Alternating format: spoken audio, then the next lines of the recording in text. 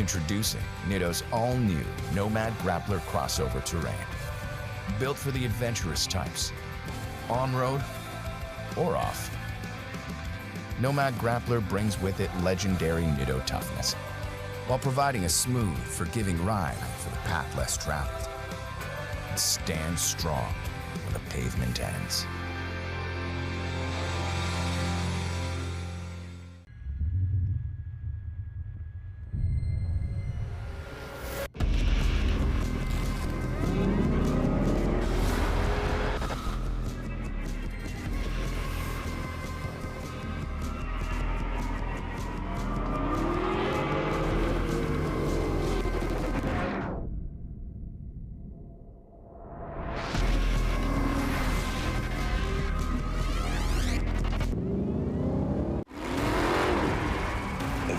Years of off-road racing dominance.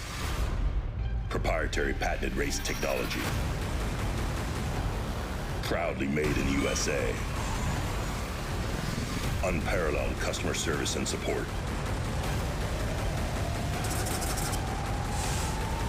The choice of champions. King Shocks. The leader in off-road shock technology. So it's decided. We'll park even deeper into parking spaces so people think they're open. Surprise! Can't hear you, Jerry. Sorry. Yeah, can we get a system where when someone's bike is in the shop, then we could borrow someone else's? No. Or you can get a quote with America's #1 motorcycle insurer and maybe save some money while you're at it. All in favor of that? There's a lot of buttons and knobs in here.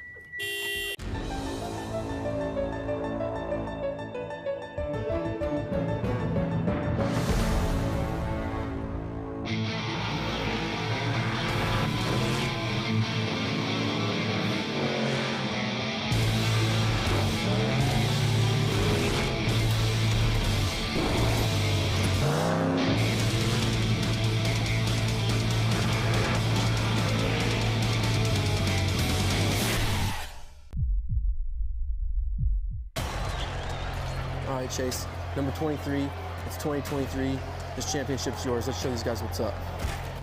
Easy, boys. It's not over yet. Big dog still gotta eat. Whatever you say, big dog. Seriously? These fools think I'm Pride? They know the deal.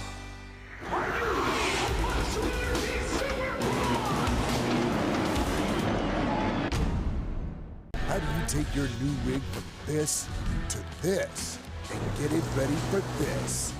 Bring it to the experts at 4 Wheel Parts, where we'll transform your Bronco with the all-new line of 4WP factory accessories. Whether you want to order the best parts online, shop in store, do the work yourself, or have it built by a pro, all trails lead to the truck, Jeep, or Bronco of your dreams, because nobody knows off-road like 4 Wheel Parts. Do your Bronco right.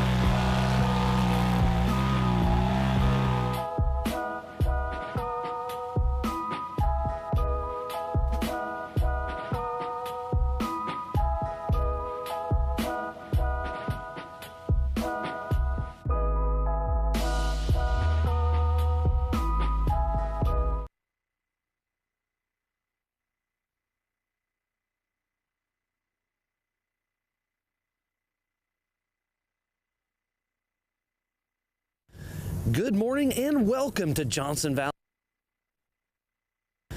Good morning and welcome to Johnson Valley, California. I am Miles Hasquist and we are about to kick off once again the 2023 Progressive Insurance King of the Hammers powered by Optima Batteries. Today we will be qualifying once again for the 4-Wheel Parts Everyman Challenge. We will be qualifying all day long with a power hour at 4 p.m. And once again, it's up Chocolate Thunder and down idle issues. It's going to be a great day for that, so stay tuned in all day. But tonight, 6 p.m., the Holly EFI Shootout presented by Action Sports Canopy and King Shocks kicks off at 6 p.m. PST, so don't miss a beat. It's going to be a great day of action. But now we're going to shoot it up to Chocolate Thunder.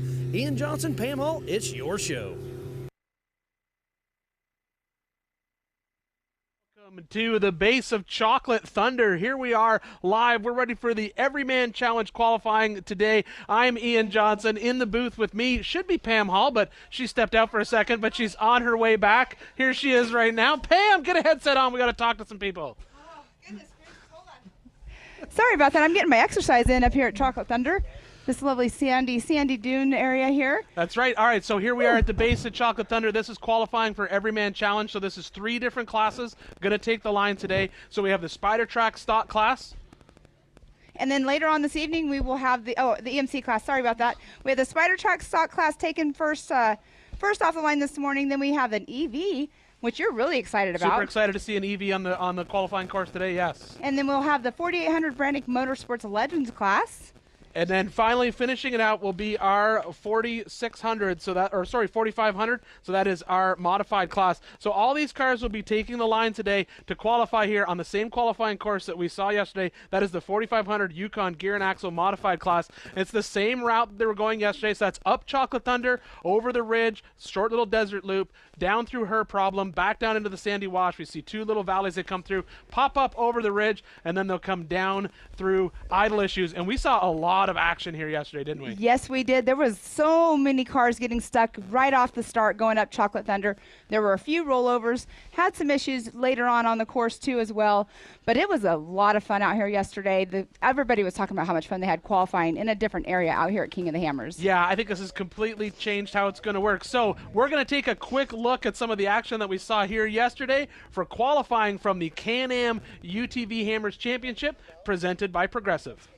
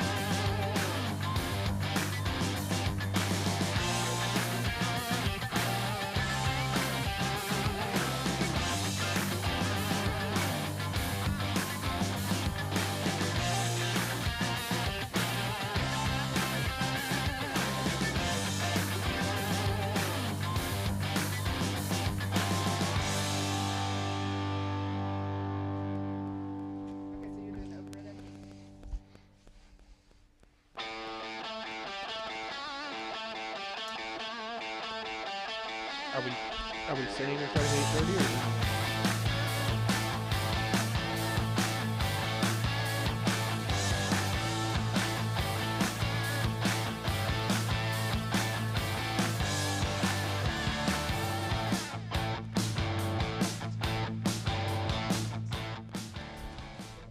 All right, everybody, welcome back to Johnson Valley OHV. I am Ian Johnson in the booth with Mrs. Pam Hall once again. Qualifying today for the 4-wheel parts Everyman Challenge race will be starting shortly, and it's a super cool qualifying course, isn't it, Pam? Yes, it is. We're sitting here watching the highlight reels as you guys are at home watching it as well. There was so much action out here. I cannot wait to see the EMC class take the green flag this morning and see what kind of action they're going to give us on screen. What I'm super excited about is the fact that we have 3 different classes coming out here to hit this course. We've got the Spider Track stock class, Brannick Motorsports modified class, we've got the Yukon Gear and Axle, or sorry, the Brannick Motorsports Legends class, and then the Yukon Gear and Axle modified class. So we have 3 different classes hitting this course today, and every single one of those cars is going to tackle this course a little bit differently. Yes, they will for sure. And the stock class is going up first, that Spider Track stock class.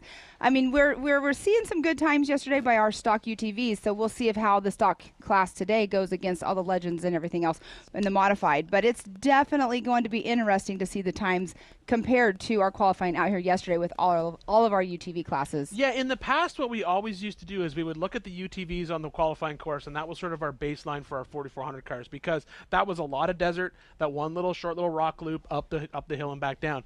This qualifying course completely different. You know, they're going up Chocolate Thunder, then they're dropping into that desert loop. Even in that desert loop, there's a couple gotchas out there. We saw some action yesterday, a couple cars getting up on 2 wheels, saw a couple flats. But the amazing thing to me is what we saw yesterday is things that we've never seen in qualifying ever before in the history of King of the Hammers, and that was guys pulling winch cable, spotters getting out, spotting other vehicles, passes on a qualifying course. Now, that's what amazed a lot of people was the passing, you know, talking with drivers and just the spectators yesterday, seeing passing on qualifying, it's never been seen before. No, it's never been done, and that's one of the cool things about this race is it changes every single year. I was talking to one of our stock drivers, Jeremy Purick, was just walking up through here from, he's driving the Rockcrawler 392 Rockcrawler Jeep. He's going to be one of our first vehicles off the line. You know, he said he's super excited about the course this year. A lot of rocks. That's where they're going to shine. He's got that big solid axle V8 powered Jeep. It's literally a Jeep that you could build with off-the-shelf parts and come out here and go wheeling, and he's going to throw it down on the race course and see how it works. And so we're going to see all these guys roll into these rocks and do a lot of damage to the rocks for the qualifying that's going to happen again tomorrow. But right now we're just going to jump out, take a look at some of the highlights, some of the action that we saw through all week, past week that's been going on here in Johnson Valley.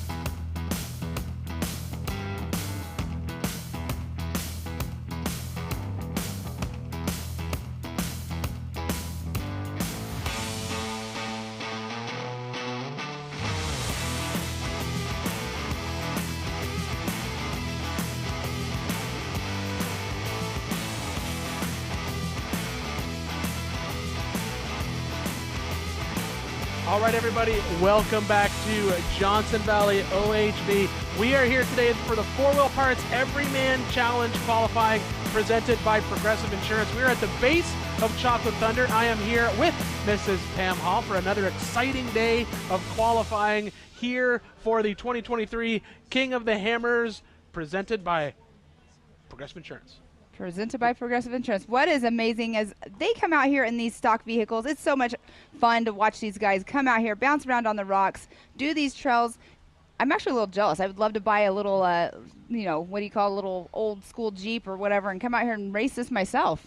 Yeah, we're going to be kicking things off today with the 4600 Currie Enterprise stock class. Now, these are stock class vehicles that we're going to be taking the qualifying course today. So just to give you an idea, basically they have to keep a stock OEM frame and the wheelbase must stay within 3 inches of that stock setup. The factory engine, it may be replaced with any available engine in the same make, model, year, and probably the happiest person about that is one of the cars that's going to be leaving the line today, and that's Jeremy Purick, because Jeep put that 392 engine inside that Jeep. All of us Jeep guys are super happy about that, but he's rocking a big, powerful V8 underneath the hood. Factory transmission, 35-inch DOT tire, single 2.5 shock per corner, unless it is 2 shocks from the factory, and I don't really think we're going to see any of those vehicles out here today, and it's limited to 14 inches of travel.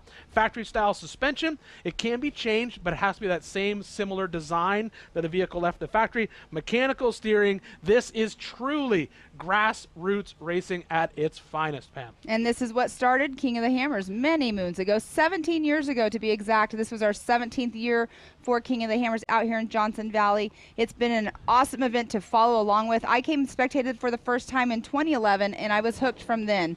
But it looks like what we're going to be doing here is the 4684 will be the first car off the line this morning. That will be James Garrich.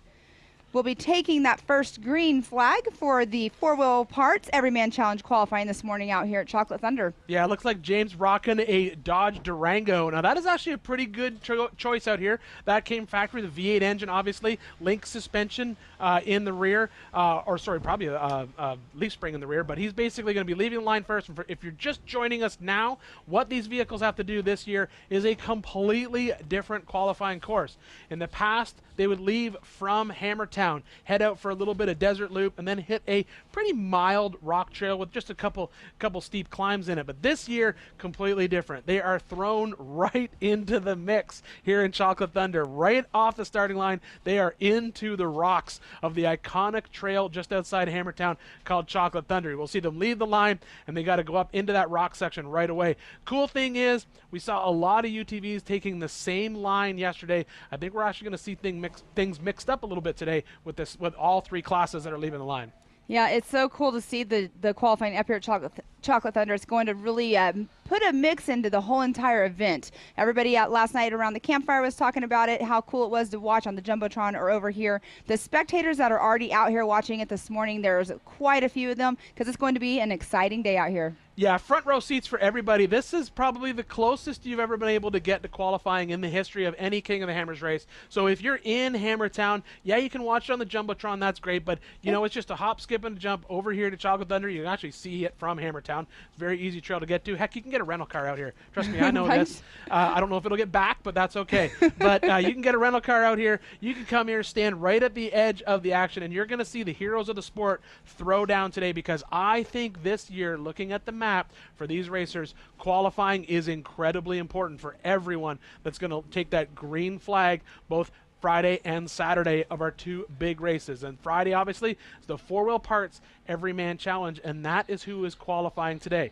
Three different classes leaving the line today. We have the 4500 Yukon Gear and Axle Modified class. And we have the 4600 Curry Enterprise Stock class, which is taking the green flag now. And then the 4800 Brannick Motorsports Legends class. So three different classes qualifying today for three different classes that will race on Friday as part of the Everyman Challenge.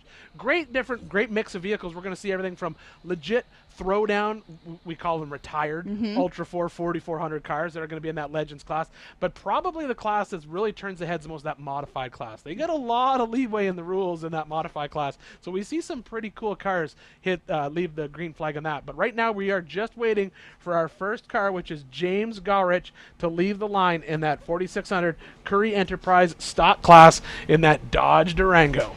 All right, so Ian, yesterday when we were out here, you were talking about how the lower line up here on Chocolate Thunder at this start line is kind of like a quicksand. So with these heavier vehicles taking the green flag, yesterday I was noticing in the UTV class when they were taking off, their rear end was sliding down low. So what do you think it's going to be like for the EMC class today? I think what's going to be more important is what we're going to see this afternoon. Yes. We're going to see how tore up this course gets. The UTVs went in there and they hit a lot of these trails. And even talking to Jeremy Purick earlier today, he said, I got to go see what happened to this thing last night, because when this course shuts down, all the rec wheelers come out here when the sun goes down and they tear up this trail because it's so close to Hammertown. Right. So you see a lot of action at night out here, which is also great to watch if you're ever in Hammertown. You want to have some fun, come out and watch the exciting on Chocolate Thunder. I still need to do that. I haven't done it one of these times. All right, so here we go. It looks like we're getting ready to leave the line. And he is off. So now we have our first car on course. It'll be super interesting to see. We saw all the UTVs head into the rocks and take that high line to the right. There are actual optional lines in this qualifying course on this Chocolate Thunder trail. You can take two different ways through those rocks. So let's see how our first driver goes and see which way he heads up. Does he take the high line to the right to get around the rock, or does he try to shoot it up the middle where there's a little bit of a pinch point? All right, and I believe, are they taking off every minute, or are they going to be waiting until they come around like we did yesterday with the UTVs? I did not get that clarified this morning. Yeah, I haven't heard what the plan is yet, but what we saw yesterday, which was really interesting, was they waited until the first car cleared the rock section here in Chocolate Thunder, and then they'd let the next car go, which means that we can see some passing in qualifying when they're up on that ridge heading over the top side of her problems, which was super neat to see, because we saw actual things in qualifying that we'd never ever seen before, which was co-drivers getting out spotting, guys pulling winch cables, passing going on in that big fast desert section, which is super cool. But right now we're seeing this 4684 of James make his way through the rocks. It's a little bit hard to see because he's in the shade right there, but it looks like he's poking away at that same section where we saw the UTVs struggling, which is getting up and around that rock to the left. And there's a better angle right there. We could see the dust flying in the screen there for a moment, but yeah, let's see how he's going to end up taking this line, because he's obviously struggling right there where the UTVs were struggling as well yesterday. Well, as we said before, you know, these stock class cars, they're limited to the same size tire that a lot of those UTVs were running yesterday, a 35-inch tall tire. That UTV weighs conservatively half, if not a third, of what that vehicle weighs that we're watching right now. That big Dodge Durango, that is not a light vehicle. Those UTVs probably come in at just around the mid 2,000 pound mark. This Dodge Durango built out to race like this could be upwards of 6,000 pounds. And right now we do have, it looks like in the hour that we're in right now, we do have 11 cars that should be taking the green flag. But yes, having that limitation to the tire size being in the stock class and the weight of it is definitely going to be make it a little bit harder for them on these rock sections. Yeah, and it's not just the size of the tire as well. It's the fact that it has to be a DOT tire. Exactly. Non-sticky tire. You know, a lot of the UTVs, especially in the different classes, they can step up to a 35-inch. They can step up to a sticky tire. That makes a huge difference out here on these rocks. There's so much traction to be had once that tire gets hot and sticky. And right now, we're seeing this our first qualifier, James Garwich, struggling in that initial rock section, which we kind of thought would happen with the stock class because, as we said before, this is Chocolate Thunder. This is a legit trail out here. It may not look like much when you're sitting at home watching this on TV, but we are dealing with a serious rock trail that is very difficult to get through. It's an iconic trail out here. He is right at basically what we call the pinch point, and so we're kind of digging our way through, and that is the one sort of big obstacle on this trail. But it looks to me like that right front is not pulling when he's in there, and he's, unfortunately for everyone else right now, he's just digging some holes that everyone else is going to have to work their way through. I'm wondering if his co-driver, if he has his co-driver in the car with him, he's going to end up getting out and doing some winching like we saw yesterday. But you can see that he's just on the gas trying to get himself over that rock. And he's going to make that hole right there before that rock very, very deep for the rest of the class. Yeah, and that's going to come into play. That's going to happen all day long. We're going to see these guys get in there, not so much with our stock class, but when we get into that Brannick Motorsports modified class, or sorry, Brannick Motorsports Legends class, we're going to see that hole get deeper and deeper and deeper. And then as we get through more cars as they get up here, when we move into Power Hour this afternoon, that is right, I believe we're trying to get that done for you right around 4 o'clock today. That's where we're going to see some real heavy hitters out there, and we're going to see that hole come into play. But you can kind of get an idea of how deep that hole is. The problem with that section is when you dig it down, you cannot even back up. Because the back bumper of these vehicles will get stuck in the sand, and there's no way out. But I think based on what we saw, it looks like they're going to go in and recover him because, as we said, we were looking at it, and it looked like that right front wasn't pulling. Exactly, and it looks like from this angle, he could be in a pickle right there with the rock that's on the rear bumper, but it just could be from the angle, or he might be stuck between the rocks right now. Yeah, it's a tricky spot. You know, that, like we saw yesterday, it's going to be the exact same thing for all these cars. The reality of that one obstacle on this trail, it is a one-shot get-it kind of obstacle. If you get offline at all, you end up pinched into the rock, and especially with these stock class cars because they're running full bodies on these things, you get that rock into the sheet metal, you're not going anywhere. You pick the wrong line, go a little bit too high, well, you're going somewhere, but you're going on your roof. You're going to be upside down, and you got to be recovered. But my guess is, I'm going to assume that basically the recovery crew went in there, talked to him, and said, hey, your right front's not pulling. I don't think you're going to make it any further. And I think they agreed, and they're just going to get pulled off. And they're going to head back to Hammertown. Not a big deal with these stock class cars. The stock class group is not huge, and most of these guys usually end up taking a start further down the pack anyway. Exactly, for sure. They don't start in the front of the pack of this class, but it's definitely fun to see them out here racing, doing what, like you were saying earlier, it's the grassroots of racing out here at King of the Hammers. And we have, again, like I said, we have 11 cars that should be taking the green flag in this first hour. We have a lot of vehicles, though. We have a total of, let me get my paperwork here. We have a total of 120 vehicles that should be taking the green flag in the qualifying today for the four-wheel parts Everyman Challenge qualifying. Yeah, and I think, you know, as Pam said, those stock class cars, they do start near the further back in the pack, and they do get some alternative lines during the race course. But honestly, this is a good decision to come out here and qualify because nothing is going to test your car like an actual Hammers trail. And also with that pressure of race day, you're fully suited up, you got your helmets on, you're in race mode when you take this green flag. That's very different than going out and pre-running or wreck wheeling or just having fun out here. So I would much rather find out that I had a weak link in the front of my car today, have it time to check it out, get it back to camp, get it fixed so you're fresh for race day, than find that out on the first rock trail during race day. Exactly. It is key to make sure you pre-run, make sure your car is good. And, classic example, there are a lot of people that came out here and done their pre-running in their cars, and they have found that weak leak, like you're saying, somewhere in the vehicle. Because it's not fun when you have a $2 part take you out of the race that could have been fixed prior. But we don't only have the EMC, the 4 Wheel Parts Everyman Challenge qualifying today. Tonight at 6 o'clock, we will have our first ever KOH Kids class racing. And that's super cool to see the kids out here. I mean, the parents are out here racing, so why not bring the kids out here and let them race as well? Yeah, it will be super. And you're going to go down and check some of that out. So tell us a little bit more about that kids class, Pam. I didn't hear you. All right, so I've just got her. We're going to take a quick break from the action right now while our volunteers get in and recover that vehicle off the base of Chocolate Thunder. I'm Ian Johnson here with Mrs. Pam Hall, and we are qualifying for the 4 Wheel Parts Everyman Challenge at this year's King of the Hammers race presented by Progressive Insurance.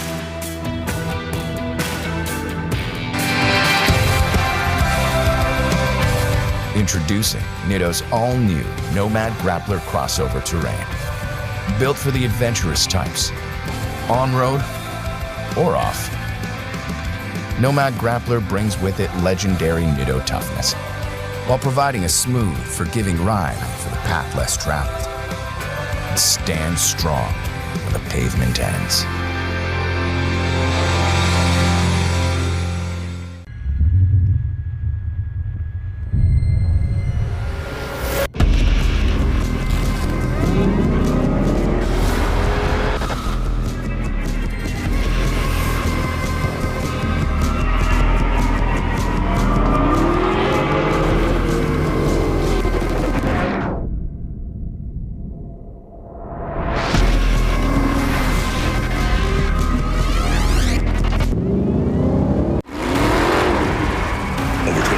Of off-road racing dominance.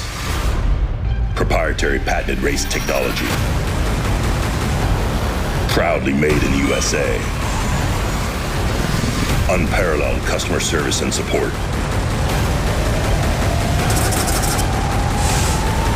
The choice of champions. King Shocks. The leader in off-road shock technology. So it's decided. We'll park even deeper into parking spaces so people think they're open. Surprise! Can't hear you, Jerry. Sorry. Yeah, can we get a system where when someone's bike is in the shop, then we could borrow someone else's? No. Or you can get a quote with America's #1 motorcycle insurer and maybe save some money while you're at it. All in favor of that? There's a lot of buttons and knobs in here.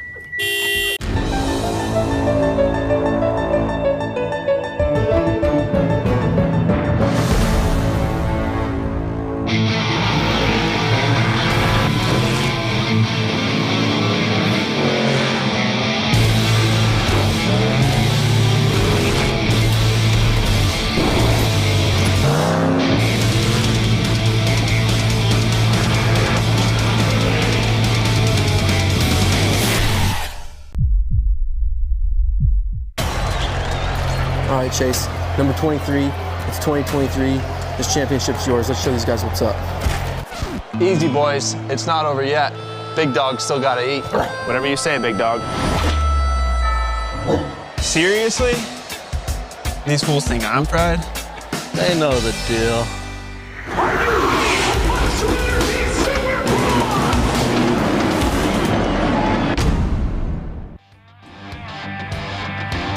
Welcome back to Johnson Valley OHV. We are here broadcasting to you live for the 2023 Progressive King of the Hammers powered by Optima Batteries Race Week. And today it is all about qualifying once again. Today it's qualifying for the 4 Wheel Parts Everyman Challenge. In the booth with me is Mrs. Pam Hall as we're watching a vehicle being recovered on course right now. We'll wait for more cars to leave the line. Yes, the first car off the line, Mr. James Garwich, had a little bit of an issue, ended up having to get towed out. Our recovery crew up there doing what they do best. We can see the co-driver is out of the car as well, so they are just going to get him recovered, get him down, and then our next car off the line will be Joseph Fabrizio. Is that how you say that? 4060. I'll say yes. You get to make that decision. I really I hate that I don't know how to I'm pronounce all gonna these throw names. a little bit of Italian in there. There That's you Joseph go. Fabrizio in the 4060, and he is obviously racing in the 4600 Currie Enterprise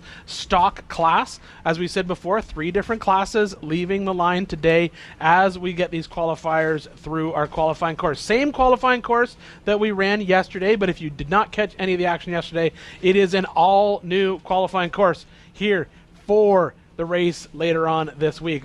Every car will leave the line. It goes up Chocolate Thunder, and then they end up dropping onto what we're calling sort of like a high-speed desert racing loop section. They basically go across 2 different ridge lines, go through a short part of Her Problem, and then they take a right, end up back down onto the desert floor through a quick little sand wash, up over the ridge, and then they drop into Idle Issues, where we saw lots of action yesterday with the UTVs. Lots of action. This course is roughly a mile long also. So this 1 mile, almost 1 mile loop is definitely difficult, challenging, putting these drivers to the test, really having to show off their driving skills unless they get stuck on a rock by accident. But pre-running this was definitely key. Yeah, we saw that yesterday with the UTVs, and we kind of expected to see a little bit of issue with the stock class today, just because, as we said before, this is a legit rock trail when it comes to racing at King of the Hammers. This is a no-joke trail. There is some big rocks, some big holes, and you can get out of shape real fast. Unfortunately, I'm going to assume that what we're looking at right now with the 4684 of James is, I believe what we saw was his front end just stopped pulling. So we're going to assume, hopefully for him, it's drive shaft. Hopefully it's not a ring gear, because that's a whole lot more work when they get back into the pits back in Hammertown. But that's just part of it. You come out here, throw your vehicle into these rock trails, and just hope that you're going to make it out the other end. And but yeah, we have lots of vehicles ready to lead the line today. As Pam said, 120 cars, and we're going to see action all day long here from Chocolate Thunder. And we're going to basically be looking for some fast times.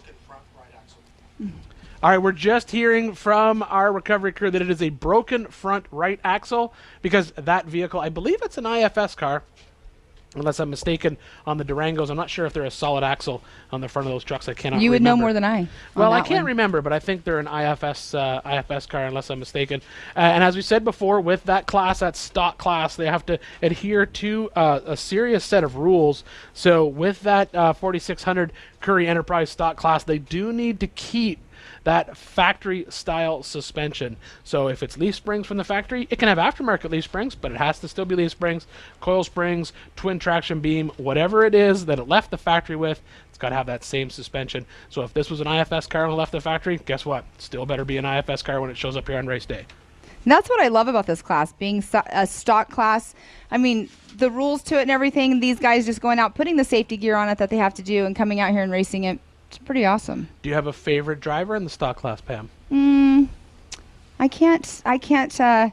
can't ever say I have a favorite driver. I do. I have a favorite driver. I like all of them. No, Amber Turner is my favorite driver in the stock class, because anybody who comes out here and throws down in a Suzuki Samurai, man, true. You gotta give respect to that. There's so many better vehicles to choose to come out here and race than a stock Samurai, but I don't see her on our list of vehicles to be qualifying today. So unless she's in Power Hour, I haven't looked all the way back into Power Hour. Let's go back and look at that.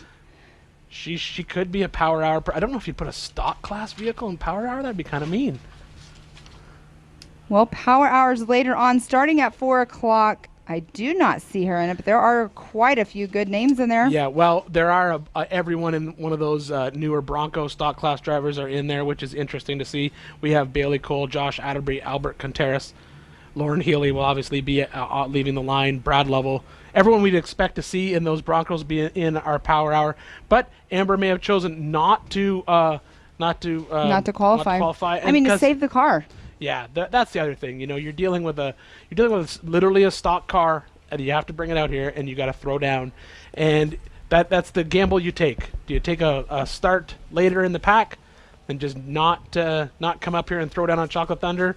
And you're going to be starting near the back anyway, so why even risk it? Exactly, but you know what? Again, that's where it's kind of like, oh, let's do pre-running and let's go qualify, because like we were saying earlier, you could have that that weak link in the car that needs to be changed out that you don't know about right now, and you can figure it out in qualifying. Well, as we see right here, we just heard that he has a broken right front axle. I'd rather break that front axle today than on race day. All right, so right now we are watching our first qualifier be recovered off Chocolate Thunder. All right, so it sounds like a lot of the stock class did decide to not qualify due to, the problems of what they might have tearing their car up or their truck up in qualifying. Yeah, it's a risky choice, I think somebody like when you weigh the options, right? We're looking at a lot of these stock cars that yes, they're stock cars, but there's some heavy hitter drivers in some of these stock cars. There's no question.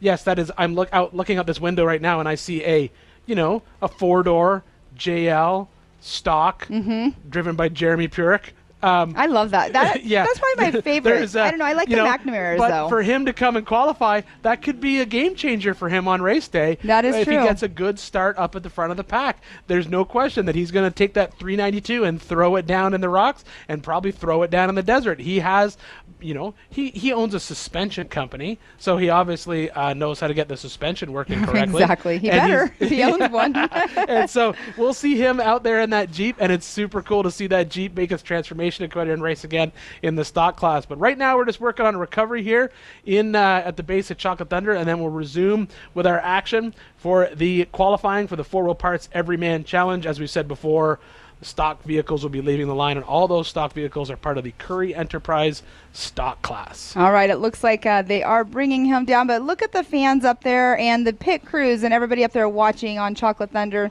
Thank you guys for coming out here this morning and watching with us. You guys at home, thank you for watching. We greatly appreciate it. Make sure you comment on the social medias also, because you can get shout outs possibly, or it's awesome to have you see the comments after the show when we can actually get on and look and see what people were saying and what their favorites were, or who they're cheering for out there. At the very least, I'll give you a virtual high five. That's a great one right there, virtual high five. Yeah, you can always get there's no charge for virtual high fives. And Real life high fives, I charge for those. And there's Hammertown right there. Our drone's getting some great footage. There's so many people here. What my favorite part about King of the Hammers is at the end of it, I love to know how many people were here. Like, how many tickets were sold? How many people attended? Because it's just amazing that this event every single year is just getting larger and larger. You and I have two very different thoughts now, because when I was in the catering tent this morning, I wanted to ask the chef how many eggs he cooks. Oh, at King. That's one piece of data that I want. You should ask him that. I'm going to ask him that tomorrow. I was going to ask him today, but I was in a rush. Mr. Drew Deckman and his crew is amazing. But I think that would be fun to find out, be able to say, hey, because in that tent they cook for all of us, obviously, who are putting on this live stream, the VIPs, and then also all the volunteers who are out here volunteering, just like some of these course workers that were out here recovering that vehicle. They can everyone is out there and they're all fed. So you're basically feeding a small army of people here to put on this event for all of you. So if you're walking around Hammertown, you see someone, one of those orange vests, you can give them a real high five. There's no charge for that, but thank them for all their hard work out here during the King of the Hammers race week. None of this could happen without those volunteers. And if you want to see a race from the best seat in the house, maybe think about coming out and volunteering. It's a good way to see this race and get an introduction into what is King of the Hammers. But right now we have car number 4060, and that's Joseph Fabrizio. I like saying it like that. You say it way better than I do. I'm just going to keep saying it like that. So Fabrizio. Joseph's going to leave the line I can't even do it. in a very classic stock class vehicle, Jeep XJ. Solid axle front and rear, coil spring front, leaf spring in the back. Cool thing about those trucks, great history in the Jeep speed events years ago in desert racing. So you can make one of those cars travel at an incredibly high rate of speed for a stock vehicle in the desert. We actually had a Jeep Speed in the Desert Classic this weekend, or the Desert Challenge. Yep, they have always been a staple and a great rock crawler for every 16-year-old kid who wanted a Jeep and his parents didn't buy him a Wrangler. That's how that works. You see all these. There is a ton of aftermarket support for that Cherokee, and they do well in the rocks. And as I said before, because of that pedigree of Jeep Speed, they can go fast in the desert. So it's a great base vehicle to start with for these stock class vehicles. Yes, and we are waiting for the green flag to wave here in just a moment. We have to wait for our recovery crew to get back in place after they just did their recovery. So we'll be going live green flag here in just a moment. But all of those vehicles out there, I love these drone shots. Again, I keep bringing that up because right there you can see how many people are out here. There's just rows and rows of cars, and they're all just filling the hills. Yeah, the cool thing is if you are in Hammertown and you want to see the live action, get all the way out here. Well, even not all the way. It's not that far. Come on out to Chocolate Thunder. The best part is, as you can see in that wide shot, kind of, sort of, there's Pam and I in the booth. In the booth. And right behind us is Dang Brothers Pizza. Oh, that's so exciting. you'll get food out here. It's all good. So come on out here and you'll have a front row seat for the action. You definitely want to be here during Power Hour. Oh, definitely. It's so funny because when we were pulling up here this morning, yesterday we did not have Dang Brothers Pizza. And what did I do when we pulled up this morning? I'm like, so excited. Pam's excited about the Dang Brothers Pizza, and I agree with that. So here we go. We're getting ready to go live here shortly. Car 4060, Joseph Fabrizio about to head into the rocks on Chocolate Thunder. And this, as we said before, very, very different qualifying course than years in the past. Right into the rocks, right out of the gate. You can see our race director right there, Mr. Liam O'Donnell, who's also head of USAC, getting everything all situated after that recovery right there at the start line. Their crew, too. I mean, everybody works so hard out here. And that USAC crew is amazing. And off the green flag right now. Yeah, we just got a quick glimpse of him leaving the line. There he is. So now he is off. Joseph is off into the rock. Look, one thing I noticed. Look at this. We talked about this yesterday. That winch line is pulled into the driver's compartment. We talked about this yesterday. For those of you that missed it, is in years past, we used to see a lot of the vehicles when we had the Joker lap at back door. We would see some of the vehicles leave the starting line with the winch line already pulled out, and they would be ready to go and winch that first obstacle at back door. Oh, and look. we may see the same thing here. He is taking the left-hand side, and this is exactly where you get into a problem on this left side. It's like a pinch rock. You basically end up grabbing both rockers on either side of the car. We will not see that being an issue for the Ultra 4 cars. Definitely not. Because they have a lot more clearance on the side. But Look, here's the one problem in that pinch rock. Co-driver's trying to get out. You can't open the door. So he's got to come out through the window. But as we said before, they've got that winch line pulled out. We're going to see some winching here in qualifying. And as we said yesterday, not something that we normally see here at an Ultra 4 race, but this is great. Here's one of the cheers coming from the crowd. Hardest working people during this race week are the co-drivers. Agreed. You know, they don't get enough credit, I don't think, because they are the ones out there. What I think is awesome, too, is during the race, whenever a vehicle breaks down, usually the drivers and the co-drivers of the broken down vehicle, they end up helping the drivers out on race course, and then they don't end up always having to get out. We always see drivers and co-drivers of other race teams doing that once they are not able to, continue on with the race. Yeah, and that is one thing that we should touch about as well. That is part of the race rules here in Ultra 4. This is a no-chase race, unlike some of the other desert racings where you'll see basically landing a helicopter with some spare parts. You cannot do that. Here in Johnson Valley at King of the Hammers, you have to recover yourself, you have to fix your car yourself, or another competitor can do it for you. So this is what we're seeing right here. Co-driver get out, ran that winch cable up. This is what I was talking about. He could have went to the right and tried that big climb. That big climb is nasty. It's nasty, and there's that big rock right there is where a lot of them were getting stuck on. And this is a pinch point that if he could have one-shotted, he would have been great. But having that winch line out and prepped, this is just great practice for race day. That's what a lot of these stock class guys are going to have to do. They're going to have to get out of the car, co-driver out, run a winch cable, and the craziest part is he's doing that in a full fire suit, gloves, helmet, everything. And communication gets tricky in between the driver and the co-driver. Now, there has been a lot of advances in that over the years where some of these guys now have, thanks to one of our sponsors, PCI Race Radios, they will have basically a wireless connection. Like a Bluetooth connection, yes. Yeah, so in the old days when you got out of that car, you had to unplug your helmet and then you're shouting through the helmet trying to talk. Nowadays, there is the technology where the co-driver can stay in communication with the driver even when they're outside of the car. But we're seeing basically he's doing this perfectly. Winching when he needs to winch, driving when he needs to drive. This is a great, great job. You can hear the crowd in the background cheering. He is doing awesome. So now comes the next question. Does the co-driver get back in, or does he just let him go?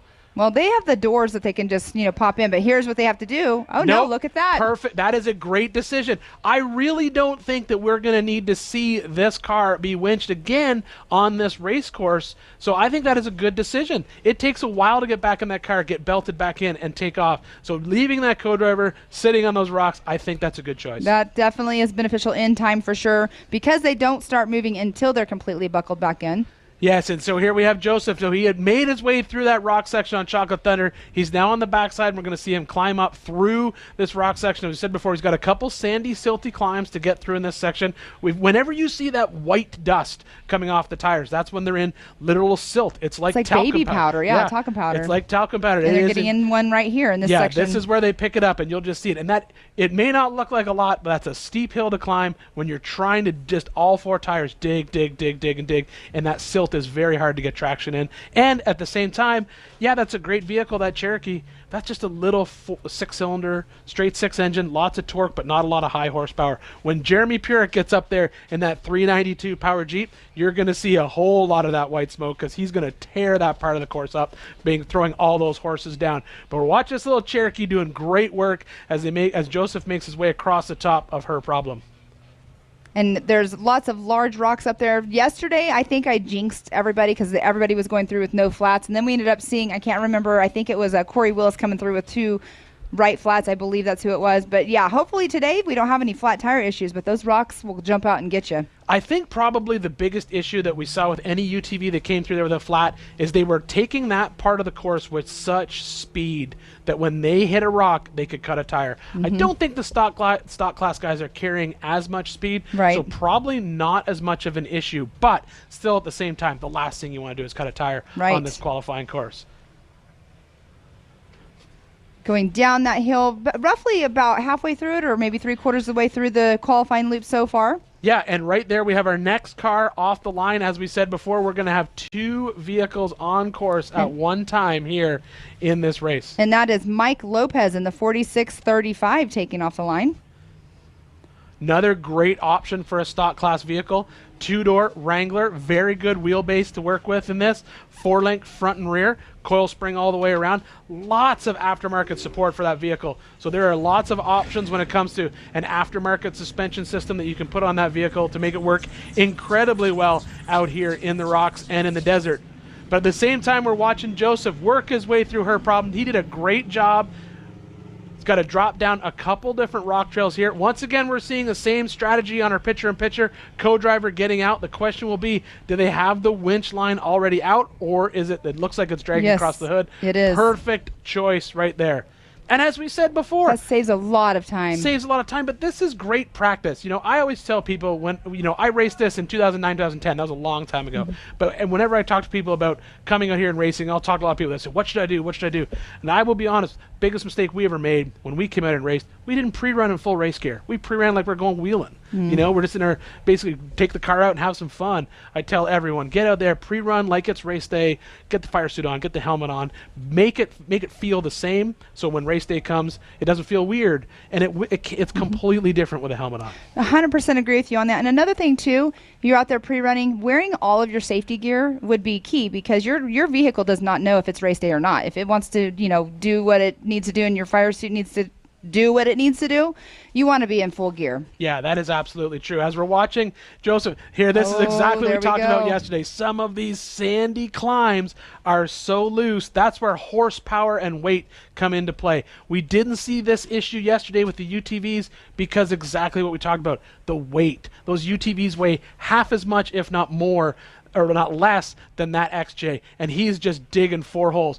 Best choice for him right there. Back that thing about and go get 30, some more 40 momentum. feet back and start from scratch, because if he digs himself 4 holes without a co-driver, he is in a world of hurt. That's why we have that recovery crew right there, that exact reason. We knew this was going to be an issue. You can see that recovery crew, the tow truck right there, getting ready to pull those guys out. But yeah, there now he's made it. He's got it back.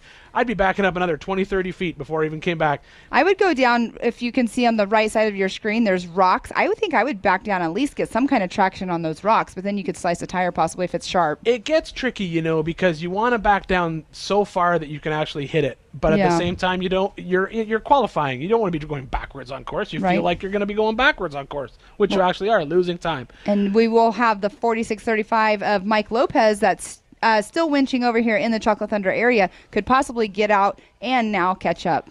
Yeah, I think that it's going to be a while before Mike he's making that the same section that we went through, we talked about before, in that sort of pinch rock section. They're working that Wrangler through. The difference between this Wrangler and that XJ is this two-door Wrangler, lot shorter wheelbase, probably 10 inches shorter. So getting through that point is actually a lot easier for them because they don't have to worry about hanging up on those rockers. As we're still watching Joseph try to get up that sand hill, right there he is just horsepower challenged. That's the only problem he has. And it looks like he's going to turn around and go way back down and then take another stab at it, which... Well, that's a long, steep hill, too, so he's going to have to go down quite a ways to get that momentum that you are talking about. It looks like he's getting on the flat ground now. But if you look up to the right-hand side, that's back uphill, so maybe he can make that loop, get a little downhill running start.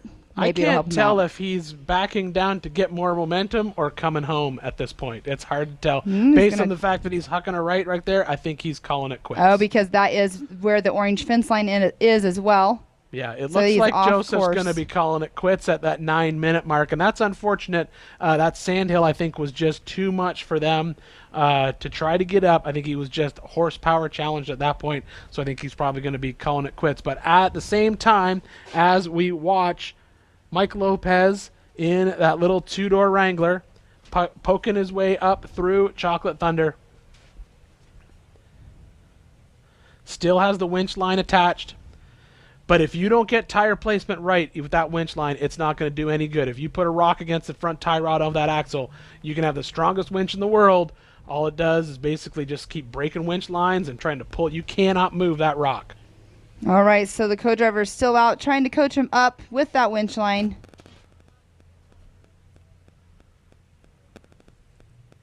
Getting a little off camber there. Such a difficult area right here. This is so interesting to watch.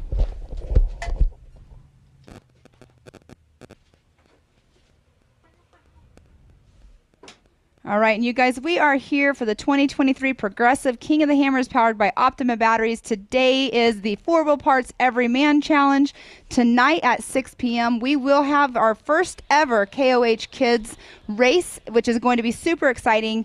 We have parents out here that are racing. The kids are racing as well. And right now we are in our 4600 Curry Enterprise stock class. We have had 3 cars take the green flag. Not one of them has completed their qualifying loop quite yet, but we do have a line of cars lined up, ready to go. Next off the line is going to be the 4619 of Mick Henson here shortly, as soon as we have course all cleared up. Because as we were saying earlier, we cannot let the next car go until course is cleared or they are halfway or almost to the finish line of the qualifying loop. So lots of action going on today. Tonight is also the shootout. The shootout will be taking place here at Chocolate Thunder as well. And Ian, I believe you're going to be announcing the shootout tonight, correct? Well, I always like doing the shootout because usually we got a bunch of rock bouncers in here. And right. I like seeing a bunch of rock bouncers make some shenanigans here in Johnson Valley. So, yeah, we're definitely going to be back. Yes, so tonight's going to be the Holly EFI shootout presented by Action Sports Canopies and King Shocks.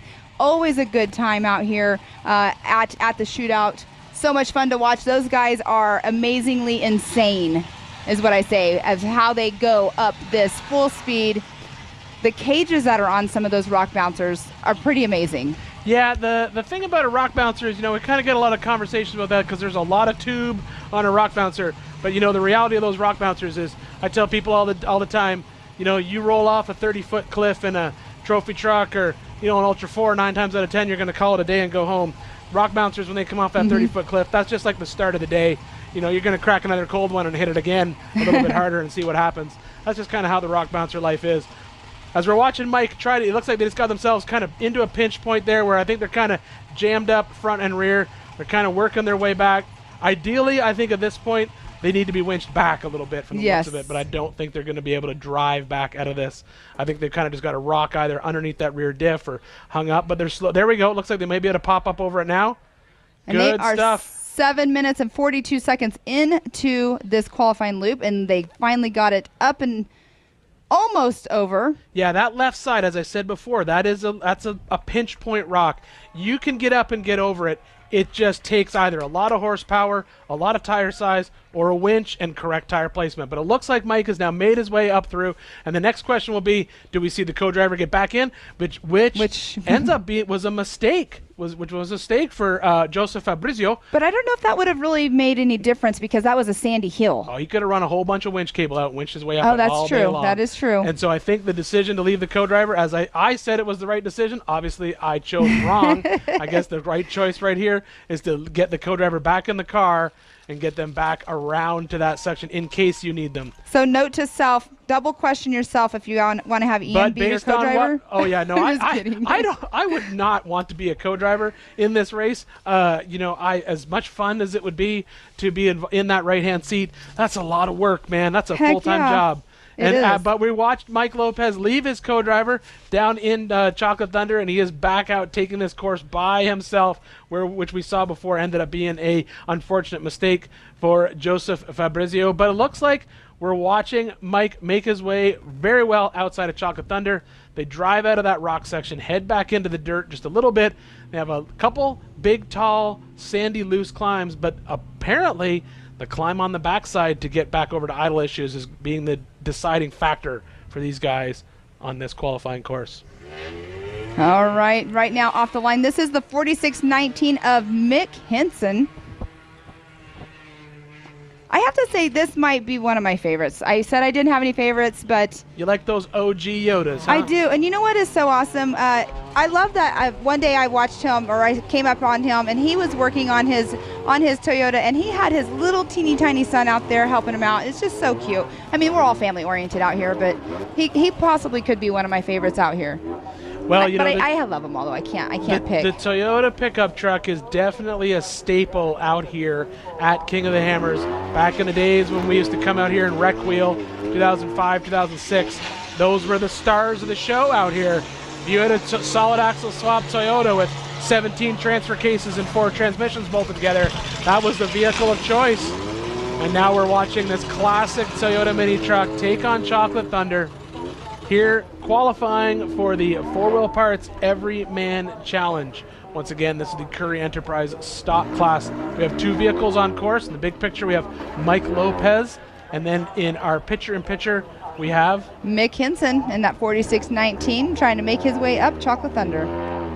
Looks like he is taking that right line that we saw a lot of the UTVs go up.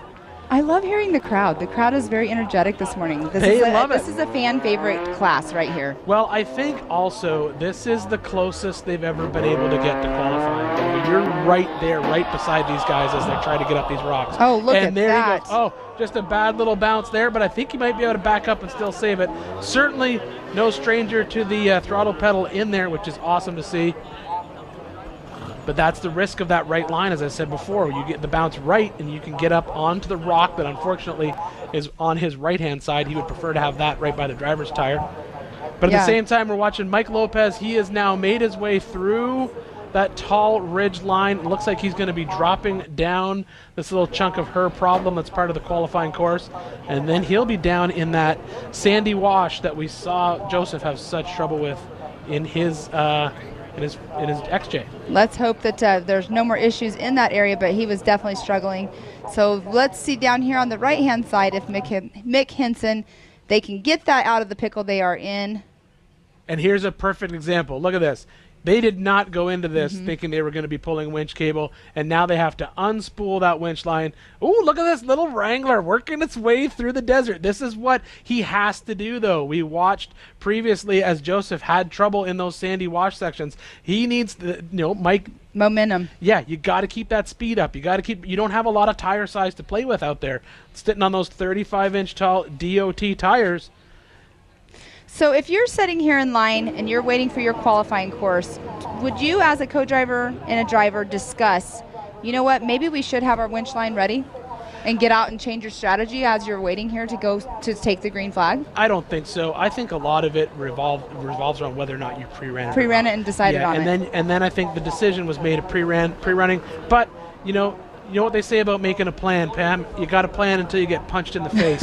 And that's how King of the Hammers works. You show up here, you're going to get punched in the face by these rock trails every time you leave the line. And, oh, look, he's right in the same spot, almost to the top. But can he back it off and hit it again? Here's the difference. You see how far down they're backing? That's probably the best way to do it. It looked like Joseph kind of kept trying to dig that same spot. He may have honestly had overheating issues because he was digging that car so much.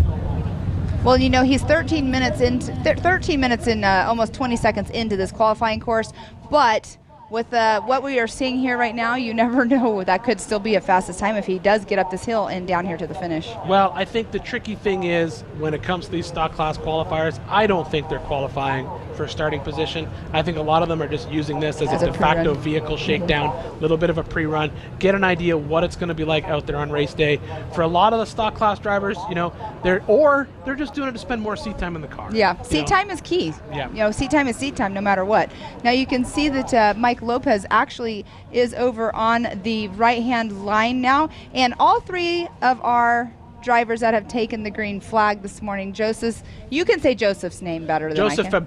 Fabrizio and Mick Hinson and Mike Lopez, they are all in red, so that means they are a rookie out here at King of the Hammers. Yeah, if you're watching the timing on your timing computer at ultra4racing.com, when you see that red circle, or sorry, that red number plate, I should say, on that driver, that means that they took part in the KOH rookie driver program. So if you followed along with that on social media, you saw they got to come out to Johnson Valley.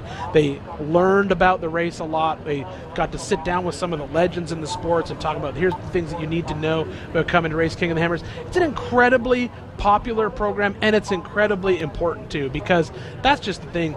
Getting the education to come out here and race is probably half of coming out here and racing. For anyone who's not a local to Johnson Valley, this is a strange spot to be in. And if you're coming out here, having the ability to talk to some people who've raced here before, it is very, very valuable. As we are watching right now,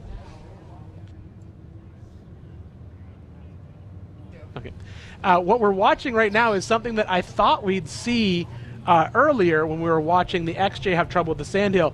I am literally in my booth. Hopefully we can get you a camera shot of it. We're watching the co-driver walk up her problem who came out of Mike Lopez's car, and it looks like he's trying to get over to where Mike is having trouble getting up that sandhill. It looks like he's going to hike all the way over. And now, whether that was a plan or he just realized he needed some help. Oh my gosh! Some help. But the problem is he's not done hiking when he gets to the top of that hill. No, he has to get down one wash and up another wash. So we'll see. But you know what? That's part of the King of the Hammers experience, to be honest with you. Right? I mean, this might be the minute walking and hiking that he will have. All right, you can see that on you can see that on camera. Now, that is Mike Lopez's co-driver. He made the hike all the way from Chocolate Thunder, down the trail, all the way up Idle Issues. Now, I'm sure he was hoping that Mike would be at the top of that crest right there when he got there. Unfortunately, Mike is actually one ridge over. So if he wants to go help him, he's got probably another... Oh, look at that running start. Now Mike's letting it eat now on that hill climb. If he gets up over here this time, he's so close. He's going to do it. He's got it. He's got it. Good job, Mike. That's it. Now he's set up perfectly there. And you can kind of see it. His co-driver was all the way around that curve, so there was no way. There he is, and now look, the co-driver is now coming back down Idle Issues. This may have been something they discussed. You just talked about this. Do they talk about a plan for this? This is actually a really good plan. You know? Right. Get your co-driver out, pull that winch cable, and then get over, because we did see some rollovers over here yesterday. So having a spotter is very valuable. But this will be our first finisher on this qualifying course. Mike Lopez right now is at a 17:10 and still going. Did not give up, got up that sandhill. This is right here a trooper for sure. So this is a perfect example of the stock class. And perseverance. That's exactly what it is. So you want to come out and you want to race a stock class vehicle at King of the Hammers. This is what it's going to take. It is going to take a never give up, don't stop attitude. You need to have a co-driver with the same attitude who's willing to hike up and down multiple rock trails as you basically take a vehicle off the showroom floor, throw a very small amount of aftermarket parts on it, and then try to tackle some of the toughest trails out here. Now, I've been fortunate. I have wheeled coast to coast with taters and toast, and I can tell you right now, Johnson Valley is probably some of the hardest off-roading this country has to offer, just from the sheer volume and size of the rocks. But we are about to see Mike Lopez trip through the timing marks and complete the first qualifier to finish here today with a time of right around 18 minutes. Good for that him. Is Good awesome. job, Mike. I'm clapping. Way to go. We're going to clap for him right from inside the booth. You know what? I want to know the reasoning behind the color of that car. Usually there's like a kid that picks the colors. I want to know the reasoning behind the color. It that is he's definitely chosen. a bright pink color. Yeah, and he didn't even stop to pick up his co-driver. Nope. Still making him walk down those Hey, it's rocks about to come momentum. back. He had the momentum going down. Yep. So he but had at the same time, 8:15. Mike has now cleared the rocks of Chocolate Thunder, Mick has cleared the rocks of Chocolate Thunder, and he is going to be coming through, and he's working his way up to the top of the ridge.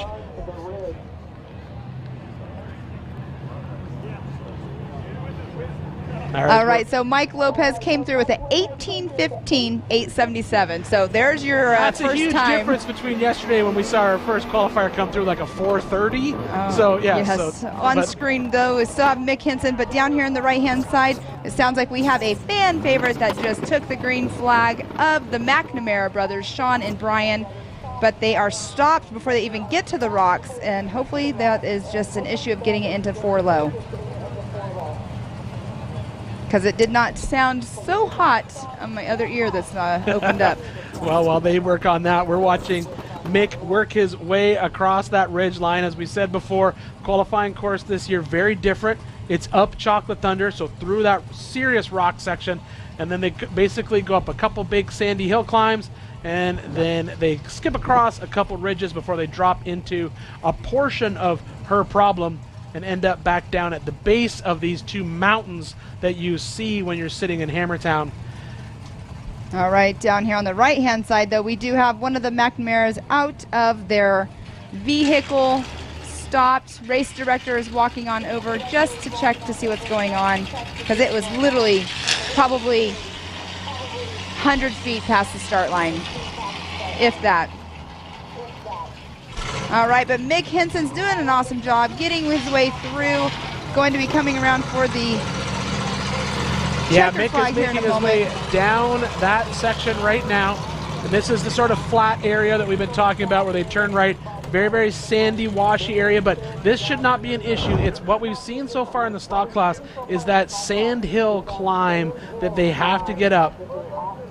And, you know, we talked about some of the vehicles that chose not to come out and qualify in this stock class. Now that we talk about it, I do recall seeing on Amber Turner, who rides that little Suzuki, I remember seeing her and a bunch of Suzukis out here, and she posting pictures of them trying to get up that sand hill climb, and most of them couldn't do it. So I think the choice was there's no point in even qualifying. We're never making it up that sand hill climb in the race, so we might as well just go ahead and just not do it. But we're watching the Toyota slowly chug his way up there. This is honestly probably a weight difference between the 2 cars. Almost to the top. Spot. So close, but yet so far away. Now, if that's like a typical Toyota mini truck, he's probably got 18 different gears he can choose from. So maybe he's just got to pick the right one to choose from and then work his way up. But we did see previously, we saw Mike end up right up against that snow fence. I call it snow fence. That's where I'm being from Canada. That orange fence. That's what it is. Snow fence. We call it snow fence. And snow fence. There we go. So he's right up against that orange snow fence where he seemed to get a lot more traction than being away from it. It looks like that Mick is having the exact same problem. So Mick Hinson is from Oklahoma. His first Ultra 4 race was in Rush, Kentucky in 2021.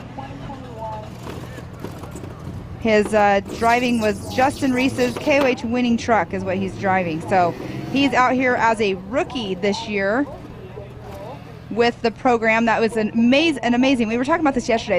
The drivers that have been racing King of the Hammers for years, they wish they would have had that program. We've had Eric Miller, Lauren Healy, all these, amazing drivers that have been a part of coaching these rookies on, things that they can and can't do better, or try to help them figure out how to, speak with their sponsorships. But it's been an awesome program for a lot of people out there. I think probably the most important thing about it is what people don't understand when you're talking about this race. It's very easy for who I would call locals, and what I would call local to this race is pretty much anyone in California, Arizona area. It's very easy for them to understand coming out to Johnson Valley and going and racing in this race. I think if you're not from this side of the country, understanding the logistics that are required to get a race team out here, get all your parts out here, set up your camp, where do you get your water from, where do you get your firewood from, how do you plan to get the septic pumped out on your RV, all of those things, radio communications, all that stuff. That is an incredibly difficult thing to do if you are not familiar with coming out to this part of the world. And they help a lot of the rookies out with that. Basically just what I call the ABCs of surviving King of the Hammer. And I was going to say the how-to. Yep. A how-to book is awesome to have. But we do still see the McNamara brothers are backing back down. Actually, they're not backing back down. They're getting recovered down the hill. That's unfortunate. They must have broken something right off the line, which is unfortunate for them considering they didn't even make it to the rocks. But as we said before, we'd rather find that out now than on race day. But what I'm looking out my window right now, I'm seeing, you aren't going to see it, but I'm seeing the 2567 I see of it. Von Gittin and Lauren Healy. And it looks like we got some winch line being prepped. That's very, very interesting seeing them out here this morning. Yeah, I don't see them on our, hold on one second, I'm going to find out. So they would have been on our power hour. They have an option to not run the power hour if they don't want to run it. They can come and do it early as possible if they want to.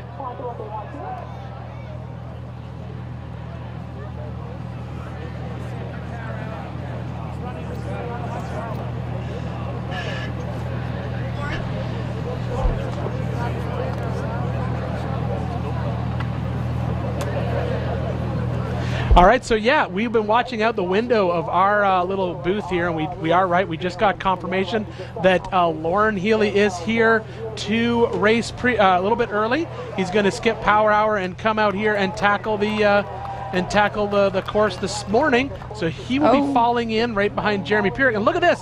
We just saw Mick. He ended up taking a completely different line. He went all the way right and got that Toyota into the rocks, get it out of the sand. Traction. Yeah, I mean, you got to do what you got to do. But we said it before. This is a perfect example of these stock class drivers. This is a never give up.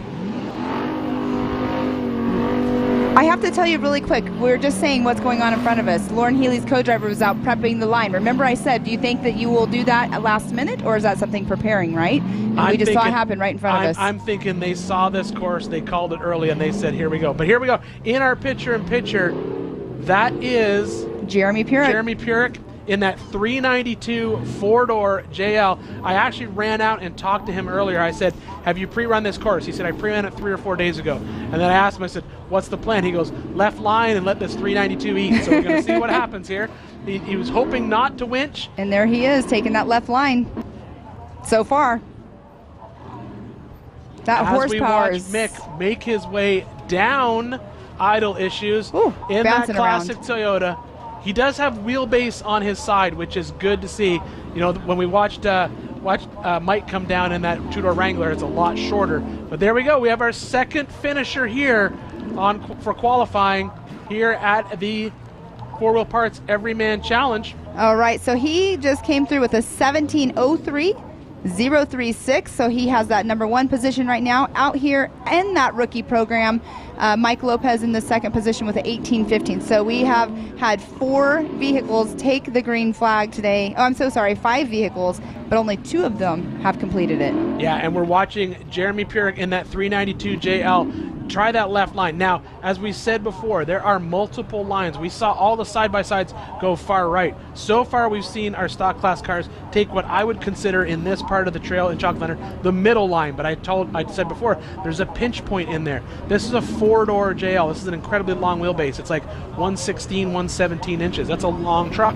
So if he gets in that pinch point, hang up the frame, hang up the rockers, there's a chance he's going to get stuck. So he actually went to the far left-hand side of that line, and it looks like he is going to be working his way up there as well. We're just going to be watching him come up here shortly. And I asked him if he was going to winch. He said, my plan is not to winch. Well, sometimes the plan doesn't always go through. Well, we correctly just either. talked about that a minute ago, you know, and that's just the way hammers work. But it looks like he's back down. Oh, look, unfortunately, he's in kind of a little bit of a pinch point spot right now. It's a quick break. It's a good chance to remind the free viewers if they want to stick with the action at all times, kingofthehammers.com/live. All right, so while we wait for Jeremy to make his way up through Chocolate Thunder right now, we're going to take a quick break from the action. Just a reminder to all of you watching at home, if you don't want to miss any of the action coming to you live from the lake bed, you need to go to kingofthehammers.com/live, and you're going to be able to become a member, and you will be able to see all the action all week long.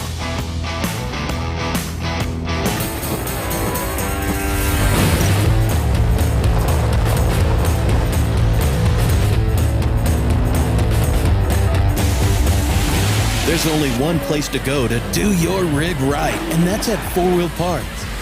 Now is the time for bigger tires and larger wheels. Now is the time to lift your Jeep at 4WP.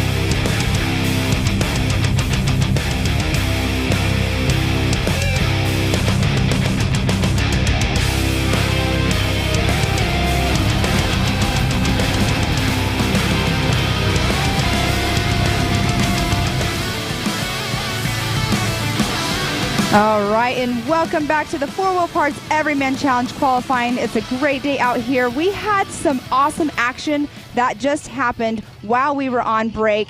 We saw Jeremy Purick. We'll do a replay of it, getting up Chocolate Thunder. So we're going to show you guys a replay here right now of him getting through that horsepower. That 392 really showed the power of getting up that hill in Chocolate Thunder.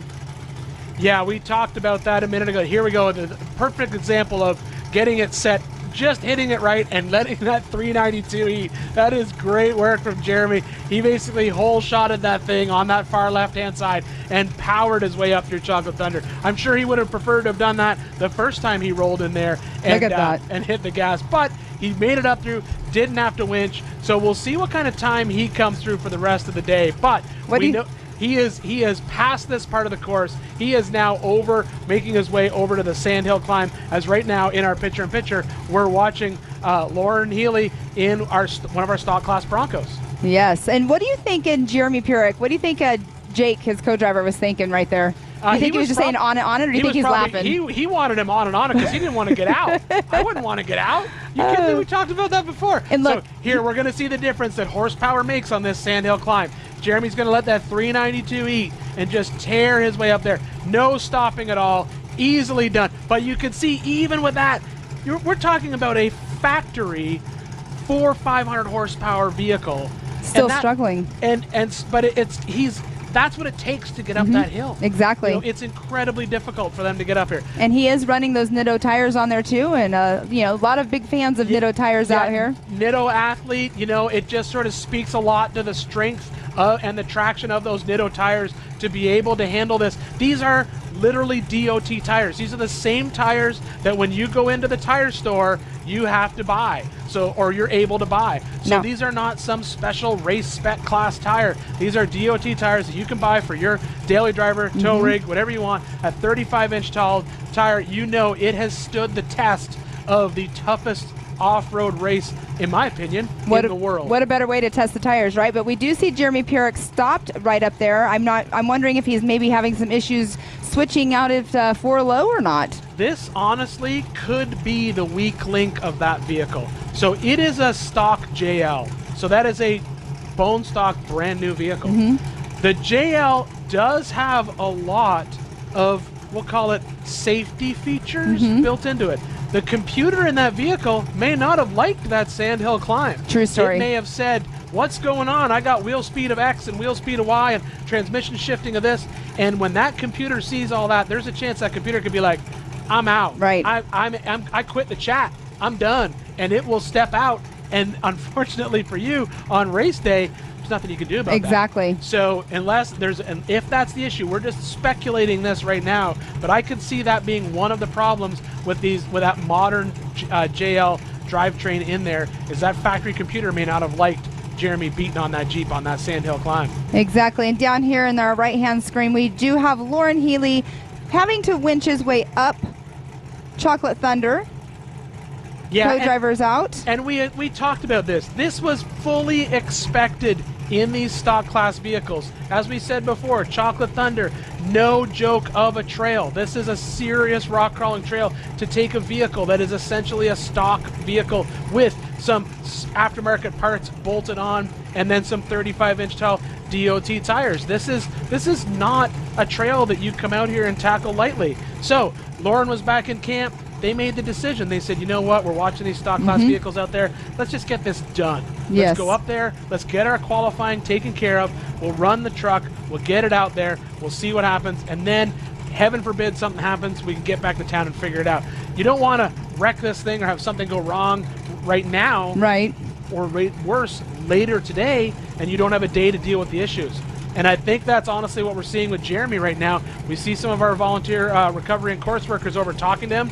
I don't know what they're talking about, but we can see Lauren has made it through that section of Chocolate Thunder. That is the one pinch point on it. The question will be, does the co-driver get back in or does he stay out? If I had to guess, I would guess that he's probably not going to get in. But then again, we saw them pull their winch line right here when they were getting up here to the start line. So you never know. I mean, your car's set up for 2 people, or your truck is set up for 2 people. So do you stay in it even though it's only a mile loop because you know how your shocks are set up?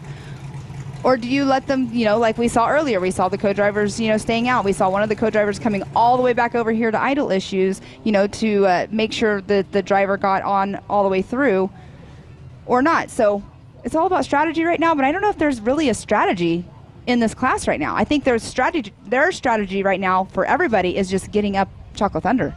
I think that the issue that we're seeing right now is this is the perfect example of you never know what King of the Hammers is going to throw at you. For the past 4 or 5 years, we've seen the same qualifying course. It's rinse and repeat. It was been the same. Everyone knows how to set up their vehicle for it. Everyone knows they leave the line, they bust through out of Hammertown, they go over the little jump, they go out the backside of Fisher Mountain through it's going to get chewed up later in the day. You got to watch out for the whoops, XYZ. We know how to do it. We don't know how to do it. This is all new for these guys.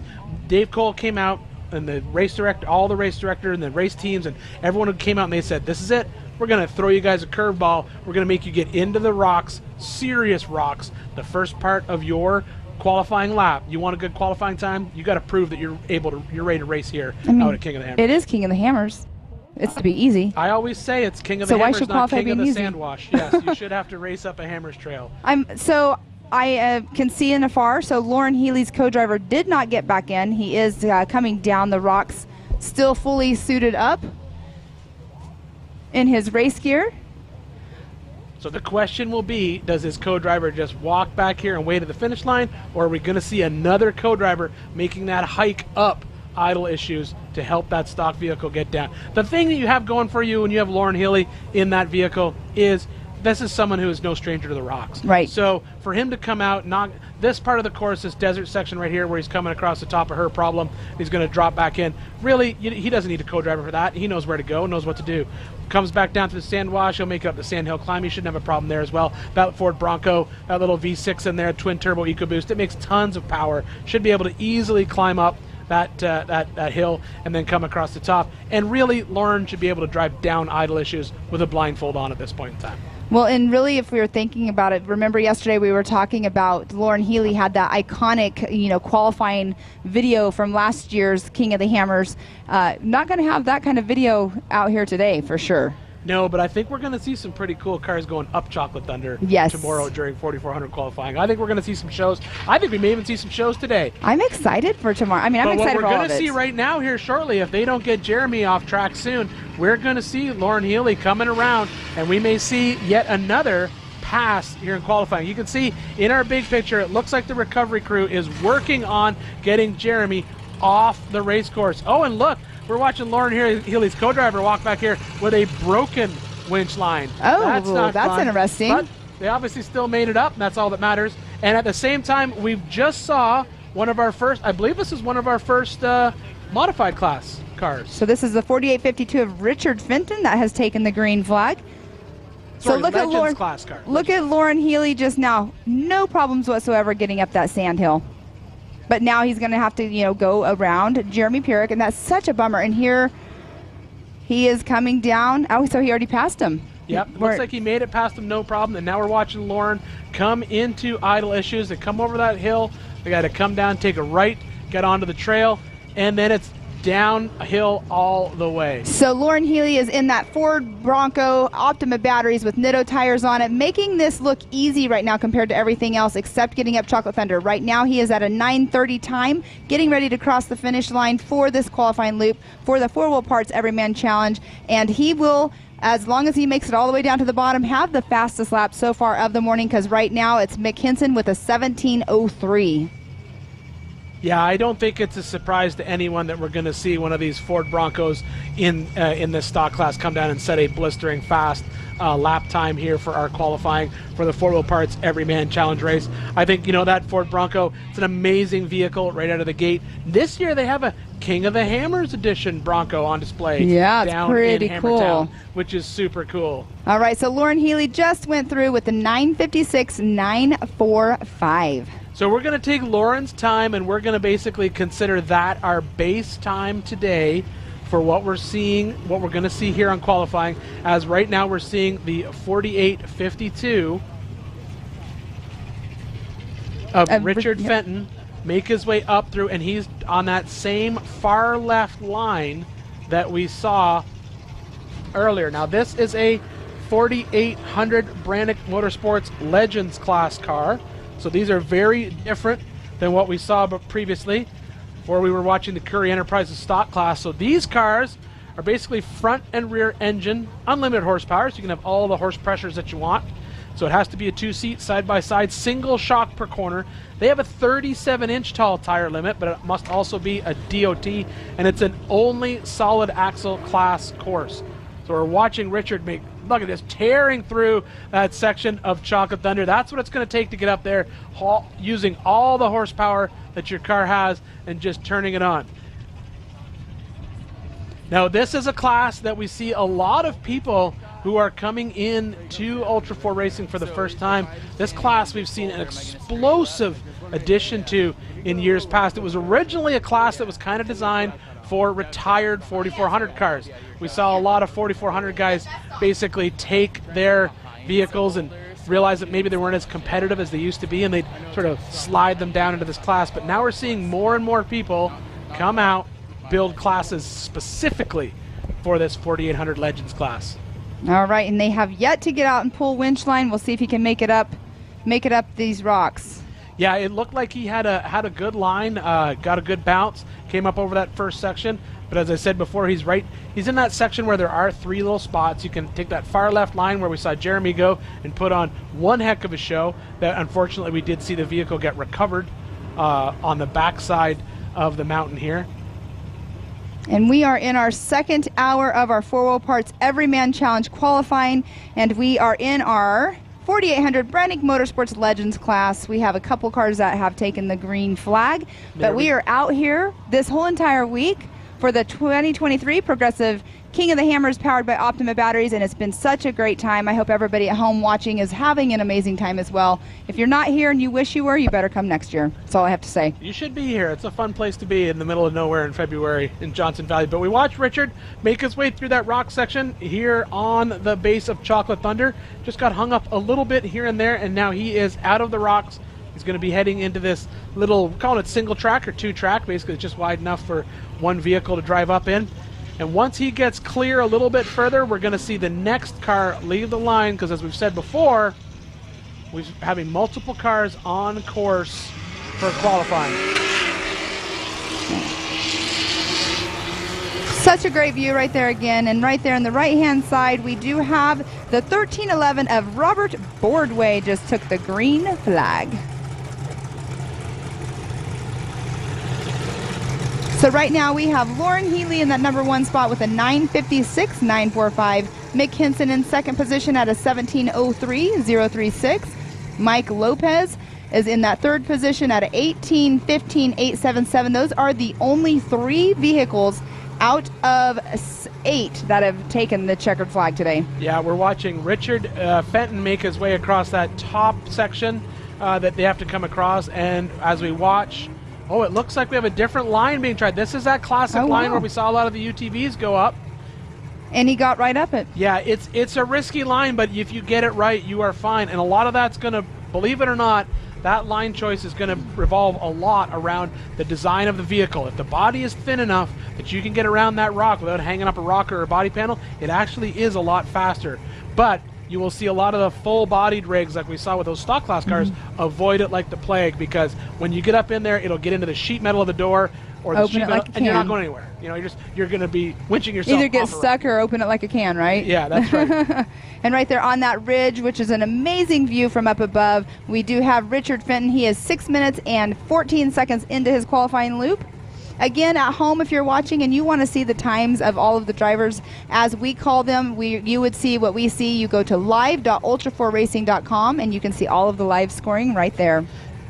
Yeah, and as Pam mentioned before, when you're looking at that live scoring, if you see a red number plate, that means that that person is part of the KOH Rookies program.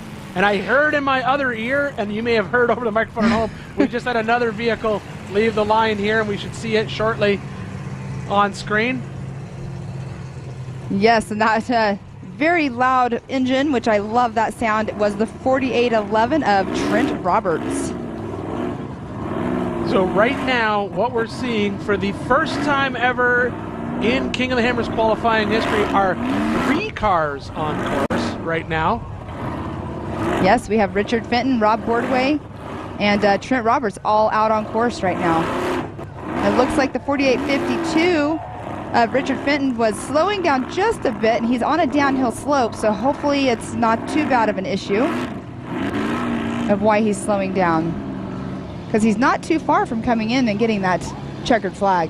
Well, based on the fact that they are backing up and moving forward, it may be maybe they feel like they're off course, or it could be. Oh, look at that! You can see that there was a fresh line right there to the left. Yep. Could be just picking a better line, or maybe they just felt like they'd missed a turn, but it looks like they're coming back down. That's basically coming down that section of her problem. That'll put them down onto the base of the mountain that you can see it from Hammertown. And they're going to come down. This is the sandy wash that we've watched everyone have no problem in the flats, but when they come to the hill, Richard rocking that old school Bronco sheet metal on that 4800 Brannick Motorsports Legends class car. If you're here in Hammertown, make sure you pop over to the Bronco display. You can check out, they got a Raptor over there. I think they got some Mavericks on display, a bunch of Broncos. And most importantly, the King of the Hammers edition Bronco. That is such a cool vehicle. I haven't seen the interior of it, but just looking at it from the outside, Just all I mean, hammers. Dave Cole has Just to be full of hammers. so proud of that. Well, you should be. You know, it's a great partnership between Ultra 4 and Bronco. You know, they've come out here, they've basically spent the time engineering their stock class Broncos to come out here and race. You know, they put a lot of effort behind it. And here we have it right now. We're watching on screen.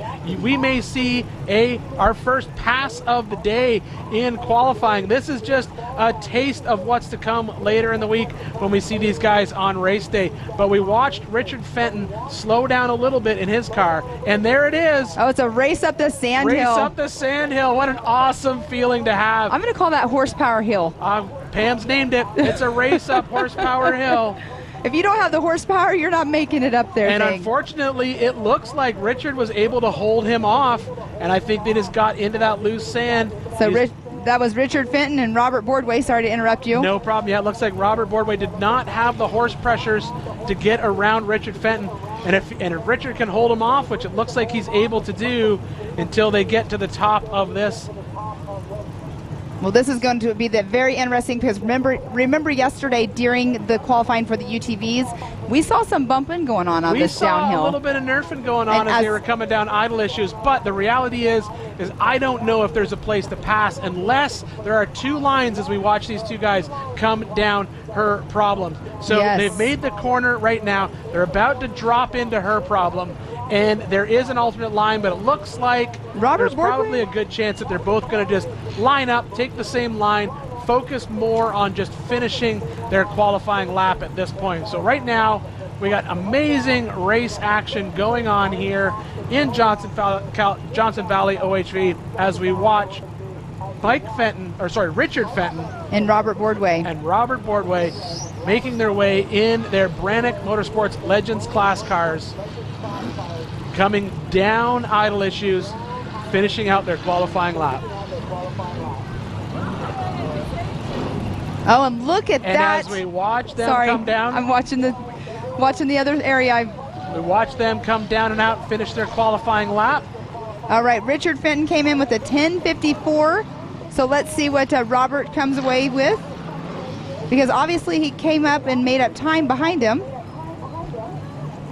So Lauren Healy in that #1 spot with a 9:56. Actually, Robert Boardway just took over the #1 spot with a 6:04.664. Very good. And right behind them, we have another qualifier coming down idle issues right in front of us. That's the 4811 Trent Roberts. And I'm going to go out on a limb and say that may be a fast time right there because he definitely made up a lot of time on the two vehicles in front of him. Definitely going to be the fastest time right there. So on screen right there, we do have also the 10:06 of Derek Summers that you can see. And Robert Boardway still has that #1 spot until we get an update here in just a moment. Trent Roberts with a 4:52.266 just took over the lead by a minute and 12 seconds. That is awesome. We kind of assumed that based on how we saw him, how close he was to both Richard Fenton and Rob Broadway. But now we have Trent Roberts with that fast time of 4:52. And at the same time, we're watching Derek Summers make his way up through this rock section of Chocolate Thunder. I am going to assume now.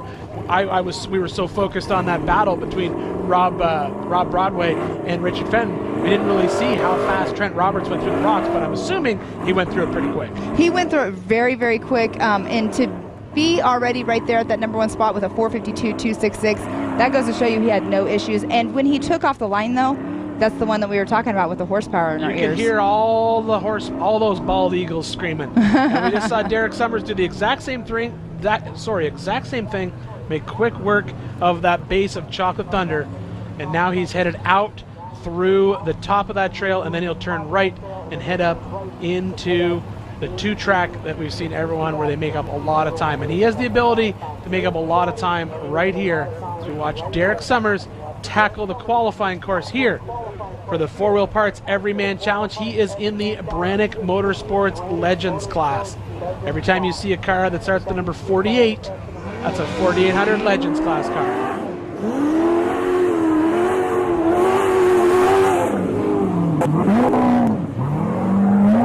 right, taken off the line right there. I believe was the 1997. No, I'm sorry, the 4812 of Jacob Pacheco.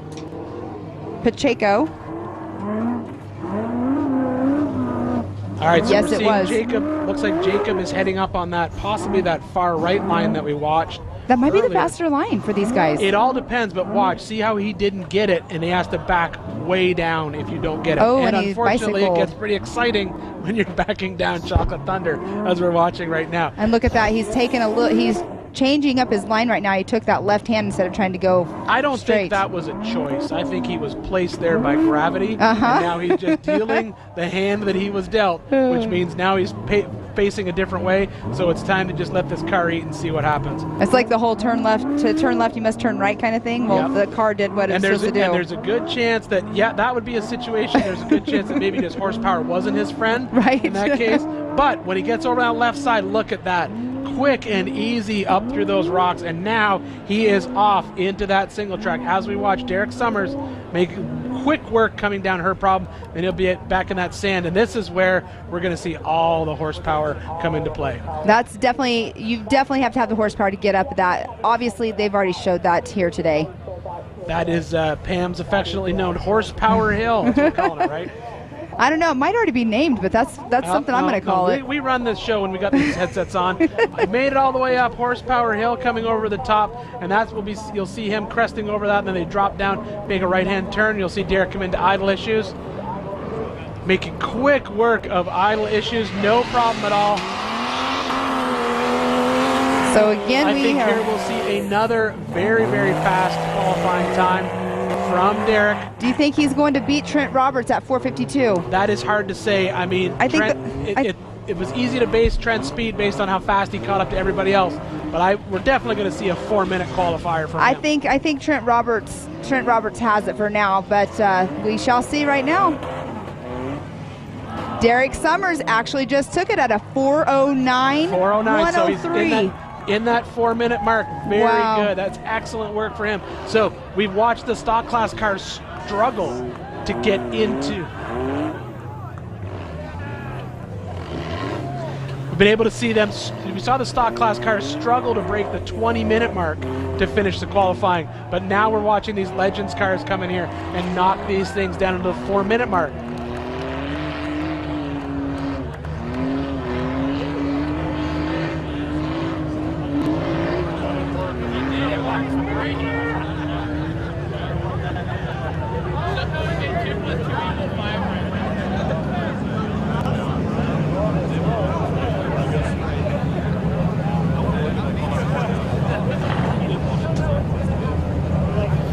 All right, watching Jacob Pacheco make easy work of Horsepower Hill. And he's using all of that horsepower. Using so much horsepower, he glitched the drone. He was driving so fast. But we're watching Jacob right now. He's right in that 3-minute mark.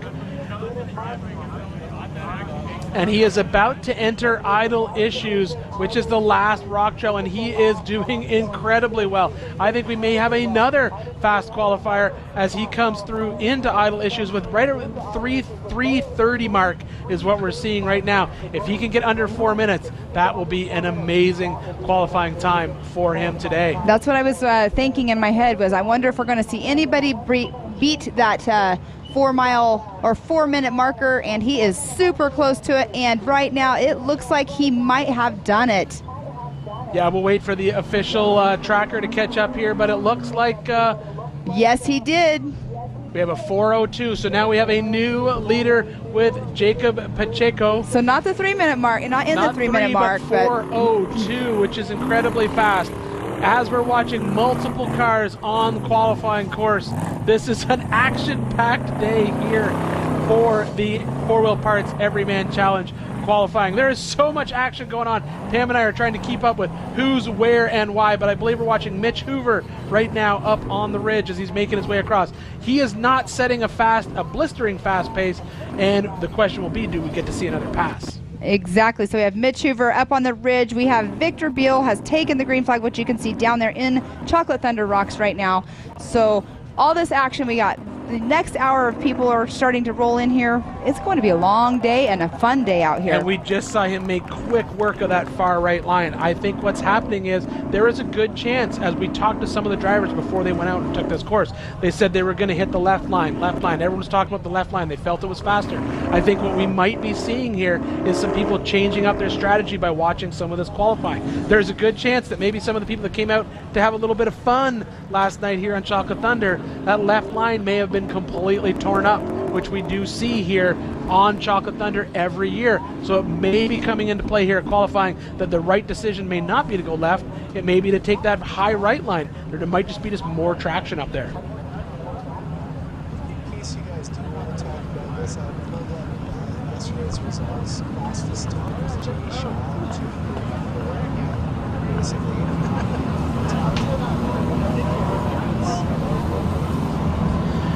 All right, so as we watch Mitch make his way through, let's just do a quick comparison, Pam. You know, we do this every year. We watch which class is fast and where and why. So yesterday with our UTVs, we had blistering fast qualifying right out of the gate. They were in that 4-minute mark. But the fast qualifier is Jay Shaw at 2:34, and he set down that time very early in the day. Yes, he did. So Jay Shaw having a 2:34 in a UTV. We have these guys out here right now with this extra horsepower, and they're still in like the 4-minute mark. So do you think we'll see any of the larger vehicles? I'm sure 4400s will probably end up, but do you think we'll see anybody today beat that 2:34 marker? You know, I think this could be the place where, you know, the class really comes into play.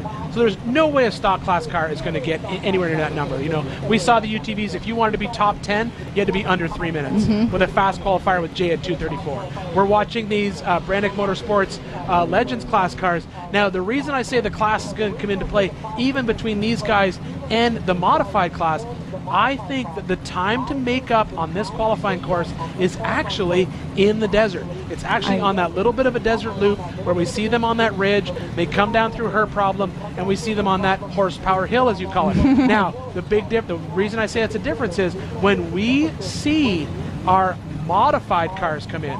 Now, that is a completely different car. Those cars, they're able to run 2 shocks per corner. So they are able to basically have a little bit more speed in the suspension section, which could be the high speed section. All right, so we're going to do a quick rundown of our top 5. We have Jacob Pacheco in first, Derek Summers in second, Trent Roberts third, fourth position Robert Boardway, fifth position is Mitch Hooper, and we are going to take a quick commercial break right before we are going into our next hour of racing.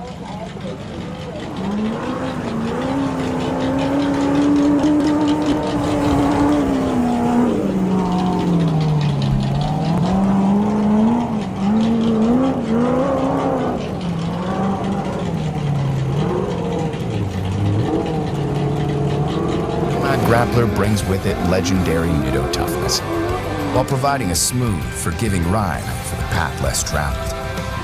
And stand strong when the pavement ends.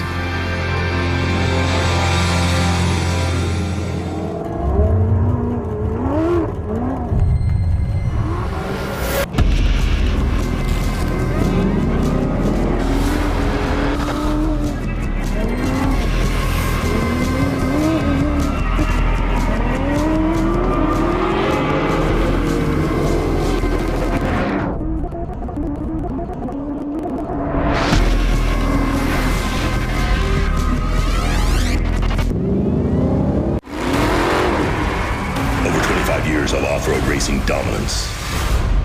Proprietary patented race technology. Proudly made in the USA. Unparalleled customer service and support. The choice of champions. King Shocks. The leader in off-road shock technology. So it's decided. We'll park even deeper into parking spaces so people think they're open. Surprise! Can't hear you, Jerry. Sorry. Yeah, can we get a system where when someone's bike is in the shop, then we could borrow someone else's? No. Or you can get a quote with America's #1 motorcycle insurer and maybe save some money while you're at it. All in favor of that? There's a lot of buttons and knobs in here.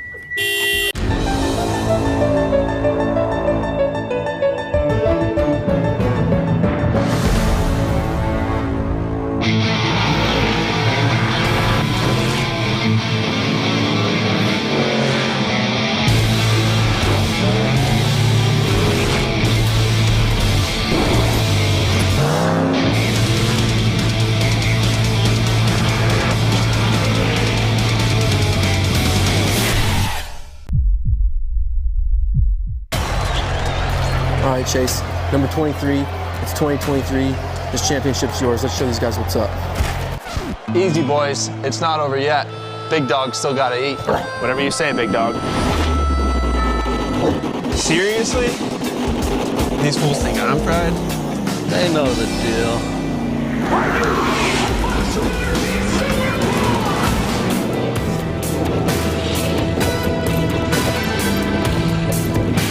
Welcome back to Johnson Valley OHV. We are deep in qualifying today for the 4-Wheel Parts Everyman Challenge. I'm Ian Johnson, and with me in the booth is Mrs. Pam Hall, and we are watching 3 different classes qualifying today. We already saw the stock class leave the line, and right now we're working through the Brannick Motorsports Legends class, and on your screen you are watching. That is the 4837 of Jeremy Jones. We call him Doc Jones. He's making his way down. As we were in commercial break, he did take that green flag, and now he's already making it down here, so we'll see what his time will be, but it doesn't seem like he's going to have too much of an issue on his timing. He'll probably be in that top 5 right now. Yeah, right now we're speculating on times as to who's going to come in when, and we are assuming that what we're going to see is that 3-minute mark any minute now, and like that's going to be in these classes as we watch the timer check up. All right, we'll get an update here in just a moment. On Jeremy Jones's time. Jeremy Jones just broke that 3-minute mark. He is at a 3:48.621. So Jeremy Jones is in that number 1 position with the fastest time in the 4800 Brannick Motorsports Legends class. And on screen there, I'm not sure exactly who that is. I cannot make it out. We have some sun up here on us, but I think it is the number 4850 of Daniel Guttenberg. All right, it sounds like we are going to have a replay of Mr. Doc Jones going up the Chocolate Thunder right now. Yeah, so here's a replay right now. That's in our screen right now, and that is the first section. You can see that basically picture perfect lines going up through Chocolate Thunder. Got slightly hung up on that left line like we thought, but easily making quick work of the top side. This is, as we assumed, this section is going to be all about horsepower. What a great run from Doc Jones there. Up there on the left-hand side. The number 4850 of Daniel Guttenberg is on screen there.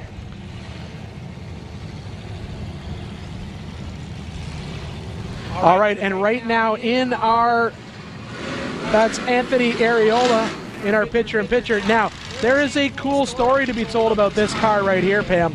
This 4861, that is the first ever bomber car ever built by Randy Slauson at Bomber Fab. That is bomber number 1. Oh, wow. Originally built back in the early 2000s. Still out here racing. I was just talking with Ben Napier about it. We were talking about, is it possibly the oldest car out here still competing? And unless Roger or the Lovell brothers show up with their Ranger, we think it might just be. So that might just be the oldest car that we've seen out here racing. And he's out here in that Legends class. What a great fun fact. Yeah, and so that's Anthony Areola. And he made quick work of Chocolate Thunder, and he's headed up into the dirt. All right, so on screen we do have the 4850 of Daniel Guttenberg getting ready to, he's going up Horsepower Hill right now. We have Anthony Areola on screen as well. Lots of action going on. We have cars lined up all in front of us waiting to take that green flag. But let's go ahead and do a quick run round. Jeremy Jones has taken over that number 1 spot in qualifying today with a 3:48.621. Number 2 position, Jacob Pacheco at a 4:02.532. And in that 3rd position, Derek Summers at a 4:09.103. Trent Roberts fourth, 4:52.266. And in that fifth position, Victor Beal at a 6:03.726. All right, we heard some more horsepower going off the line, but we do have 3 cars on course right now. So the 4850 of Daniel Guttenberg is coming down. Idle issues as we speak, right there on camera, getting ready to take that checkered flag. Yeah, it looks like Daniel's right around that mid 4-minute mark, so no threat to our leaders. The one that we're going to be watching to put a little bit of pressure on it is going to be Anthony Areola, because he had no problems in Chocolate Thunder, and now he's down in your picture-in-picture, making quick work of the sand wash that he needs to drop down through as he comes down out through her problem, and then he'll be tackling, as Pam likes to call it, Horsepower Hill. Horsepower I think you have Hill. to say it like that. You got to say it like horsepower. You've got the voice for it. I can't quite do Horsepower that. Hill. All right, so now we're watching Anthony Areola making his way out of her problem. It's going to take a little section of that course before they get down into that sand wash, and he is making that bomber car work. Possibly one of my favorite Ultra 4 cars out here is a Bomber Fab car. I actually now own one. I'm super happy to say that. Nice. I have the I'm trail learning version. all kinds of fun facts up here. I have a trail version of the Bomber car now that I absolutely fell in love with building this year. And look at him making quick work of Pam's Horsepower Hill. He's bombing his way up through Horsepower Hill. But the most important thing is think about that.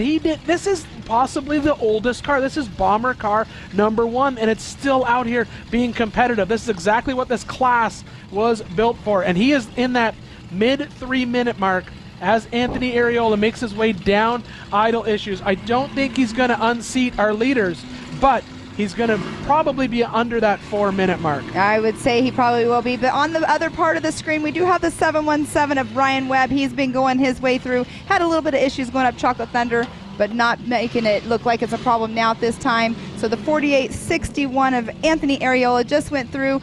But we have to give Daniel Guttenberg ended up coming through in the 4th position. We'd never announced his time, so he's in the 4th position right now. So let's see where Daniel ends up. Or not Daniel, I'm sorry, Anthony. So many names.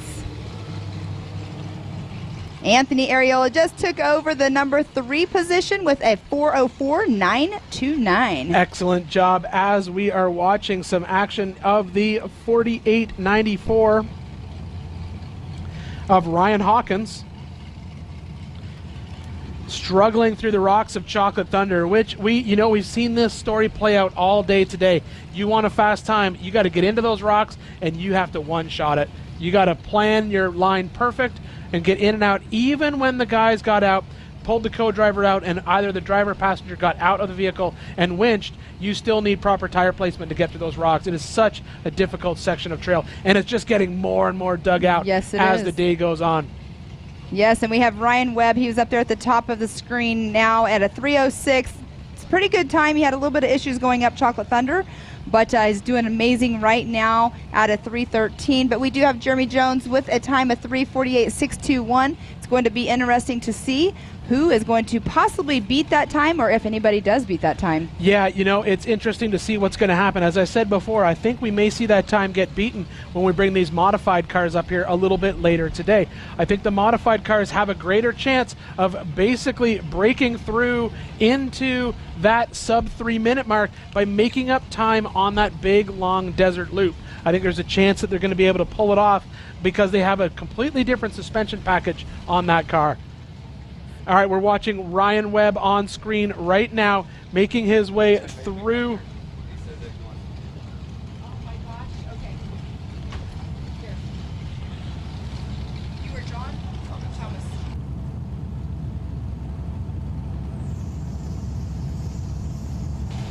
All right, so right now we are watching Ryan Webb come along the bottom of her problem, and he's just lined up on Horsepower Hill, as Pam likes to call it. And it looks like, unfortunately, he is having, fortunately, I don't think he had the horsepower to make it up Horsepower Hill, Pam. That is unfortunate. That is Ryan Webb, correct? Because I am having trouble seeing with the glare here. Yeah, that is still Ryan Webb. Oh, such a bummer. His horsepower did not want to go up Horsepower Hill. But look, maybe get a little bit of traction on those rocks, slide on over to the other rocks. It is a terrible, unfortunate situation. He was doing so well, but he just got into the bottom of that section, and you can see now comes the next question. The question will be, as Ryan struggles trying to get up Horsepower Hill, are we going to see another pass on this qualifying course? Because right behind him in our picture-in-picture, well, I think he's actually fairly far back. I don't know who is behind him and how far back they are, because we weren't able to keep up with who has made it through Chocolate Thunder right now. But Ryan is struggling trying to get up Horsepower Hill. All right, let's see if we can figure this out. That possibly is the 44 of Jacob Boxy that I missed going off the line right there.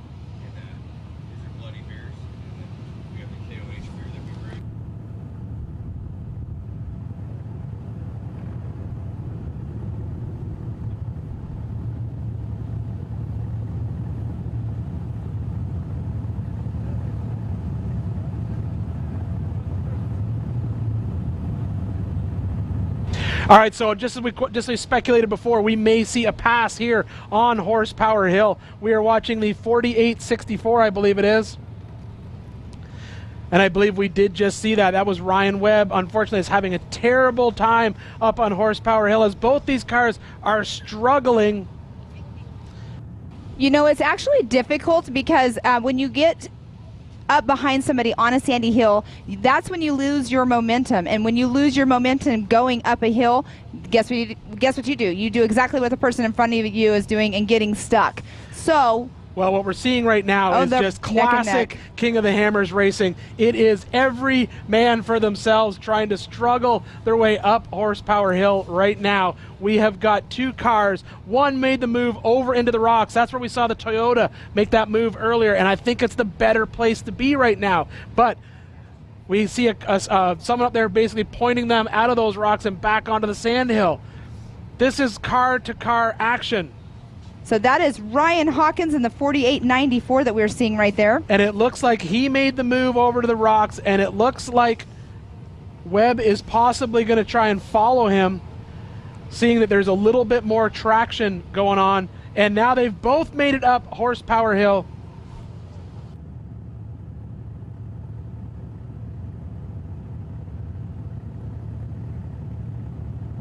All right, so we basically have a little brief glimpse of what is happening or what we're going to see later this week. We have car-to-car action here in qualifying, something we've never seen before here in Johnson Valley for any King of the Hammers qualifying. We have pressure being put on two drivers. Now, what we're watching is we have Webb in the back.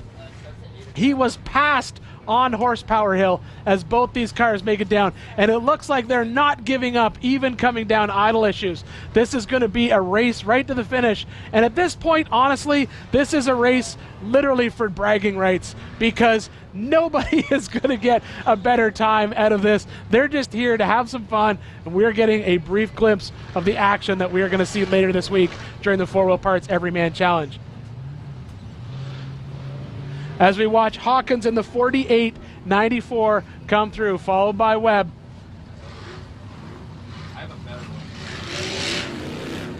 What an amazing little bit of racing that we've seen here. It is literally a snapshot of what we're going to see later this week. Super exciting. And at the same time, now we're going back to Horsepower Hill to watch the 717.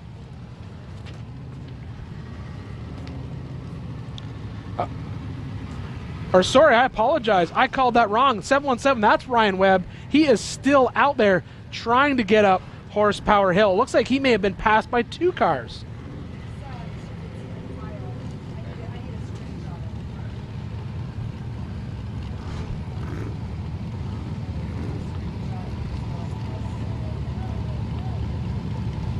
So as we watch Ryan Webb struggle to get up Horsepower Hill, let's just go back and take a quick look at our leaders. So currently sitting number 1 right now is Jeremy Jones. Right behind him, Joseph Pacheco. Then Josh Baskey in number 44.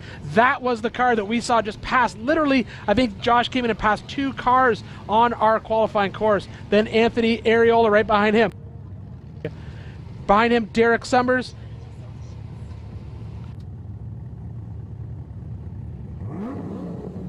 All right, so we're watching, and then Daniel Gutenberg behind him, Trent Roberts, Victor Beal. Amazing qualifying, and we're still watching Ryan Webb struggle over here on Horsepower Hill.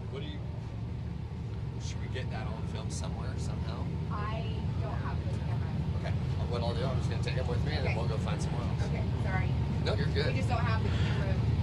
Ryan Webb we've watched him struggle at this hill climb for a while now, and it looks like he may just be either possibly letting the car cool down, possibly just regaining his composure to figure out what his plan is going to be for this sandhill. It is not an easy thing to do. All right, and while he takes another stab at the sandhill climb, or Horsepower Hill as Pam calls it, we are now watching. That is Chuck Crossland right there. Chuck Crossland leave the line and head into the rocks. Chucky, as we call him. So we'll see which way I'm Chuck... wrong on that. 48-20. I think that's Randall Holmes if that's 48-20.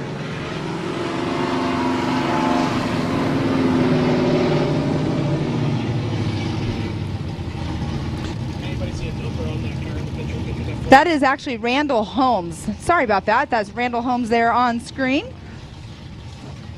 Yeah, you are right, Pam. That's Randall Holmes in the 48-20. Apologies to Randall. We are just, there's so much action. Going on. There's so much going on up here. We're struggling to keep up with all these cars that are on our qualifying course, just like you are at home. Unfortunately, as we are watching Randall work his way through Chocolate Thunder, at the same time, we are still watching. You know what I'm liking right now? What is pretty funny? That you're being a sun visor. Well, I'm just trying to do a job here. Trying to I know, block I love a screen it. so we can see what we can do. We need a custom sun visor for the TV up here that we are looking at. We don't get to watch it right in front of us as it's happening, but as we're watching Ryan Webb still is he struggle. backing down that sandhill? He has backed down twice, I believe, unless I'm mistaken. We watched him get passed by 2 different vehicles. Oh no! One of them being Josh Baskey, who was able to basically clip off 2 cars in his qualifying run. And by doing so, he was able to basically come down with an incredibly fast qualifying time of 4:02. Yep. Awesome. Thank you. Perfect. Thank you. All right, so now we are... Now we're back in business. As we said before, we are qualifying today. We're qualifying for a race. It's going to be happening on Friday. That's the 4-Wheel Parts Everyman Challenge. 3 different classes are going to be qualifying today. We have the Curry Enterprises stock class. I think we've seen all of them go until Power Hour later. We're going to see some more. We will have some more. They do Power Hour with people from different vehicles from the different classes, because Power Hour is the hour. Well, they're all the hours to watch, but that's called Power Hour for a reason. It's in the name, Pam. It's got the power. It's Power. the Power Hour, yes. So Power Hour is essentially the heroes of the sport. Those are the who's who, the names that we all recognize and know and love and watch and love to watch out here. But the best part about King of the Hammers is it's happened time and time again. You don't have to be a who's who or a big name to win this. This race really truly is anyone's to win on race day. So right now we're watching Ryan Webb take another stab at Horsepower Hill. He's been struggling at this for some time. And he had a great run going until he got to Horsepower Hill. He did, and unfortunately at this point, I'm just going to assume right now with the number of times we've seen him hit that hill, the reality is that car is probably sitting at 240, 250 degrees. There's a chance, I don't know what ECU he's running, but if he's running a factory ECU, that computer is going to be shutting fuel off to that motor, pulling power out to try to cool it off. There's a good chance you're not getting up that hill. It may be time to just throw in the towel, call it a day. I would assume if he sees another car go by him, he may just call it, pack it in, and go home. Exactly. We do have Randall Holmes down there on screen up on that ledge. But such a bummer, though, for Ryan Webb out there on race course. But really quick, I want to throw out there, we are on February 10th. There's going to be a crab boil going on down at the Outpost. There are pre-sale tickets. They're doing not only a crab boil, they're doing prime rib. They're doing all kinds of stuff. So if you guys want to head on over to that, kingofthehammers.com, you can pre-buy tickets for that crab boil out there. It's going to be a great time. There's breweries out there and everything else. Who would have thought crab in the desert? I know, but you know what? There was one of our racers, Dan Wyrick, last night had a seafood dinner, and I missed out on it. because I was still working doing the pit crew challenge, but that was such a blast. But definitely I might end up going over there. Love me some crab legs. It's going to be a good time. All right, so right now we're still watching Ryan Webb trying to make his way up, as Pam calls it, Horsepower Hill. I think at this point it looks to me like possibly we have course workers basically telling him, get out of the way, someone's coming. Because I do believe we have another car about to come around him. Yes, we do. Randall Holmes. Yes, Randall Holmes will be coming down this section. Yeah, I think we're going to see yet another pass, which I get absolutely giddy about every time I see, because this is something that's brand new for King of the Hammers Racing here in Johnson Valley OHV. This is qualifying at its finest. We are not waiting until the first car finishes the race. If they're passing, they are passing. And we just saw Randall go around him, and he looks like he's got all the horsepower needed to make it up Mrs. Pam Hall's affectionately named Horsepower Hill. I mean, it's taking horsepower to get up that hill, so I think we need a sign. It's a perfect name. We need a sign. Mrs. Pam. We could just be MPH. MPH. Miles per hour, Horsepower Hill. Oh, that's pretty funny. I never thought of that initial, so you just said it out loud. All right, so as we watch Ryan Webb still taking another shot at Horsepower Hill, we are seeing in our big screen Randall Holmes entering into idle issues. We just watched him pass Webb on that hill. And he's coming down idle issues with no problems at all. Yeah, it looks like Randall's going to be mid-pack for us, not putting any pressure on our leaders. Still be top 10, though, with that time he's got going right now, as long as he makes it down easy. Yeah, if he makes it down here, he'll be in a good position. I still think we're going to see some times, especially when we get down into Power Hour. I think there's a good chance that we're going to see some of these Brannick Motorsports Legends class cars come in well under that 3-minute mark. All right, we'll see what his time is here in just a moment. Yeah, it looks like Holmes. Randall's going to be right at that mid-6-minute mark as he goes through the timing marks. If you're watching at home, when you see them come down that last little rock section, that is where the timing clicks off. And in our screen right now, this is Craig Allen. And we just talked about some fast times, and Craig Allen was laying down a blistering pace, basically right at, it looks like he made quick work of Chocolate Thunder. So quick, I don't think we even got a shot of it. We missed it completely. He was lightning fast through there. And right there, that is Ryan Webb.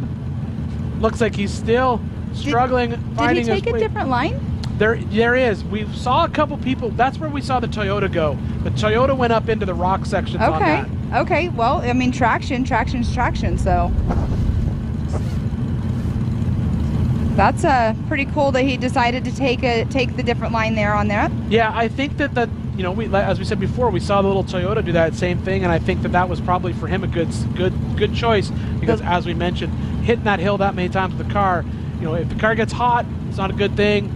It could actually damage the motor, which will make your day a lot worse out here for the rest of the week as you get ready. But this is Craig Allen on our big screen. Looks like he is just finishing up the last little bit of her problem. This is literally just where we saw Ryan Webb struggling, and he has made it there already. Craig Allen is right at that 2-minute mark. And our big issues, our big screen rather, we are in idle issues. We're finally watching Ryan Webb make his way off course. What a struggle he has had today. I wonder how many times he tried to make it up that sand hill. But I think the most important thing, we said this a lot about our stock class cars. This is the perseverance that is King of the Hammers. Exactly. He didn't quit. He kept going, gathered himself up, found put plan A, B, C, and D into place, and it looks like he ended up with plan J or H to come out at the end. But he finally made it out, finishes his qualifying course. He's going to come out. He's going to be under that sub 20-minute mark, which is good for our stock class guys. Yes, but you know what? He finished his qualifying course, because there could be other people that are going to finish way worse than him. But right now, coming down idle issues, we do have a Craig Allen, but we do have on the other part of the screen, we do have Woody Rose in that number 22, took the green flag. Craig Allen setting a blistering pace coming down idle issues. He's going to be in that low 3-minute mark. There is a chance that we may have a new leader right now, depending on where he comes through that timing mark at the end. Did you see that little bit of a handstand? It looks like he's still working his way down through there. Plugging his way down through there. He's going to all he has to do is come through this timing section at the end. Oh, gets a little light in the back end there, but looks like he's going to be coming through like a 3:23. 3:23, looks like he's currently 1:29. first place. Good for him. Excellent job. All right, we see on screen right there. That is Woody Rose. He is stopped going up. Chocolate Thunder has not moved since he got to that spot. And that is the number 22 of Woody Rose. Yeah, it looks like he's struggling in that section. As we said before, that far left-hand line, you know, it's a pinch line, but unfortunately for him, I think he may have taken an unfortunate bounce, and he has ended up with his suspension completely unloaded. And basically what that means is he's sitting on the belly pan of that car. All 4 tires are basically hanging off the limit straps, and they're just going to keep digging holes that he is not going to get traction for. Co-driver looks like they're going to get out. The only option here is to winch that car off that, either forwards or backwards. If they go backwards, their day's done because that'll be a recovery, but it looks like the driver's going to get out, pull some winch line. All right, it sounds like we're going to take a commercial break, but if you want to stay with the action, go to kingofthehammers.com and become a member. You'll be able to watch all the action all the time.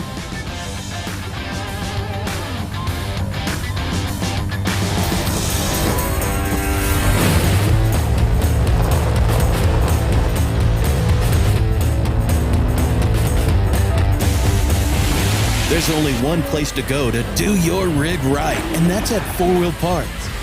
Now is the time for bigger tires and larger wheels. Now is the time to lift your Jeep at 4WP.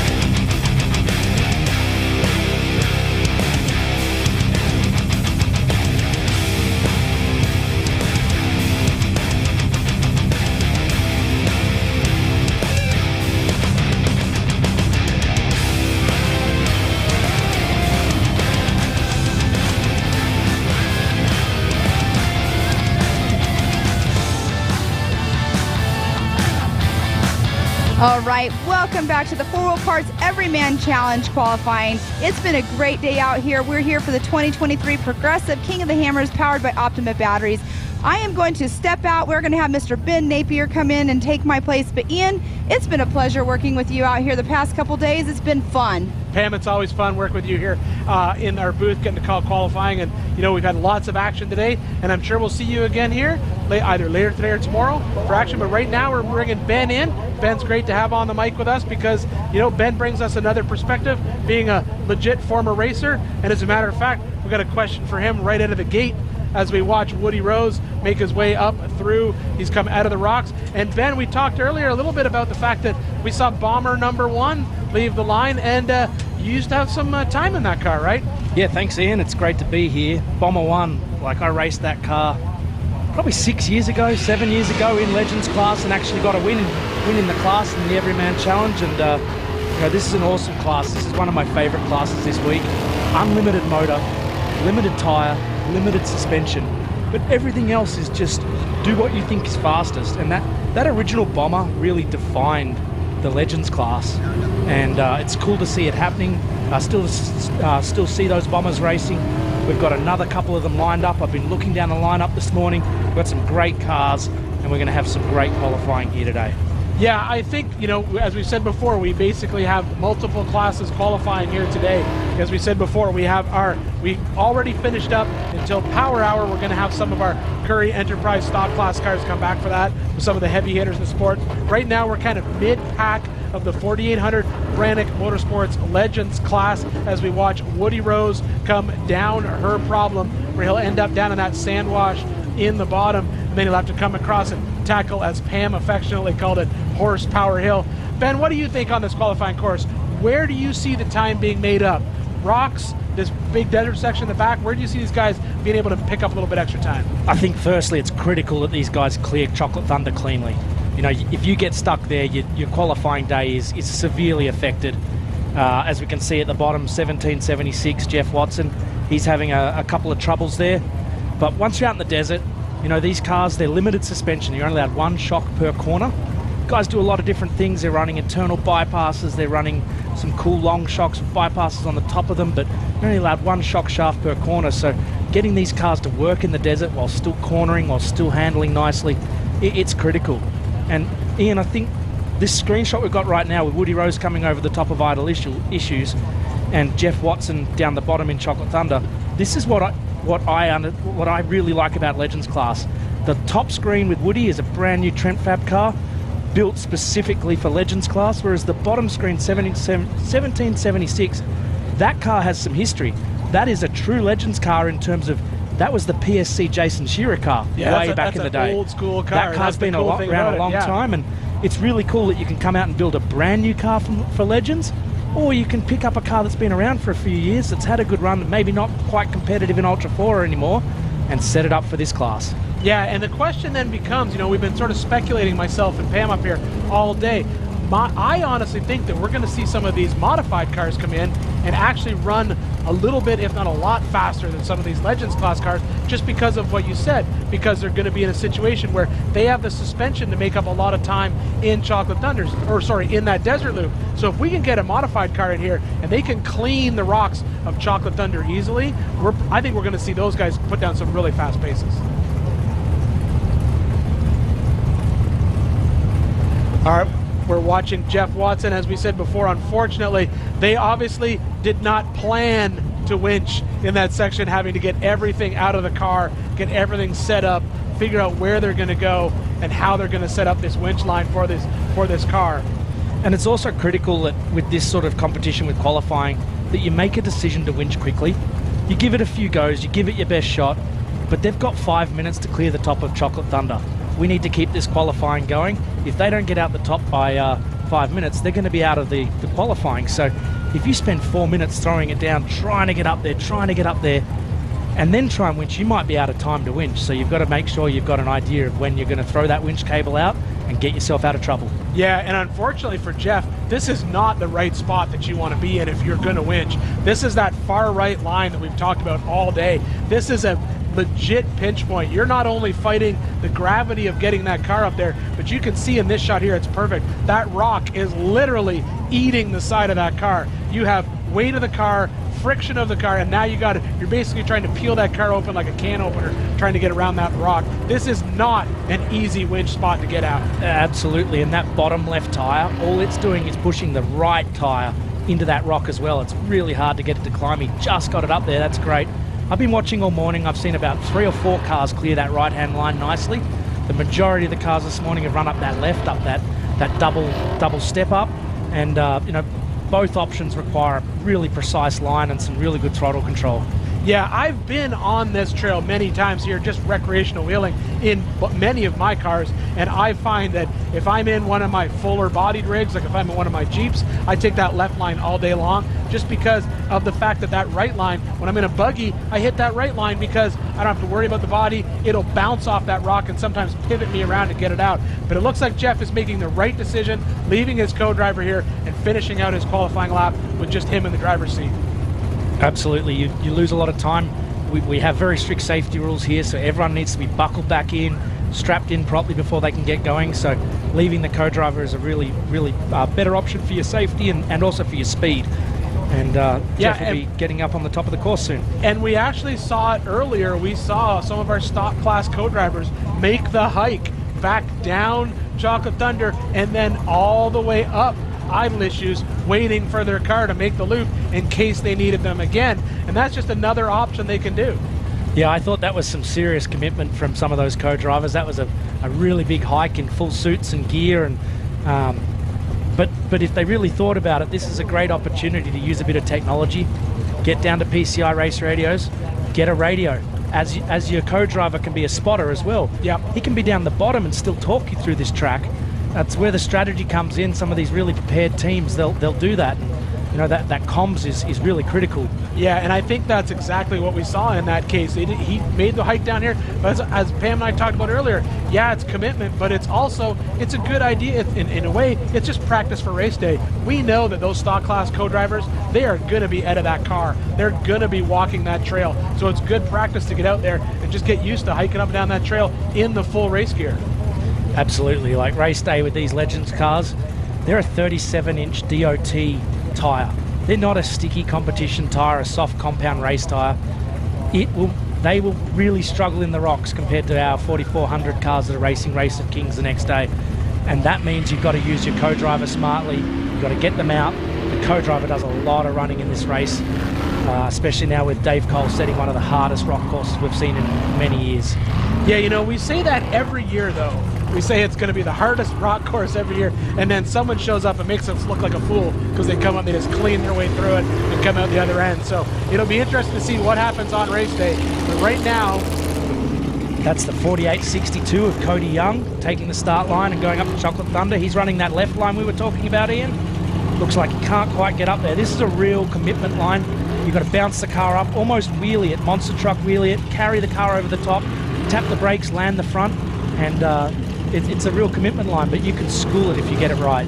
Yeah, it's one of those things like we talked about before. This is that left line. It is a checkers or wreckers kind of line. You set it right, you're going to make it. But it looks like he has made the decision to give up on that line, go on that right line instead, which in a situation like this, it may have just been better just to stay on that left line and pull winch cable.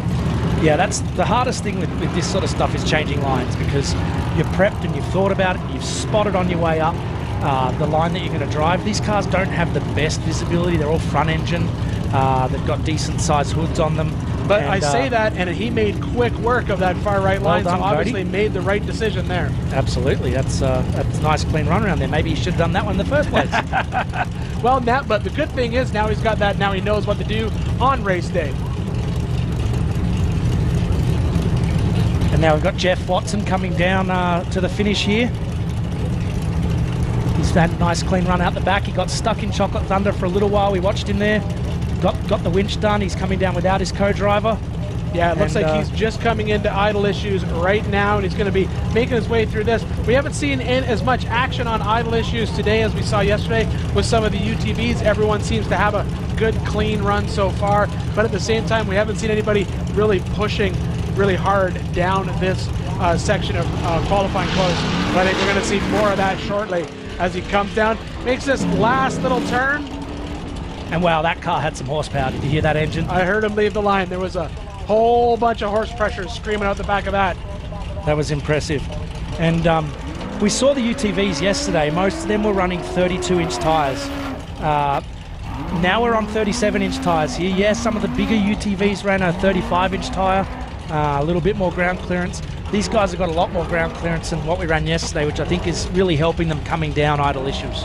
Yeah, I think it's also the tire and also the wheelbase on those vehicles. We saw some of the unlimited Can-Am UTVs being able to make quick work of the downhills because they basically stretched that wheelbase 6 to 8 inches.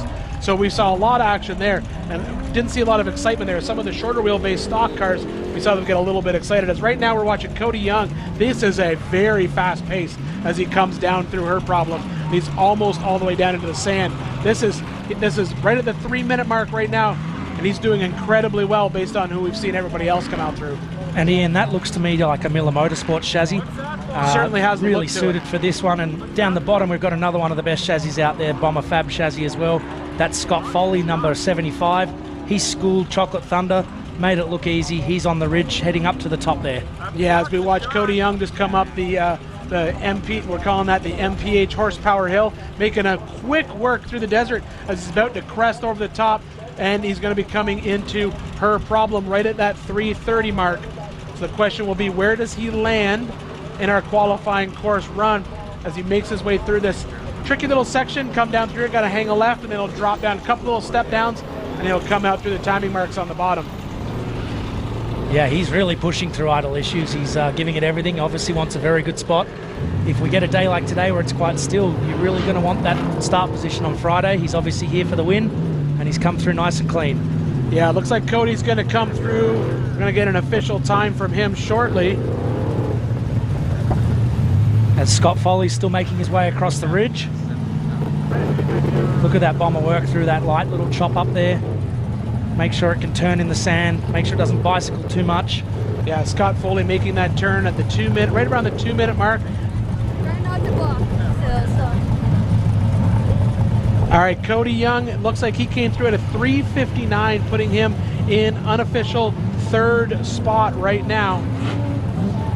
And now we've got Garrett Martin in the 44.65 entry. He's stuck on Chocolate Thunder here. He's actually a little bit further down than where we've seen most of the cars stop.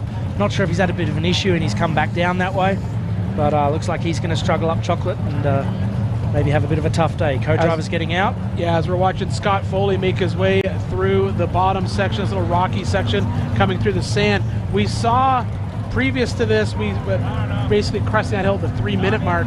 So it looks like Scott Foley's he's on a good pace. If he keeps up this pace, we may have a new #1 qualifier with Scott, depending on how fast he can get up and through idle issues. Scott's been campaigning this bomber for a number of years. He's reasonably local to the lake bed here, spends a lot of time here, and it's great to see him out racing and putting together a good time. Yeah, it's always fun to see, as Ben said, see these bomber fab cars make their way through. If you're looking for a single shot car that's tested and true out here at King of the Hammers, you can't go wrong with one of these. As I told Pam, I'm glad I now have one of these in my collection of cars, so it's great to have even on the East Coast for a little bit of fun. Absolutely. It's every time I see one, I regret selling my one, but it's great to see them out here. But we've got a bunch of really nice cars out here, well presented, well built, well engineered. The Legends class actually really makes people think about that packaging, because it's a class where you want to keep the car nice and light, nice and nimble. You can't build these big, huge sinks because you just don't have the shock package to run them through the desert. All right, as we're watching Scott Foley come down through idle issues and come out past the timing, he's now finished. We'll see. He's at 3:40. So not a #1, but he's sitting at 2nd place right now. So right now we have a new sort of mid-pack change. That's a 2nd place finish as we are watching winch lines being pulled. And as you said, this is an unprepped winch system right now, because I'm going to bet from the look of the way he was pulling on that free spool, that line's probably wrapped around that drum a couple times, unfortunately, in a bad spot. Yeah, this track here is really about being prepared. There's every chance you're going to have to winch on this qualifying course today with the Everyman Challenge, and I would have rolled that winch on nice and loosely, checked that it was easy to pull out, that none of the rope had cut inside one of the other rope strands, so that it was locked in.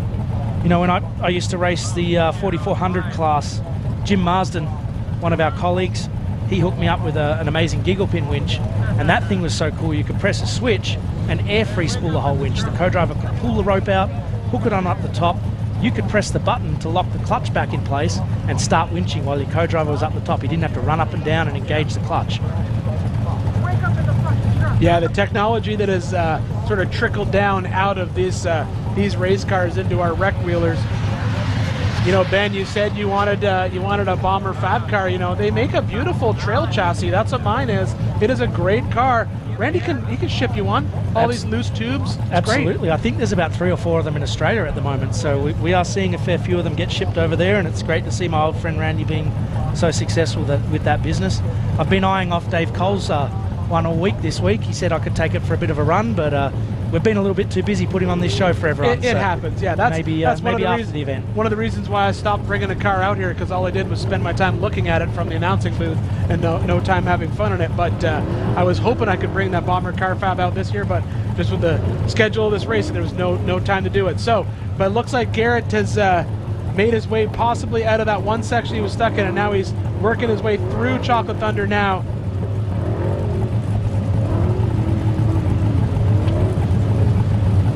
You can see on this car they've made the hood real nimble and small at the front, trying to give him as much visibility of where those front tyres are.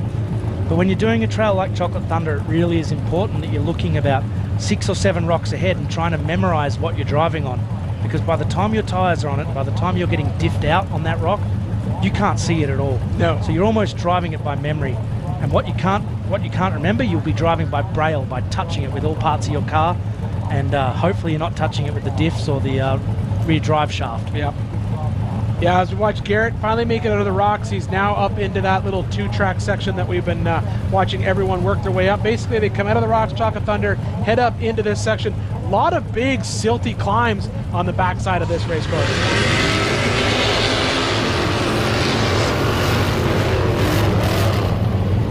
We see the 130 of Austin Thompson taking off into Chocolate Thunder, and Ian, that silt is just going to get worse and worse as we go through qualifying today and then into our qualifying for Racer Kings tomorrow.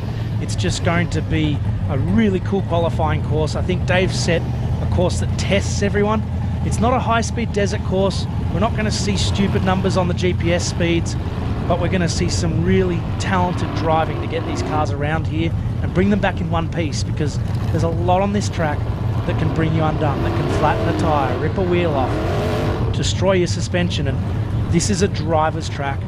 Yeah, what I like about this qualifying course is this truly is a snapshot of what everyone is going to see on race day. This is a legit rock trail, a hardcore rock trail. Yeah, there's only that one sort of big obstacle in the middle, but it is a difficult obstacle to get through. You need to be able to drive to get through that. And then, like you said, silty big hill climbs, very hard to get up. A little bit of high-speed desert section in the back. We've got the sandy hill climb on the backside that everyone seems to be having trouble getting up unless they have a large amount of horsepower. And then a really, really technical downhill finish coming down Idle Issues. This is a perfect snapshot of an entire King of the Hammers race. This is King of the Hammers. Absolutely right. And we watched Austin Thompson. He did really well up Chocolate Thunder. Was a little bit slow at the beginning, but then nailed the line. He's going out on the ridge. We've got Garrett approaching her problem. He'll be going up that big sand hill we were talking about.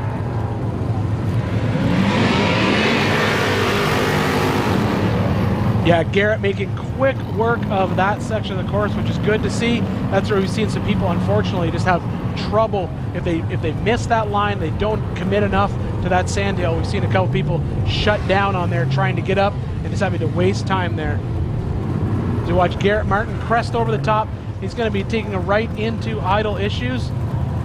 And we've just had the 804 of Matthew Tawney take off into Chocolate Thunder, so we'll be seeing him shortly on our screens. We've got 3 cars out on course, so we'll be switching between them and giving everyone at home as best a view as possible. Something I've noticed with these cars, and when I used to race them, tyre pressure. You're running a DOT tyre, as I said before. You don't have that extreme puncture resistance and strength of a race tyre that the big boys run in the Racer Kings race. So tyre pressure is critical. You've got to run enough pressure to keep these tyres alive in the rocks, but that is what kills you in the sand. If these guys are running 25-30 psi in the rocks to keep these tyres alive, they're way too hard to climb these sand dunes. And I would have loved to grab a pressure gauge and grab the pressure off the one that we saw stuck for quite a while and see how high he was running those tyres, because the first thing I'd be looking at if I thought we were struggling up this sand is dropping that tyre pressure just a bit and getting it dialed in perfectly. Yeah, it may be a situation, as we've been talking about before, this is all new for these guys. You know, we've kind of seen this qualifying course in the past that everyone had figured out, everyone had planned for. We had some of our heroes in the sports were changing gear ratios for that particular qualifying course. But this being a completely different qualifying course, there's not a game plan yet because no one's played the game. So this could have been a situation where, yeah, maybe you do, on race day, you want that 20, 25 PSI, keep these tires alive in high-speed desert.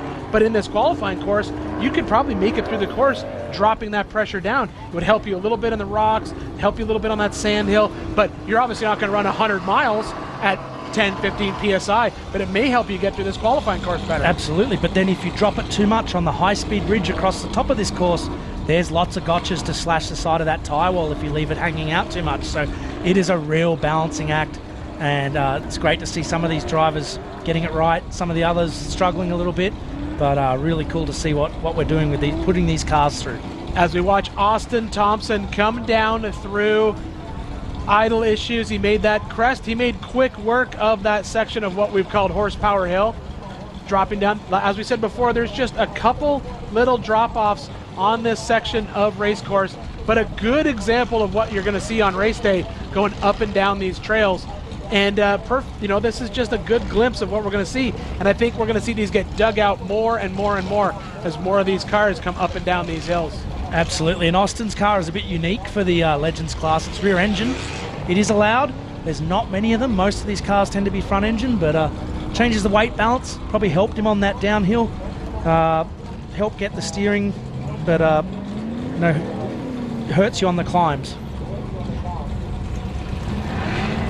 Yeah, as you said before, Ben, it's fun to watch these guys. The cool thing about Legends class, it's just the cool thing that was really cool about 4400 from the very beginning. There wasn't a decided on this is the package that's going to work best, because it was brand new racing. It was bring it up, let's see what happens on Friday. Now we see what happens on Saturday with the big race happening on Saturday. But for these guys, same thing. These Legends cars, the rule book is there, but you can interpret it, build the car that you want, and come out and see how it works. Absolutely.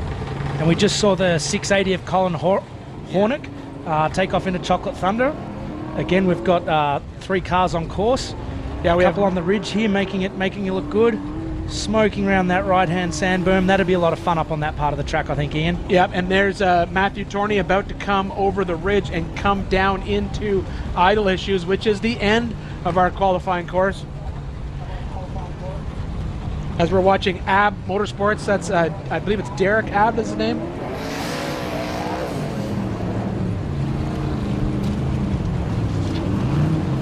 Edwin.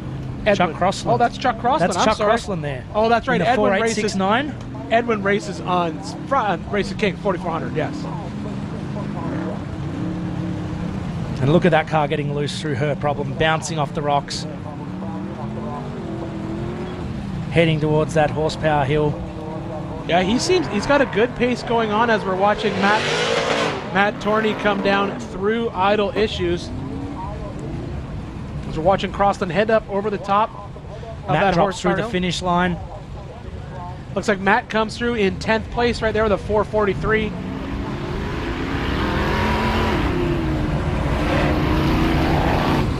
And that is the 680 of Colin Hornock.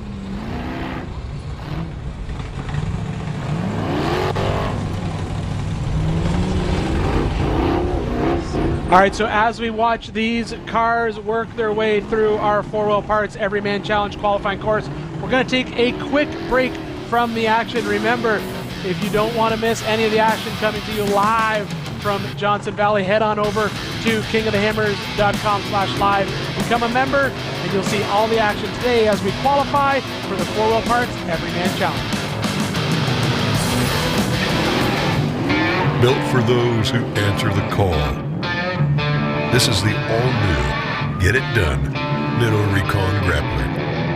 A true all-terrain for the job site or the campsite. Recon Grappler stands out as the new standard for all-terrain light truck tires.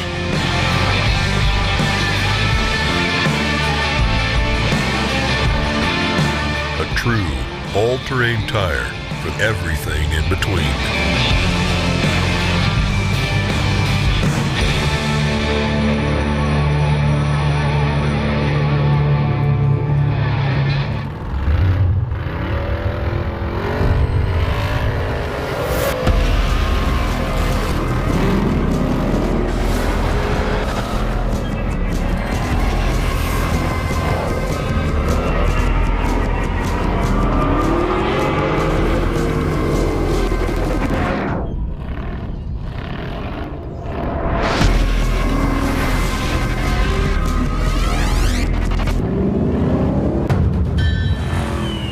So it's decided. We'll park even deeper into parking spaces so people think they're open. Surprise! Can't hear you, Jerry. Sorry. Yeah, can we get a system where when someone's bike is in the shop, then we could borrow someone else's? No. Or you can get a quote with America's #1 motorcycle insurer and maybe save some money while you're at it. All in favor of that? There's a lot of buttons and knobs in here. Over 25 years of off-road racing dominance. Proprietary patented race technology. Proudly made in the USA. Unparalleled customer service and support.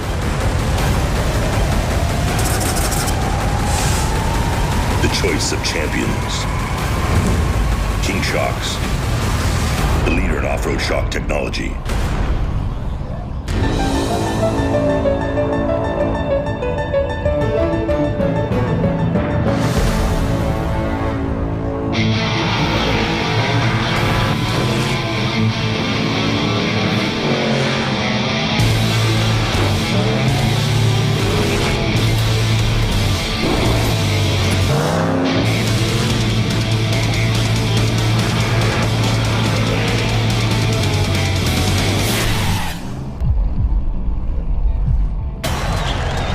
All right, Chase, number 23, it's 2023.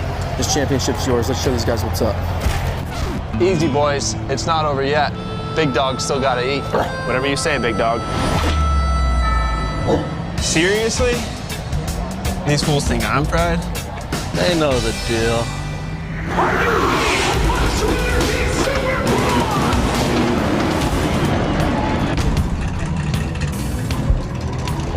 Welcome back, everybody, to qualifying for the four-wheel parts Everyman Challenge, all parts of the Progressive King of the Hammers, powered by Optima Batteries Race Week. We are coming to you live from Johnson Valley OHV. I'm Ian Johnson. In the booth with me right now is Ben Napier, and we are watching non-stop action. As a matter of fact, we're watching a pass on Horsepower Hill right now.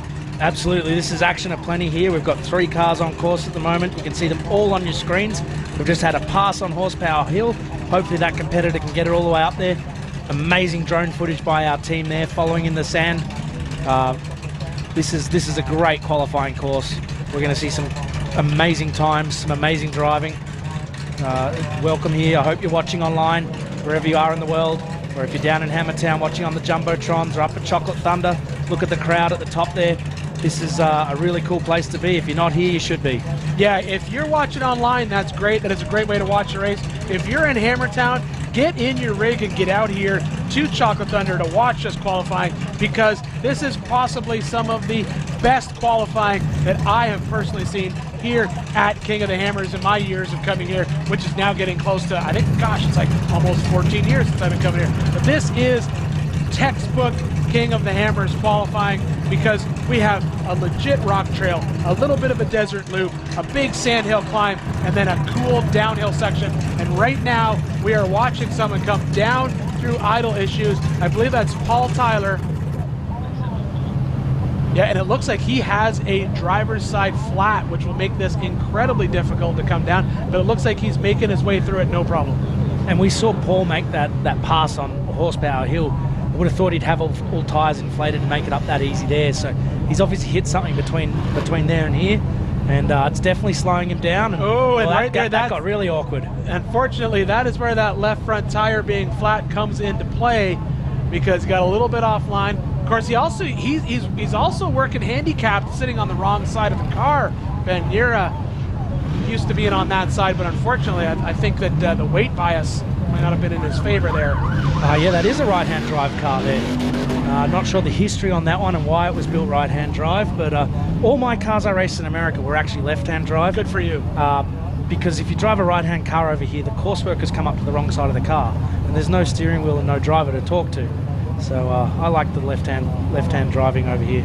Well, we have Luke Campman coming in behind him. He did it very well, picked up a lot of time. Not enough time to put any pressure on our leaders right now, but watching Luke come out the bottom, the 48.54 coming out through idle issues right now. So far, we have seen some great times today. We're right at that 3-minute mark is what you're going to need to basically come up with a podium.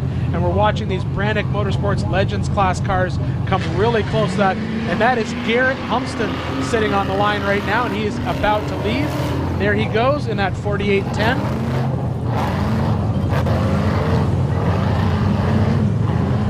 It's a great image of him headed into Chocolate Thunder, and this is like what you talked about before, Ben. How important, which line is he going to take, and how is he going to play it out? Absolutely. He looked like he was just pacing himself a little bit up there. A lot of the others have really mashed the throttle, but he's a little bit more conservative. He's driving that right-hand line there. Yeah, it looks like he's going to go up and tackle that right-hand line. Now, for those of you that were watching yesterday, that was pretty much the line that we saw all the UTVs take. A lot of our qualifiers today have taken the left-hand line, and as Ben said, there's like 2 little step-ups there. But I think as the course has gotten dug out, that right line, I think, is a lot faster, as we just watched Garrett come out at the 40-second mark, clearing the rock line here in this qualifying course, which is blistering fast. Yeah, that was a great move up there. So a bit of a recap: Jeremy Jones, 3rd place, 3 minutes 48. Scott Foley, 3 minutes 40, and Craig Allen's leading at the moment on 3 minutes 23.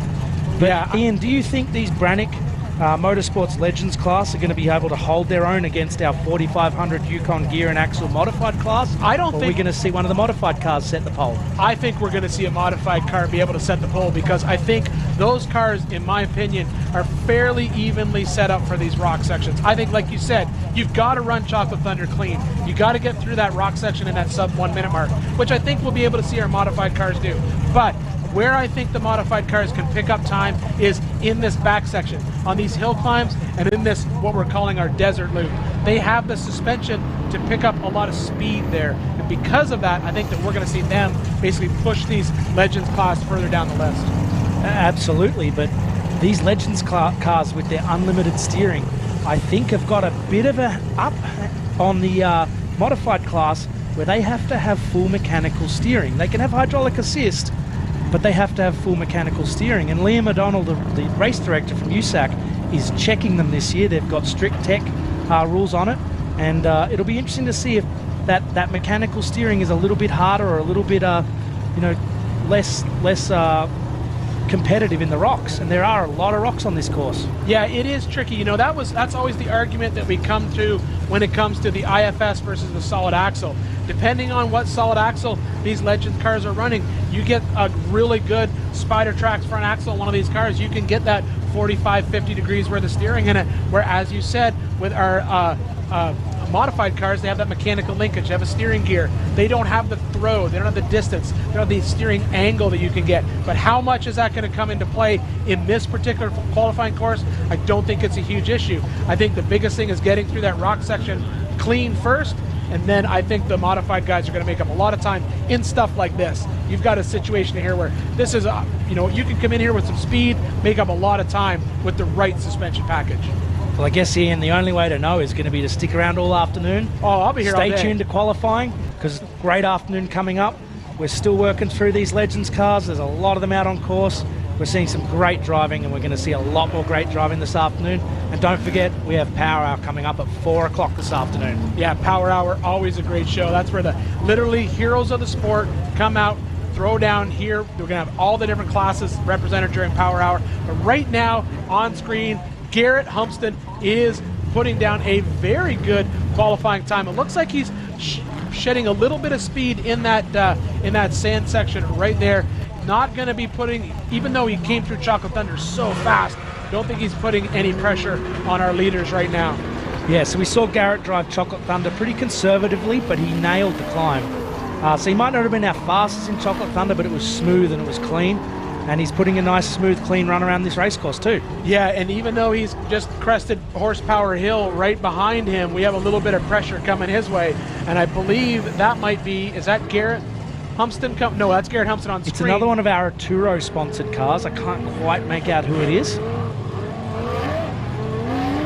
But it looks like Garrett is about to come up and crest over the top and start coming into idle issues.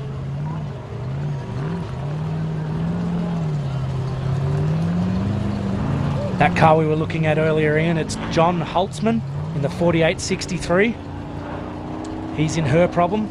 Garrett's coming down idle issues. Looks like a pretty good run by John if he's closed that gap up a bit. Yeah, and as we watch those two cars, we have another car that has just cleared Chocolate Thunder and is heading up the backside of the mountain over there through that silty 2-track climb. And Ian, just for a change, you can see that tyre hanging off the back there in that trademark way. That is another bomber on course. That is a bomber car. Yeah, you said it. You know, the reality is if you're coming out here and you're looking for, if you were building a, hey, oh, here we got a little bit of action about to come down into idle issues, because we have Garrett, and then right behind him is John Holtzman. So John has made up a lot of time. Good for him. And the thing with qualifying, and this is the hardest thing as a driver, you want to get that clean air. You want to get to the front of your class. You want to qualify first. But you must finish qualifying. Yes. You cannot screw this up. You cannot get a flat, break a wheel, DNF it. If you're going to turn up and qualify, you need to finish, and that's so important. And it's finding that line of how far you can push it.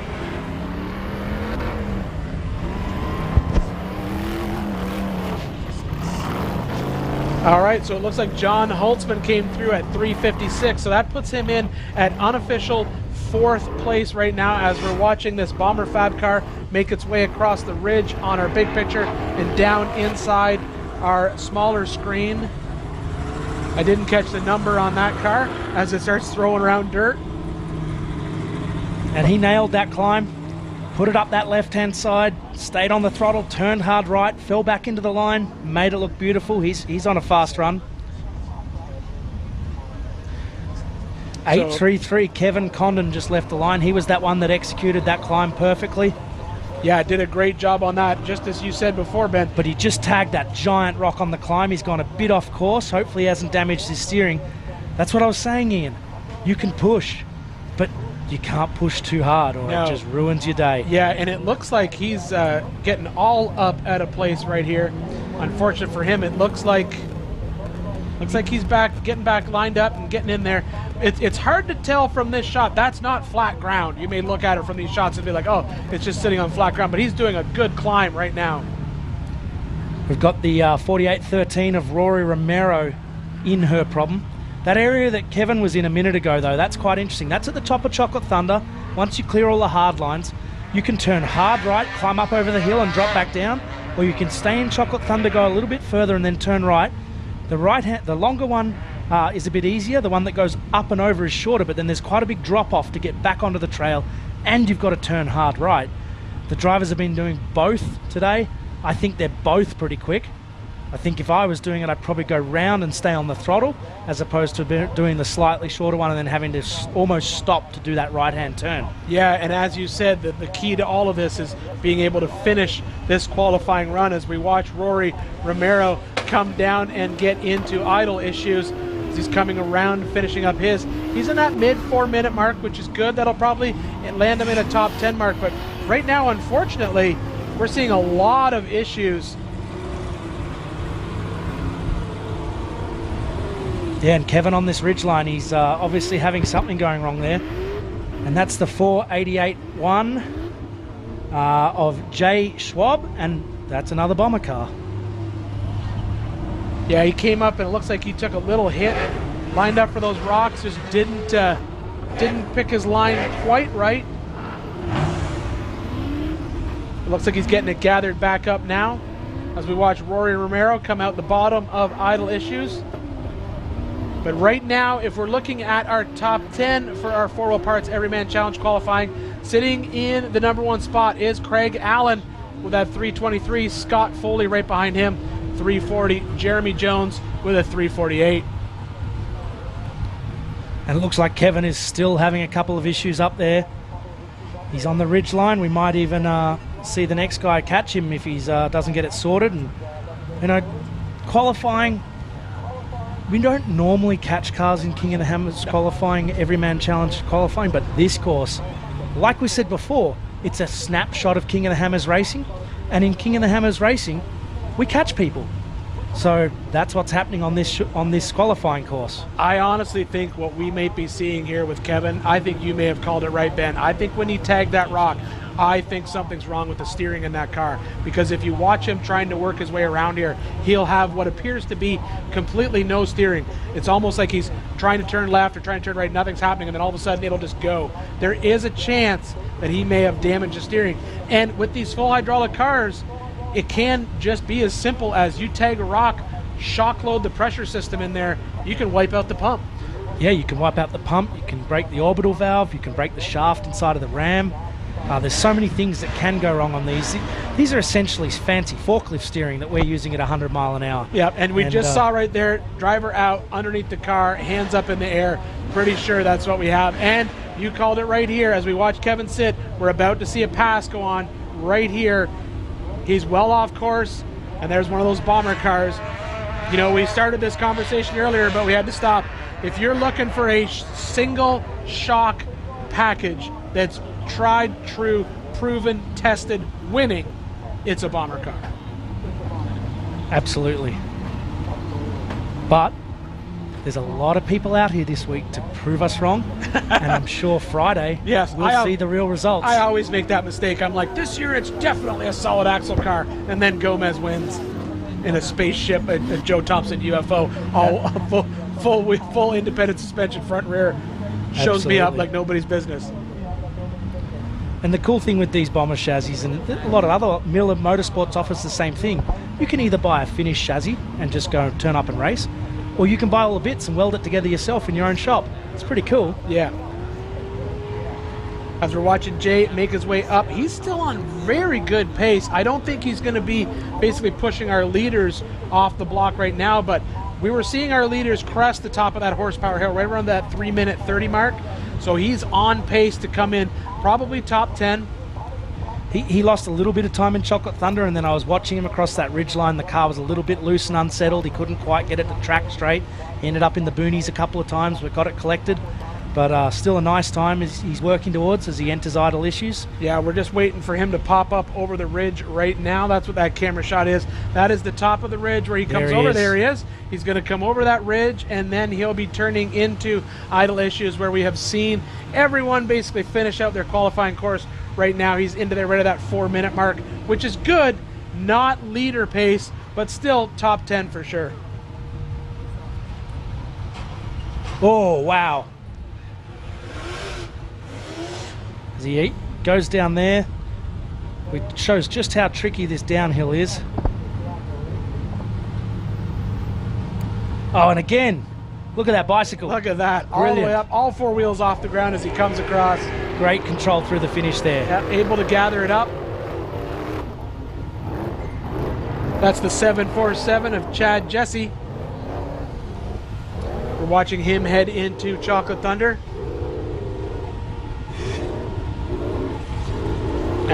Great numbers on this car. Really easy to pick out who the competitor is. Here he goes, so and it looks like he's taking that right-hand line that we were talking about.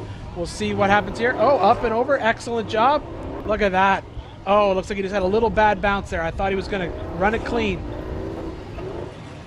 Look at that. Climb that rock. Good and tall. Running that pinch rock. I think he just got caught in that left rear. Just didn't have what it needed to climb.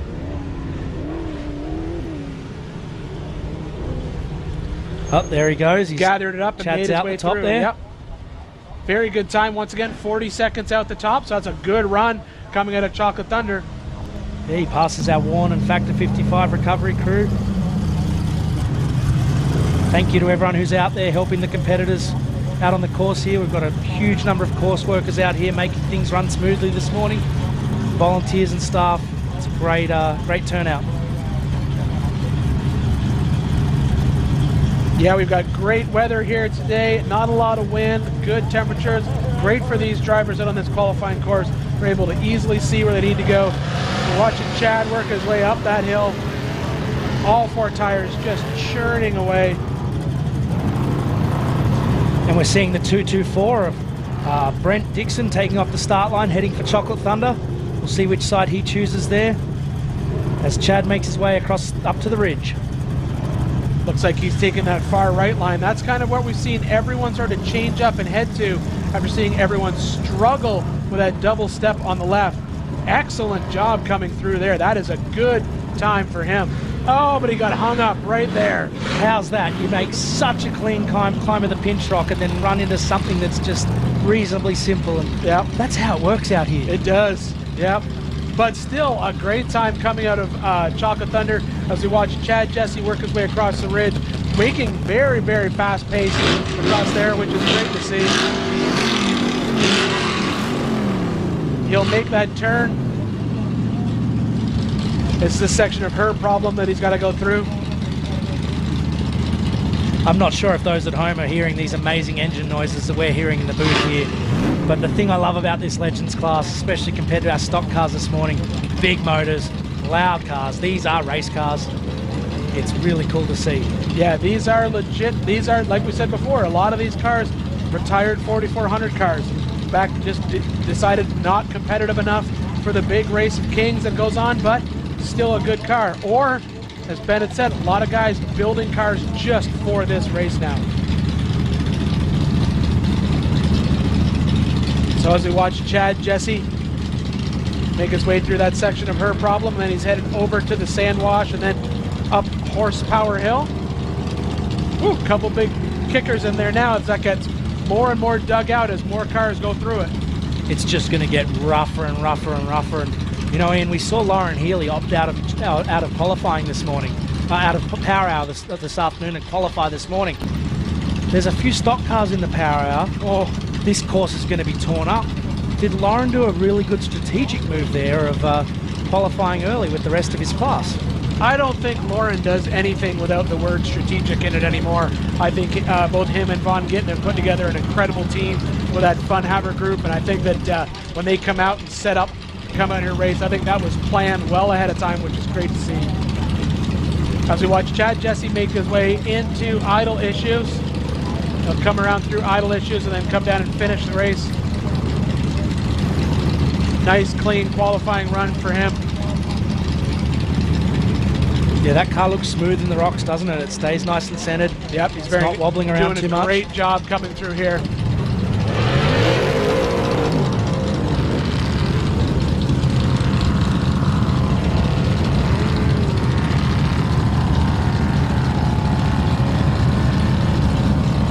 As we're watching Brent Dixon now make his way to the same section, right down through that section of her problem, headed up over to the big sand hill climb, as Pam likes to call it, Horsepower Hill.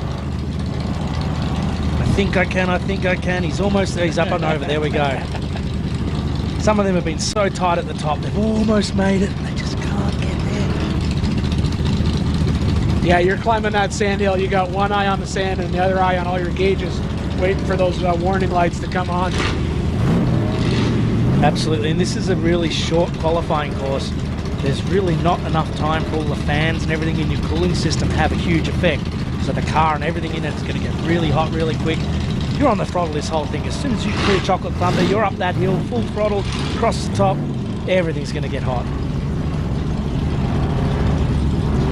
We've got the 406 of Eric Wilkie in the bottom right, still making the climb in Chocolate Thunder as Brent Dixon comes into idle issues. Yeah, it looks like he's almost out the bottom right there. That little tripod you see on the right-hand side of his car, that's the timing mark where he'll trick it off. So he should be right around that 4-minute mark, I think is where he's going to end up. Yeah, nice clean run for Brent. Eric's just having a little bit of problems on that pinch rock. There he goes, he's got through it. And again, stuck after the pinch rock. There that he goes. ledge up there above the pinch rock's getting more and more dug out, Ian, and this is the great thing about these courses, they change. Oh, you could do this 3 times today and you wouldn't drive the same course. It just evolves and evolves. It's going to evolve all day, and then later tonight, when everyone comes out here for some fun, when racing's over, it's going to evolve again before tomorrow. Absolutely, absolutely. And Chocolate Thunder has been the trail that I think over the last 15 years has changed the most. I would agree. I remember driving this when it had huge gatekeepers down the bottom. There were big sand walls on the left. The left-hand cliff was almost undrivable. The pinch rock had a couple of steps below it. Now there must be thousands of tons of sand in there. And it's really changed. And every time I come over here, it's a different Chocolate Thunder that you see. The other trails, they change little bits. You know, they move, they get difficult or easier. But Chocolate Thunder, it's different every year, and it's really cool how that happens.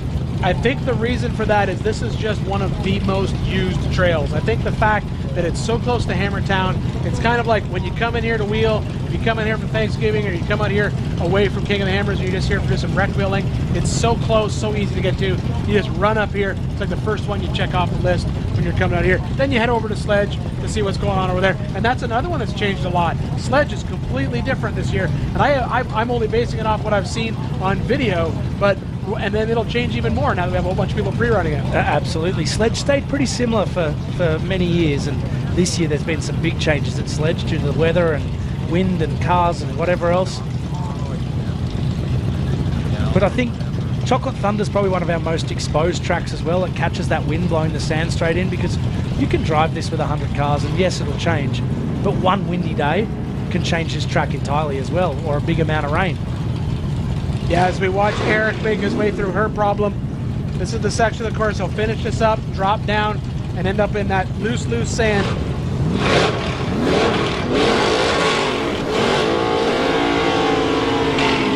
Very good transition for Eric.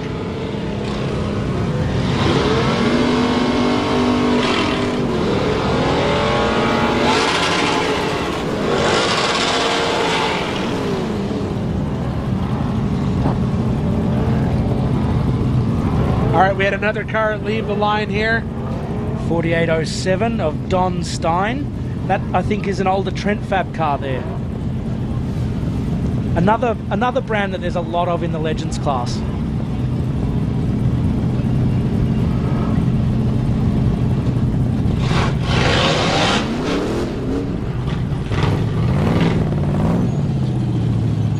Having a couple of troubles in Chocolate Thunder there. Yeah, taking a reverse, trying to get a new line. Not sure where he's going on this one. That's going to be a bit difficult to get over that one like that. Yeah, it looks like Don maybe just kind of readdressing his plan here. I think he got a little out of shape right out of the gate. Didn't mean to, but unfortunately got kind of messed up. At the same time, we're watching Eric Winkle come in through idle issues down these little drop-offs. Looks like Don headed up that far right side, and it looks like he's going to come out clean on that. Excellent job on that.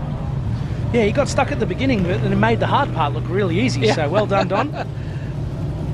I think that's one of those situations that you head in there, and then all the rocks start to look the same. As we watch Eric drop out through the finish, good job, Eric. He's going to come in at a 4:43.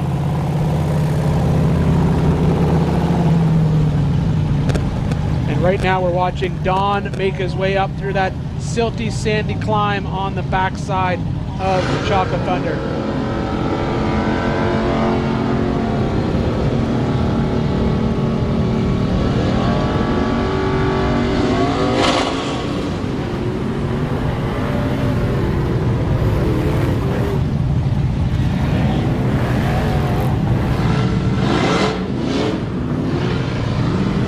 We now have another car off the line into Chocolate Thunder.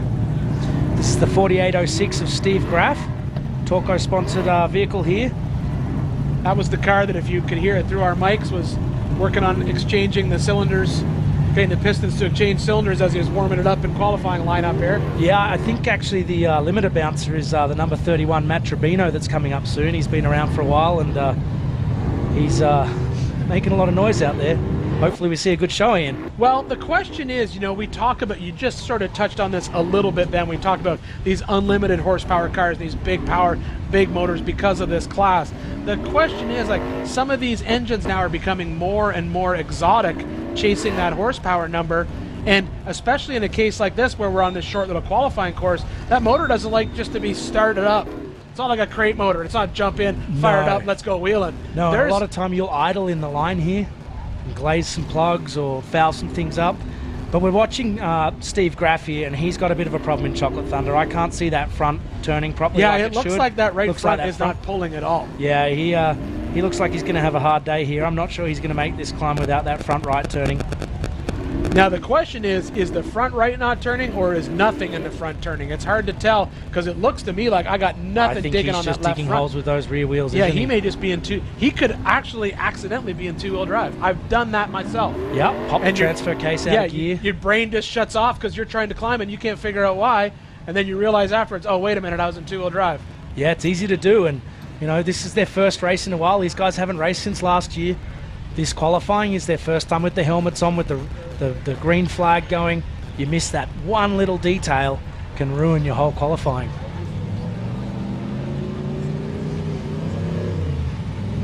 As we watch Don Stein make his way down through her problem, that's sort of midway through this qualifying course.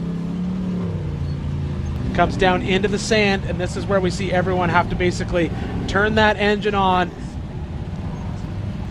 get that thing rolling as he heads over to what we're affectionately calling Horsepower Hill. While we watch him tackle that sand, we're going to take a quick break from the action here in Johnson Valley.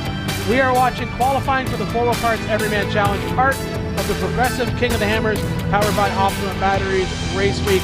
I'm Ian Johnson here with Ben Napier calling qualifying for the next little while. We'll be back after a short break. Renowned worldwide for reliability, the ARB air locker is a must-have for off-road drivers, including rock crawlers, overlanders, and racers. With over 100 applications, ARB air lockers gives your vehicle the traction you need to tackle virtually any challenge with the flip of a switch.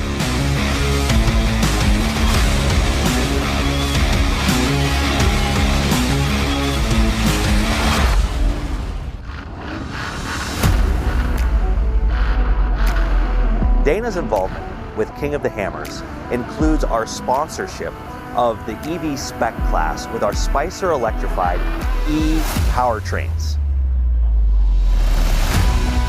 Dana is here not only to invest in the next generation, but also to provide the next step of technology that's needed to race in the desert using electric technology.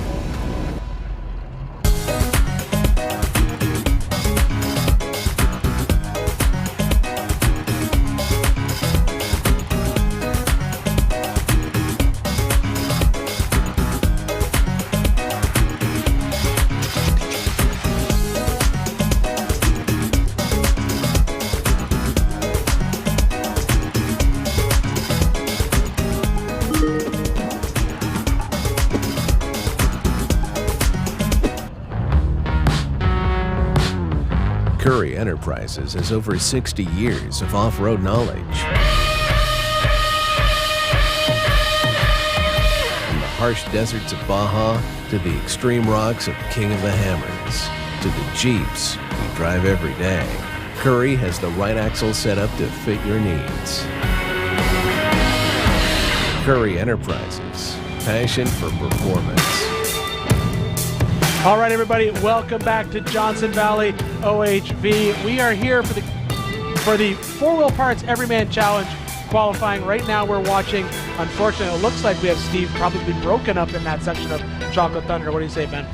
Yes, Ian, we were discussing before we went to commercial about that broken right front. We did see while we were on a break, the left was turning, so must have broken that right front right at the beginning of the trail, and hard break for him. I feel for him as a racer. It's heartbreaking. You put all this effort in and then break right at the beginning, but he'll have time to go get that fixed and turn up to the start line on Friday. He'll still take a start. He'll start in front of the guys that didn't bother turning up to qualify. I don't know if they've called it even. They might actually be winching to stay in. Who knows?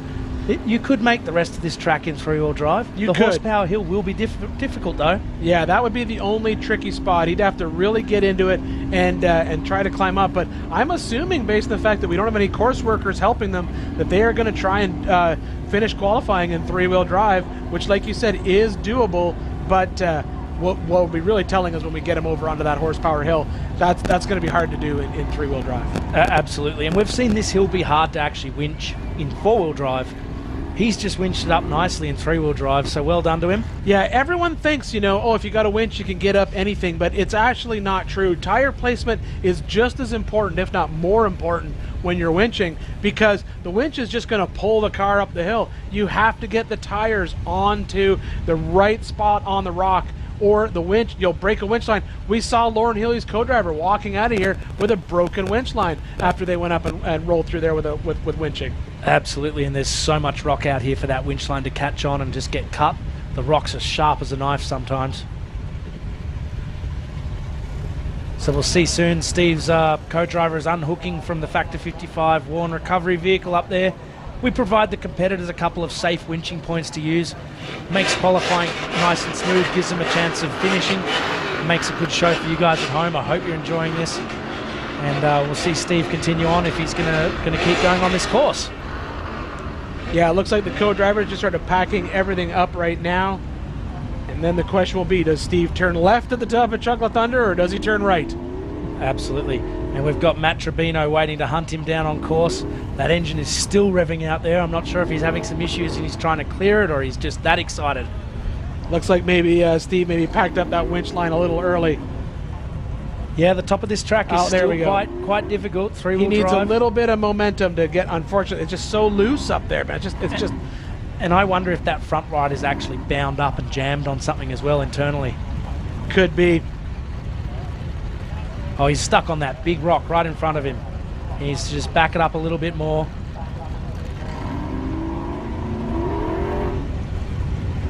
And this is where communication is key. That co-driver out there trying to tell him what to do. They're probably yelling at each other, trying to make sense of it.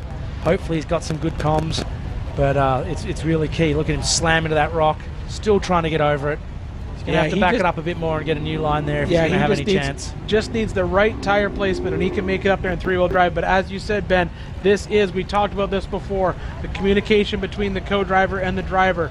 It looks like we got recovery crew coming in. They may be calling it for him, calling it a day. We're already at the 8-minute mark, and he's not out at the top of Chocolate Thunder. So it looks like we got guys headed to cars and pulling some extra winch lines. There's a chance like they may be calling him off. Yeah, bad luck for Steve Graff in the 4806, but I'm sure he'll get it fixed and be back out on race day. Yeah, he will be. And, we talked about communication between the driver and the co-driver as we watch these guys basically recover this vehicle off the race course. If you're in Hammertown, make sure you stop by the PCI Race Radio's trailer. They're one of our sponsors here at King of the Hammers. They can help get you hooked up. Even if you're just a wreck wheeler, it is a lot of fun to have really good comms in your vehicle. I know myself, I have GMRS in some of my cars, VHF in some of my cars, and just standard, just like handheld radios as well. They make a completely different basically feeling out there when you're out there racing. Yeah, and PCI, great company. I went by there last night actually and managed to luck into happy hour. And Scott gave me a couple of cocktails and explained to me about the really cool technology that they're running for radio communications at King of the Hammers this year. All right, well, while our recovery crew takes care of this competitor on course, Pam and I were talking this morning a lot about the King of the Hammers rookie class and all the benefits that had for these racers. We got a little special piece about that just to get you filled in on what that's all about. We're going to watch that while we watch this recovery still take place.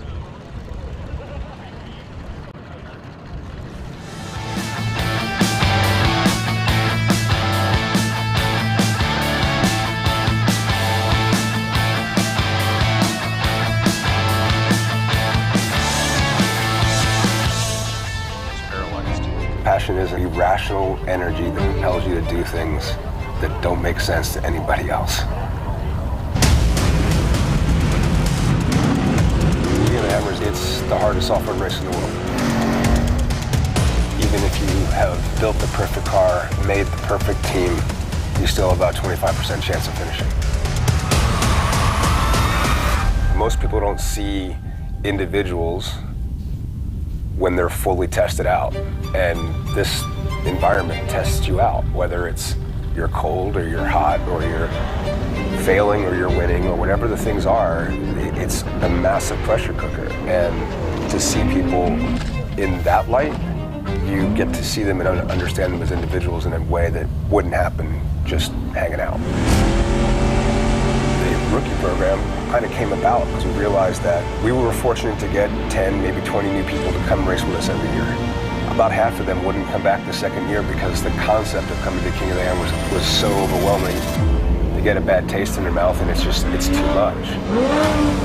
Everybody that wanted to knew to try it, let's all talk about things and give you kind of a leg up before you get here. And that turned into 50 some odd teams that are now actively participating in this group. My name is Zach Savage, Robert Shepard, Matthew Jones, Russell Raven, Martin Duffy, Melissa, Keith Silva, Hayden Isbell, Anders Olsen, Jeremy Lucas, Jay Godfrey, Chris Ferry, Jim Miller, Michael Williams, Adam Fitza, Noah Ruck, Maddie Moon, Lucas Matthew, Brent Moffat, Michael Adams, Jeff Watson, Garrett Humpson, Colton Kendall, Chris Gage, Bryant Blakemore, Brian Moore, Brandon Klingen, Aubrey Arian. I'm Nestor Camacho. I want to show who I am. I show that I can do, compete with everybody else out there. So I'm either going to finish first or gloriously fail.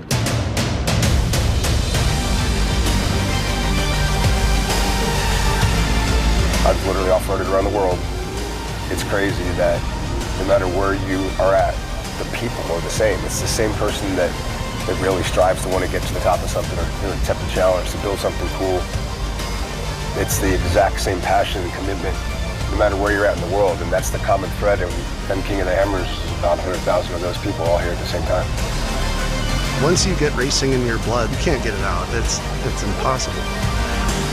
I don't care if all the wheels fall off the car. If I have to drag that KRX across the finish line with a tow rope myself, that's exactly what's going to happen. The more I think about it, the happier I get, the more I want to do it. This is like one of those things that's like good for your soul. It's like spiritual, you know? And you can make it happen. People are willing to help you. So you just can't give up.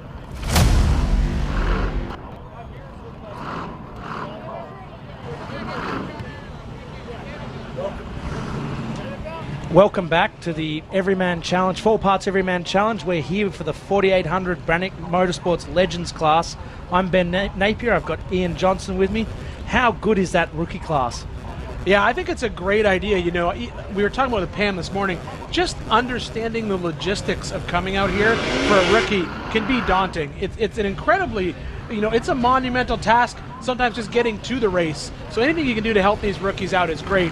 So seeing Dave Cole put that rookie class in place, and we've seen those drivers, and in all honesty, I think we saw that this morning in that stock class. Those rookie guys, they never, ever, ever gave up. I think that was basically pounded into them to not give up. As I think we have a car off the line here shortly. Yeah, that's the 31 of Matt Trevino taking off into Chocolate Thunder. Ian, you're right about that rookie thing. Like when I started racing, there were about 60 competitors racing King of the Hammers, full stop. And everyone welcomed you. You got to know everyone by name. Now we've got over 1,000 competitors at the 2023 Progressive King of the Hammers powered by Optima batteries. That's just huge. And so to have them a way to bring these rookies into this racing family, make them part of King of the Hammers, it's really cool. Yeah, and across all the classes too. We saw rookies in the UTV class, rookies in the stock class, rookies in the Legends class. But we just saw Matt Trevino. He got hung up a little bit in the rock section, but now he's out, and he's taking that high line that you were talking about before coming up out of Chocolate Thunder to get up. It's a little bit shorter, and I think he's using it to his advantage. Now he has to take this drop in where you've got to slow right down and then turn hard right, whereas the others would have come screaming up that hill. Not sure which one's faster, but they both have their benefits. Well, based on the rev limiter show that he was putting on this morning, I think he's got the power to make that stop, turn, and pull. But I think that I think you're right. You were talking earlier about how important the steering angle is on these Legends cars versus the modified cars. I think that corner would come into play a lot if you had to make that corner with a mechanically steered car. Absolutely, and it actually looks like Matt's got a bit of steering issues there as well. He's wandering around on the track trying to keep it in the 2-track there, but it's moving side to side. He hit a couple of big rocks up there. Yeah, he seems to be fighting that car as it goes up. That could, as you said before, that could be, this is not looking good for Matt. Certainly did not look like that was a planned turn off course there. No, reversing back up onto the top of the hill there. Maybe he's got a steering issue as well. could also be, we talked about this a little bit earlier, the tire pressure up there. It's wow, he's just rodeoing through there, isn't he? He's putting all that horsepower down, and I just don't think the car is set, like you said before. I think it's settled into itself by the time it got to the top of that hill, and I think he was out of shape from the start, and I think he's just having trouble gathering it back up. Don't worry about steering, just hold the gas and hold on. It'll go straight. Yeah, it's like when you get a flat, it'll self-inflate at a certain RPM. All right, as we watch Matt make that turn, heading down into her problem, but he's even fighting that as he's slowing down. He's having trouble. I think you called. I think he does have a steering issue in that car. What it is, I don't know. And I'm just trying to pick up the number of this competitor. Oh, look at this front tire. I think that's the problem. Look at that left front tire on Matt's car. That is definitely a flat tire. And I think that's what he was fighting. So he may have cut that in that pinch rock coming up through Chocolate Thunder. Didn't get it noticed until after he made the corner. Absolutely, and that's going to make that side hill and idle issues really interesting a bit later. Yeah, so if I was a guessing man to guess what had happened, I'm going to bet. And look at that right front, didn't look healthy either. No, I think because the left's flat, the car's going wherever it wants to go, and you know the rest of the tires can get punished as well. Let's see if he can make it up Horsepower Hill. He sounded like he had a bunch of horsepower. Well, he's gonna put it all to the ground right now, and basically it looks like he has a left front paddle tire for sure, being flat. But it looks like he's not gonna have any problem. But he's certainly putting on a show, which is great as he makes it up through Horsepower Hill. He's still on pace for a good time, but as you said, Ben, this is gonna make idle issues incredibly difficult with a left front flat. Absolutely, he just blew that corner a little bit, so he's obviously still fighting it. You know, when you slow down in these cars with a flat, the tire deflates and it sits on the rim and it just beats itself through the rocks. But if you've got enough horsepower, you can actually spin a flat tire and just get a little bit more shape into it through the fast stuff to get up that. It won't do forever. The tire will start to degrade and come apart and disintegrate, but with a bit of horsepower, you can make it work. But then when you got to come into these rock sections, but right now we're just waiting for him to come up and get into idle issues. And it looks like, and it looks like he might be bringing some fence with him because he has got definitely a left front flat, possibly a right front flat. He's working his way through this section. And coming also up to the drop-off. Also on screen in this very colourful blue and yellow car, Michael Kelly making it look good on her problem. He's actually closing up on Matt Trabino.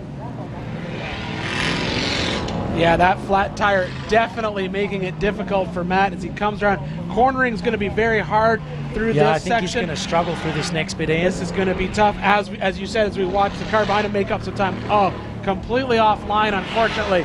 And the bigger problem he's got is that front diff is going to get hung up on these rocks because there's nothing holding it up in the air. And both front tires are completely flat and ripped completely off the inner bead as he comes down this hill.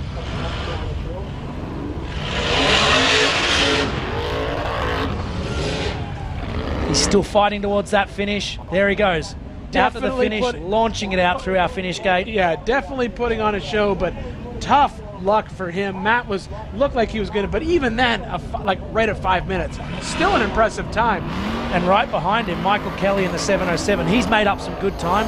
Michael's been driving clean the whole time we've been looking at Matt's flat tires, and he's on the way to a good time as well. Yeah, he's right at that 3 minute 15, 3 minute 18 mark as he comes down through idle issues, but right now on screen, 48.65, I believe that is. That's Don Radke. As we're watching the 707 of Michael Kelly, he's on a good pace to come. He's going to come down. Look like he's going to be mid threes. Definitely going to, might even be top 5. Yeah, that's a great time from Michael Kelly. He's put a clean run in, didn't put a foot wrong, and that's going to put him right up the leaderboard. So Don Radke from Rad Donkey Racing. Don's currently been around a while. First place. I think he's sub 3 minutes. Michael Kelly's gone 2:58. What an amazing! Such a well. You called it, Ben. We were talking about it earlier. You said the key to a fast qualifying time is just a clean run through Chocolate Thunder and then a clean race. And his race was so clean, it was uneventful. We just watched it. He just showed up and became our #1 qualifier. He made it look easy, didn't he? Yes. So good job, Michael Kelly, our current #1 qualifier with a 2:58, the first car to get under 3 minutes here during our 4-wheel parts Everyman Challenge qualifying. Excellent work. Ian, will anyone beat that, do you think? We've got Power Hour coming up, we've got the heavy hitters, we've got all the modifieds coming up. That's a pretty good time. It's a very good time, and like we said, his run was so uneventful that it just happened, and that is, as you said, that's what's going to get a fast pace here. I think the question will be, we saw the high horsepower become a real issue previously, basically tearing up tires in Chocolate Thunder. You have all the horsepower in the world, but if you're cutting tires, it's not in your best interest. Currently in Chocolate Thunder, 8:29 of Paul Kroger. For those watching at home, Paul's got red numbers on a yellow background. Ian, that means he's a rookie. We've put the red numbers on the rookies so that people at home can actually see our new competitors. Yeah, all right. So right now in this slow but steady run through Chocolate Thunder, looks like he just got hung up a little bit as we're watching going through her problem and headed down to the sand wash.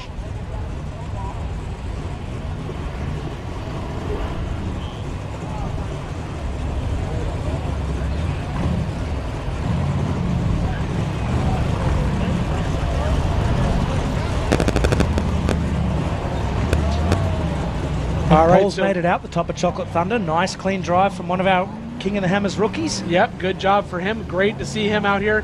As we said before, these rookies are in every single class. So obviously he's just working that slow and steady, finish the qualifier, get a good feel for it.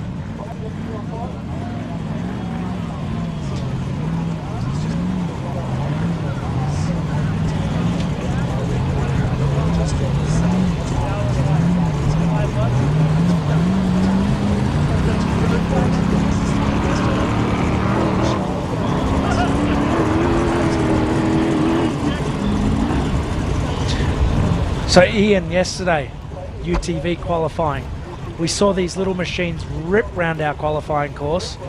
To me, the Legends should be a little bit faster, but the UTVs, the side-by-sides, are just so much more nimble. We saw the top qualifier yesterday, 2 minutes 34. Michael Kelly, he's just gone 2:58. Are we going to see even better times out of this 4 parts Everyman Challenge qualifying? I don't think we'll see any of the Legends cars or the modified cars come close to those UTV times. I think we'll see the 4400 cars come in there. I think the biggest difference between the UTVs and our EMC cars is weight. The power to weight ratio between a UTV and these Legend cars, in some cases, I think it's almost a 2-to-1. These cars, I mean, in all honesty, you're looking at a 4,000, 5,000 pound race car versus a 2,200 pound UTV. And some of these UTVs are laying down, some of these turbo cars are 200-300 horsepower, That's a lot of power to weight versus some of our Legends cars and some of our modified cars. Absolutely. And as Don Radke heads towards the finish on Idle Issues, he's put a decent drive in here. Probably not going to be one of our top qualifiers, but nice and solid. Bicycle through the finish line there. A little bit of action there, but solved it with the ultimate fixer of everything, which is a little bit more throttle. And Ian, I think you're probably right about this time. This course doesn't have any of this 100-mile-an-hour desert. I think we'll see the Ultra 4s run pretty quick along this top section. We're watching a competitor on here, but I've had a 750 horsepower Ultra 4. I've also had a 185 horsepower side-by-side. And in the tight stuff, my side-by-side is just as quick, if not quicker, than that 750 horsepower Ultra 4. When it opens up and the Ultra 4 can start eating it and you let that 7 litres of fury start really working, it's brilliant. Bigger tyres and everything, but then those little side-by-sides, they're so quick and nimble in the rocks here. And I think the other benefit that you have in the side-by-side that you forget about when you just get in it, you think a car is a car is a car. That side-by-side, 180, 200 horsepower, it's lighter, it's smaller, it's easy, and it's also easier to control. Sometimes that 700 horsepower is great to have, but when you get out there in those high speeds, sometimes, unless you are a seasoned driver behind this wheel of that car, it can get out of control in a hurry. But they are a lot more fragile. Yes. Oh, they are. Yes. These Legends cars, if someone wanted to get into racing, this would be the class for me to do it, because you can build these things bulletproof. Big 40 spline axle shafts, decent transfer cases, a good transmission, simple shock package. You can build a really strong car, and you probably beat on out here. Probably the most important thing, and probably the thing that nobody wants to talk about, is you could probably build a Legends car for the cost of a well-built side-by-side at this point. You can commit, probably even cheaper. Yeah, I kept, when I built my Bomber Frab trail car, I am cheaper than a brand new side-by-side. Now I did all the labor myself, but I'm well underneath the cost of a brand new side-by-side, and I'll put my Bomber Frab trail car up against pretty much any side-by-side for longevity in the rocks and on a trail. Absolutely. I will never have to touch that car. And we know most of the side-by-sides on the market at the moment, to race them at this level, there's a lot more required. It's a lot to of get work them to the safety rules, to get them to the performance that you need, and just hold together for 200 miles of abuse. Absolutely, but it's really cool to see what some of these OEM teams with the side-by-sides are doing, and now we're seeing our forward parts competitors taking to them and trying to beat those times. All right, so now we have Paul Kroger dropping into idle issues. As Ben mentioned before, Paul is one of our rookie drivers out here at King of the Hammers. And that looks like a Jimmy's fabrication car, if I'm not mistaken. Could be. It has that classic line of It's got that one. deep boat-sided belly, which is always kind of really common with those Jimmy's cars. But you can see he's just kind of working his way down through idle issues, not putting on a blistering pace, but at the same time, as we said, he's one of our rookie drivers, and at the end of the day, he's doing the most important thing, just finishing his qualifying lap. He's calm, he's steady through here. We're not seeing a huge amount of throttle use. He's just making his way down. The car slips a little bit to the left on that big rock there as he heads towards the finish. He's 8 minutes. He's not going to set any records here, but he's finished the qualifying course on his first time at King of the Hammers. Something to be pretty proud of, because this is a tough course. It is, and right there he's sitting at 32nd, and you said how many cars are qualifying today? We're in the 70 number? We have 75 legends qualifying today, and even more racing. More racing. So even if he ends up in 30-ish place, that's a good spot to be in, because he'll be in a situation where he's going to be at least at the front of the pack for the race, and that is a great place to start for your rookie time here at King of the Hammers. And we have another rookie coming down idle issues into the finish, Brandon Goodwin. Now he's actually a bit faster as well. He's in the mid-4s as he makes his way down to the finish. Yeah, he's doing a great job coming in here. It looks like that driver's side or that left front may be a little soft. I don't know if it's fully flat, but it's definitely absorbing a little bit more of the rock than the rest of the tires. He's pushing that car a lot harder than Paul did, and the car's paying for it, unfortunately, but that's what you got to do to get a good time in this sport. Yeah, it looks like he's going to come in right at that high 4. He's 10 spots ahead of Paul, so he's at a 22nd versus a 32nd.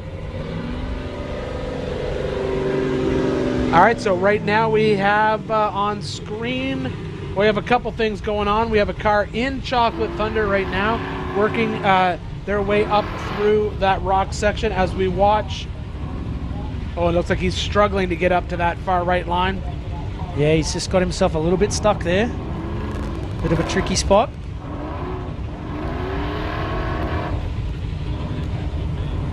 As we see the 46.05. As we see the 8:19 of Bobby Lindgren come down through her problem.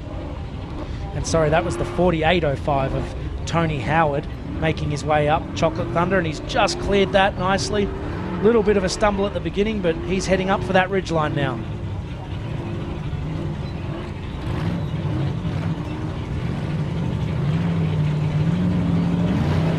All right, Bobby Lindgren coming down through her problem, just picking it nice and clean, not putting on too much of a show, just working on getting to the bottom to get into the sand, and about to make that right-hand turn through the sand wash. Another one of those Jimmy's chassis that we talked about earlier, easy to spot. We've got those deep boat sides, that big, deep belly. Yeah, they're a really nice chassis there. We've got a few of them racing in Australia at the moment. Staple in Ultra 4 for years. Absolutely. Randy Rod from Jimmy's has been around since almost the beginning, and his cars have been there. A couple of them have had wins in the main race. I believe his son is out here racing in a new car this year. Yeah, I've seen Cade Rod entered and ready to go.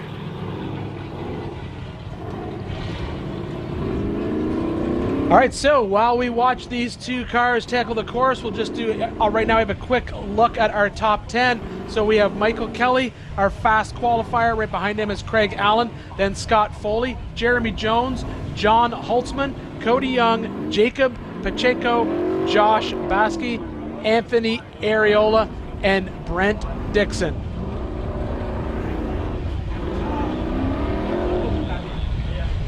All right, so right now we're watching Bobby make his way into idle issues.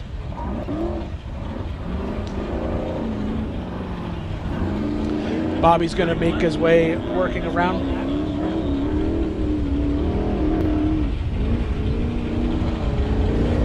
All right, so Bobby's making his way through idle issues, coming down. Nice and slow and steady, nothing crazy so far. He's just working his way down through the rock section here.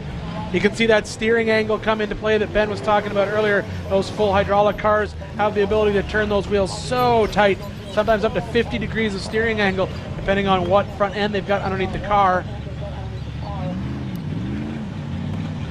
There we go, he's about to come out through the bottom.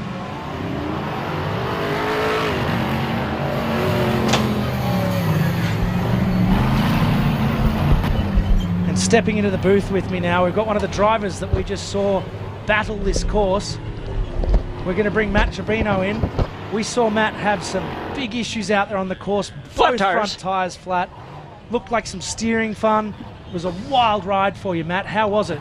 It was just flat tires. We had enough horsepower to get through the course, so it was all fun. How'd you find that sand hill with two front flats? It was just a donkey show. Fair enough. It's a really hard course they've set for this qualifying this year. Really tests you guys. I like this type of racing compared to what we used to do last year. Absolutely, and that's what we're trying to do. This is a mini KOH, all in one little qualifying course. You got everything you need to get it fixed for Friday? Oh yeah, we just got to change some tires out. And we're good to go. Well, I hope there's no more damage. You put on a show. You fought it all the way to the end. The crowd loved it. Good luck on Friday. That's what I was going to say. At least did I put on a good show? Was it fun watching? We were. We saw it. It was a great show. Thank you, Matt. Cool. Right on. Thank you, guys. We'll see ya. Thank you. Thanks, see ya. And we return to the action. We've got two cars on course. Tony Howard making his way through our idle issues. We've got another car coming into her problem. Action-packed day today. Matt Tribino, he put on a show, didn't he, Ian? Yeah, and I think he said it best, you know. He said, I love this kind of racing. This is, just as you said, a mini KOH. This is a snapshot of what we're going to see on Friday's race. So it's great to hear that from one of the drivers, that they love this qualifying course. Didn't like the old qualifying, that old qualifying course was kind of all about horsepower and suspension travel and a little bit of rocks, but he said it himself. He loves this qualifying course. It's good to hear. Absolutely, and it's great to see these guys just giving everything to get that start position, to get to the finish of this qualifying course. They're fighting to stay out of that dust. That's a huge advantage to be at the front on Friday in their race. So they're just giving it everything, as he said. Just threw everything at it, all the horsepower, made it up that horsepower hill, smashed his way down through the rocks, had a great finish. Not the time I'm sure he wanted. Took half the course fence with him. He's got a souvenir to take home. But he put on a show and he put that car on the finish. Yeah, but as you said before, you know, and right now we're watching Dustin Sexton come down through the idle issues. Looks like Dustin's in a new car this year. Used to be an OG Bronco guy. Now he's rocking a tube car. Yeah, he's stepping it up a bit by the look of it. I think that might be a Trent Fab car, if I'm not mistaken. Another one that we've got a lot of out here in the Legends class. It's really starting to be a bit of a manufacturer's battle. It's pretty cool. Yeah, it is definitely neat as we're watching Dustin come down through idle issues, and he's going to be coming out the bottom here shortly. Looks like he's going to have a good time. He's going to be in that mid 4-minute mark, which is great.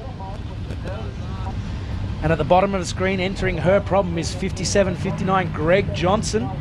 Another Jimmy's car by the look of it, throwing down into her problem.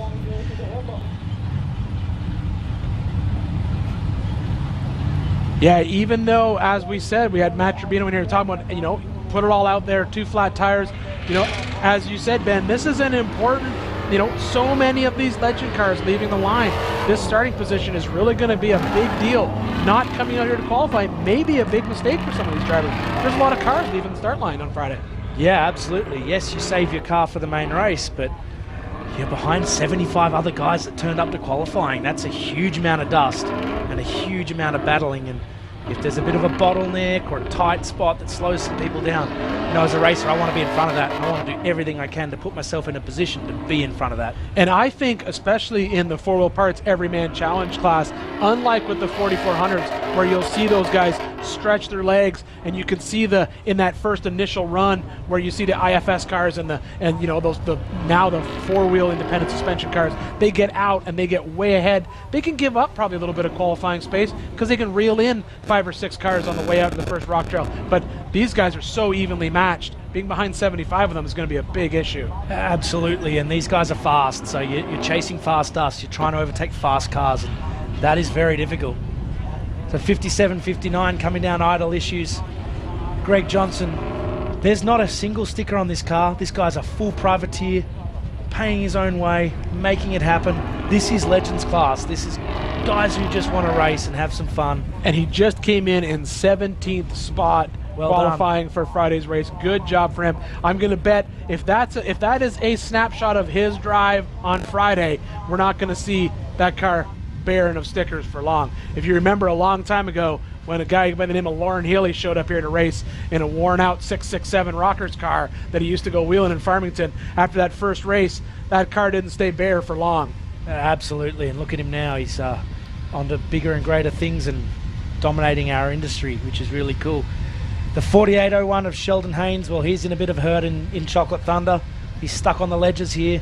Co-driver's getting out. We'll see if they get the winch going or whether they've got a mechanical issue. Look at the crowd, Ian. Everyone is out here watching this race. It's a nice day at Hammertown, Johnson Valley. People on the hills everywhere. It's good weather. We're in t-shirts, enjoying some sun. Come on out. If you're in Hammertown, come on out, get a spot, get ready for Power Hour. We've got a full afternoon of entertainment here. We've got the rest of the 4 parts Everyman Challenge qualifying.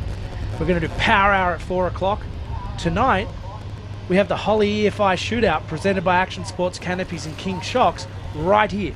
And my friends from Dang Brother Pizzas are cooking pizzas right behind our announcers booth at the shootout. It's going to be a great night. I'm still wondering where my pizza is because I don't feel it inside my tummy right now, but I'm sure it's coming. But yes, you are absolutely right. This is the place to be right now in Hammertown. Look at the number of people that are out here to watch us. And we haven't even, as you said, got to the heroes of the sport. We haven't even gotten into Power Hour yet. We haven't even gotten into the modified cars yet. We're still running Legends cars. These are Legends cars. They are my heroes. Yes. They might not be known to everyone at home, but this is the cool class. These guys, they're throwing it out there.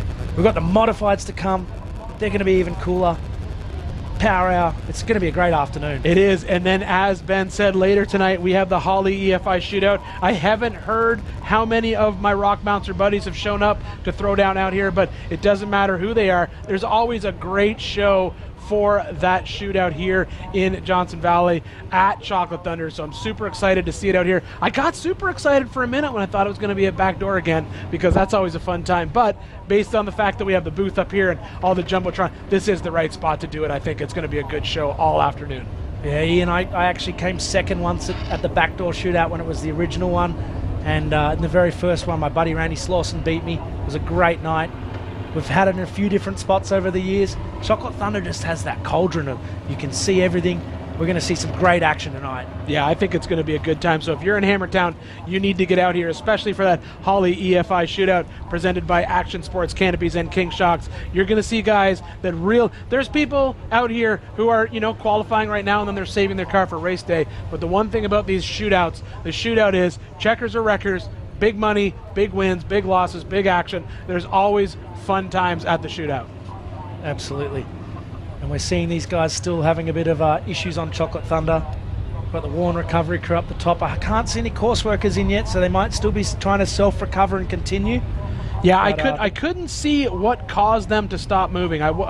Before, usually we can see, that tire's not pulling. Maybe that seems to be an issue with the steering. But right now it looked like he just stopped moving. They just immediately went out and pulled winch cable. But it looks like one of the course workers might be walking down there now to see what's going on, and deciding are they going to call it, pull him out, or is he? It looks like it's just the rear digging. Based on that, he may have lost all front drive, which would be unfortunate. Yeah, that really sucks, and hopefully they can get that sorted and get it back in lineup for Friday. But even if they DNF here, they're still starting in front of the people that didn't go to qualify. And at the end of the day, when you lose front-wheel drive in a car like this, and when you're sitting in the driver's seat, you immediately think, God, I hope it's a drive shaft. I hope that's all that it is, because your other options are, well, maybe it's a ring gear, which is not a fun night here in Hammertown. Not at all. Swapping a front end into a car, especially if, you know, it looks like we probably got a couple 9 inches underneath this car, which makes life a little bit easier. But I have swapped a ring gear on a Dana 70 on this lake bed, and it is not a fun time. So hopefully, if he lost front drive, it's just a simple drive shaft. And you really hope it's not a transfer case output. Yes, you hope there's it's a long tear down to do that. That is another thing that we've seen over the years, just the technology that's changed in these cars when people build them. They used to be built with the idea that, oh, I never have to take it apart. I'm going to build it once, come out here and race, and I'll be good. Now guys are building them. We saw it a lot with the IFS cars at first, where the guys were taking the engine transmission, putting in a divorced transfer case. So if they do have to pull the transmission, it makes it a lot easier. If they do have to pull the transfer case, it's a simpler job than it would be. Heck, my race car, if I want to take the transmission out, the interior had to come out of the car. It was just so different, you know. Now guys are planning for repairs. Absolutely. My Penhall Ultra 4 that I had built, it had a divorced transfer case, made some things easier, but Ultra 4, you've got to get that tiny little package, and you've got to battle between serviceability and packaging. There's some guys who do really well. I didn't quite get it right on that car. If I built another one, I'd have a few more ideas around it. But these days, these guys are able to just pull these bits out individually, swap them back in. They're doing changes of major parts during a race that we would take the car all the way back to the shop and put it on a hoist to do. Yeah, speaking of someone who's having unfortunate luck out here, we basically have, I ran into Shannon Campbell, and he was talking about Whalen. Poor Whalen, he's had to pull the motor out of his car twice now. Come here, shock tune, 0 oil pressure, all the way back to Arizona. Motor come out, back in, come back out, same issue. So sometimes you just end up with some bad luck. Yeah, this week is huge, and it's amazing what these teams put into it. The fact that they will just go back and put another really expensive motor into that car and just keep throwing it into it, because they are so committed to competing at the 2023 Progressive King of the Hammers. It's huge, you know, the effort that these teams in all the classes put in, and the broken parts that they go through and the things that they fix just to get to the race line, not even talking about the race itself. Here we go, Ian. We've got this competitor moving off the course, I think. Yeah, it looks like he's calling it a day. Well, they might be continuing here. We'll have to see maybe. whether they turn up the track here and continue onto the ridge line. I didn't see the course workers touch them. No, I think he's just going to go for it. This is the 4801 of Sheldon Haynes. Looks like he's heading up that ridge line. I don't know if he's only got 2-wheel drive. It's going to be interesting when he gets around the other side. It does look like that car's roosting like a T1 truck. So it certainly looks like he may only have front-wheel drive, which is, this is not the hard climb in this qualifying course. He still has to make it all the way around and try that sand hill. And unfortunately for Sheldon, this is how you make a bad day worse, because running those cars in 2-wheel drive, they're just not designed for it. There's a lot of load on that rear pinion. He's pushing a lot with those big front tires up through this rocky trail. You know, let's see where he gets to, but hopefully it's somewhere that he can get off the course. If I was in, he's backing down. I was going to say, if I was in his position right now and I was heading around to that sand hill climb with rear-wheel drive only, that may be a situation where you may just throw that car, turn it, and try and back up that hill. There may be a chance that he might get up it in reverse. Wow, that's... But I don't think he's going anywhere right now in 2-wheel drive. That's a lot of load on the wrong side of that ring gear. It's definitely going to cost him a ring gear. But yeah, but I think you're right. This is a situation where there's a chance that Sheldon, it would be smarter for him to just call it a day right now, because he knows he's going to be ahead of 30 other cars. He's not going to be at the front of the pack with this qualifying time. Yeah, I think so. He's at 9 minutes 23. You know, he's no matter what, he's not going to put down a huge thing. So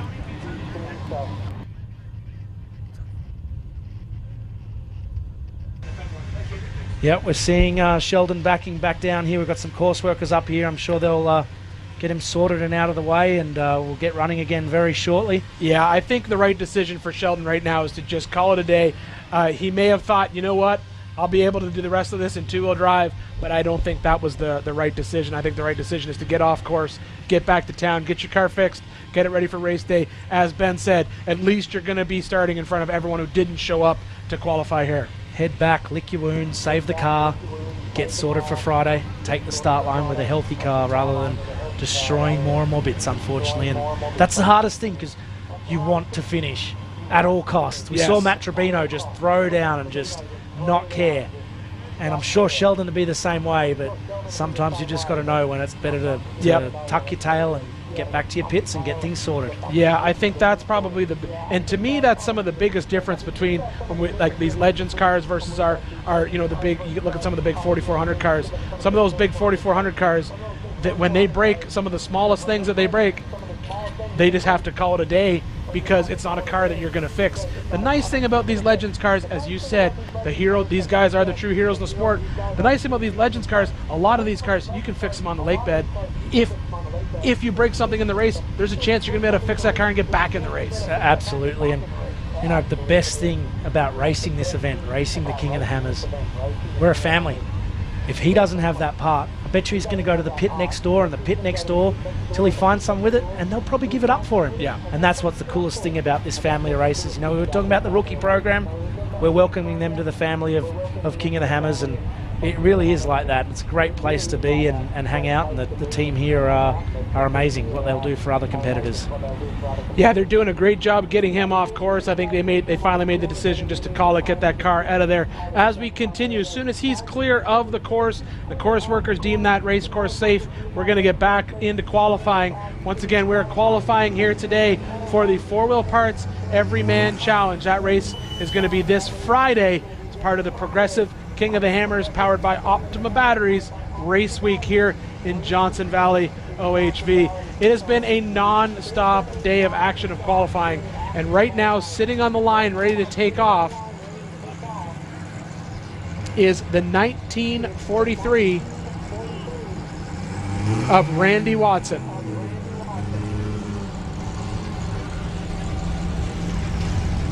Randy is there, ready to go. As soon as the course is clear, we'll see him head out into Chocolate Thunder.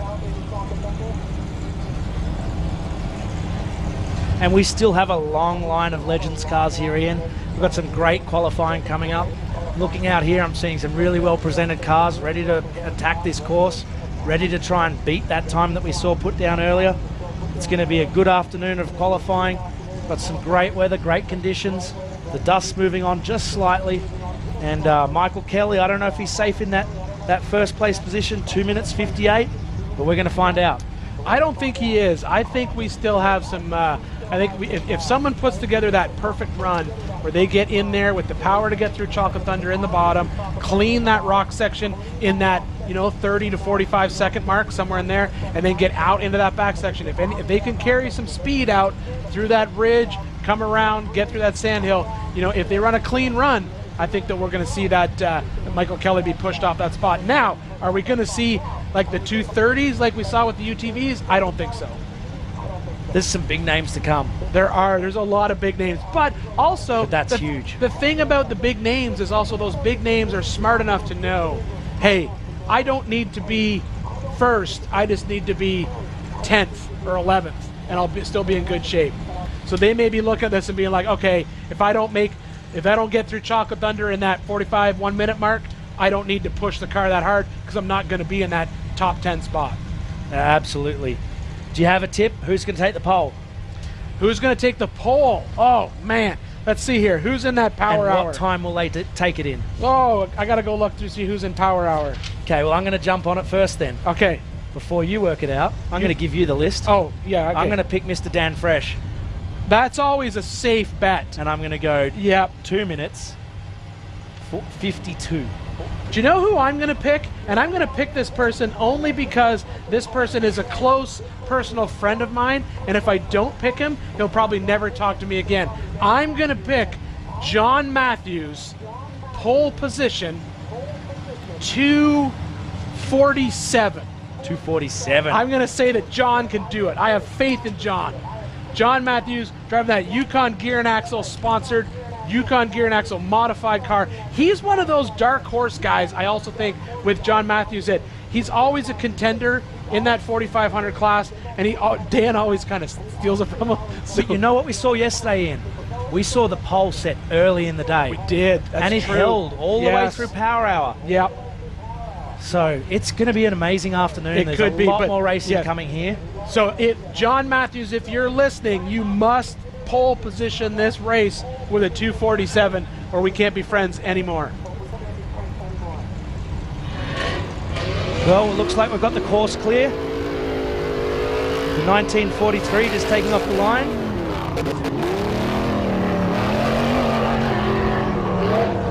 That's Randy Watson. Heading up into Chocolate Thunder. Let's see, he's heading to the right towards the pinch rock there.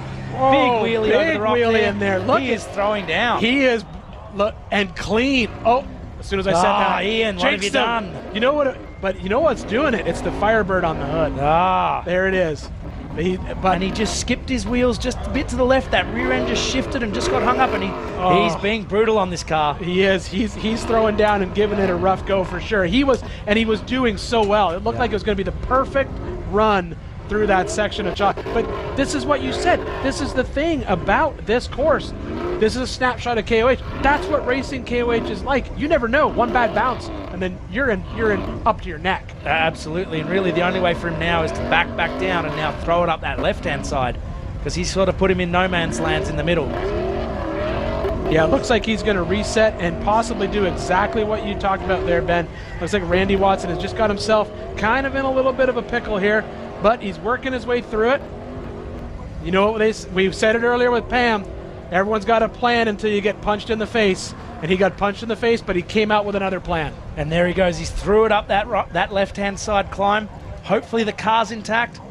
He made his own dust cloud that he had to drive through. He did. He's heading up towards the ridge, throwing it down, sending it up there. If he puts the same amount of commitment into the rest of this qualifying course that he put into that first part of the race course, there's a chance he can make up the time that he lost. Unfortunately, we're seeing him get a little bit offline on these climbs, and I don't know if he's going to be able to make up that time right now. And this is the area that we saw in. You have to be really, really accurate. He's gone off the track here. This is where we saw Matt Trabino just destroy those tires earlier. There is a good chance that he may be in the same boat. We're watching him have the exact same issues that Matt was having, and that is steering up through this, what we'd call like a two-track or a single-track run. And I think that in this case, he could be fighting a flat tire. Absolutely, and as we see him push through here, he's trying to keep those diffs moving because they'll be dragging on that dirt there. I think, Ian, we're going to take a bit of a commercial break and come back with some more action. Yeah, I think we'll jump out, and then we'll be back shortly with more action from the 4 Wheel Parts Everyman Challenge qualifying here at King of the Hammer.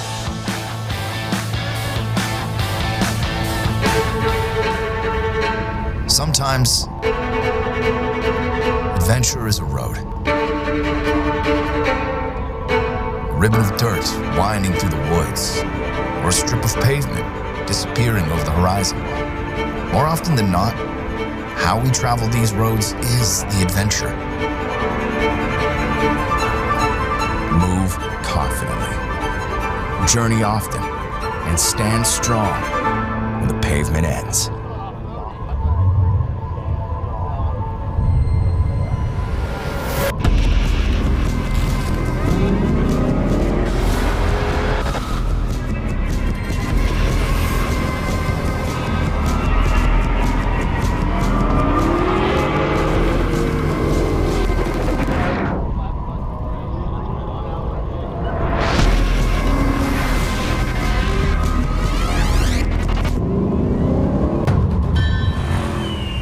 So it's decided.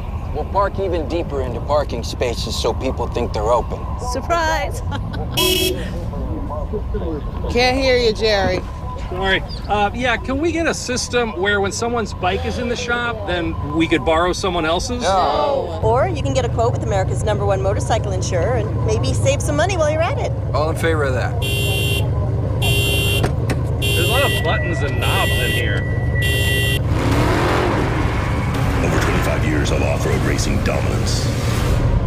Proprietary patented race technology. Proudly made in the USA. Unparalleled customer service and support.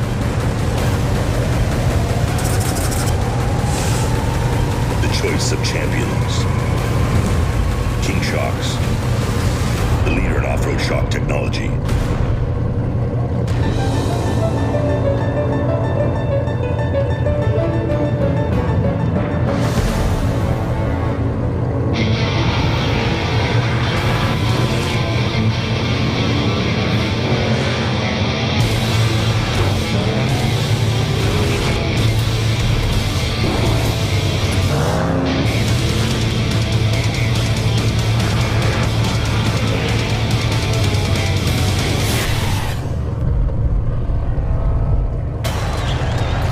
right, Chase. Number 23. It's 2023. This championship's yours. Let's show these guys what's up. Easy, boys. It's not over yet. Big dog still gotta eat. Whatever you say, big dog. Seriously? These fools think I'm fried? They know the deal.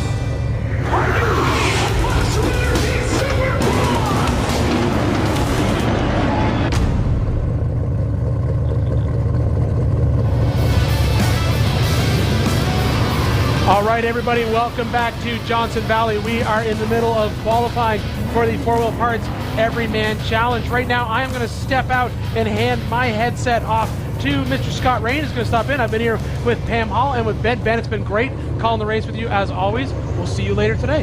Thanks, Ian. It's been great having you here for the 4 Wheel Parts Everyman Challenge. We're watching the Legends class qualify here. If you're not watching us online, you should be. Send your friends a link. YouTube.com/KingOfTheHammers_official and engage with us on our socials there. Let us know who you think is the top qualifier going to be. My phone's been blown up. Mr. Dave Cole has sent in his pick. He heard Ian and I talking about it earlier. He's picking 2 top qualifiers. He hasn't actually split them. Kenneth and Logan Goodall, father and son qualifiers, and he's told me 2 minutes 54 for the top qualifier. So if you're watching at home, jump on our socials, give us your tip. Who's your fan favorite? Hello to everyone around the world. We're in Johnson Valley. We're bringing you the action from the 4 Wheel Part Everyman Challenge. I hope you're loving this amazing broadcast that Hammer King Productions is putting on. Hello to everyone in Australia that's tuned in. My phone is blowing up. Have a great day watching this. We've got some great action coming through here, and we're going to play a replay of what happened while we were in commercial. We're watching a few cars moving, and here comes the replay. We've got an overtake here. We've got the broken car we saw earlier running across the ridge. The 489 catching him in her problem, and then making the pass, getting out of the way, being nice and sportsmanly, and finishing this track. So great qualifying here, great footage from our crew here. We saw that replay. That car gets to the top of her problem. You can see it up the top left, stuck up there. Scott, welcome to the booth. Welcome to qualifying. How cool is this? Yeah, I mean, let's put it this way. I got brand new prescription sunglasses, so I feel like I'm skateboarding a little bit out here yet.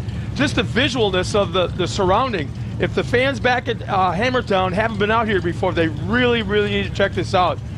I mean, you got so many different angles of the mountains, the terrain that are going up, the trail that these guys are using to try to climb through these rocks. It's beautiful. It's absolutely stunningly beautiful what these guys are trying to race through here. Yeah, Ian and I were talking about it. This is quintessential King of the Hammers wrapped into a 3-minute qualifying course, and how cool is it? And as we see 17, Johnny Valdez coming around the sandy turn there, making his way through our qualifying course. We've got a bit of a recovery going on, so we'll get them out of the way, get the course clear. But Johnny, he's nice and smooth here, picking his way through those little rocks. Those rocks are the size of a motorbike helmet. They're not small, and they can ruin your day. It's that prototype comment we always make. The TV does not give it justice.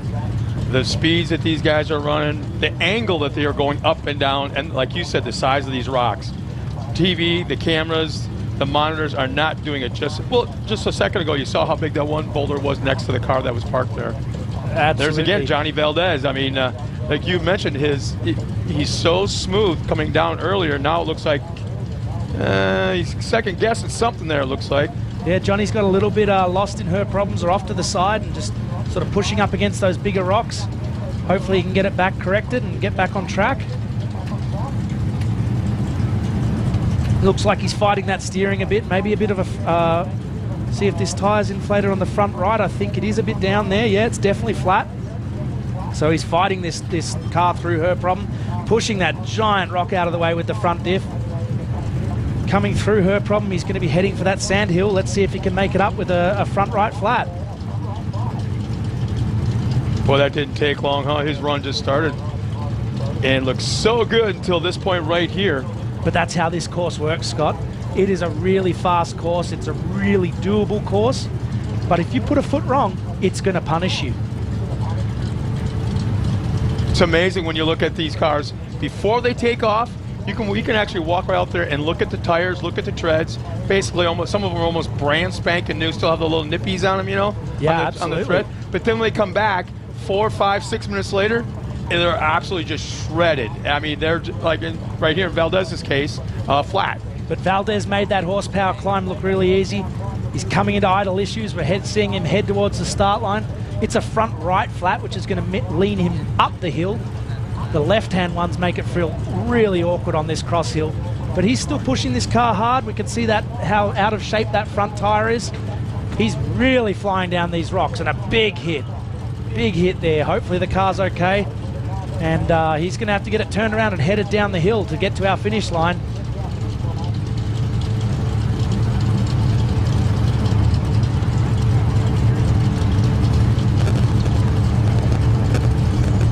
He's fighting it. He's turning it around here.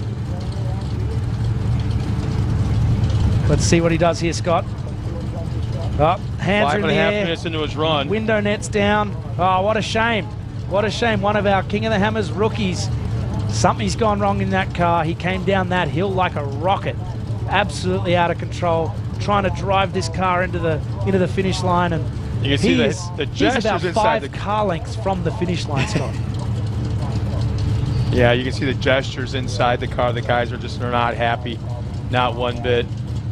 But here's the thing. This is his first time here at the Hammers. Like you said, he's a rookie. Huge learning experience. You know what? That's going to be in the back of us. How many times do you think Lauren Healy did something like that? Oh, yeah. Or Shannon Campbell. Everything's a learning experience. These guys can bank that memory, and probably won't be happening again in that same way, though. This race can teach you some huge lessons that are very expensive. Hopefully he can get it sorted. We're looking at him trying to get this car started again and off the hill. I'm sure the guys will give him a little bit of time to get it moving, and then they'll dispatch some recovery crew out to him.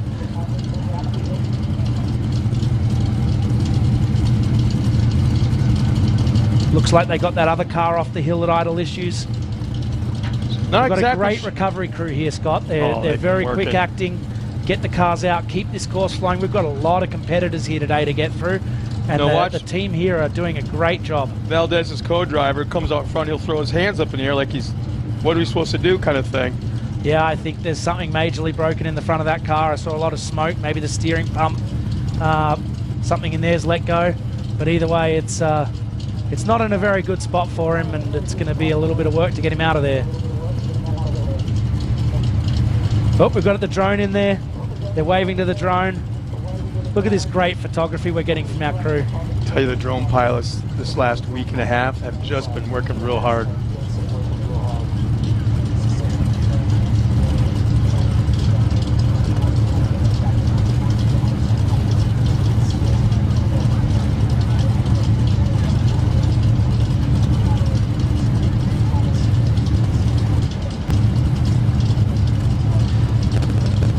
Well, it sounds like Jim Marsden's playing the big-time host again. He's put together a little piece on, if you haven't been to Chocolate Thunder from Hammertown, he's figured out a way. And if you want to do it yourself, tonight's the night to do it. Follow exactly what Jim Marsden has done.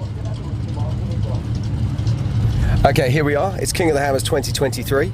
This here is Roxy's merch trailer. This is where you can get all your merch for King of the Hammers, all your hoodies, all your t-shirts and all the cool stuff.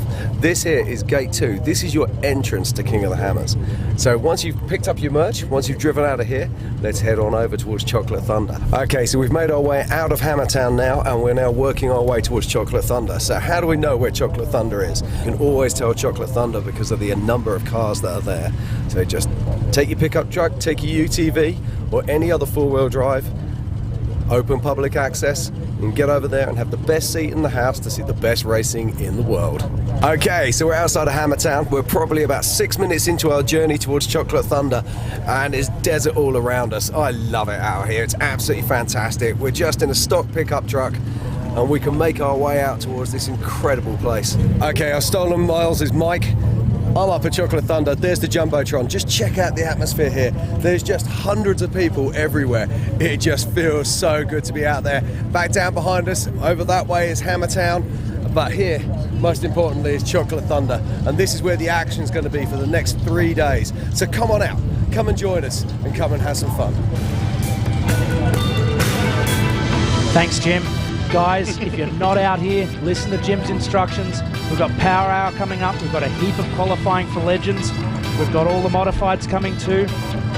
Now, Scott, in that little clip with Jim, it looks like he's mugged Miles of his wrench mic. You noticed that too? What's going on there? Right away. It's the first thing I saw. It's like, Miles, you got some major competition now, because Jim hasn't been coming out here all that long as a commentator, but he's picked up on the knowledge, he's picked up on the expertise, and now he's got the wrench mic. And now Jim told me last night that there was a bit of a miscommunication, and the camera crew took his car from Chocolate Thunder back to main camp after qualifying and Power Hour. Jim had to walk halfway across the desert before someone picked him up. But I reckon Miles took it because Jim took Miles's wrench mic. So if you see Jim walking across the desert today, offer him a lift. Keep going. He's a long way from home, and maybe you can help us get him out here. Anyway, we're getting this course cleared. We've got some great qualifying coming up. Johnny Valadez, he's had a bit of a tough run there. We're going to get him out of idle issues, get him out of the way, and send some more starters. Ben, this is going to be a nightmare for any driver in this kind of scenario. You are the one now holding up the program. It's your responsibility. You tried to do your run, you tried to do a qualifying run, and now everybody's waiting at you. That's got to be the worst feeling in the world. There's no way I could do it or handle that kind of responsibility. So, but the thing is, that's part of King of the Hammers. That's part of this qualifying effort.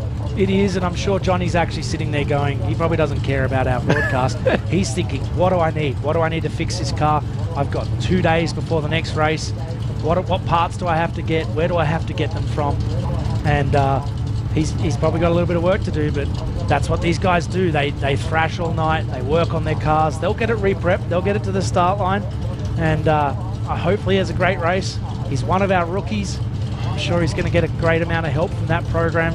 So yeah, you don't come this far. Mate of Johnny's, be prepared. He's got some wrenching to do tonight, and I'm sure they'll be in their pit tent getting things sorted tonight when they get that car back.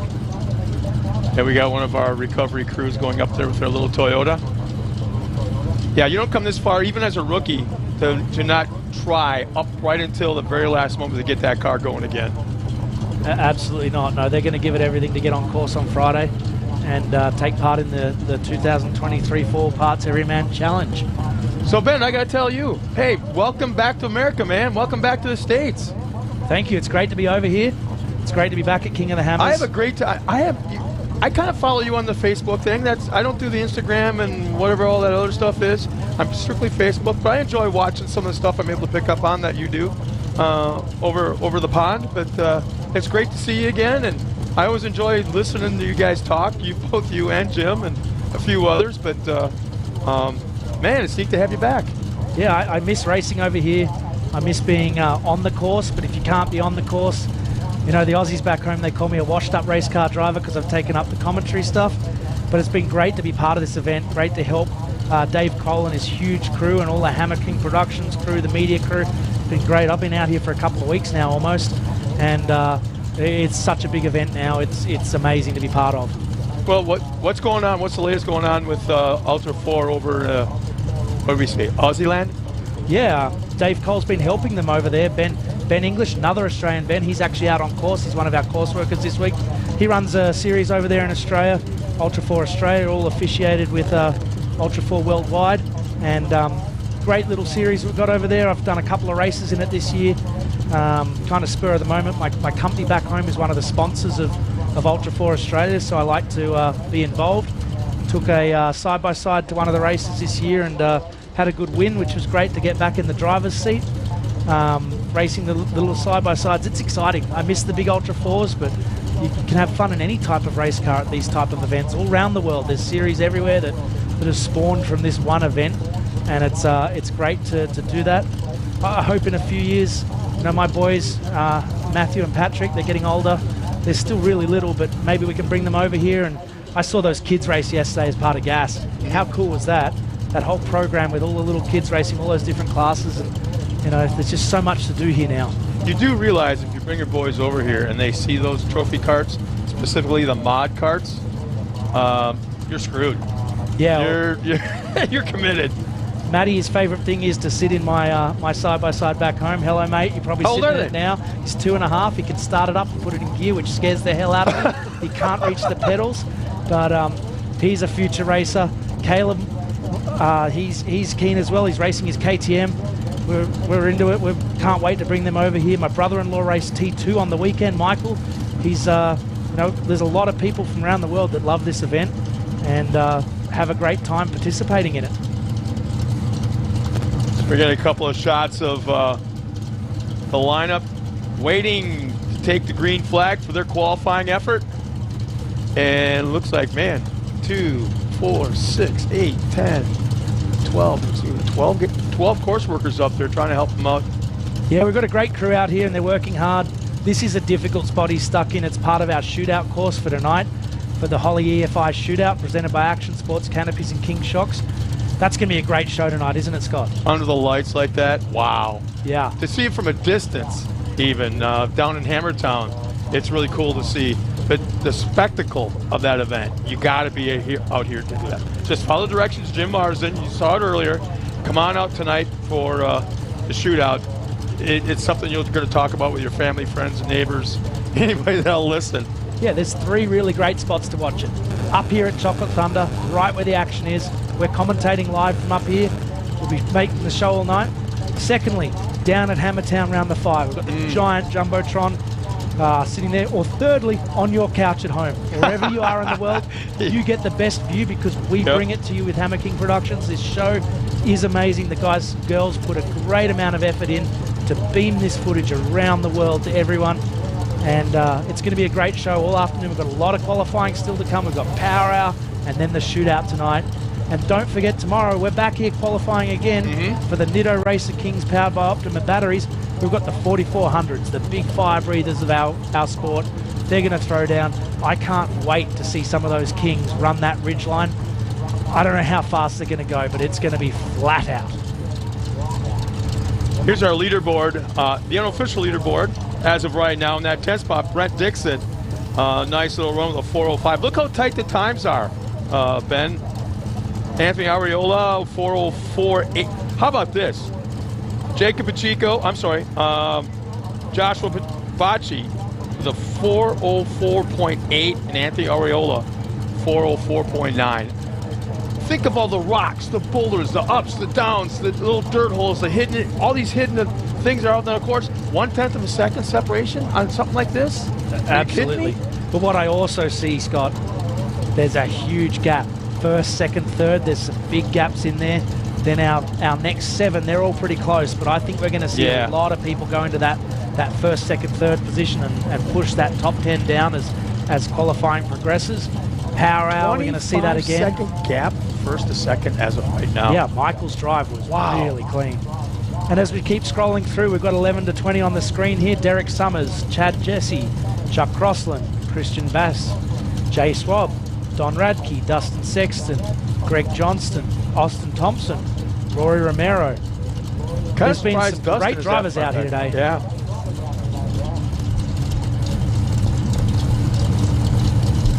'21st through the 30th, we got Eric Wickley, Matt Torney, that 22nd spot. Now, again, this is unofficial, and it's going to jump around as we work our way through the field yet with future qualifiers. Daniel Gutenberg's at 23rd spot. Trent Roberts, as of right now, 24th. Brandon Goodwin, 25th. Tony Howard, 26th. Matt Trabino, wow, he is back in the pack. Yeah, we saw Matt get that double flats. Double front flats. He had a tough run. He's back in that 27th spot. Luke Capman in 28th. Garrett Humsted is back in 29th. And Don Stein, 30th in that 48.07. 31st through 40th. Whoa. Yep, we've got Victor Beal in 31st, Rob Baudray, Bobby Lindgren, Paul Tyler, Randall Holmes, Ryan Hawkins, Mitch Hoover, Paul Kroger, Garrett Martin, and Jeff Watson rounding out our top 40. We're seeing some movement up there. We're getting this course clear. The guys are working to get Johnny out of the way, and we'll get some cars rolling pretty soon and get this action back.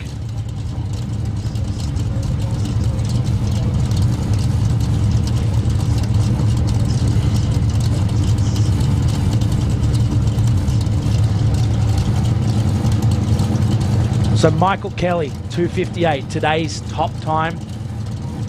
Phenomenal time, like just threw down, just has and it was himself all by clean himself. looking. It was a nice drive.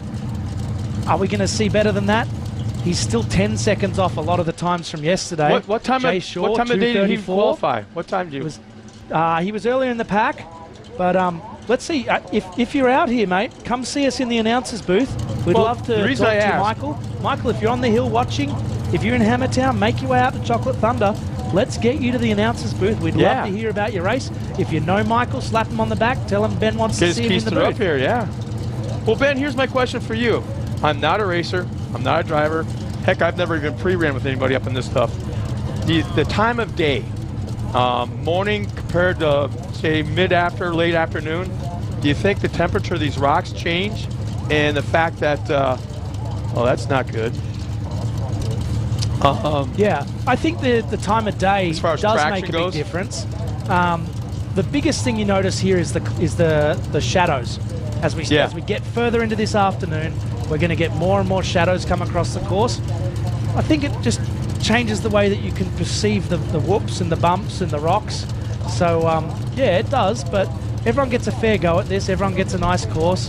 The course changes, but that's what King of the Hammers is all about. We raced well into the night for King of the Hammers. So, you know, it's a great, when it comes to NASCAR, qualifying. you know, when it's sunny and when it's cloudy. All right, we'll finish our thoughts when we come back. And you know what? You and I kind of need a little break. So let's step aside real quick, check out your monitor, check out the Jumbotron, and we'll be right back after this with more qualifying action.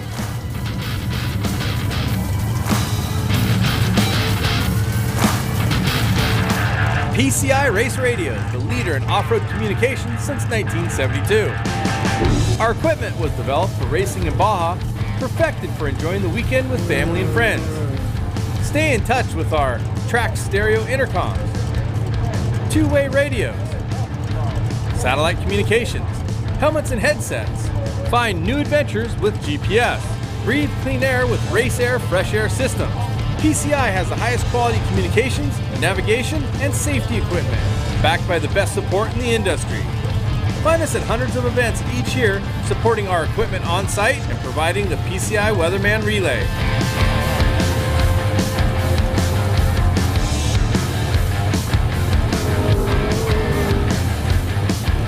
See you in the desert.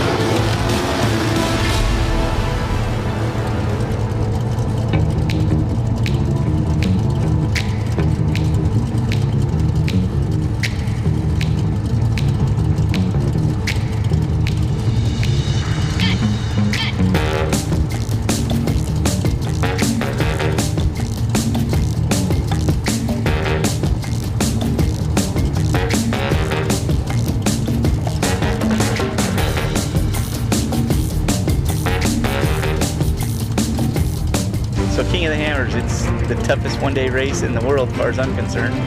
When you need your winch, that's the only thing that matters. It's about getting to the finish line first. It doesn't matter how you do it.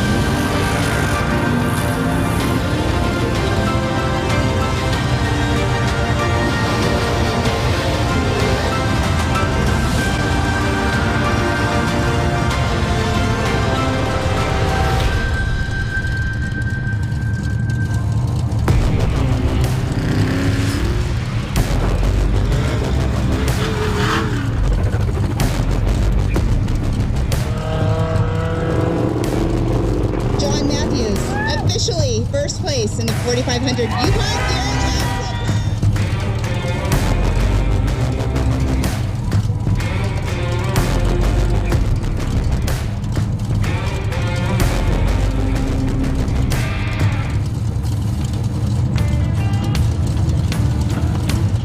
Welcome back to our live coverage of the 2023 Progressive King of the Hammers, powered by Optima Batteries. I'm Ben Napier. I've got my mate Scott Rain in the booth with me. We've been having a great look at the 4 parts Everyman Challenge. If you've just joined us, let's have a look back on what happened this morning, all the action. Let's do a bit of a recap while we get this course cleared. Enjoy.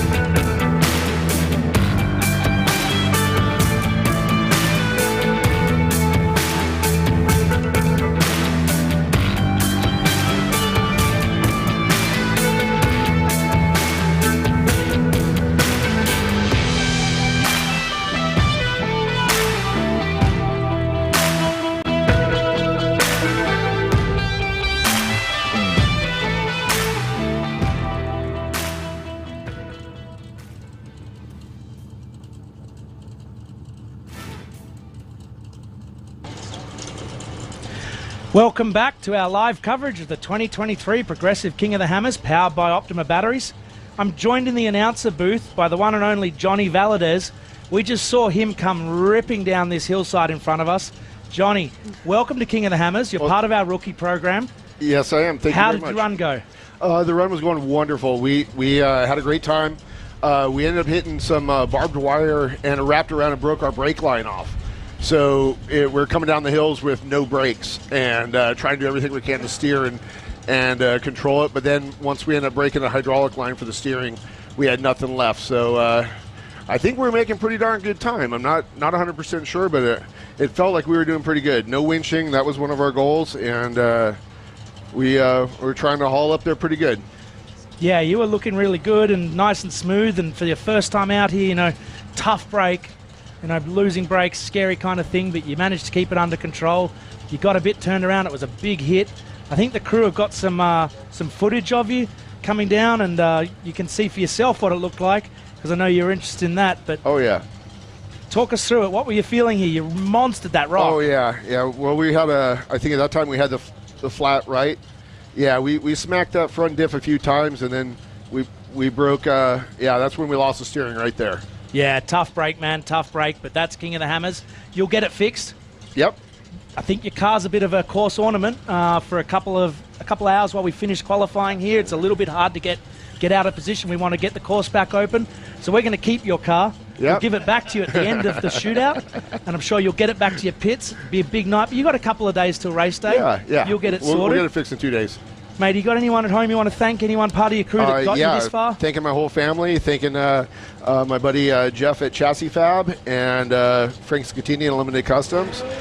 Without those guys, I couldn't have got this car done. And, of course, the family and co-driver Aaron Kaiser here have been working his butt off for several months on this thing as well. So thank you guys very much.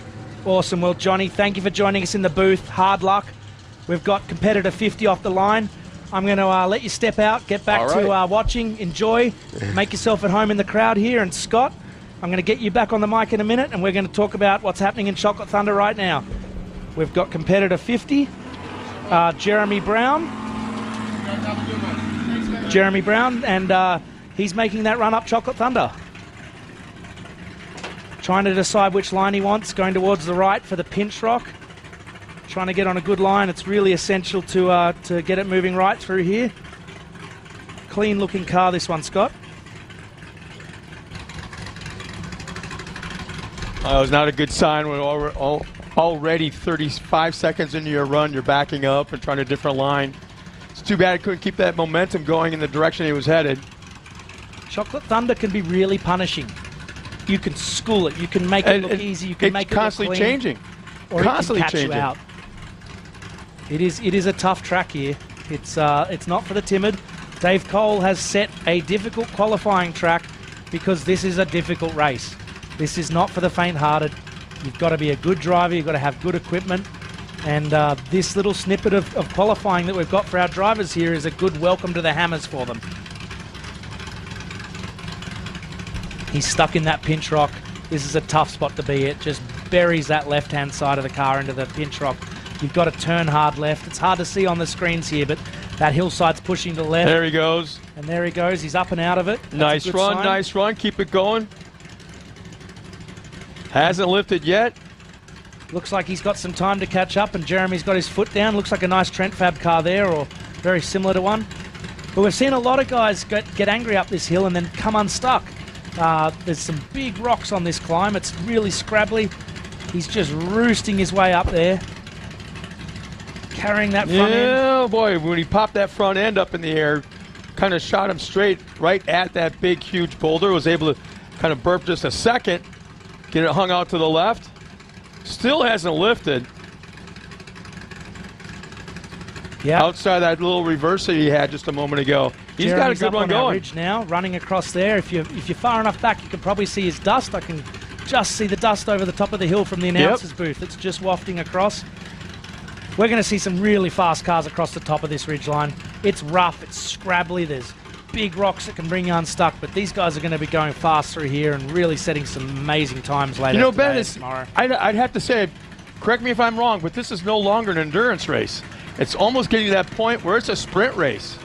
Mate, an actual it's getting sprint. more and more competitive. And, you know, even our Racer Kings on Saturday, those guys just throw down until they break. They either throw down till they break or throw down till they win.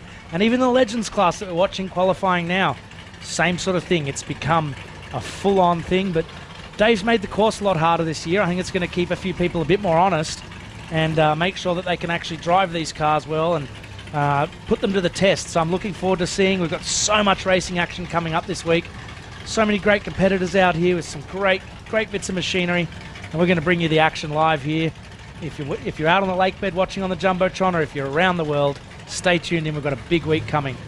Yeah, Jeremy Brown just now crosses the 3:30 mark just a moment ago. You know, I just came out here from Hammertown, about a half hour ago. I'm telling you right now, there's a really eerie kind of feel down there because there's nobody around as far as racers go. Everybody's out doing their job, whether it's being pre-running, back in their camp area, trying to work on something last minute before power hour here this afternoon. No, it's kind of eerie feeling down there because it's hard to find a race team that isn't off someplace doing something. Yeah, as Jeremy makes his way up her problem, he's made up that sand hill. We're going to see him coming into idle issues very shortly, coming towards the finish. He's putting in a nice clean run. We've got a couple other cars on course. I haven't quite caught the number of the one down in our bottom right-hand screen. And we've just had another one leave the start line. You would have heard the roaring through the announcer's booth here. If you're not out here, you should be. It is amazing.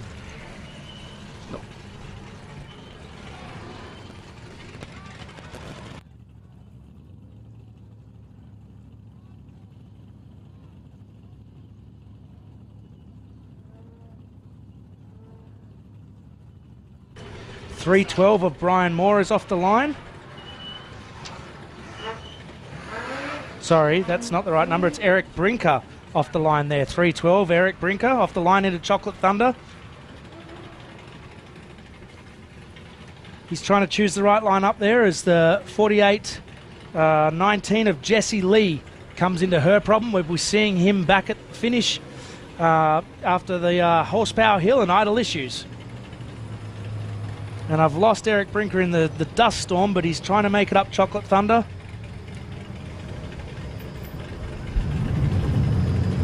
As Jessie Lee schools her problem and heads to Horsepower Hill in the sand. Now, Scott, we saw a lot of cars this morning struggle to get up Horsepower Hill.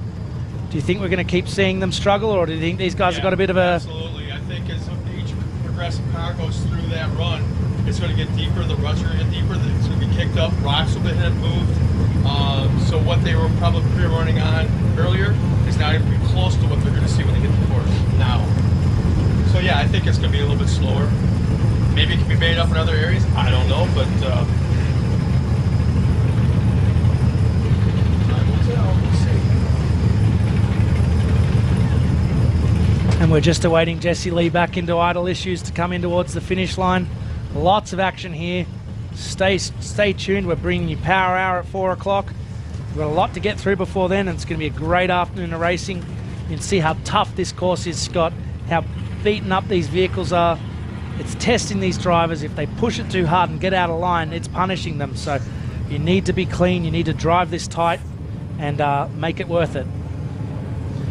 Jesse looks to have a couple of issues up the top of idle issues.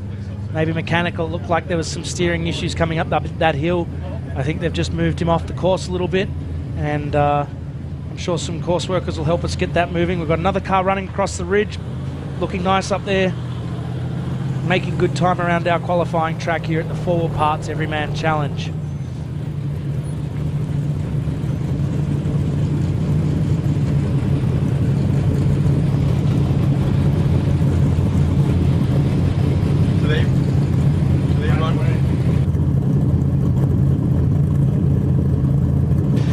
And in Chocolate Thunder, we've got the 4877 of Rob Graham.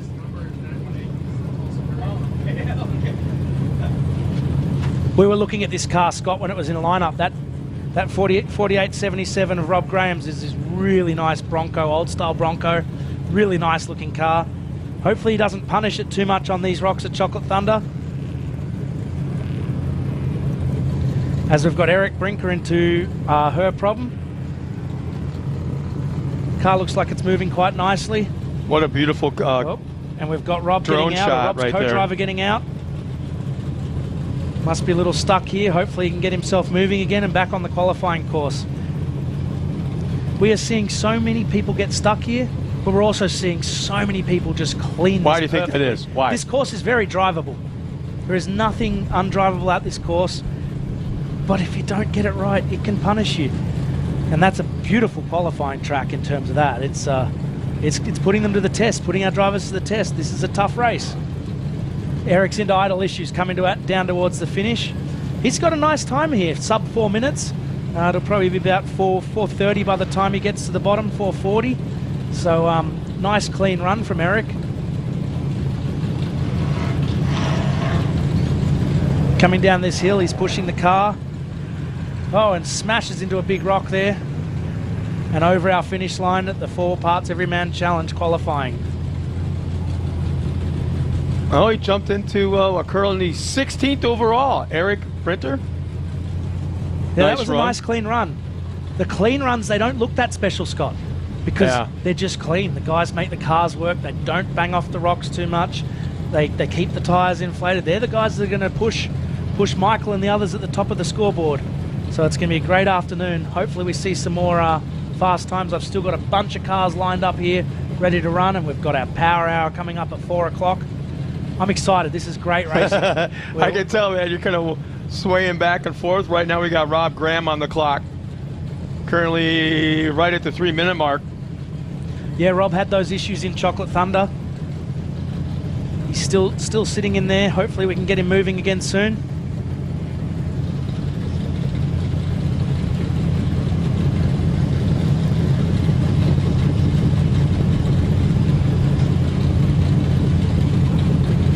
Now remember, at home we've got a 5-minute limit at Chocolate Thunder. You can self-recover, continue if you can get out the top before then. If not, to keep things moving, we do cut off, and you'll start with the rest of the pack at the back of the pack there. So you know, Rob's trying to get this car moving again. They've got the winch out. They've run around a rock here. They're actually below some of the harder spots, I think. So they're just wrapping around a rock there, and hopefully they can get it moving. So a little bit lag in the action right now as we wait for Rob Graham to get back underway. How excited are you for the challenge tonight? Mate, the challenge is always a lot of fun. I like watching that one. It's what about it is? night. I mean, it's the visualness of all the lights and the fans out here and the cars just doing some of the. There's something about motorsports under the lights. Yes, absolutely. Way different. We could take this, what we're watching right now during the day, put it out here under the lights, and it's a whole different animal. Absolutely, and just the way the crowd gets involved and cheers on the drivers and supports the event. It's a great event. But you know what was also great? The gas racing yesterday. Oh yeah. Oh gosh. Now Scott, I think you were involved in that, or you were watching it a bit. How cool was it to bring all those different classes to our short course at King of the Hammers? I had a great time calling that whole day. And like you said earlier, from the little kids and those trophy carts and the side-by-sides, the little 170 Razors, all the way up to the Pro 2s that ended the show. People were still talking about the Pro 2 race this morning and early this afternoon. They just really, have never seen anything like that. They didn't know anything like that was even possible. Yeah, no, the Great American Short Course, powered by Optima batteries, that brought something new to the King of the Hammers this year, and it was really cool. I got a great view of the Pro 2s we got back from Power Hour. But while we get this car recovered as part of the 4 Parts Everyman Challenge, I think we've got something from Miles interviewing some of the drivers, and let's see Miles meeting up with Brad Barnett, one of our Ultra 4 drivers.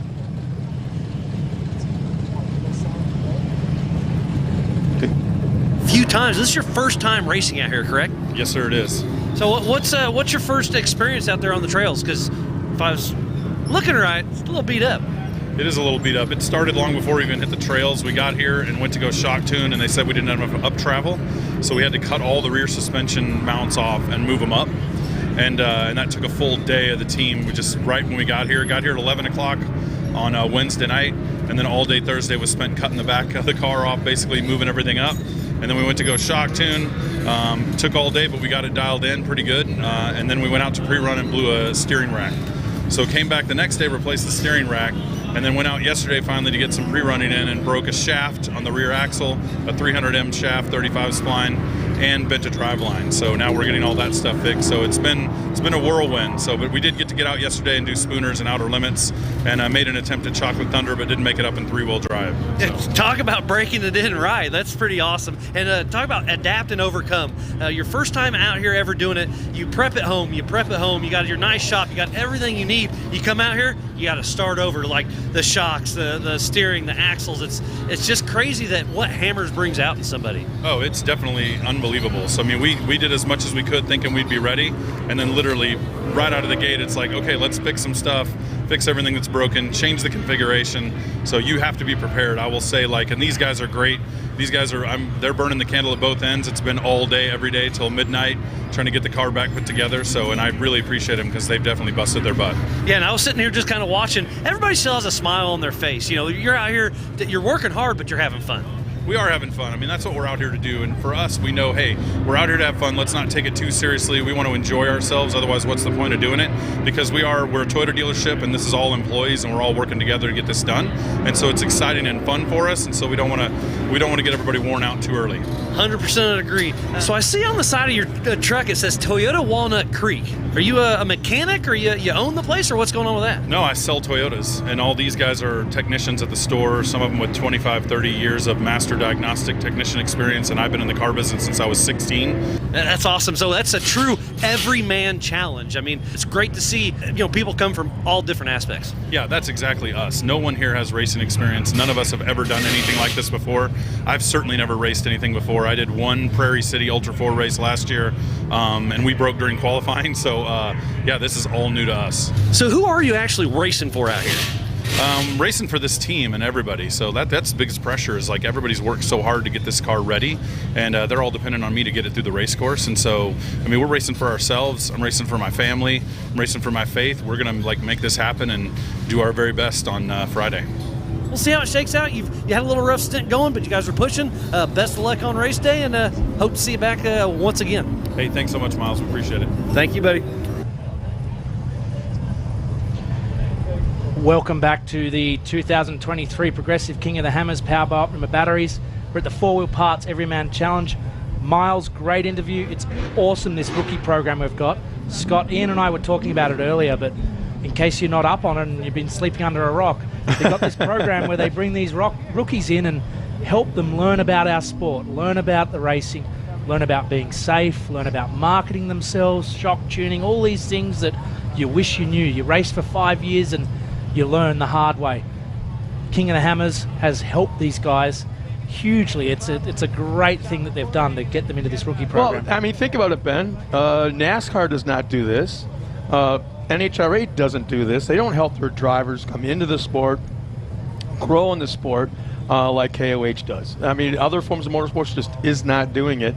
And for the idea to be thought of, why can't we do this? Make it happen, and now we've got the actual rookies that have gone through this class or through this school, if you want, if you want to call it that, have built up a relationship with all the people at KOH and some of the races that helped them out, and they're now out here on the course. Last year it was just a dream. Now they're living their dream.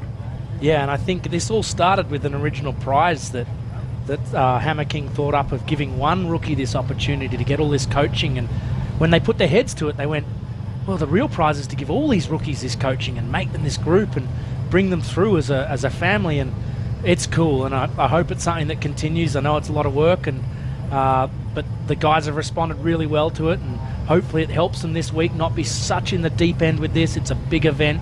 It can get in your head. Having that help, having that extra guidance, it's great. Well, how many rookies do you happen to know how many rookies are out there? I don't. I'll try and find out. I think there's quite a number of them. Both in the program, and there's other guys who are still racing for their first time, and maybe they're not signed up for the program officially, but they're still leveraging this and learning from it as well, and it's a great program. Well, when you think of other forms of motorsports that don't do this, they can only hope for growth and participation from racers. King of the Hammers has created that growth, created it by doing this program, and boom, just like that, you've got, we'll say, 20, 25 brand new racers coming into this race that weren't out here last year, just like that, with a great program. Cool. It's pretty cool. And we're seeing the 48-77 of Rob Graham limp back down. Not sure what broke on his car. It looks reasonably intact right now. Yeah, nothing hanging, we're going to be going banging. live here very shortly. We've got the 896 of Brian Trempy on the start line, part of our 4800 Brannick Motorsports Legends class. We're going to be seeing him and a bunch of others hitting our qualifying course very shortly for qualifying for the 4 Parts Everyman Challenge. And there we go. Yeah, there's some horsepower there, huh? That car sounds nice, doesn't it? Wow.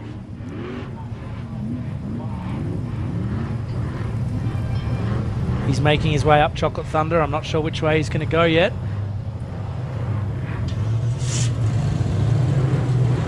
And the crowd's growing out here. Hope you guys are having a great day. We've put some brilliant weather on for you. Enjoy this show. We've got some amazing drivers still coming up as Brian makes his way up. Looks like he's smashing his way through the pinch rock line on the right-hand side of Chocolate Thunder. Whoa! Whoa! Oh, man. No! All the way. Come on, turn into... Oh. Have you ever seen anybody like that hung on to 2 wheels as long as he did, and then rolled, and then almost brought it back again? That was a great show. He kept trying to land that. Course workers in there just checking that they're okay. We've got some drivers getting out. That is such a shame. He really threw it up there. He attacked that course, and it just went slightly wrong and turned him right the way around.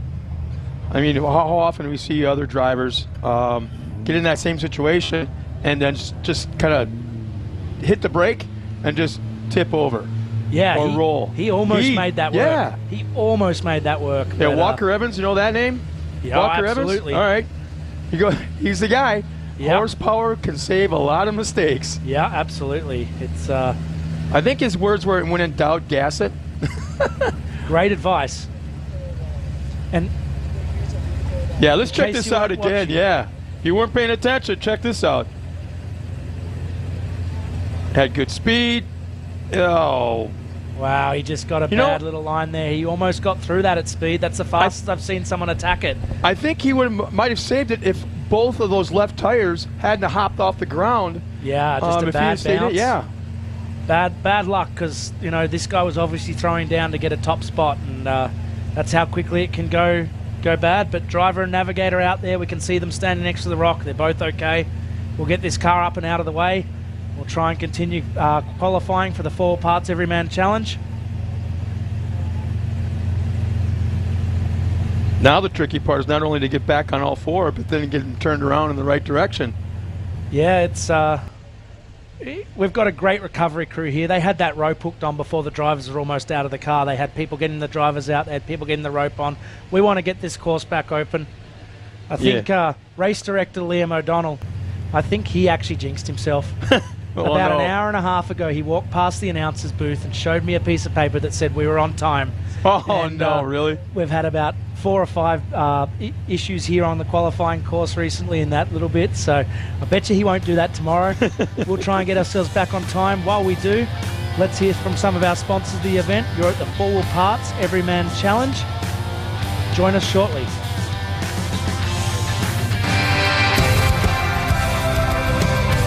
Introducing Nitto's all-new Nomad Grappler crossover terrain. Built for the adventurous types, on-road or off. Nomad Grappler brings with it legendary Nitto toughness, while providing a smooth, forgiving ride for the path less traveled. Stand strong where the pavement ends.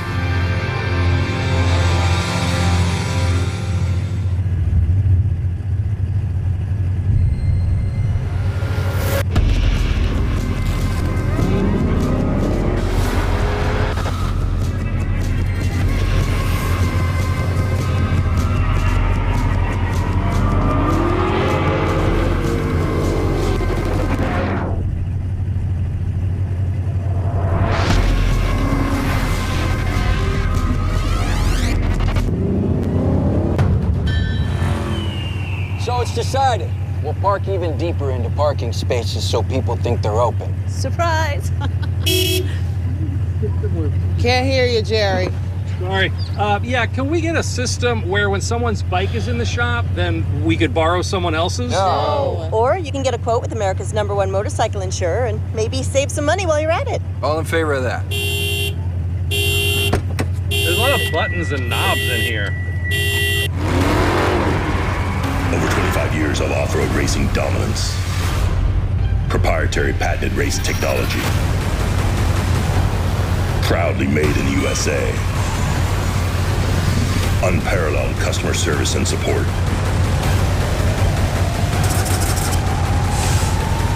The choice of champions. King Shocks. The leader in off-road shock technology.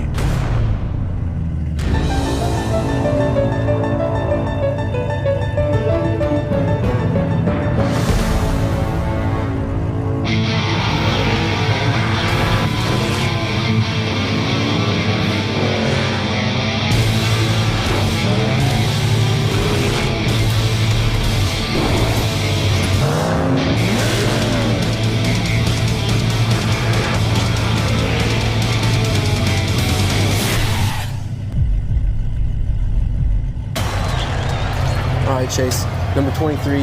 It's 2023. This championship's yours. Let's show these guys what's up. Easy, boys. It's not over yet. Big dog still gotta eat. Whatever you say, big dog. Seriously? These fools think I'm pride? They know the deal.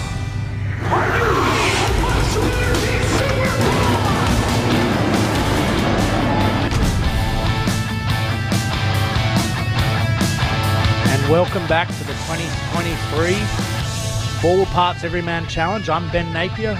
With me in the box is Scott Rain. We are live on site at Chocolate Thunder for qualifying. We're deep in the 4800 Brannick Motorsports Legends class qualifying.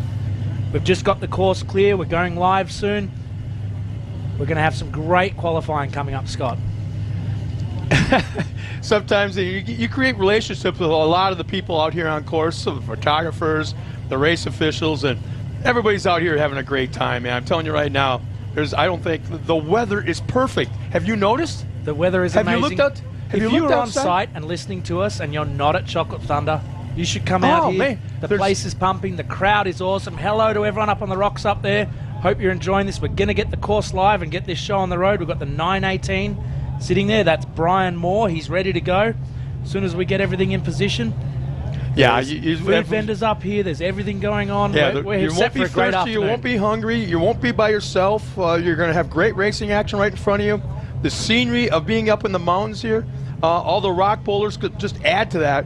And you're with great people. And the weather is fantastic. Yeah. So if you're within the area and you're watching us at home, there's no reason why you can't be here. Yeah, get down here, get your spectator ticket, come on out, come see some of the greatest action and the best race in the world. We're just waiting for course to go green. We've got cars staged ready to go. Let's see some more great qualifying. Yeah, like you said, that's Brian Moore sitting right there getting ready to take off. And a great background shot of all the crowd up here, which you can't see because it's wrapped around up the mountain to the right. And we can't even see half of them. And there are just so many people up here, but yet still plenty of room. There's people everywhere, but there's a great view of the course. We've got two big jumbotrons here, so you can see the back of the course on the big screens. Come and join us. We've got Brian Moore making his way up Chocolate Thunder. He's gone that right-hand line as well. Boy, everybody seems to be taking that one. Yeah, this morning they were all going the left-hand side. This afternoon they seem to have swapped over to the right-hand side. But this right-hand side, it's commitment. You've got to get that line perfect. And one little backup and he got it done. He's out the top. Let's see Brian head his way up the hill and up onto the ridge line here. I'm He's sure got we're a going to nice see momentum built up. He's making his way, staying right in the tracks. Not deviating outside at all. Yeah, he's not one of our fastest by the look of it, but he's keeping it nice and conservative. Took a different line right there. Yeah, there's a few different options through there. Look. Now the guys have had a chance to pre-run this earlier in the week. They've got a GPS file that they follow. There's course markers out there. They would have mapped this, marked their dangers, marked all the spots that they want to be, and try and execute this track to the fastest time that they can possibly do.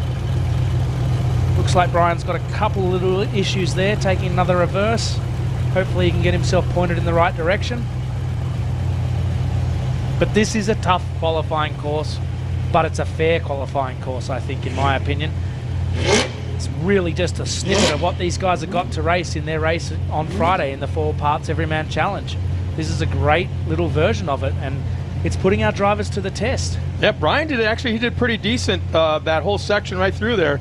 He's about just shy of 2 minutes into his run, but I'm kind of questioning, did he kind of get kicked off to the right there by mistake, or did he actually try that line on purpose? I don't know if he thought that was a bit faster. Maybe some of those ruts are a bit deep, and you know your front diff drags on those ruts, and they can be a bit rough. Maybe he was just trying to jump out of those ruts for a little bit, but it gets tight on the top of that ridge, so you've got to get back in it. Up here it opens up a bit more again, so we'll see Brian try some lines. I think that car is wounded. It's not running at full speed. He's picking his way through this little boulder field. But he does have a nice run going. I mean, he's not, like you said, he's not fast, but there's consistency. He's keeping that momentum up, not overly quick. There's a cool shot in the background, huh? Yeah, you can see just how big Hammertown is this year. Every year it grows. You know, we're only at Tuesday. You know, that used to be really early in the week. Now it's probably late in the week. There's been people out here for a couple of weeks with King of the Motos almost 2 weeks ago now. Well, a week and a half ago. This event is just that big now. It's crazy. You can see right down into Hammertown. You can see our short course at the Great American Short Course Power Optima batteries ran on yesterday. And I'm glad. I'm really glad you liked that. I loved it. It was so neat to bring that sport that I know has never happened in a whole lot of places. And we had the best drivers out here, the young guns, some of the best equipment. Defending class champions tells you in itself right there, and they just tore that short course up. You know, every year the event grows bigger and bigger, and we brought in the Desert Challenge, the Toyo Desert Challenge a couple of years ago, and that's matured into a seriously large event of its own. The Great American Short Course, you know, that's a series that's well and truly successful on its own, but to bring it out here and make it part of our week. But let's not detract. Everyman Challenge. Oh, yeah. This is a great event. I've raced it several times. I've won the Legends class, and this is I love this race. I love this event. So it's I'm really cool. I'm standing in the presence of royalty. No, really. If you've won this, that's pretty damn good. Yeah, I didn't know that about you. I got really you. lucky one year and had a great race. So I have a bit of experience in this. So the 4002 of Ross Glaive, 4802 of Ross Glaive, heading up out of Chocolate Thunder. He's also in the Brannick Motorsports Legends class. And we've got the 918 of Brian Moore in her problem, still looking a little wounded. So those red numbers, Scott, that means he's a rookie. He's part of our rookie program. They've tried to make them recognizable, so all throughout all the classes we've got running the next few days, if they've got a red number, that means they're part of our rookie program. Now, I don't know if the other races will give them a bit of an easier deal when they come up on them stuck in the rocks, or welcome to the party, you're part of it, you're still there. Yeah, I don't think there's going to be a whole lot of. If you're in a situation where you have a problem, they might help you, but if you're just. I think a lot of the guys will help anyone out here. It's that kind of family, but these guys are a great little wheelie there. This car's coming across the top again, not running as fast as some of the other ones we've seen, but still making that look good. There's a lot of rocks up there, a lot of things that can destroy your tires. Ben, I don't think he's has a mechanical issue. I just think that's just rookie speed. Fair enough. That absolutely could be true. And I don't mean that as a knock at all. No, absolutely. Let's get in the show. Let's be a part of the race action. Let's not tear it up during qualifying. And let's get ahead of anyone who DNF'd qualifying and ahead of anyone who didn't even bother signing up for qualifying. Yeah. So finishing the qualifying course is very important. We've got Brian Moore, 918, coming down idle issues. He's heading towards the finish now. Still just moving along nicely, picking his way through those rocks. We've got a couple of cars out on course. We're going to bring you as much of the action as we can this afternoon. We're narrowing in on this four parts Everyman Challenge Power Hour at 4 o'clock. Whoa. The heroes of our course are here. And this is difficult down here for Brian. Oh, he's driven a weird line. I don't know why he was around there, but it's ended in a problem for him. That's not good. That's going to be an interesting position to try to get him back up on the tires, because he won't be able to do a complete rollover under the wheels. He's going to still be at like a, what'd you say, 10 and 4 o'clock angle. Yeah, he's at least pointed down the hill a bit. He might be able to winch over and self-recover. He's not far from our finish line. We've got course workers on the way. We've got a replay, Scott. Let's see what happened. He was looking so good coming in towards the finish, being so close. What? Oh, he's 5 car lengths from the finish. Yeah, He is maybe so 100 close. feet. Maybe, if that, 100 feet from the finish. And driver and co-driver out. All good. Big thumbs up. Glad to see. We got Lee O'Donnell. Here's the replay, Scott. Oh, here we go. Just picked his way around that rock and just head-butted into the next rock. Hard luck. Hard luck for the 918, Brian Moore, one of our rookies. Well, you're a rookie. Welcome to the show. This is real life. We've got another competitor coming down. Idle Issues. Just trying to pick out a number on it. We've also got the 19. Trying to pick it up too. I haven't been able to yet. We've got competitors in Idle Issues and on Her Problem. Yeah. They're coming thick and fast. I'm sure they'll let the course workers will let these cars come through, and then they'll get Brian out of the way. He's actually almost off the course. He was on a bit of a weird line. 4802. So the 4802 coming across the finish line. That's Ross coming Glade. towards the finish line. Ross Whoa! Watch. It's almost, big wheelie coming out of the course, and 434 for Ross Glade. Nice time. How that nice didn't time. pop that right front tire, that huge pointy boulder at the very bottom.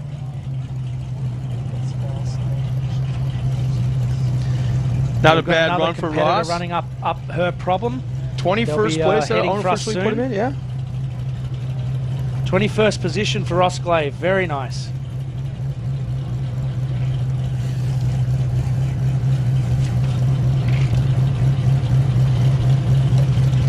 Here We we have still another have a competitor lot coming of down. qualifying here to come, Scott. It's going to be a great afternoon, lots of action.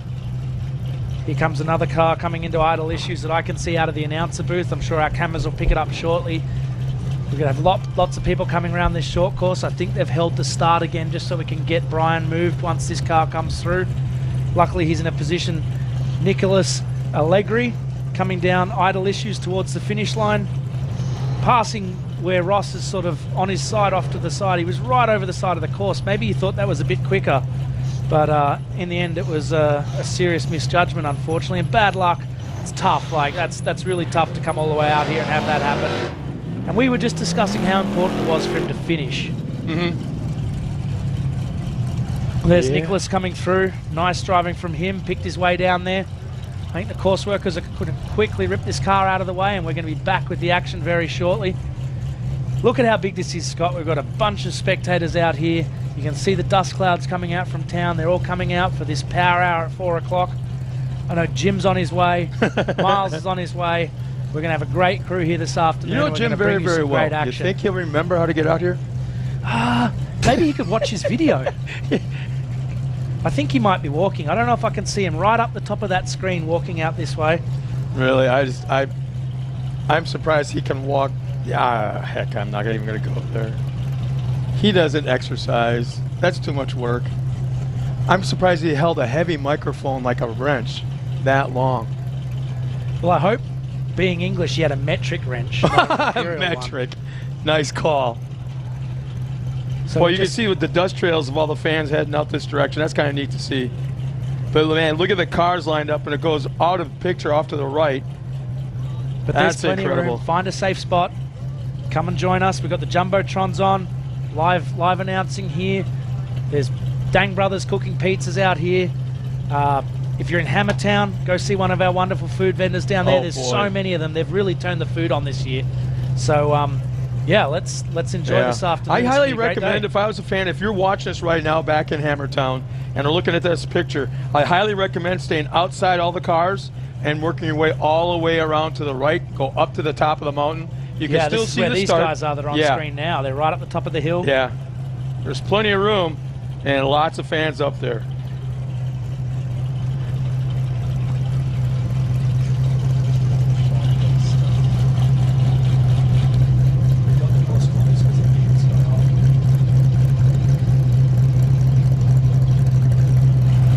I haven't seen anybody else even try that line earlier, just to.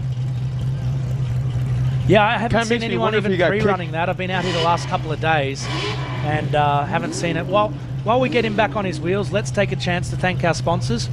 We've got Can-Am, Ford, Bronco, Monster Energy, Optima Batteries, Nitto, Progressive Insurance, Toyo Tires, 4-Wheel Parts, and Griffin Radiators. Like, without those guys, we couldn't run this event. Yeah. We've got heaps of other companies and almost involved. all of them are here too. If they're not, if they haven't stuck around, they at least came out here, checked things out, went, this is cool, and maybe they had an event someplace else to go to. And we got to remember Amsoil, Tribe 16, they're here. Also, California Technology, Spider Tracks, KMC Wheels, Laser Nut, PCI Race Radios, SDHQ, they're the ones behind the rookie program. Curry Enterprises, Brannick Motorsports, Yukon Gear and Axle, Holly EFI, King Shocks, VP Racing Fuels, Warren, and Factor 55. And almost all of those guys have a place in Hammertown. If you want to wander around, you can go check it out. Yep. While we're waiting for the break in the action here, let's hear from some of our sponsors. They've got some great products. Let's hear about them now. Okay. Renowned worldwide for reliability, the ARB air locker is a must-have for off-road drivers, including rock crawlers, overlanders, and racers. With over 100 applications, ARB air lockers gives your vehicle the traction you need to tackle virtually any challenge with the flip of a switch.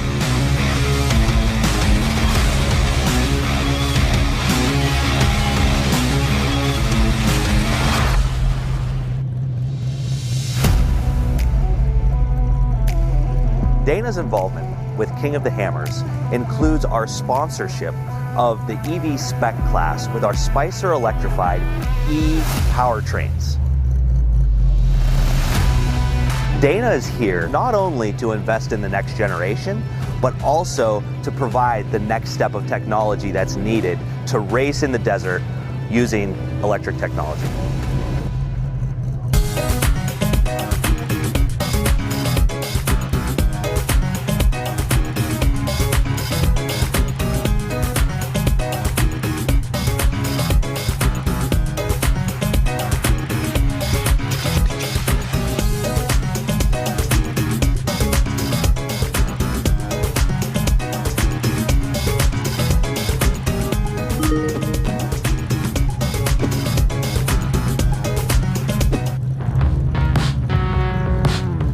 Curry Enterprises has over 60 years of off-road knowledge. From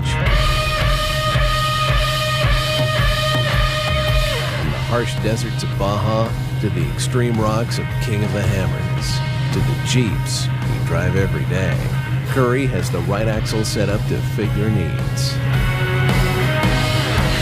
Curry Enterprises, passion for performance.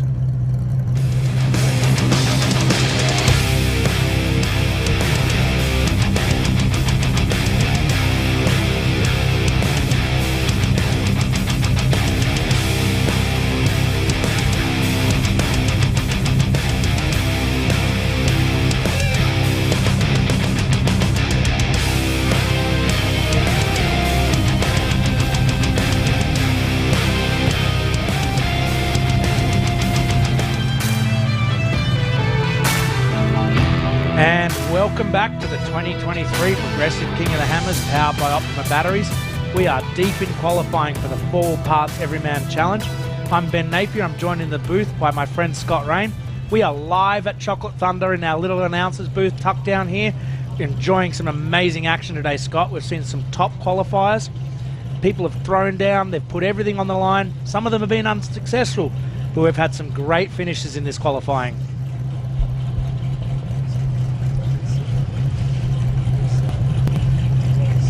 And let's have a look at some of the qualifying results in our unofficial leaderboard at the moment. In first place, Michael Kelly. He threw down a blistering 2 minutes 58. Yeah, almost 25-second gap back to second. That's unbelievable. Yeah, back to Craig Allen, 3 minutes 23. Then Scott Foley. He had that real clean run in that bomber car, 3 minutes 40. Jeremy Jones, 3:48. John Holtzman, Cody Young, Jacob Pacheco, Joshua Bashi, Anthony Ariola, in the B1 original bomber, the original bomber, still holding its own in the top 10. That car's like 13 years old, 14 years old. And Brent Dixon rounding out the 10th place in our leaderboard. Our second from 11th on back will be Derek Summers in the 10:06 with a 4:09.1. Chad Jesse right behind him with a 4:11.7. In that 13th spot unofficially is Chuck Crossland in with a 4:12, and 0.6 of a second back is Christian Bass in the 4:89. Jay Schwab is 15th in qualifying right now, the 4:14.33. Nicholas Allegri 4:18.4. Eric Brinker, who we saw here a little bit ago in the 3:12, kicked out a 4:19 along with Don Radke, currently 18th in qualifying with a 4:25. Dustin Sexton, still surprised he's this far back inside the top 20 though, with a 4:26, and Greg Johnson with a 4:30 in that 20th spot.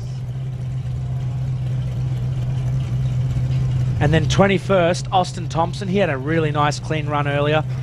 Ross Glave, Rory Romano, Eric Wickel, Matthew Tawney, Daniel Guttenberg in 26th position in the 48.50, Trent Roberts, Brandon Goodwin, Tony Howard, and Matt Tribino had that run earlier in the day where he had both front tyres flat, almost exiting Chocolate Thunder, and just monster horsepowered his way around the track. Like, that was impressive. These guys have really thrown down to get in that top 30. Yeah, that's amazing that Matt Tribino's that far back at that 30th spot. But like you said, still doing with the two front flat tires. Man. Well, here we go with our 31st through 40th. Jeremy Brown with a 5:05. 31st. 32nd is Luke Campman with a 5:05.6. 0.6 of a second back behind Brown. Garrett Humston, the 5:26.8 with a 48.10. The 48.07 Don Stein. 5:57. Victor Beal is 35th. Rob Boardway is 36th. Bobby Lundgren, 6:08 is his time, 37th in position. Paul Tyler is 6:09 in the 38th. 39th is Randall Holmes. He had a 6:18. And currently in that 40th spot is Ryan Hawkins with a 6.35. Oh, here we go. So rounding out our top 50, Scott, we've got the 1997 of Mitch Hoover, 8:29 of Paul Kroger. He did 8 minutes. 44.65 Garrett Martin, 17.76 of Jeff Watson, and then a couple of these guys are actually in the stock cars mixed in, because Lauren Healy, but I know he's not our fastest stock finisher, so there's a few up there in the stock cars. I'll have to look that up separately.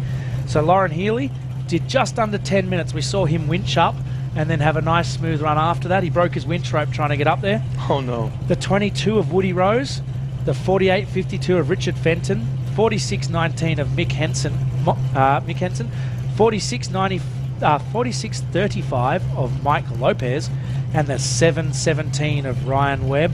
Rounding out our top 50, he was 19 minutes and 11 seconds. You know, I can't help but think when it comes to qualifying that these rocks in its current condition with the sun out right now are pretty grippy. I don't think as the hotter it gets, the slicker they would get, like you'd say asphalt, like on a NASCAR track or with pavement. But I really think that it's pretty gritty out there on top of these rocks. And talk about a precarious position up there on the hill. We've got great conditions for qualifying today. We're just trying to clear the course here. We're almost done. The course workers are working hard. We'll get this car off the hill and out of the way, and we'll get rolling again. But remember, Scott, these guys are Legends class. They run DOT-approved tyres. They're not allowed to run race tyres. They're not allowed to run special construction tyres. These are consumer tyres that you can put on your Jeep, on your truck, so they don't have that soft compound performance that some of the other classes are allowed to run. And you know, that nice warm rock, it makes a difference, especially when you don't have a racing tyre on. Some more of the sponsors that are helping us out behind the scenes. Obviously, Terra Crew, On X Off-Road, Recaro Seats, MP Pro Eagle. Those are some sweet jacks, huh? Have you looked at those things? I had one of the very first ones when they started that business. So still working on it, are you? Still using it? I still have it in my shop. That's Pro Eagle Jacks Baja Vida beef jerky. That's some good stuff right there. You got to check that out. Buggy Whips, ARB, SRT Off-Road. They were out here for King of the Motos. Share my coach, Dana Spicer Electrified Axial RC cars. I don't know if you had a chance to check out their display. They have a Try Me track. You get a RC car or truck, you can go out there, you can climb some rocks, kind of do some stuff. Check that out. That It's pretty, really cool. it's really pretty neat. That's Axial RC cars, Action Sports canopies, and Nacho lights. Very cool. Thank you very much to them for helping us make this event possible. Looks like we're moving some course workers out of the way. Drivers, okay. Driver's getting out through the windshield. This car's not really on the course, so maybe we can leave it there and get going again. They're kind of well out of the way there. I wonder if that's what they're doing. Yeah, it looks like that might be what they're doing. Yep. Now, Ben, this is where your expertise comes in. In a situation like this, is there a time limit where if you can't get your car out of the situation that it's in and it's stuck in that spot, is there a time limit? Okay, guys, it has to stay there. Well, as soon as the recovery crew helps you in qualifying, you're done with qualifying. You're a DNF. So they can't then recover him and have him finish. That's not within the rules of qualifying. If it's the main race and they need to move you to clear the trail up, the recovery crew can help a competitor, get them back on their wheels, move them out of the way, and the competitor can keep going. In qualifying, what we do is once a recovery crew recovers you, that's the end of your qualifying. We need to keep moving with qualifying. We need to be fair to everyone. He's not being extricated completely off the course. He's off to the side. He's not really on the course. He's not in a line, but they're just no one has driven today. It's definitely not a faster line, so he's not blocking anything. So we're going to get qualifying going again shortly. The crews are off the course. I can see the starters getting ready.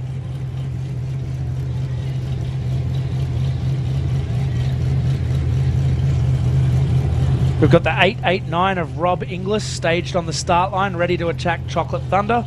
And we're going to go live here very shortly, continuing on with the qualifying for the 4-wheel parts Everyman Challenge.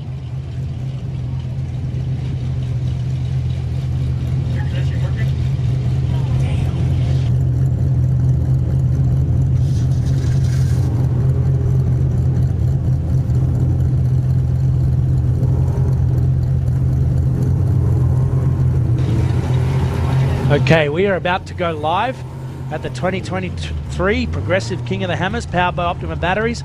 We're doing 4-wheel parts Everyman Challenge qualifying, Scott. We're deep in the 4800 Brannick Legends class.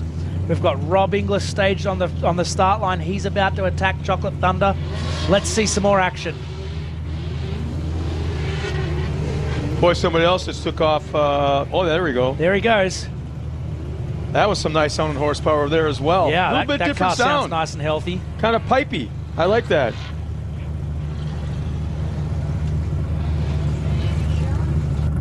Yeah. And he's attacking Chocolate Thunder. He's heading right towards the pinch rock. Oh, that didn't take long.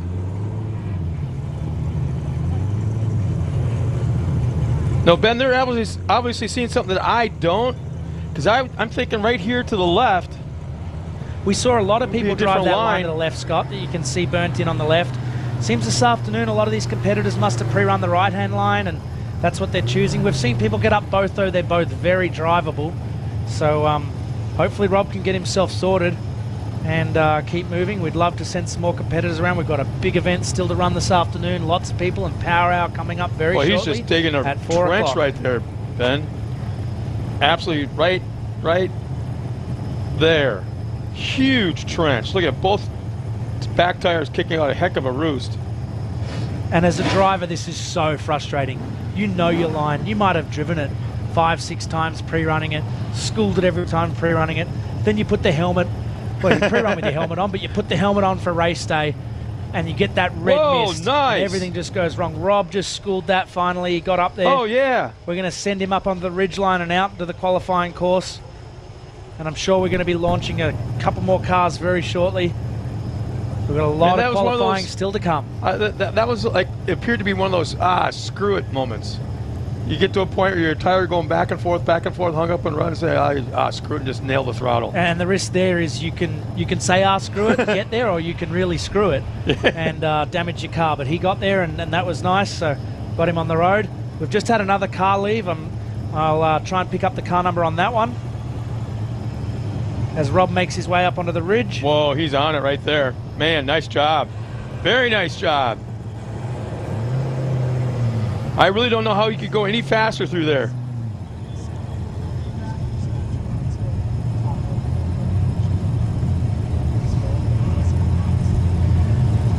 Now this ridgeline's pretty cool. The way they designed the course, Scott, you can see it from town. You can see these cars just up above us. We're a bit low in our booth here, but from town and maybe up in the hill where all the spectators are, you can see these guys running along the top ridge before they head round the back to all the sand. And it's really cool to be able to see this much of the qualifying course.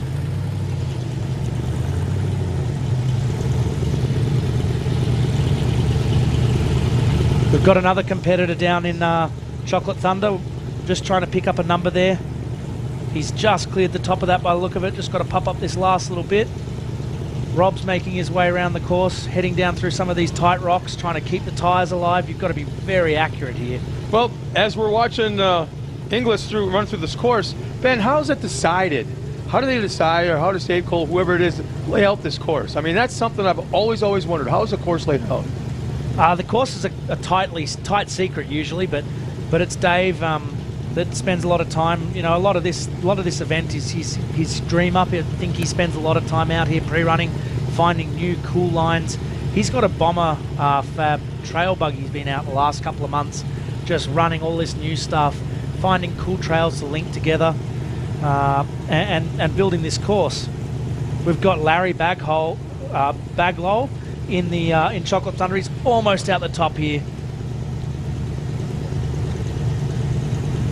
And those are some really aggressive tyres on that car.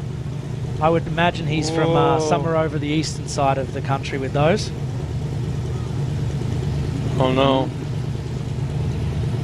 That's a strange predicament to get in right there. Pretty shortly we should have Rob Inglis coming back in towards the finish line. I can hear him, he's getting much closer. Here we go, coming back into idle issues. Making that TMR car move through the rocks nicely. And Larry looks like he's got a problem. Co-driver's jumping out. What a shame.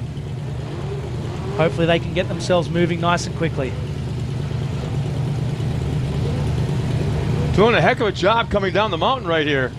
Yeah, looking strong towards the finish here. He's pushing the car around. One little back up, shooting towards the finish. And nicely done there. Nicely done through our finish line. And somehow he was able to avoid that huge pointy boulder right at the very bottom. Now, a lot of the guys been hitting as the very last obstacle on the course before they're all done. And Larry almost made it out of here, and then he got himself in this weird little notch here. He's a bit buried. This is going to be a difficult winch because you can sort of see in front of his front right tyre, there's a huge rock. It's not really the ideal line, just the position he's gone on there. There's a Canadian maple leaf on the top, so he's probably from up that way. Yeah, I kind of like that. You know, that's kind of referencing that TV show, The A-Team. Except a little variation of that. I like that. Very good, very good. You remember that? Are you old enough to remember the A-Team? I feel I'm a fair bit younger than you, Scott. You don't remember that, huh? I do remember the Mr. T A-Team. And that van. I think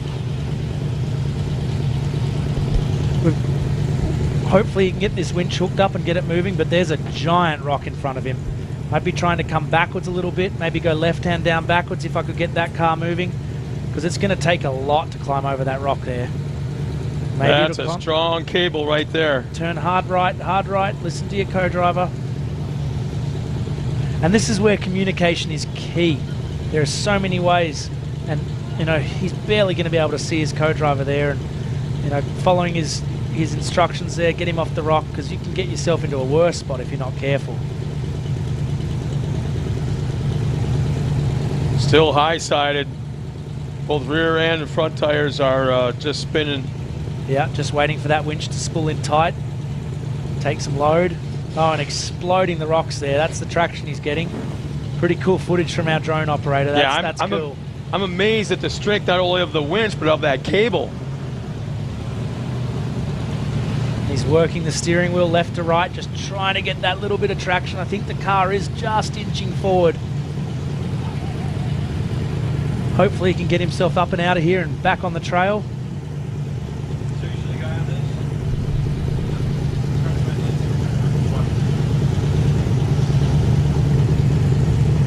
Oh, there it moved a bunch. It's sitting hard on that rear diff though. That's a hard spot. Hopefully the drive shaft survived. Are there any tires touching the ground? Dragging himself across there, completely turtled.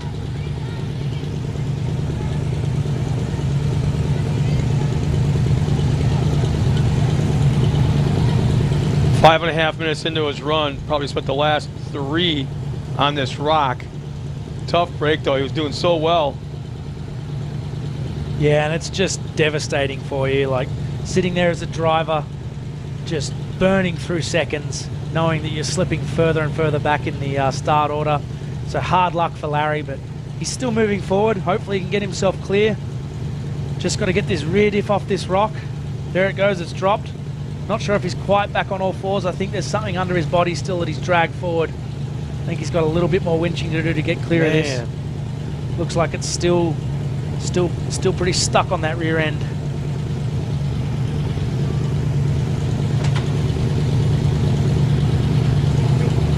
Well, here's the interesting part, Ben. At this point, this spot right here is going to be completely different than if you pre-ran this earlier. That spot right there is now changed, 100%. Yeah, this course changes all day as the cars push the rocks around, move things, dig holes with tires. It just keeps evolving, and it's pretty cool because some of the guys come out here a lot during the year and run these trails. Well, they actually don't have that much of an advantage because the trails change so much during race week.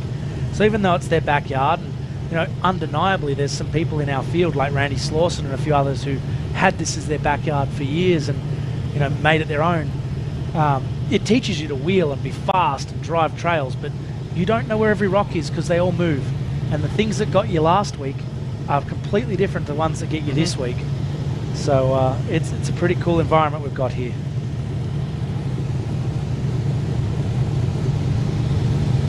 Okay, so Larry's just wrapping up his winch rope. Hopefully he's going to blast out the top of Chocolate Thunder. Now most of these guys have been leaving their co-drivers behind. The co-drivers have to be all strapped in and everything, so it's fast to leave the co-driver behind. It's completely allowed in this qualifying. And we'll get him out of the way. Looks like he might be pulling off course and not continuing. No, stand corrected, Scott. We've still got a qualifier going on here. Larry is heading up for the ridge. We're going to see how he tackles the rest of our course that we've laid out for him. Yeah, he seems to be one of those kind of, oh wait, no, I think you may have been right. He went straight right there. Oh, he missed a turn, that's all it was.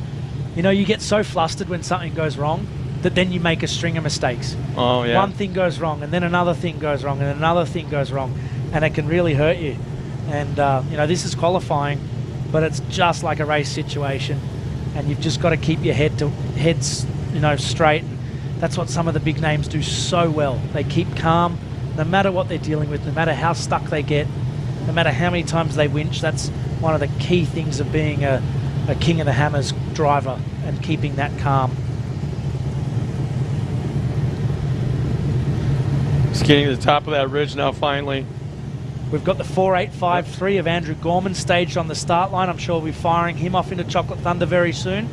Looks like a nice Jimmy's buggy up there. Another quintessential Legends class car. Those Jimmy's buggies, and we used to have the spec car series as well, where they built a bunch of them that really, fitted the Legends rules almost perfectly. That single shock, 37-inch tire. It's really cool to see it continuing. This one looks a bit newer than some of those, probably custom built to race Legends. But it's great, the mix of cars that we have at this event between the 10, 12-year-old ones that are history of our sport and the new ones that are pushing the envelope as well. And that's what builds this Legends class together. Sounds like Gorman has just taken off from the line. What an unbelievable shot. I just can't get over this right here. On the top of the ridge, overlooking Hammertown, overlooking us. as a driver, you'd almost be tempted to stop up there and take a nice photo. Yeah, of have a little Hammertown, but picnic. You're qualifying. You've got to keep moving. Come on, Larry, let's put the foot down. We've got Andrew taking that left line, Scott, that you liked before, and he schooled it. Well done. That's what we like to see. That is qualifying. Andrew has his foot down. He's hunting for that pole position. Let's see what he's got. Larry's making the turn into the sand. We're going to see him starting into some of our other little rock trails we've got here and then heading to Horsepower Hill and back to Chocolate Thunder. Got to say that Andrew kind of entered this no matter where he was starting from, the qualifying, which was actually 75th off the line, that even with that far back in the pack, you'd have to say he's one of the favorites. Are we looking at a top 10? Yeah, I think he is one of our favorites, and he's showing why. He's driving nice and clean. You know, I said it a couple of minutes ago, the ones that are the fastest actually look, you know, the most boring in a way, but that is smooth driving. He's making clean angles through those corners, staying outside of all the big nasty stuff. Are we looking at a top 5? Ooh, could it be a top 5? I think you probably could at the moment. I wasn't up here earlier this afternoon, so I don't have no idea what the top 10 in qualifying look like on course. But you know, we had a great mix, Scott. We had some that looked like Andrew, where they're just calm and collected, and then we had some that just threw everything to the wind and just destroyed their cars all around the course and got a great finish as well. Now we've got 2 cars on course. Larry making his way into her problems, idle issues, making his way back towards the finish line. And Andrew's still looking calm and collected through those nice sand berms. He's on his way back here. That's looking like a nice time there.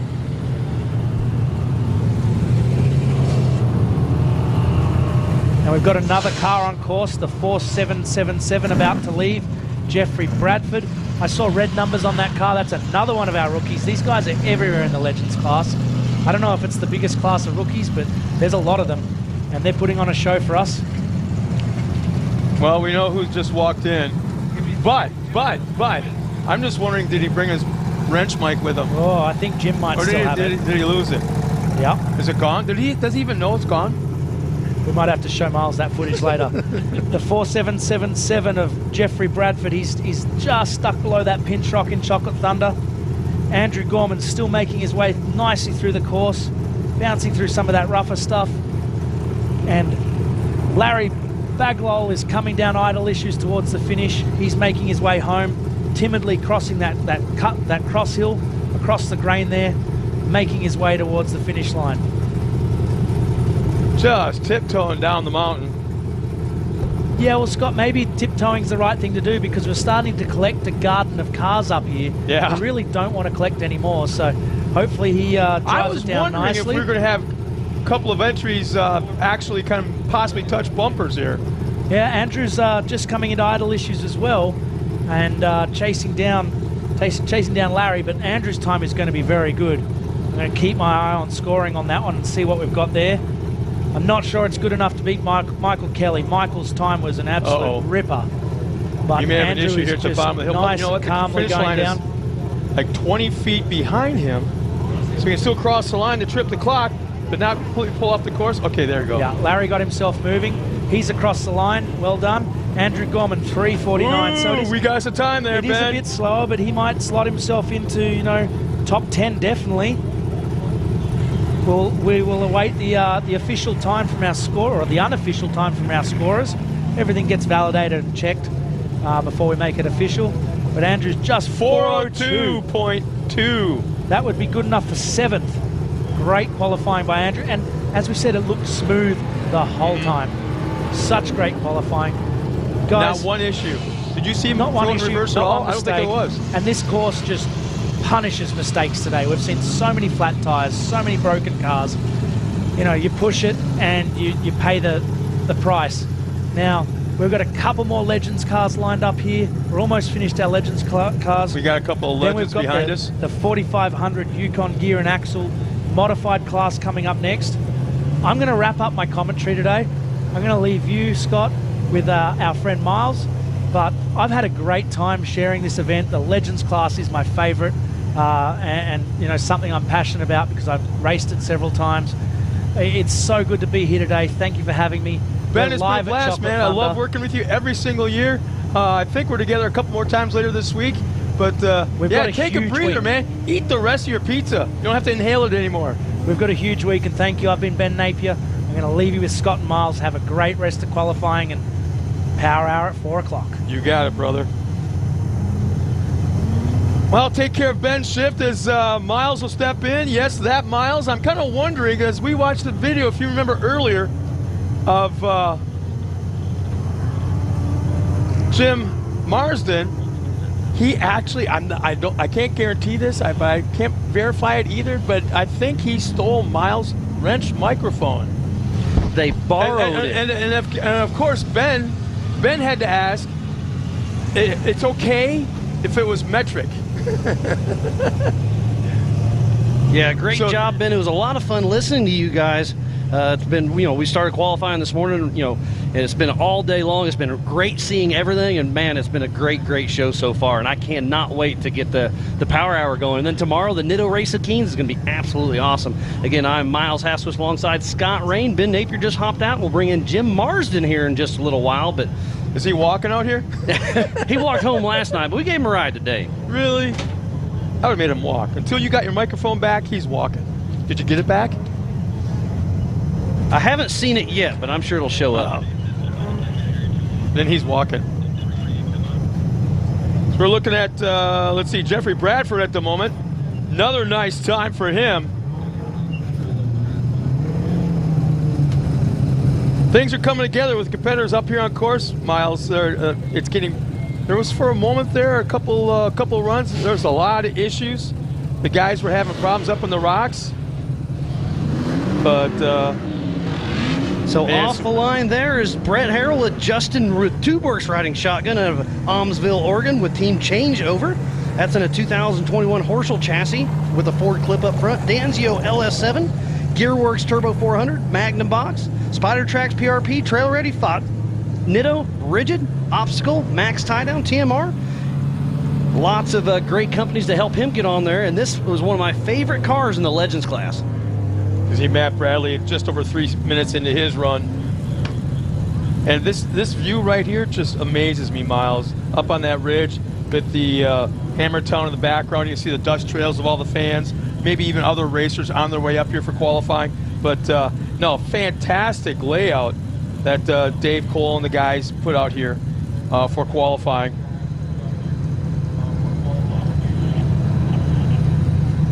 Yeah, it's been a great day. I mean, we qualified all day yesterday, but it is just getting started now. And the weather. And the weather is absolutely beautiful. Yeah, this morning I had 2 jackets on. It was a crisp 35 degrees when we opened the show, and then the sun's out. The breeze is blowing just a tick, but I'm in a t-shirt. He's up here flexing his biceps. Not too many guns in here, but that's what the Marines call it. When there's a certain day of the year in the spring, the base general goes, "Okay, boys, guns out." And now all of a sudden you see, now it's okay to roll up their sleeves. And it's kind of funny, but it's kind of cool too. So the 91 of Ryan Parrott. Is that Matt Bradley? Matt Bradley, I'm sorry. I'm looking at the wrong page. Yeah, it was Matt Bradley. 418, no, 410. 410 flat for Matt Bradley. So that puts him, and Matt Bradley's one of our rookies in the 4800 Brannick Motorsports Legends class. That puts him in 13th position overall. Well, that very, very good run, but I thought they had to run the red numbers or orange numbers? Red, I believe. Red numbers, and he wasn't running red numbers because I was watching for it. So that is Brent Harrell on screen in that Horschel machine with Justin riding shotgun.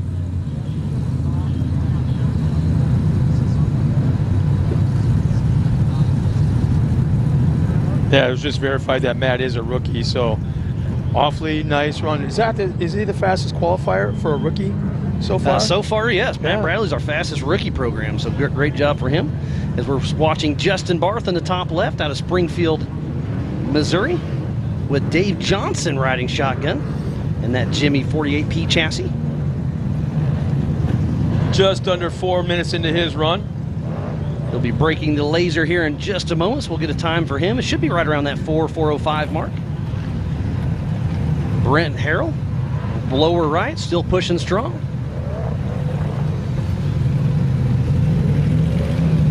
Justin Barth crossed the line. Let's see what his time's going to be. 403.9, 403. Very nice. 403.9. That puts him in the top 10. That's roughly in that ninth That's spot. like the last 3 finishers, Miles, have been in the top 10. The last 3. Look at the rookies. There's 3 rookies in the top 15, was it? In the top 20, there's Top 3 20, rookies. 3. Yeah, Matt Bradley, Okay. Christian Bass, and Jay Schwab. I had a fun chat with Jay Schwab in the pits a couple hours ago. Ned Lamming on the course now, just under 2 minutes into his run. This is the 4-wheel parts Everyman Challenge. This is the 4800 Brannick Motorsports Legends class. Up next will be the 4500 Yukon Gear and Axle Modified class. And then when we wrap that up, we'll shift There, it left to front flat Power tire Hour. on, let's see. I believe there's a left front flat. Yeah, it looks like it still has some air in it.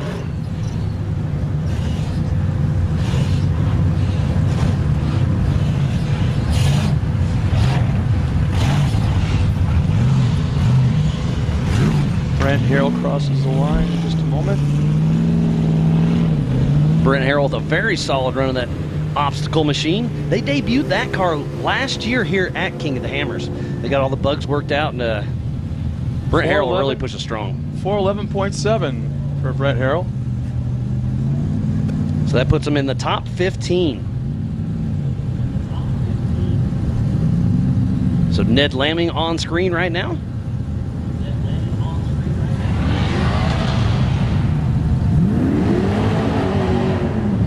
So you've been around enough to know and kind of understand where I might be going with this. So we were wondering, Ben and I, earlier, if the rocks and the difference in temperature, whether it be morning or mid-afternoon, does that change the traction?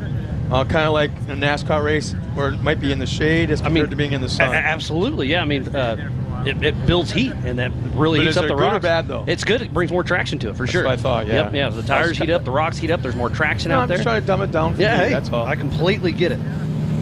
Matt Jones in line here, one of our rookies. So off the line 413. just there is the 4896 of Buddy Carlton with Matt Long riding shotgun out of Greenville, South Carolina with C2 Racing. He's in a Jimmy's Ford Bronco chassis, LS, Carlton Customs Trans, Atlas, Spider Tracks, Brannick, Toyo, Carolina Driveline, Yukon, Warren, Alltech, KMC, Fox, Carlton Customs, and Showfield Performance. He started way back in the day racing Re-Rock, so it's great to see him out here racing with us at King of the Hammers. If you're just joining us, this is the 2023 Progressive Insurance King of the Hammers powered by Optima Batters. We are qualifying for the 4-wheel parts Everyman Challenge. They will be racing later on this week on Friday starting at 8 a.m.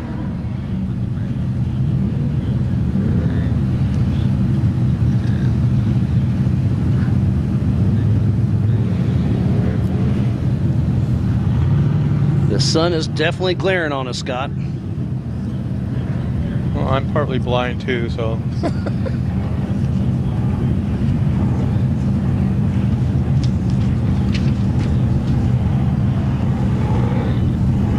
There's the 421 of Rustlin Raven with Lyric Redwood out of Portland, Oregon with Raven Racing. Here comes Ned Lamming into idle issues, approaching the finish line. And don't forget, tonight we have the Holly EFI Shootout presented by Action Sports Canopies and King Shocks. What is it about that event that has so many people talking this year? Whoa, that's how you end it. I mean, so wow. This is just qualifying, so they run this pace, but then they have a full other race after this, so you have to save the car a little bit. The shootout is a make it or break it. They get one time. They come, so we're going up Idle Issues and down, sorry, we go up Chocolate Thunder and down Idle Issues right now, but tonight they go down Idle Issues and then up Chocolate Thunder, so we're going to switch it up a little bit. But what, like I said, but obviously it's under the lights, it's nighttime. But what about that event has people talking? I mean, it's the rock bouncers. Almost as much as the Saturday race. Yeah, I mean, it's a lot of fun. It's a crowd favorite for sure. Lots of people come from all over the U.S. Clyde Bynum with SRRS is coming to help us run it. And like I said, they put on a show. I mean, it's called rock bouncing for a reason. They're not crawling. They're giving it all they got.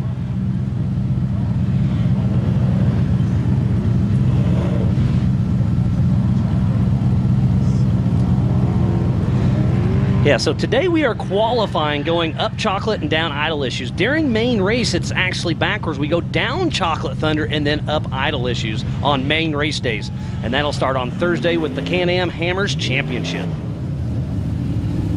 On the right side of the screen, you can see a running lineup of qualifying order. A couple of newer names in the top 20.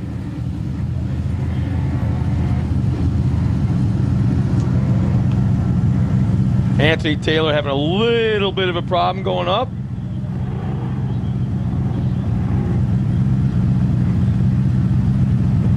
Nice crowd, huh? Oh, it's Looking great. in the There's so background. many people. When I was driving from Hammertown, so we're only about a half a mile from Hammertown. And when I was driving up here, the crowd is incredible. I mean, where's Chocolate Thunder? You just point over. That's where all the people are. And then last night I snuck out of town as well, and it was just a glow back here. There were so many people back here. I don't know if they're pre-running or just playing, because after hours we open it to the public and people come out here and have a great time. So Buddy Carlton just crossed the line a moment ago, and his time is, let's see, there it is. No, that can't be right. That was 2:12. They'll adjust that for sure. Oh, we got a problem there. Is there something with the right front here? Oh, the left. Yeah, so he broke a tie rod. Yeah, You see maybe both tires are jacked up. Both tires are aimed at each other and loose. So yeah, the tie rod is absolutely broken on the front of that car. Tough break. Giving it a chance. That's Nicholas Price having some issues. We'll have to get some recovery out for him. Tough break for him during the four-wheel parts Everyman Challenge. Been lots of action all day long. How about that for sportsmanship? He pulls well off the course. He knows there's a problem. He obviously can feel it in the steering wheel. And Maybe obviously shouldn't it would be way easier to fix it on course than it is to try to get it off course and tear up more stuff. Down, yeah. So they'll park it there, go back to camp, get the right parts they need, get the tools, come on out. And speaking about that, I was talking to the Bleilers just a little bit ago. I was in their pits, and Eric Miller has broken his front end so bad they can't winch him out. They've had 2 winches on trying to get out of a legit trail, and they couldn't get him out. So they came back to town, got parts, got tools, and they are going back out to recover a 2-time king, Eric Miller. Wow.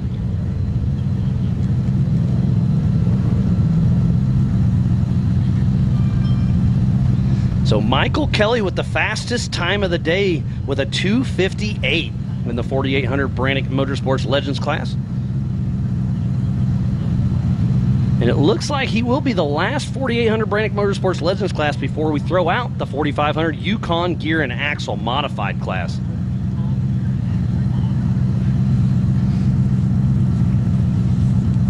So Miles, what do you find with some of the interesting things going on in Hammertown today, this morning or afternoon? I mean, where are you looking at? There is so much going on today. Well, today, tomorrow, all week long. But it is fun to kind of just glance around, look at everything.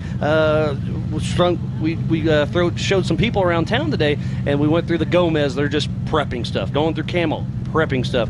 Lauren Healy was just kind of chilling out. He had some issues this morning, but he was kept on going. Everything was going good. But like I said, there's people doing a little bit of everything out there. Mm-hmm. It's pretty sweet. But it sounds like while we clear the track, we're going to take a really quick break and get back to more racing action right after this.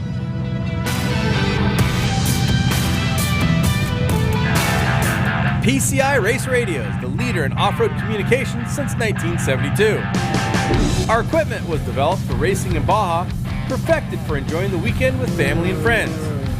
Stay in touch with our track stereo intercoms, two-way radios, satellite communications, helmets and headsets. Find new adventures with GPS. Breathe clean air with Race Air Fresh Air Systems. PCI has the highest quality communications, navigation, and safety equipment, backed by the best support in the industry. Find us at hundreds of events each year, supporting our equipment on site and providing the PCI Weatherman Relay.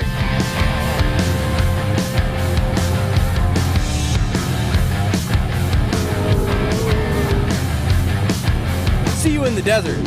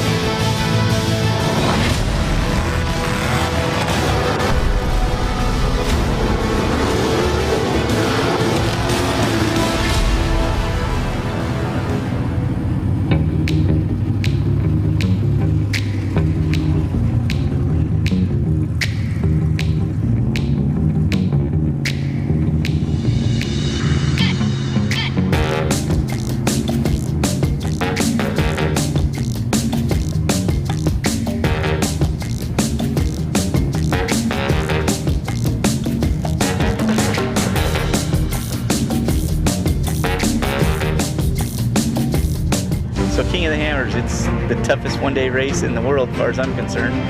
When you need your winch, that's the only thing that matters. It's about getting to the finish line first. It doesn't matter how you do it.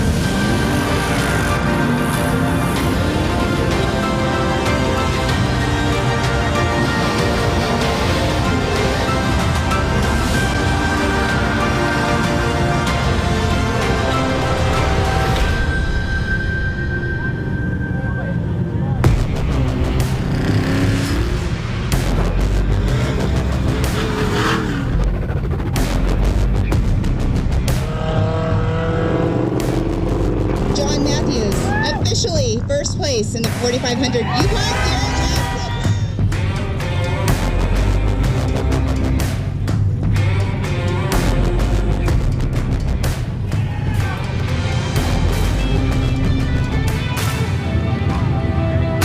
Welcome back, world, to the 2023 Progressive Insurance King of the Hammers, powered by Optima Batteries. We just kicked off the 4,500 Yukon Gear and Axle Modified class for qualifying for the 4-wheel parts Everyman Challenge.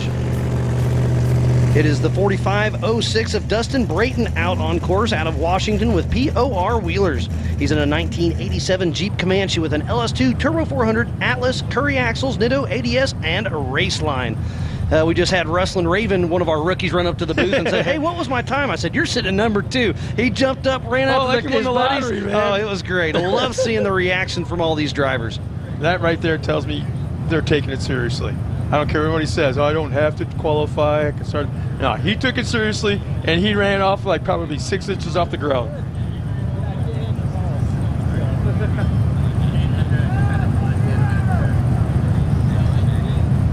Dustin Brayton not exactly having the best of runs as he's approaching the 8.5 minute mark.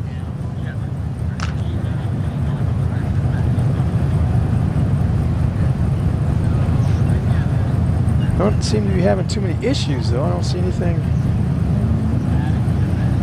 that should be slowing him down any at all.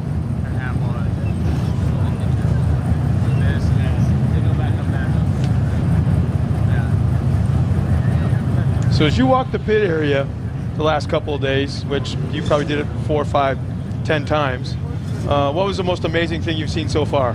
It was probably Rufus Racing. They had their solid axle 4400 car completely stripped down, missing the engine, and they already got a new engine. They got it back. They got it put back together a couple nights ago. Yeah. But it was fun seeing it completely tore down and then going back to check on them, and it's race ready. I mean, and I've heard that story from Levi Shirley. Waylon Campbell has had his engine out twice. Once with, for engine issues, not sure exactly what, but an oil pump the first time and then something else the second time, just bad luck. I mean, you can prep as much as you want and something is going to happen. It could even be a 25-cent part, something you have to take apart completely. And it looks like on screen is Traycon Johnston, number 4535, out of Mapleton, Utah, with Impulse Off-Road. He's in a 2014 Jeep JK, Atlas, Terra 60s, Fox, BFG, PRP, and KMC. So our fastest rookie is Rustlin Raven. Pretty cool to see him doing so strong out there. Did you hear that? They're hooting and hollering They're still. hooting and hollering off in the distance. But the fast time of the day is Mr. Michael Kelly with that 2:58. But it was Jay Shaw yesterday with a, what was it, a 2:40, I believe? So the UTVs are still laying down some pretty fast times.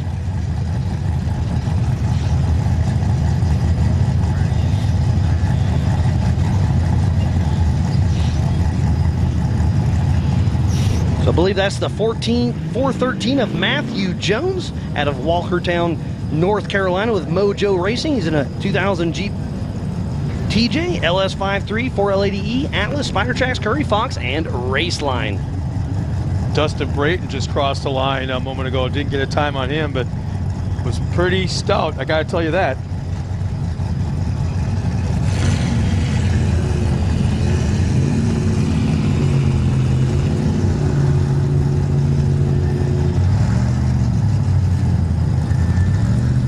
Traycon Johnson's who we're watching right now, just at the 4-minute mark.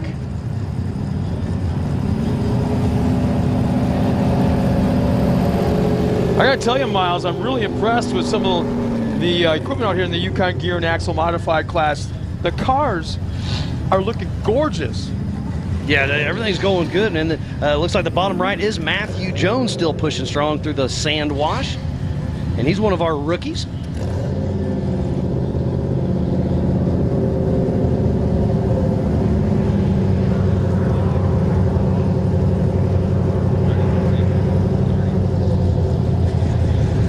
So this is the 4500 Yukon Gear and Axle Modified class. Some of the rules for this class is you can have 2.5 shocks per corner, limited to 14 inches of travel. You still have to have somewhat of a mechanical steering, maximum of a 37-inch DO tire, front-mounted engine, but unlimited horsepower.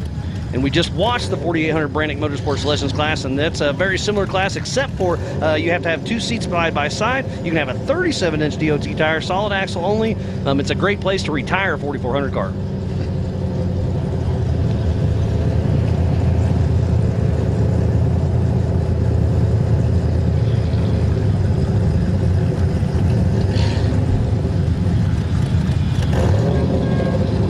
Look at this. There's going to be a little log jam on the trail. One's driving forward, one's backing up. We'll see how this shakes out. And it looks like there's only about one lane right here in this soft sand. This morning I watched some of the stock class guys having some issues there. So he's going to see if he can make it right on around, and he does. So that's Matthew Jones.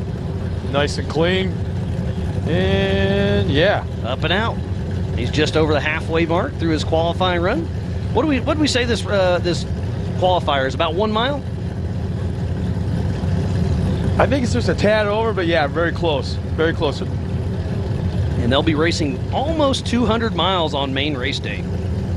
Yeah, I asked Ben this, and I'm kind of wondering, you know, when this course is laid out, how's it done? How long does it take? I mean, from the moment, okay, you put the piece of paper on the table and you sit with a pen, you start drawing it out, then you get here and kind of try and find it. I mean, how's the process? Yeah, I mean, Dave Cole gets on Google Earth and starts building it probably next week. And it gets to lay out, and he thinks it through, and I bet you that's his favorite part is actually building the race course. And it takes a lot of time. I came out here during Thanksgiving and talked quite a bit with him about it, and I mean, it's changed a lot since then, because you know, you have ideas, you brainstorm. It's really cool to see how it all shakes out. He's kind of like a mad scientist. 100% mad scientist. Absolutely.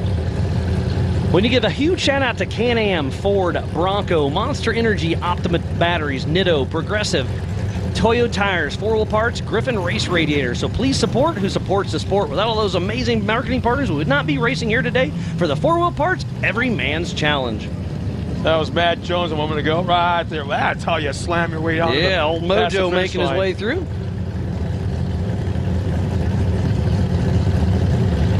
But yeah, what a great couple days of qualifying. We started last 2 weekends ago for the SRT King of the Motos. Then we had the Toyo Tires Desert Challenge presented by Monster Energy. Yesterday was the 4900 Can-Am Hammers Championship.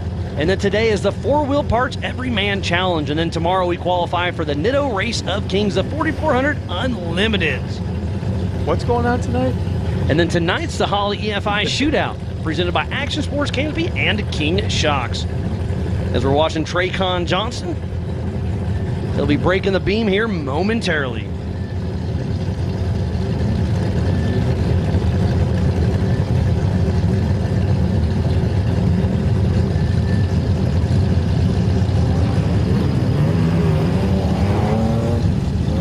So Craig Allen raced earlier, and we actually had to adjust his time a little bit. He is actually sitting in that current second place with a 3:23. So let's go through the top 10 real quick, Scott. Michael Kelly with a 2:58. Then we got Greg Allen in the 595. He has got a 3:23. And then in third is Russell Raven. Mr. Excitement. Yeah. Then we got Scott Foley with a 3:40.5. In fifth is Jeremy Jones. Sixth is John Holtzman in the with 3:56. 7 is Cody Young. Andrew Gorman had a real good run going in the 4:02. And 9th is Jacob Pacheco. And rounding out the top 10, Justin Barth with a 4:03. So just taking off the line right now, the number 1018 of Anthony Taylor out of Lake Bay, Washington with Redhead Racing. He's in the 05 TJ, LS6 leader, Turbo 400, Atlas, Rough Stuff, Fox, Milestar, and KMC.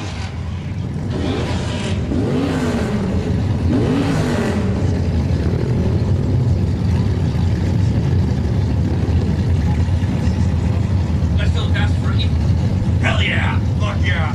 Dude, we almost hit that rock right there in the front.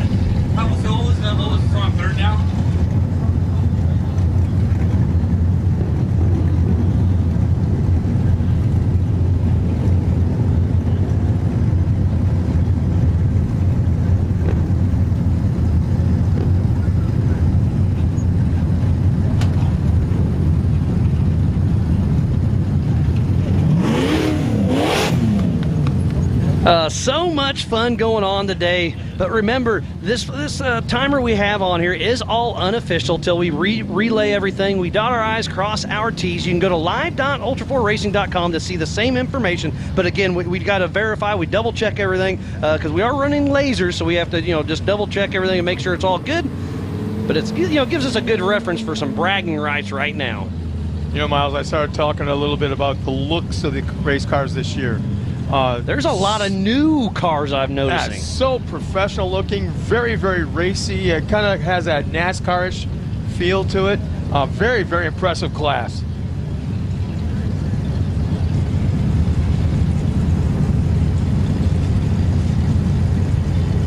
Watching now Anthony Taylor just at the 2-minute mark in his run.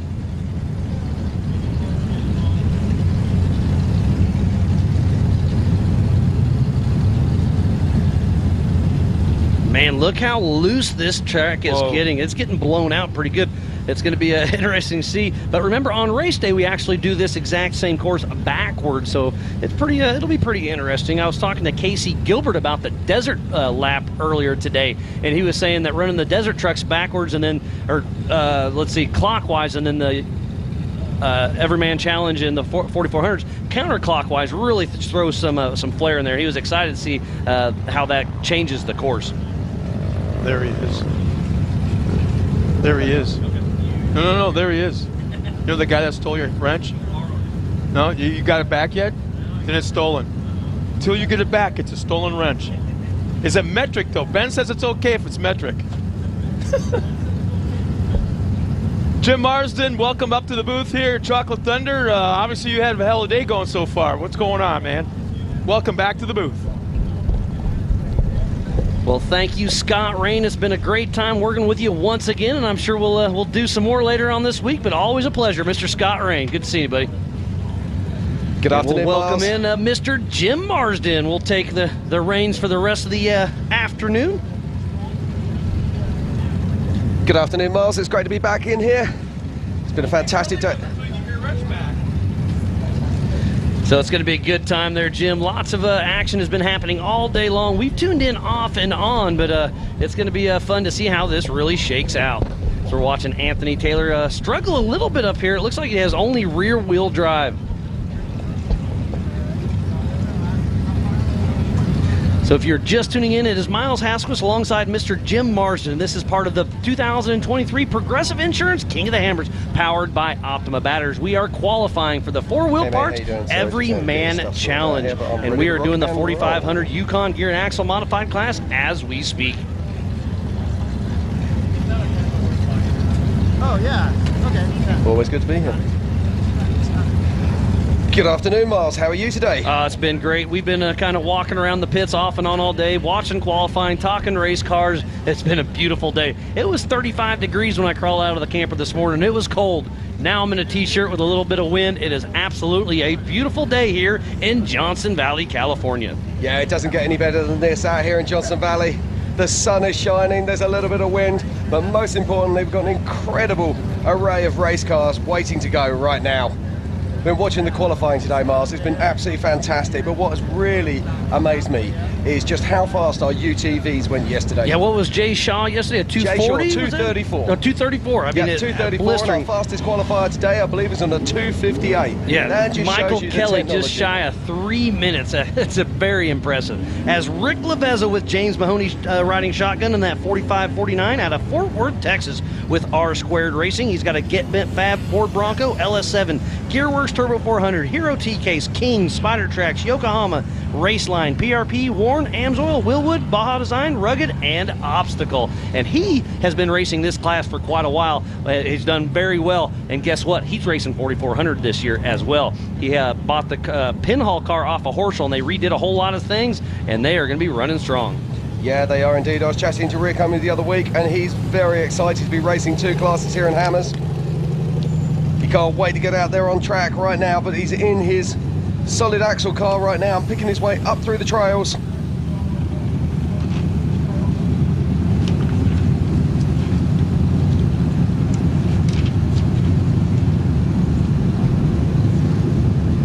Come on, Rick, you need to sort this out. There's a real pinch point happening here in Chocolate Thunder now. Between the rocks, all the soft dirt has been dug away, and line is absolutely critical. This is one of the most powerful cars in the field, putting down nearly 700 horsepower as he breaks free of the rocks. And that just goes to show you how tough this trail is here at Chocolate Thunder going up. He does make it up. Going strong. So Rick Levezzo with a pretty good run going, but he's going to have to really step it up if he's going to give Michael Kelly a run for his money. Yeah, now there's multiple lines appearing on Chocolate Thunder right now. We have the really cut up right-hand line, but there is the suicide line up to the left, and I think we're going to see some of the guys taking that a little bit later today. The dust is thick down here today. A little bit of wind. Obviously, a couple days ago we asked for wind, and we got way too much, so we'll see how it all shakes out. Yeah, but it is an do absolute... not use the W word. But it is absolutely beautiful today for the 4-Wheel Parts Everyman Challenge qualifier. Yeah, and there's still lots of action coming today. Let's not forget we have Power Hour at 4 o'clock. And we've got some very good heavy hitters in there. We're looking forward to those later on. But right now it's about this man, it's about Rick Levezzo. And look at the background there, what an amazing shot it is. I believe it was 2012 since we've qualified here. The last time we qualified on Chocolate Thunder was, what's that, 11 years ago, I guess? So it's really cool to see Dave Cole shake it up a little bit, because it is nice to have it in town, have it on the short course, do a little bit of rocks, but we switched some things up, and seeing the hard rock trail during qualifying is awesome. We were talking to Lauren Healy earlier this morning, and he was saying he's not a fan of this track over here. The last time that he actually qualified here with him and Jason Shearer ended up 96th and 97th off the grid. And still did well that year, if I'm not mistaken. Off the line next is Dawson Allington and Chris Ray, the number 4595 out of Salt Lake City, Utah, with Baby Jeep Racing. It's a Tribe 16 built Jeep 441 stroker, Turbo 400, Atlas, Spider Tracks, BFG, Trail Ready Wheels, Sierra Gear and Axle, Baja Designs, and Red Line Oil. He started racing King of the Hammers in Ultra 4 back in 2018. He won the Western and National Championship in the 4600 class, and now stepped up to 45. He has indeed, and Dawson's doing a great job here on the left-hand line. Looks really good as he picks his way through and onto the goat trails. Now, this is a car that's no stranger to winning at King of the Hammers, and its previous owner has won this class before. So we've been talking about Power Hour all day long. It kicks off right around 4 o'clock p.m. And I've got Mr. Albert Contreras in here. He's part of our Power Hour. How you doing, buddy? Hey guys, how you doing? Doing great right here. A little nervous, but you know, we're getting ready for this.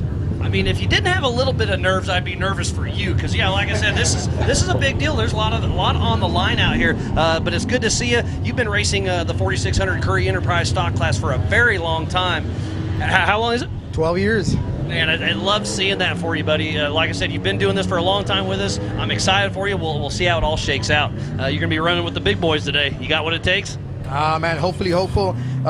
This is the first time we're running Chocolate Thunder for qualifying, man. This is new for everybody. It's rutted up, but we're going to do our best, and hopefully you guys will be happy with our run. All right, buddy. Well, I just saw you walking by, so I wanted to have a quick chat with you, and best of luck, and we'll see how it shakes out. Right on. See you guys. I just want to say congratulations to my son, CIF champ wrestling, Tristan. I feel bad you can't be here, but somebody else got your spot for Co-Dog. All right, buddy. Well, always a pleasure seeing you, Mr. Albert Contreras. Always great to see our competitors as we watch Rick Levezzo making his way down idle issues. Just keeping it nice and clean. Car's looking really good as he picks his way down. And just taking off the line was Troy Digby and Luke Edmondson, the 4514 out of Charlotte, North Carolina, with Digby Racing. He's in a built Jeep with an LS 5.3, Turbo 400, Atlas, Dana 60, 14-bolt, Yukon, KMC, Mickey Thompson, Rock Crawler suspension, Fox, Ultimate 9, Tri-Lights, and Outlaw Off-Road.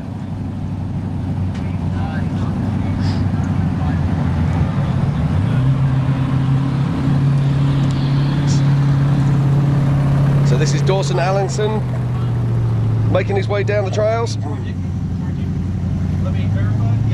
Yes. There's Dawson Allington and Chris Ray with that Sierra Gear and Axle Tribe 16 built machine.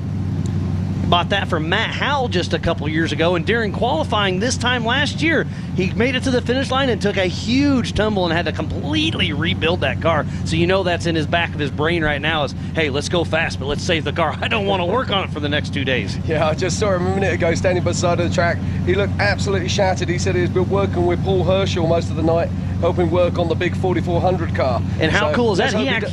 He actually works full-time for Paul Herschel now. But I'm sure he's wishing he'd had a little bit of extra sleep, that's for sure. That's a little bit for everybody here at Hammers. You know, sometimes we got so much going on. There's so many of your friends you never get to see. So you come out here once a year, and I just know I'm not going to sleep much.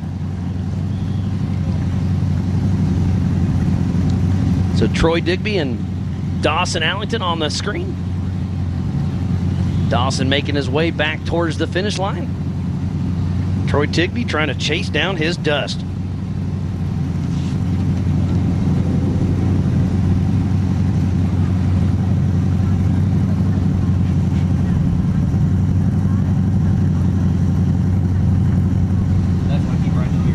Okay.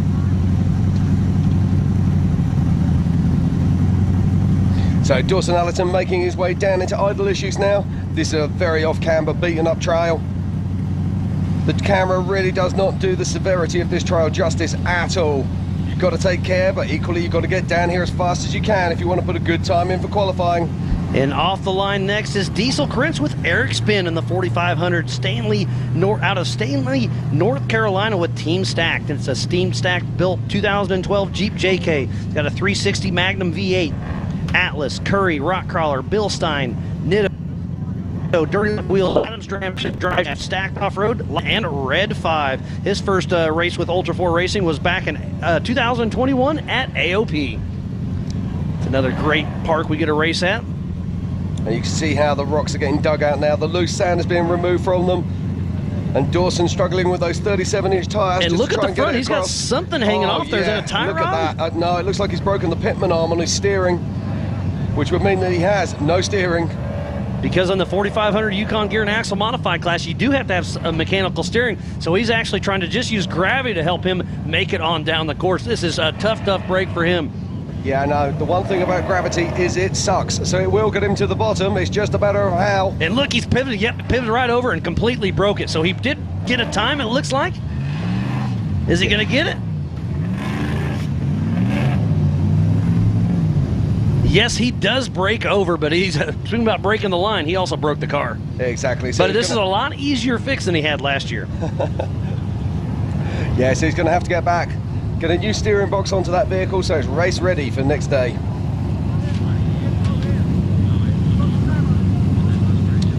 The main EMC is on Friday this week, and we will have 3 classes racing. We will have the Spider Track stock class, we will have the Brannick 4800 Legends class, and of course the 4500 Yukon Gear and Axle modified class that we are watching qualifying right now. Yeah, what a great day of qualifying it has been for the 4-wheel parts Everyman Challenge.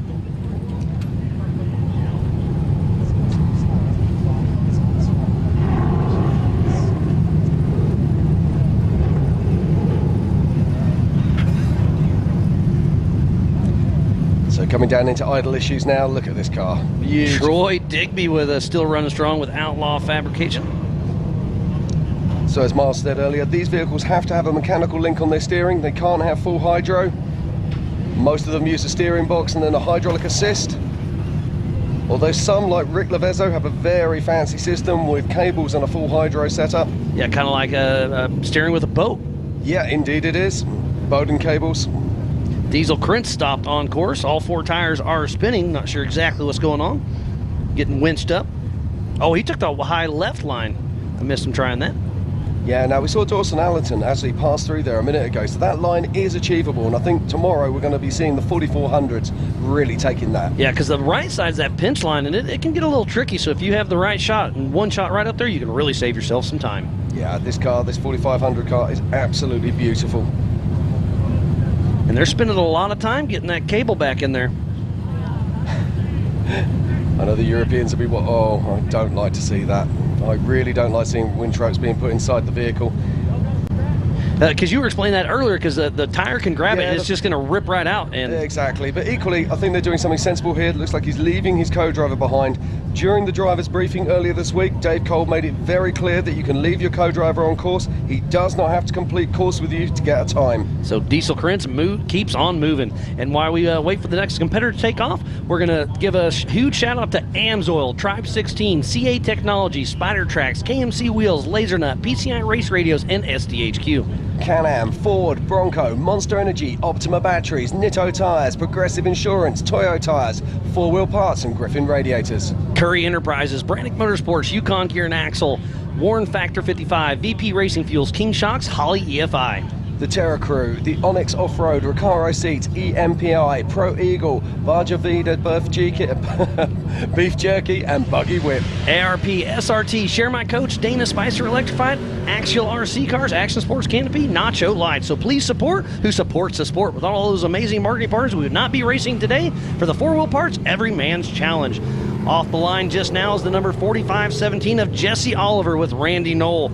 Out of White Lake, Michigan with Oliver Racing. It's a Ford-based chassis built by Oliver Racing. Mass Motorsports LS 427, Edmunds Turbo 400, Atlas, Yukon, Brannick, Warren, Raceline, Mickey Thompson, Alltech Tune, Radflows, Rugged, Magnitude Suspension, Ironman Off-Road, and Off-Road Anonymous. He's been racing with us here at Ultra 4 and King of the Hammer since 2013 with multiple wins along the way. He was our second place Eastern Championship in 2021.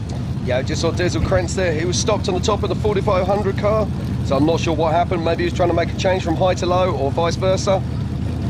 But either way, he's moving nicely now. Stunning vehicle.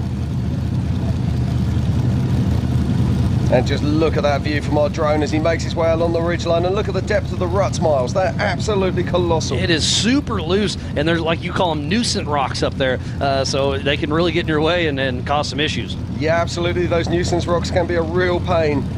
We'll see that tomorrow when we see the IFS cars up there and what kind of pace they can lay down. And if you're just joining us, we want to thoroughly appreciate each and every one of you. This is the 4500 Yukon Gear and Axle Modified class during the 4-wheel parts Everyman Challenge.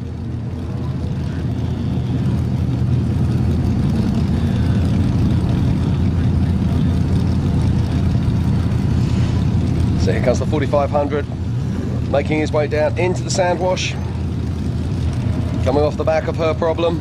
And you can see that Wintrope there now, starting to drag towards the tyre. This is what I was talking about. And that is Paul Smith that just took off the line and already flopped her over right in the middle of Chocolate Thunder. So tough break for Paul Smith. Got our safety crew on site, making sure everybody's safe and sound. We'll get the track cleared and keep on keeping on.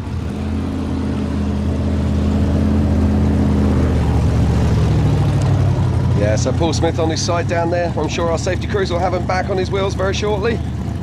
Now, let's remind everybody that if he actually gets recovered by the safety crews, he can continue on course. Yeah, it's a no-chase race, but fellow competitors or Hammer King safety. And it sounds like we're going to have a replay going on to see what happened to Paul Smith. So he's taking that left line. So he makes his way out towards the main rocks. You see he takes that left-hand land, does huge wheel stand, and just flips it right on backwards. Not too terrible to hit, so tough break there, but he'll be able to give her back and take a rear start on Friday for the 4-wheel parts Everyman Challenge. That's Diesel Krentz now making his way down into idle issues. Only about 150 meters from the finish line. Just taking it nice and gentle. Not trying to set the world on fire, just trying to be nice and safe. There's a couple other cars parked right around where he's at. We've got a little bit of a graveyard going out there with some broken cars we'll have to go recover later on. We'll have to get that recovered before we kick off the Holly EFI shootout tonight, presented by Action Sports Canopy and King Shocks. That's 6 p.m. tonight, PST. Be sure to tune in, always a fan favorite. And if I'm not mistaken, did I just see a tire of Jesse Oliver behind Diesel Krentz? So Jesse Oliver really pushing strong. Yeah, Jesse Oliver, very fast driver indeed. I'm sure we'll see in a moment. As Diesel Krentz comes down to cross the line. And Jesse Oliver, I can physically see him. He's right behind.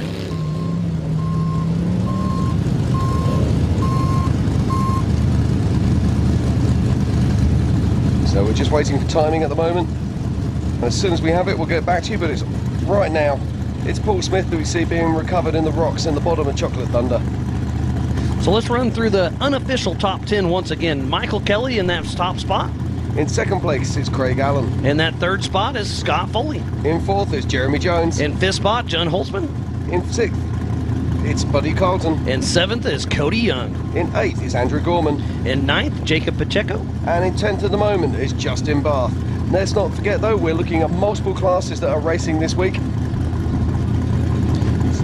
There will be having four... our 4600 Spider Track stock class, our 4800 Brannick Motorsports Legends class, and of course our 4500 Yukon Gear and Axle Modified class that we're watching qualifying right now. And don't forget, we have one EV car in the Dana Spicer Electrified Electric Vehicle class.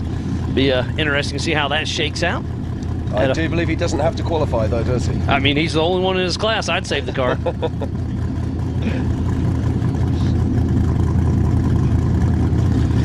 It's been a great day of qualifying for the four-wheel parts Everyman Challenge. This is part of the 2023 Progressive Insurance King of the Hammers, powered by Optima Batteries. While the safety crew recovers this car, we're going to take a quick break and be right back to racing action after this.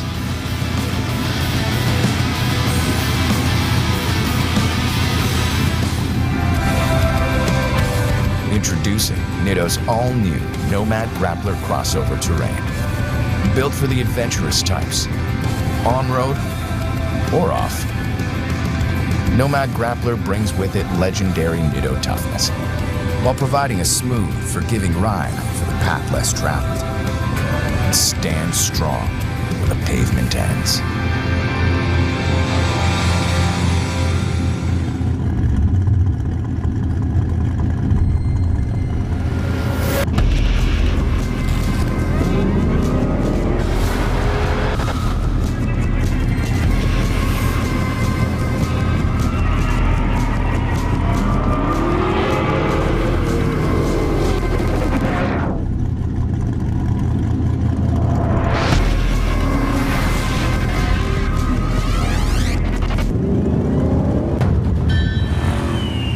So it's decided. We'll park even deeper into parking spaces so people think they're open. Surprise! Can't hear you, Jerry. Sorry. Yeah, can we get a system where when someone's bike is in the shop, then we could borrow someone else's? No. Or you can get a quote with America's #1 motorcycle insurer and maybe save some money while you're at it. All in favor of that? There's a lot of buttons and knobs in here.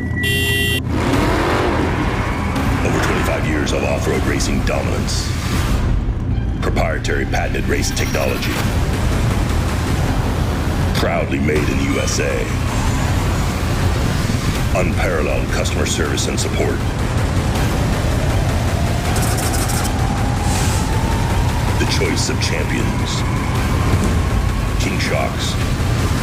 The leader in off-road shock technology.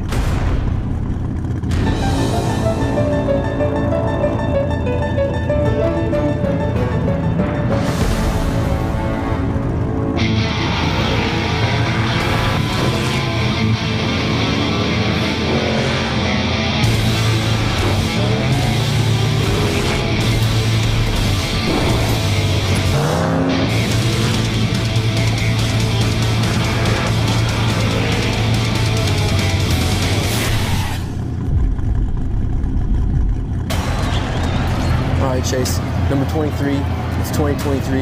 This championship's yours. Let's show these guys what's up. Easy, boys. It's not over yet. Big dog still gotta eat. Whatever you say, big dog. Seriously?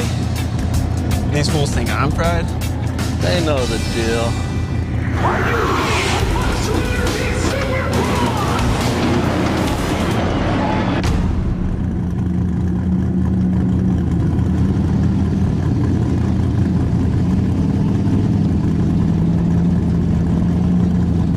Okay, and welcome back to the 2023 in Progressive Insurance King of the Hammers here in Johnson Valley. Today we are qualifying for the EMC classes. We have the 4500s, the 4600s and the 4800s on track today, and it's been a superb day of qualifying so far.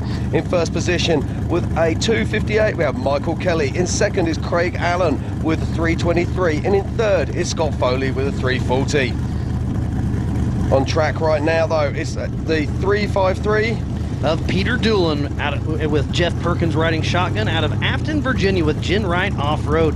They're in a Gin Wright built TJ with an LS3, Turbo 400, Atlas, Curry Axles, Fox, Mixie Thompson, Raceline, and PRP. They are racing for cystic fibrosis. Had a fun chat with them over Thanksgiving. They're trying to bring a rise to that. It's kind of a not normal situation they're trying to bring some light to. So huge shout out to Peter Doolin and their whole team. Yeah, he's going up through that central pinch line, and just look at the way these rocks are dug out now, Miles. Oh, and he does a great job there. Got a little bit stuck for a while, picked the line, hit the throttle and bounced it through. Great job there from Peter Dolan.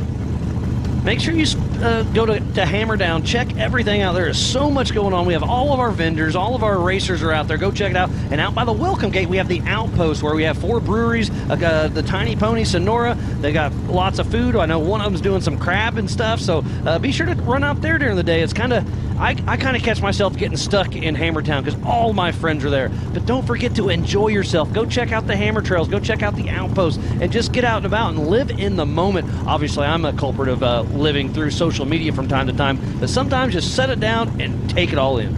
Absolutely. We were walking around Hammertown earlier today, and it is just absolutely vast again this year. It just keeps growing bigger and bigger. Nearly 1,000 competitors are going to be racing here over the last 2 weeks. But right now it's all about this man, Peter Doolin, who's out live on track at the moment, the 353 in the 4500 Yukon Gear and Axle modified class, qualifying here at Chocolate Thunder.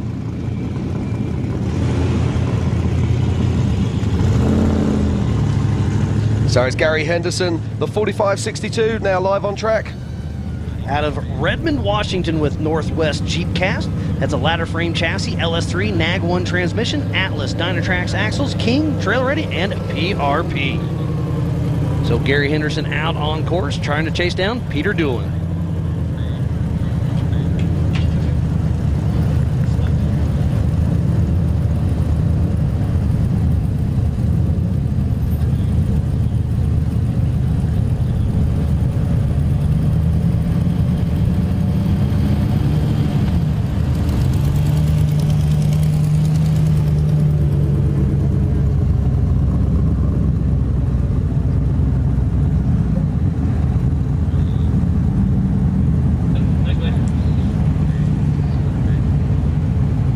Okay, as we watch the continued 353 on course at the moment of Peter Dolan making his way around course. It looks like he's going to be dropping down through Her Problem very shortly.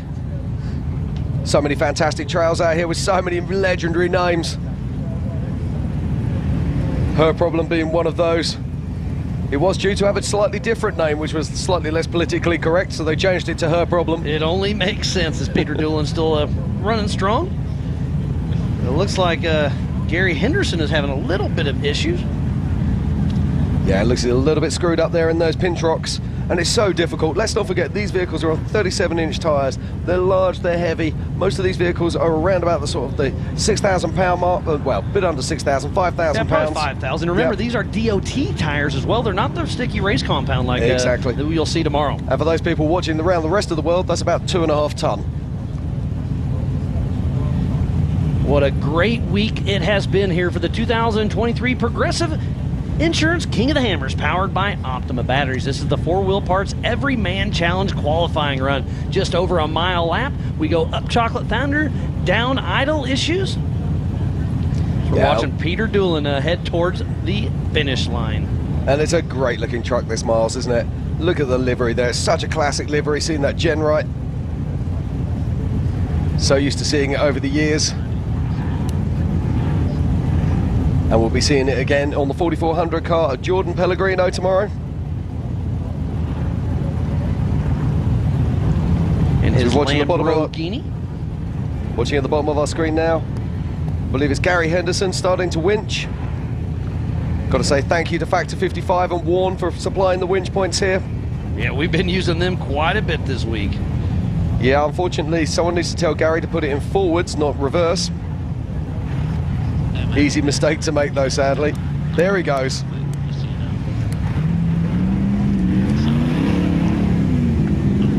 Getting ready to go full screen on 2. And Peter Dolan crosses the line. We're just waiting to get a time on him. Certainly won't be affecting the leader, who is at the moment Michael Kelly. Racing in the 4800 class.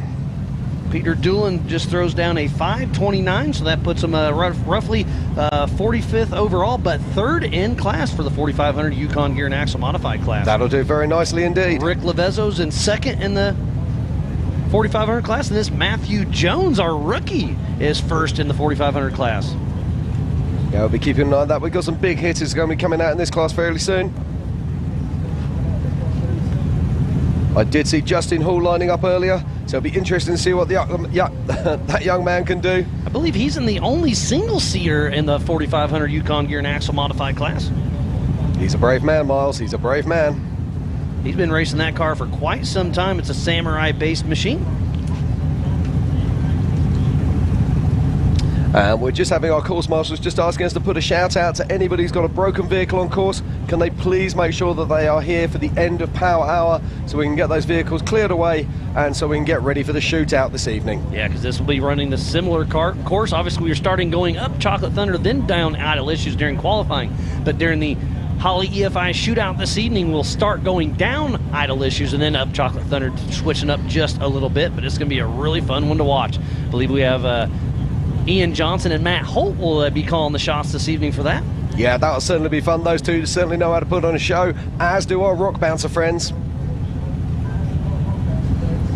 Now, Miles, the thing about these trials is when we come out here, there is so much going on. There is so much change, but one of the things that I really love is that we're starting to see mainstream manufacturers coming out here and embracing off-road motorsport and embracing the people that are here. This is some of the hardest terrain out there. So if you build a vehicle that can sustain the brutalness of the Johnson Valley Hammer Trails, it can do about anything. So if you're going to prove your vehicle, bring it here, and that proves the world it's a real machine. Absolutely. Let's talk about the Ford Bronco. Now, the Ford Bronco, they basically took the stock class rulebook and said, hey, let's build a vehicle that can come and race in there. So they fitted 35-inch tires. They put a 4-link suspension on the back end.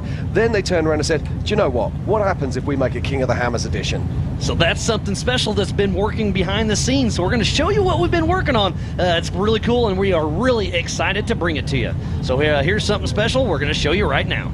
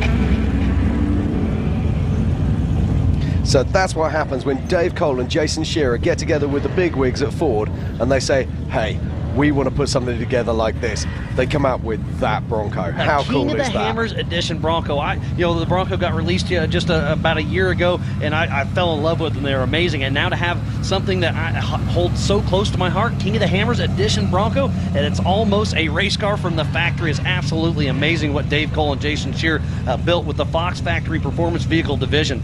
In Jason's own words, this is my ultimate daily driver.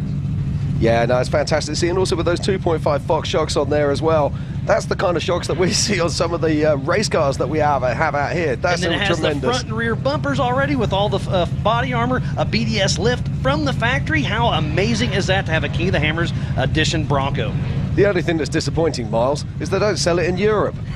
And I don't have one yet. That's the other disappointment, but we'll see what happens. But let's get back to the action here. So if you want to find out any more about it, go to kohbronco.com and find out some more details. Fantastic. Right, let's get right back into the action here at the 2023 Progressive Insurance King of the Hammers at the qualifying for the Everyman Challenge.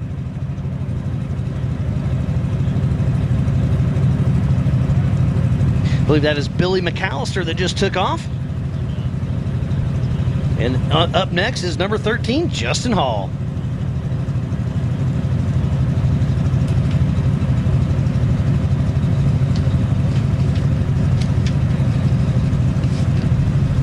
Yeah, so Billy McAllister just trying to pick his way through these rocks. All the sand's been dug away from them here at the bottom of Chocolate Thunder. Just makes it very difficult indeed. Now, it did look like he didn't have a locker working in the back end earlier, but seems to have four-wheel drive now.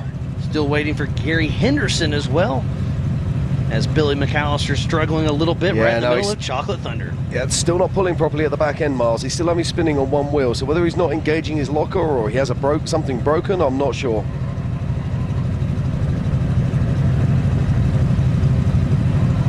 Got a feeling Billy is going to be reaching for the winch cable very soon. As we watch the 4.5.62 of Gary Henderson making his way down idle issues towards the final timing loop.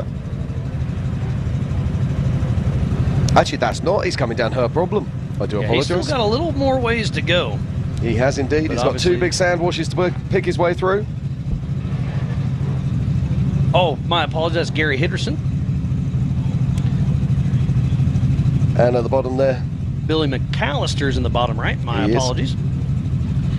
What a great day it's been for the 4-Wheel Parts Everyman Challenge qualifier. It's been a huge part of the 2023 Progressive Insurance King of the Hammers, powered by Optima Batteries. It's been a 2-week affair. We started with the SRT King of the Motos, and then last week we had the Toyo Tire Desert Challenge presented by Monster Energy. Yesterday we had the Can-Am UTV Hammers Championship. Today the 4-Wheel Parts Everyman Challenge. Tonight the Holly AFI Shootout.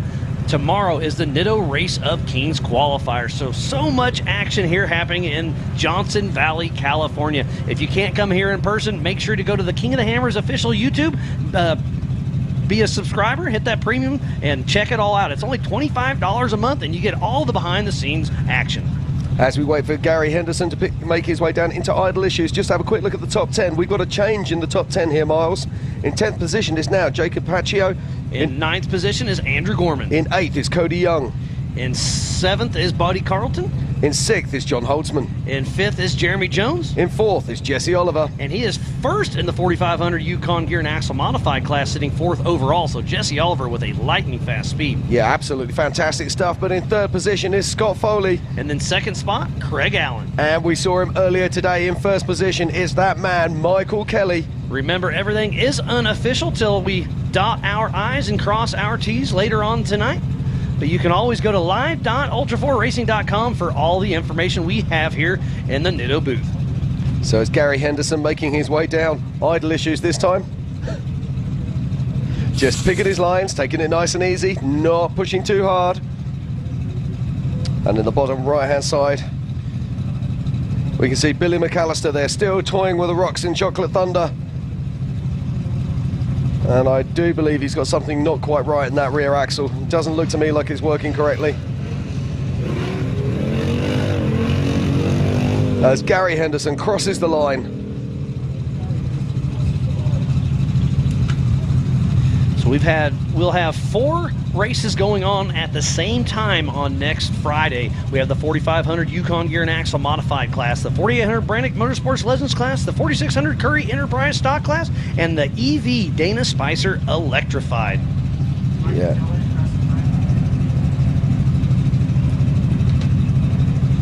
So we're watching Billy McAllister. It does actually look like Billy has made his way through the rocks on the pinch point.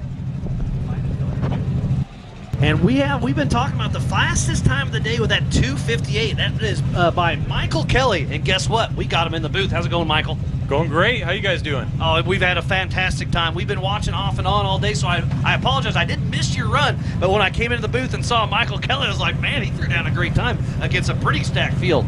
Yeah, honestly, I can't believe that time's holding. I went out there, I ran my run, and just did my thing. It came out great. Yeah, obviously you didn't hurt the car. You took it back, good for a quick shakedown. Everything looks good. So actually, I lost power steering at the top of Horsepower Hill and had to muscle my way through all that. No power steering at all. So me and my co-driver, Caden Hunt, we were just cramming on that wheel coming down idle issues. So if you would have had power steering, you would have even shaved off a few more seconds probably, right? Yeah, I'm guessing, 3-4 seconds probably. So Michael, tell us, where is the place? Where are you looking for time on this course? Where are you looking to pick up fast? If you can one-shoot this going up Chocolate Thunder right here, you one-shoot that thing, you got it pretty made. Yeah, I mean that's what it's all about is the one shot. You got to, but if you take a bad bounce, it can really tear you up, and then you can roll, or you got a winch, you get stuck, and it really is that one shot that makes all the difference. Yeah, all about momentum. As long as you keep it rolling, you keep on moving, that's progress. You got it. Yeah, it's pretty fun to watch. You had a great run today. We'll see. We got Power Hour coming up here in just a little bit. Are you thinking it's going to stick, or do you think one of these guys are going to knock you off? I hope it sticks enough to where Ryan Taylor's right next to me. He's an old buddy of mine, Team Indiana. He's looking at me right now. As long as we're side by side on the line, I don't care who's left, who's right.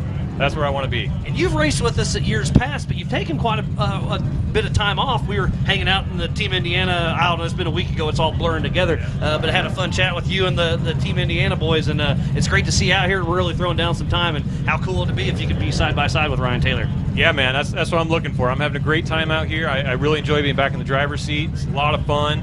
This place is special. There's something really cool about it. Something keeps on drawing me back to it. So here I am. And yeah, you put that Jimmy's 4x4 chassis on the pole so far. We'll see if it sticks. But Michael, great job. It's always a pleasure having you in here, and we'll see how it shakes out on race day. Thank you. I appreciate it. Take care. All right. Again, Michael Kelly. Great job, buddy.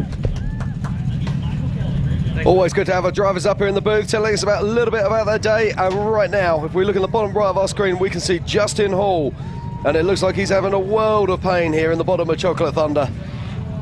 So, oh my God, it's Justin Hall, number 13 out of Morgan Hill, California with Rock Hard Racing. He's in a home-built single-seat chassis, Grom Racing 415 stroker with 700 horsepower at JR's 4L80E, SCST case, Gearworks, 13 Fab, Brannick, Falcon, Dirty Life, Radflow, Yukon, Liberty Mountain Field, Rough Stuff, Johnny Customs, Optima, Warren, and South Bay Drive Line. Yeah, it looks like he's actually turning around up there. It looks like he might have something broken. I think he's going to be coming back down the course. Just to try and extricate himself from Chocolate Thunder. Tough break for Justin Hall as we're watching Billy McAllister still making his way down. Yeah, taking a few rocks with him. Rocks. Yeah, looks like he's got a flat as well. He's had an horrific run, sadly. Looks like that left-hand front is not pulling at all, and it's also flat. I think he's going to have to... I think he's got a serious number of driveline issues, and to be fair, I think he's done very well to get as far as he has. But he's still making his way on, coming down her problem at the moment. Yeah, I think he's actually going to call it. He's just driven through the tape. And taking off the line right now is the 4532 of Steve Crawford out of Lake Nacimiento, California with SC Firestone. He's in a Jeep-based buggy, LS LQ9, Turbo 400, Atlas, Nitto, Method race wheels, and ADS shocks. His first Ultra 4 race was last year at the Stampede. He's an old name in the Caliero brothers. He's been running around with them for a long time, so great to see them dragging him out here for King of the Hammers. Yeah, we just saw Billy McAllister there. He's just retired. We saw him driving out through the tape, so a tough break there for Billy McAllister.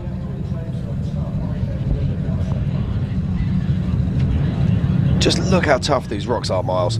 Oh, it's absolutely brutal out here in Chocolate Thunder. I was out here, well, when I first got out here, we came out here one day to just kind of check it out. And it's like, man, Chocolate Thunder's gotten tough. And then I came out here probably 2 weeks ago and did a little running around, and it's just, everybody keeps playing on it. It gets dug out. It changes every day, every night. So pre-running doesn't really help you all that much. Yeah, let's not forget that this is OHV property. That means that when we close race course, when we get clear, the public can come up here and continue wheeling. So that means that all the guys who come up here pre-running, they get back the next day, they'll find more oil on the track, they'll find the rocks have been moved and completely different to what they expected it to be. Yeah, it's great. We work side by side with the BLM. They're in race ops all day, every day, and we have a great relationship with them. We and the Marines themselves. Without all their help, we wouldn't be able to make this happen. And we have just shy of 200,000 acres of OHV property out here to go play on. It's been great to see everybody work together and make it happen. Looks like it may just have a couple more cars before we kick off Power Hour here in just a little while. Yeah, we're scheduled for 4 p.m. for Power Hour, and we've got some big hitters in there this afternoon. Bailey Cole was supposed to run out there, but I think he may be having some issues, but I think we have Josh Atterbury. Yeah, Albert Contreras, who joined us in the booth earlier. Brad Lovell. Kenneth Goodall. Kimberly Sparrow. Ryan Taylor. Dan Fresh. Sean Radsky. Sean Rance. Cody Sinclair. Dwayne Garrettson. Logan Goodall. And last year's winner in the 4500 Yukon Gear and Axle Modified class, John Matthews. Yeah, these guys will be getting powered up right now, getting their cars ready to rock and roll and show us what they got here at the legendary trail that is Chocolate Thunder. And taking off the line right now is Victor Bunez, the number 4572 out of Washington, Utah with Crawl Tech Racing. He's in a Jeep-based machine, LS 6-liter Turbo 400 with a 205 transfer case, Yukon ADS Milestar, and Trail Ready. There's so many amazing companies that make this possible. It's been great to see everything coming together. So we need to give a huge shout out to Can-Am, Ford, Bronco, Monster Energy, Optima Batteries, Nitto, Progressive, Toyo, 4-Wheel Parts, and Griffin Race Radiators. AMSOIL, Tribe 16, CA Technologies, Spider Tracks, KMC Wheels, Laser Nut, PCI Race Radios, and SDHQ Rookie Program. Curry Enterprises, Brannick Motorsports, Yukon Gear and Axle, Holly EFI, King Shocks, VP Racing Fuels, Warren, and Factor 55. ARB, SRT, Off-Road, Share My Coach, Dennis Spicer Electrified, Axel RC Cars, Action Sports Canopies, and Nacho Lights. Buggy Whip, Baja Vita, Beef Jerky, Pro Eagle, MP, Recaro Seats, Onyx Off-Road, and the Terra Crew. So please support who supports the sport. Without all those amazing marketing partners, we would not be racing here for the 2023 Progressive Insurance King of the Hammers, powered by Optima Batteries. And in the bottom right of our screen right now, we watch Victor Bunez making his way up through Chocolate Thunder. He's got to punch his way through this pinch rock, and he does. Look at that fantastic drive there from Victor.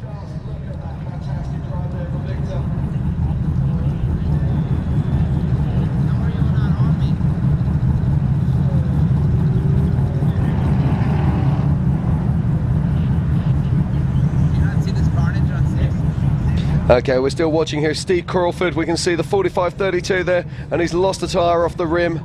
Still trying to make his way down through her problem. And it looks like something's on the right front. Got a flat tire, so tough break for him on that one. Yeah, I think actually the rims might split in two as well, just watching that. So he's got to be careful not to lose a caliper here as well. And remember, the fastest time to beat, we just chatted with Michael Kelly, is at 2:58. Yeah, look at this, Miles. The actual rim's cracked in half. Completely blown in half. Tough break for him, but he's still pushing through. We'll see if he can make it all the way through the finish. Yeah, so the beadlock ring is actually holding the tyre onto the outside of the ring, but the inside of the ring's completely sheared off. So let's hope it doesn't damage the brake lines. And as we watch these guys coming on down through, let's have a quick look at our top 10. In 10th position, it's Jacob Pacheco. In 9th is Andrew Gorman. 8th is Cody Young. In 7th is Buddy Carlton. 6th, John Holtzman. In 5th is Jeremy Jones. Overall 4th, but first in class, Jesse Oliver. In 3rd is Scott Foley. 2nd, Craig Allen. And still the man we just spoke to him a short time ago, it's Michael Kelly in 1st position and 1st in the 4800 Brannick Motorsports Legends class. Now, Miles, we've just been speaking about it. It's Power Hour. That's where the big guns come out. That's the people we really want to see on this qualifying course this afternoon. Turn up and turn up the heat. Yeah, it'll be kicking off in just a few minutes. We're shooting for that roughly 4 o'clock, but we may go a shy early, so be sure to tune in to the King of Hammers official YouTube channel. Let's not forget yesterday with the UTVs. We saw Jay Shaw qualifying earlier in the day, and he held off the big guns to still retain first place. Can Michael Kelly do that today? We'll see, yeah. Jay Shaw ran early yesterday and held it all day long. Is Michael Kelly going to hold that off? Only time will tell. It will. It's one of my favorite parts of Hammer Week is Power Hour. Oh no. Just looking into our screen right now and just see roosts of sand. And that looks like Steve Crawford. We saw him with a broken rim earlier. Tough break. Yeah, I think he's off the racing line though, so he might be able to stay there. We'll just have to see. The attrition has really set in this week. There's been broken cars absolutely everywhere, out on course and even in the pits. I've seen a lot of action. We saw Levi Shirley pulling the transmission, the Campbells having motor issues, Rufus Racing having some engine issues. So tough break for a lot of people. So Power Hour is officially going to kick off at 4 p.m. So be sure to, if you need to get a drink, need to get a snack, do it now, because 4 p.m. here in about 10 more minutes, we'll kick off Power Hour. Yeah, we're watching the 45.72 in the bottom right of our screen at the moment, which is Victor Bunez. Winchuk just dangling at the front there, but that's not going to slow him down as he picks his way down through her problem. And he is one of the last cars we're going to see before Power Hour this afternoon. I can see cars starting to make their way up now for the start of Power Hour, which is looking likely to start at 4 p.m. sharp.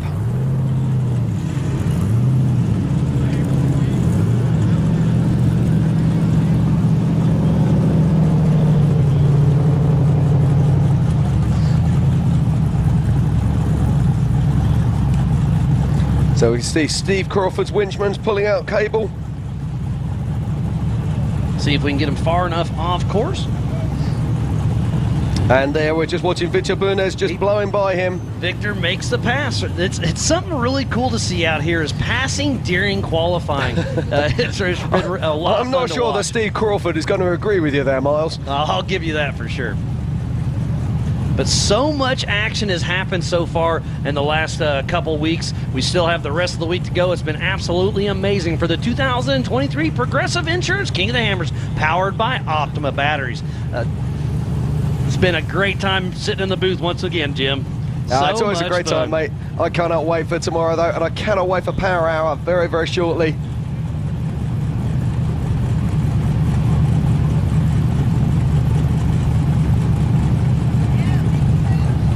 Only a few short minutes away as we watch. And don't forget Victor tonight, 6 PST, is the Holly EFI Shootout presented by Action Sports Canopy and King Shocks. Our first victim in Power Hour is going to be the one and only Brad Lovell. I love the way you use the term victim. Because this course has been taking its toll on a lot of people. As Victor Bunez working his way down idle issues, we'll get a time for him here pretty soon. And then I think we have one more competitor in the 4500 Yukon Gear and Axle Modified class, and that is going to be Mr. Michael Hinn, all the way from Israel.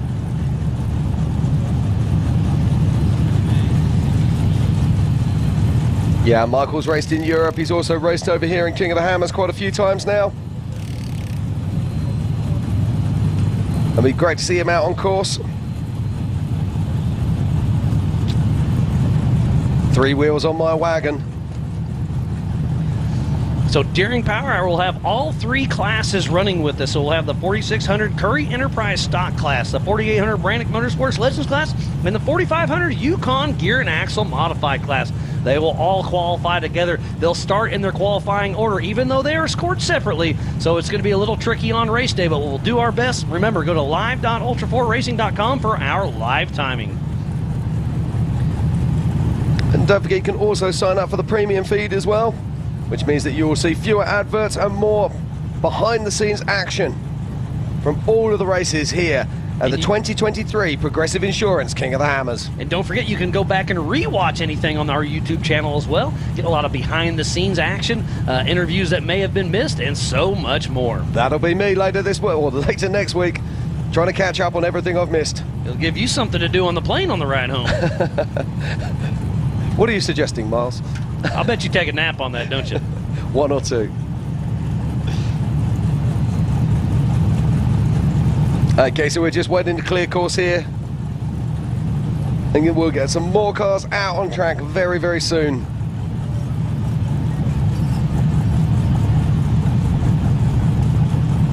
Now, Miles, we're looking in the bottom right here. You can see these guys changing a tyre.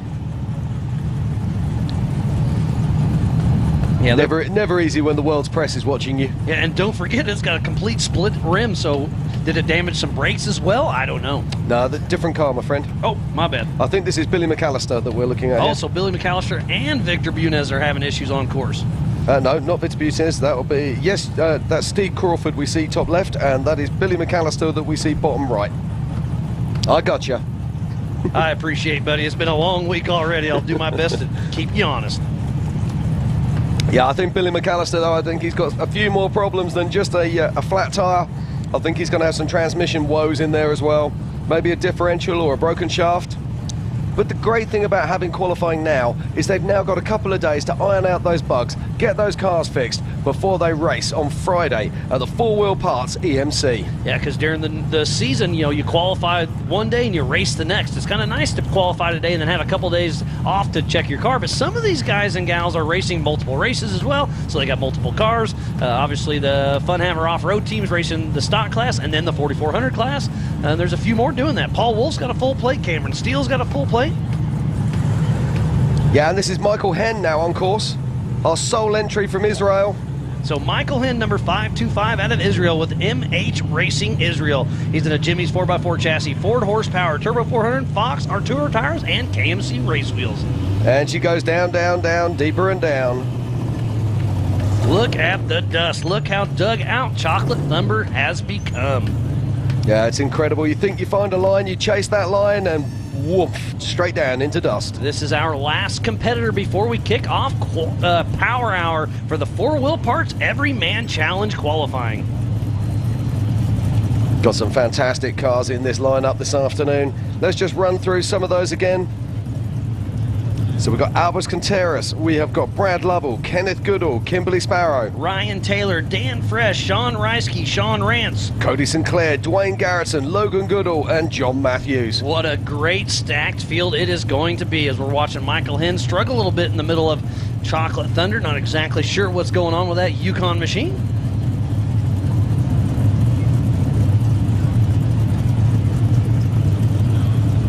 So we're just waiting here, Michael Henn, just see if he can find a way through.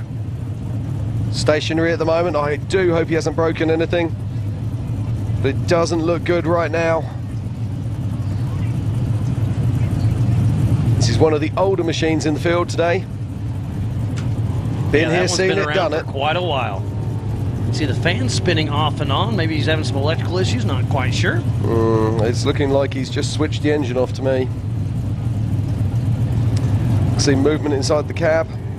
Well, tough break for Michael Henn. We'll see what happens with him, but let's give another huge shout out before we kick off Power Hour. Can-Am, Ford, Bronco, Monster Energy, Optima Batteries, Nitto, Progressive Insurance, Toyo Tires, 4 Wheel Parts, Griffin Race Radiators. Curry Enterprises, Brannick Motorsports, Yukon Gear and Axle, Holly EFI, King Shots, VP Racing Fuels, and Warn Factor 55. Amsoil, Tribe 16, CA Technologies, Spider Tracks, KMC Wheels, Lasernut, PCI Race Radios, and SDHQ helping the rookie program. ARB 4x4 Accessories, SRT Off-Road, Share My Coach, Dana Spicer Electrified, Axel RC Cars, Action Sports Canopies, and Nacho Lights. The Terra Crew, On X Off-Road, Recaro Seats, MP Pro Eagle, Baja Vita Beef Jerky, and a Buggy Whip. So again, if you're building a race car, a mall crawler, anything in between, be sure to check that out.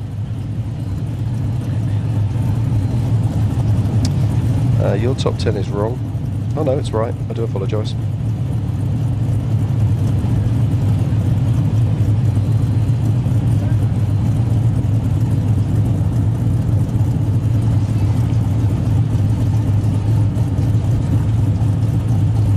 Remember, you can go to ultra4racing.com/live, or sorry, live.ultra4racing.com to check out the live timing. Remember, everything is unofficial till later on this evening when we get everything straightened out. Got to dot our I's and cross our T's, and then we'll get the field set for the 4-Wheel Parts Everyman Challenge starting at 8 a.m. Friday morning. So I know we're just lots watching. of people back home take off this week, or a couple days this week, just to watch the live feed on the King of the Hammers official YouTube channel. So we're watching Steve Crawford in the top left hand of our picture there. Just trying to make his way up this sand wash. And this actually does start to give you an idea of the severity of the terrain here. This sand is just loose and sucking and just drags the car down into it. Particularly when you've only got 3-wheel drive and one wheel that's split in two. So we're just starting to see him winch now. And he'll be just trying to get off this course. And in the bottom right, we still see Michael Henn. Looks like he has a problem. And that they're going to be looking to do a recovery. You can see the door net's being dropped now, and it looks like the co-driver is getting out of the vehicle. So a tough break there for Michael Henn.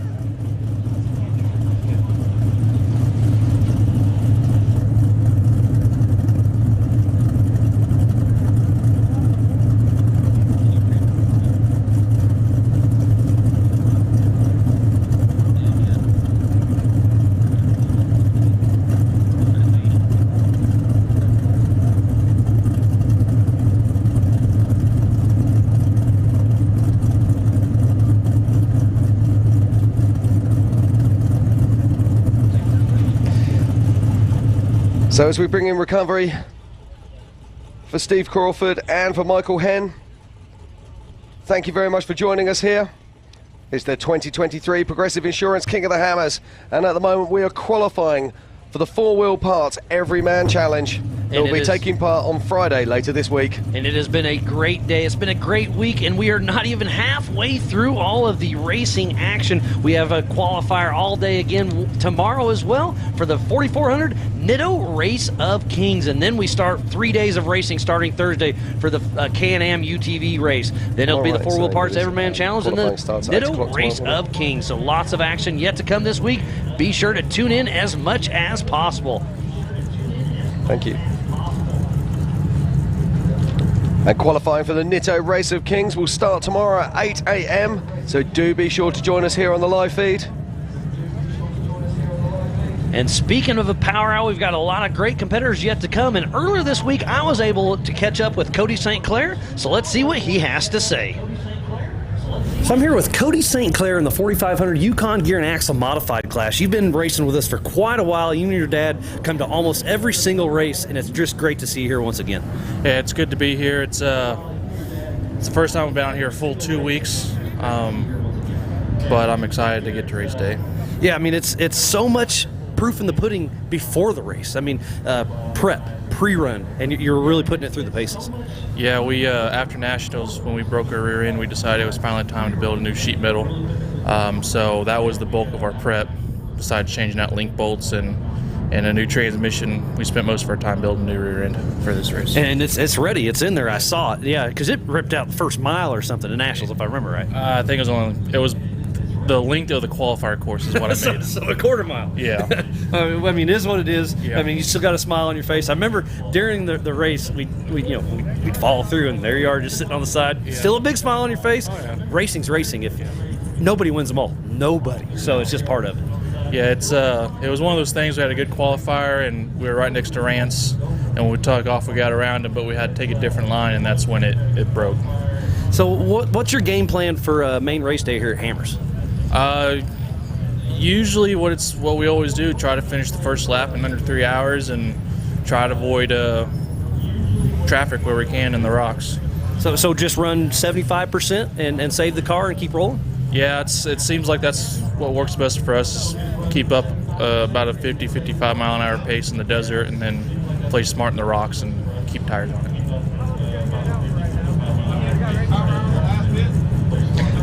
Okay, it's always great to hear from our competitors. And Miles there with Cody Sinclair, who we're going to be seeing very shortly in the Power Hour for the 4-Wheel Parts Everyman Challenge. Yeah, Cody Sinclair and Tyler Haggard will be taking the line here in just a little bit. Looks like they're probably about 6-8 cars back once we start Power Hour. But it will be Mr. Brad Level taking off first.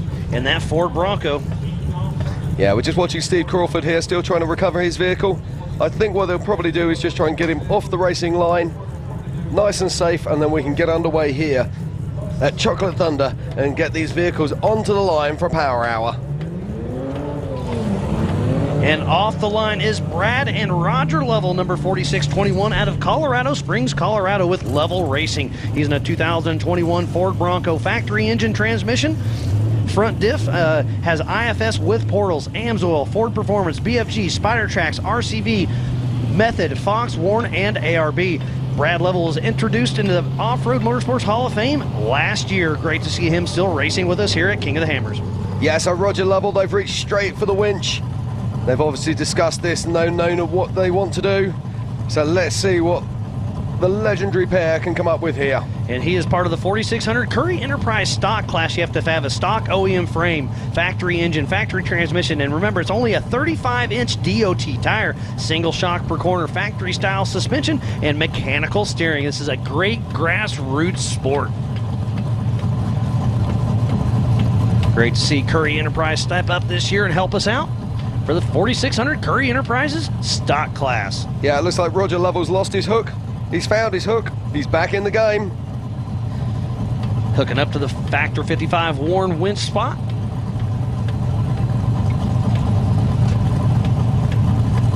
So Brad will just be starting the winch in now.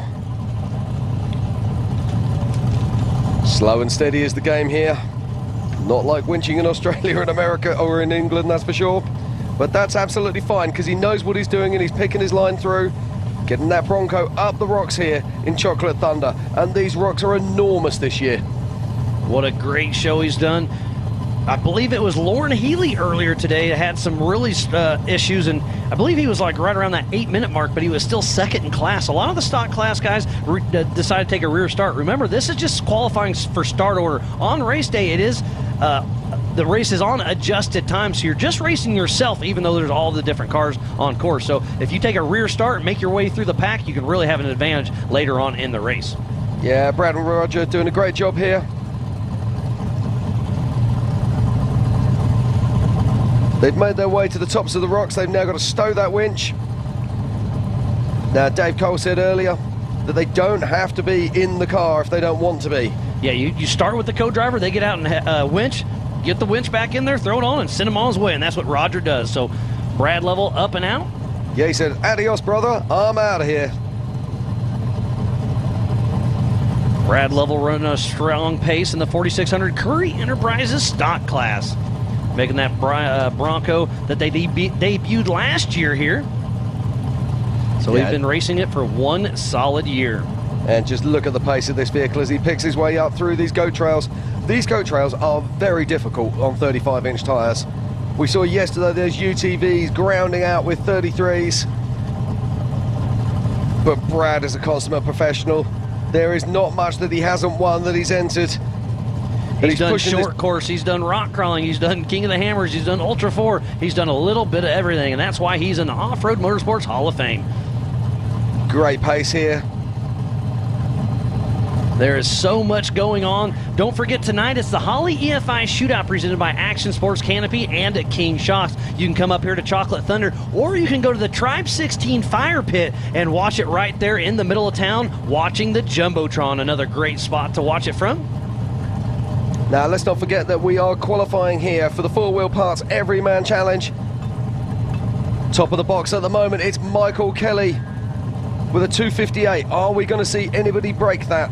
So Lauren Healy in the 4600 Curry Enterprise stock class is first in his class with a 956. So I think Brad Level's going to get Lauren Healy and take that pole position for the stock class. Oh, absolutely. I mean, look at the time right now. We're already at the 4-minute mark. And he's working his way down through her problem. So Brad Lovell did very well there. Some good winch skills. Making his way through this just over a mile course out here. Chocolate Thunder down Idle Issues. Horsepower power hill on the backside, and with that nice little sand wash mixed in there. So you got to rock crawl. You got to go fast through the wash. Really stretch your legs. It's I really enjoy this really tough qualifier for the 4-wheel part. Is that AMSOIL Bronco still running strong?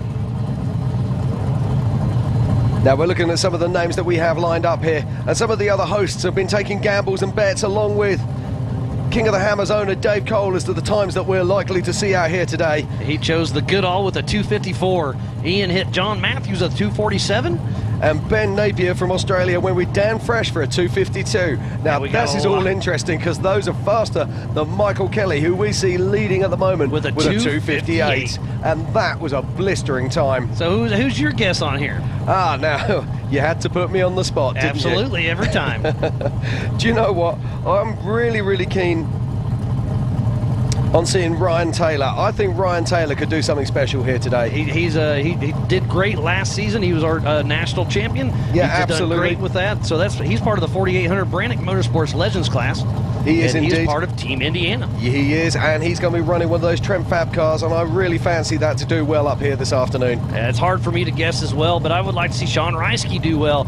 Sean Rance Sr.'s out there in his Ford Bronco. Always fun to watch him run around. But we got a lot of fast competitors out there. We have indeed, and Brad Lovell is making his way down idle issues right now. And I can hear thunder in the background as another car leaves the line, as Brad crosses the line.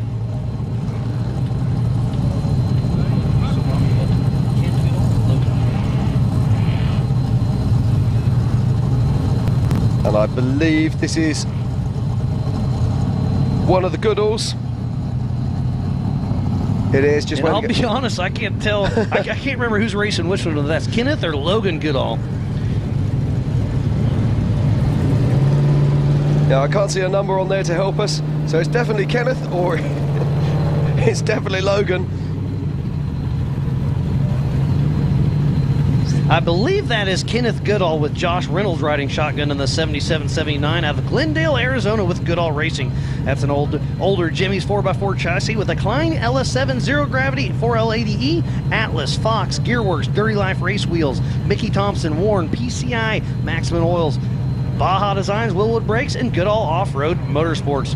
His first race with Ultra 4 was back in 2011, so he's been around us for a long time. Great to see him still racing with us. And we'll see his son Logan Goodall racing here in just a little bit. Yeah, these guys are part of the off-road family here in Hammertown for sure. Firm favourites with the crowd. As he's trying to make his way around the Pintrock, just look at the way that car picks up. It really is a full power assault here from Kenneth Goodall, trying to make his way through these massive rocks here at Chocolate Thunder.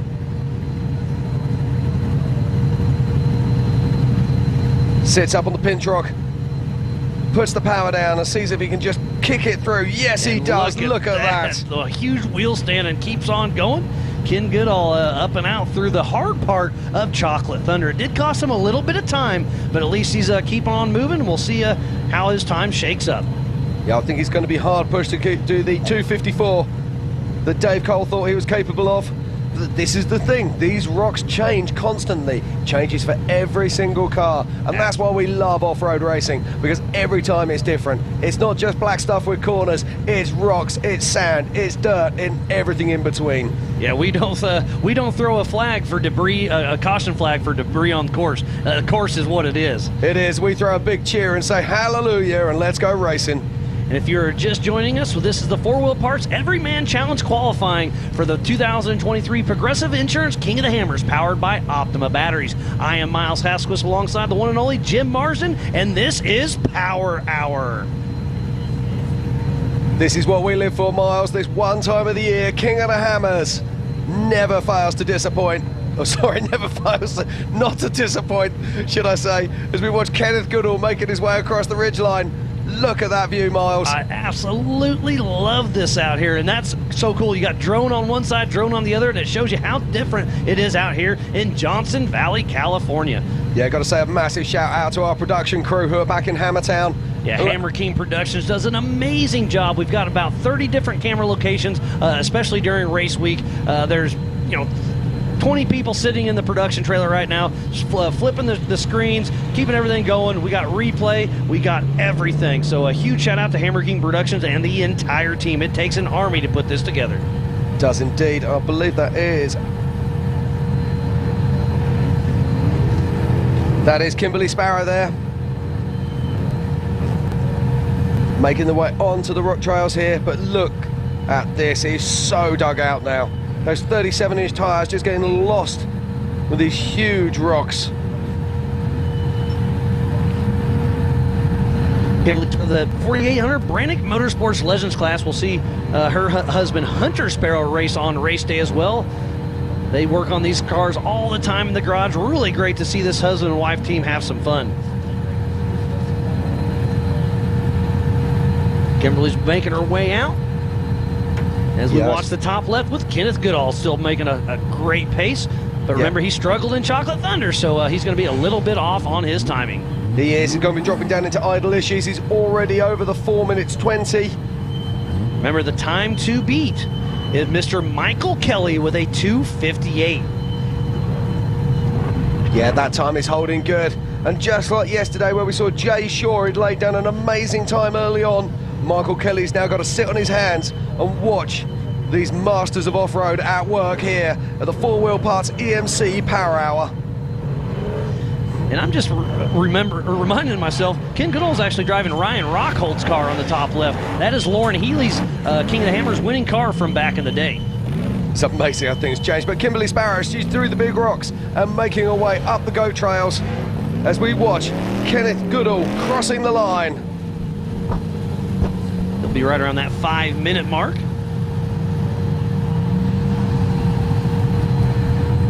Now we're just waiting to get a time for Kenneth Goodall.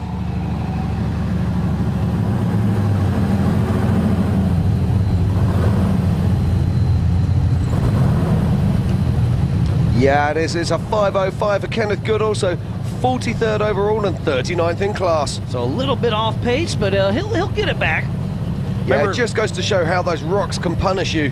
And remember, on race day, it is on adjusted time. So sometimes having a rear start can actually help you if you do well on that first desert loop.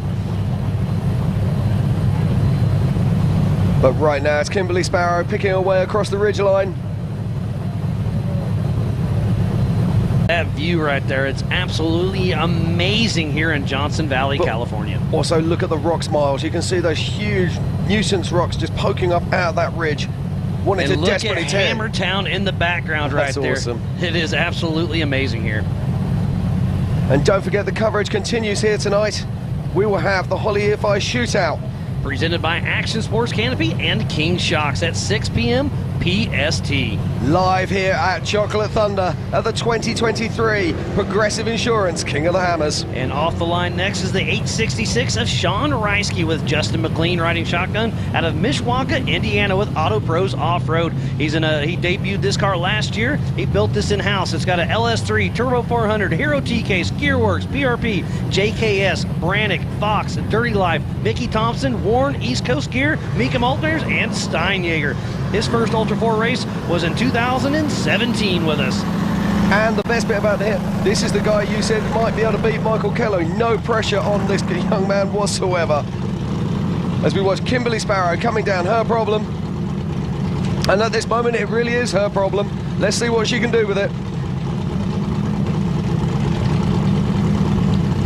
Making her way around with a very respectful run, and I believe it is Kimberly with her husband Hunter riding shotgun right now. So that is relationship building at its finest. You always hear those horror stories about canoeing together. Think about getting in a race car together, but they make it work. And sure, Rasky looks like he might have a problem here. Yep, oh, he's way turtled out, isn't he? And you know you're sitting in that seat and you are just super frustrated with everything. And you got to be careful because his drive line's right in that area too, so you don't want to wad up his drive shaft. Yeah, this is what we call high-centered. So you got all 4 wheels off the ground spinning. But what a great show it is here in Power Hour for the 4 Wheel Parts Everyman Challenge. It has been a great day so far, and it is not over yet. And here comes Kimberly Sparrow picking her way down into idle issues. It's a great run here by her. Kimberly Sparrow is in the 4800 Brannick Motorsports Legends class. And we'll be lining up at the 4 Wheel Parts Everyman Challenge here on Friday morning. But where will she start? We'll soon find out when she crosses the line. and we'll be able to give you her starting position. And there's a great shot there, Miles. Look at this. You can see Sean Radke's driveline just grinding on that rock. You can almost see sparks coming off it if it was dark, I'll bet. But Kimberly Sparrow should have a time for her very soon. Now, I think that Sean Radke might have actually broken something because they haven't got out of the car. They've gone straight for a recovery. And you see our course workers there just hooking up the winch. So Kimberly Sparrow, 47th overall and 43rd in class. So that'll be mid-pack for her. She'll be pretty excited to start with Hunter right there. That's a solid run from her. And don't forget, go to the King of the Hammers official YouTube channel, hit the subscribe button, sign up for premium, and that's how you're going to watch all the action all week long. That's what the Holly EFI shootout will be tonight. But it looks like we are going to take a little bit of time on this recovery, so we're going to take a little break, reset, and we'll be right back after this.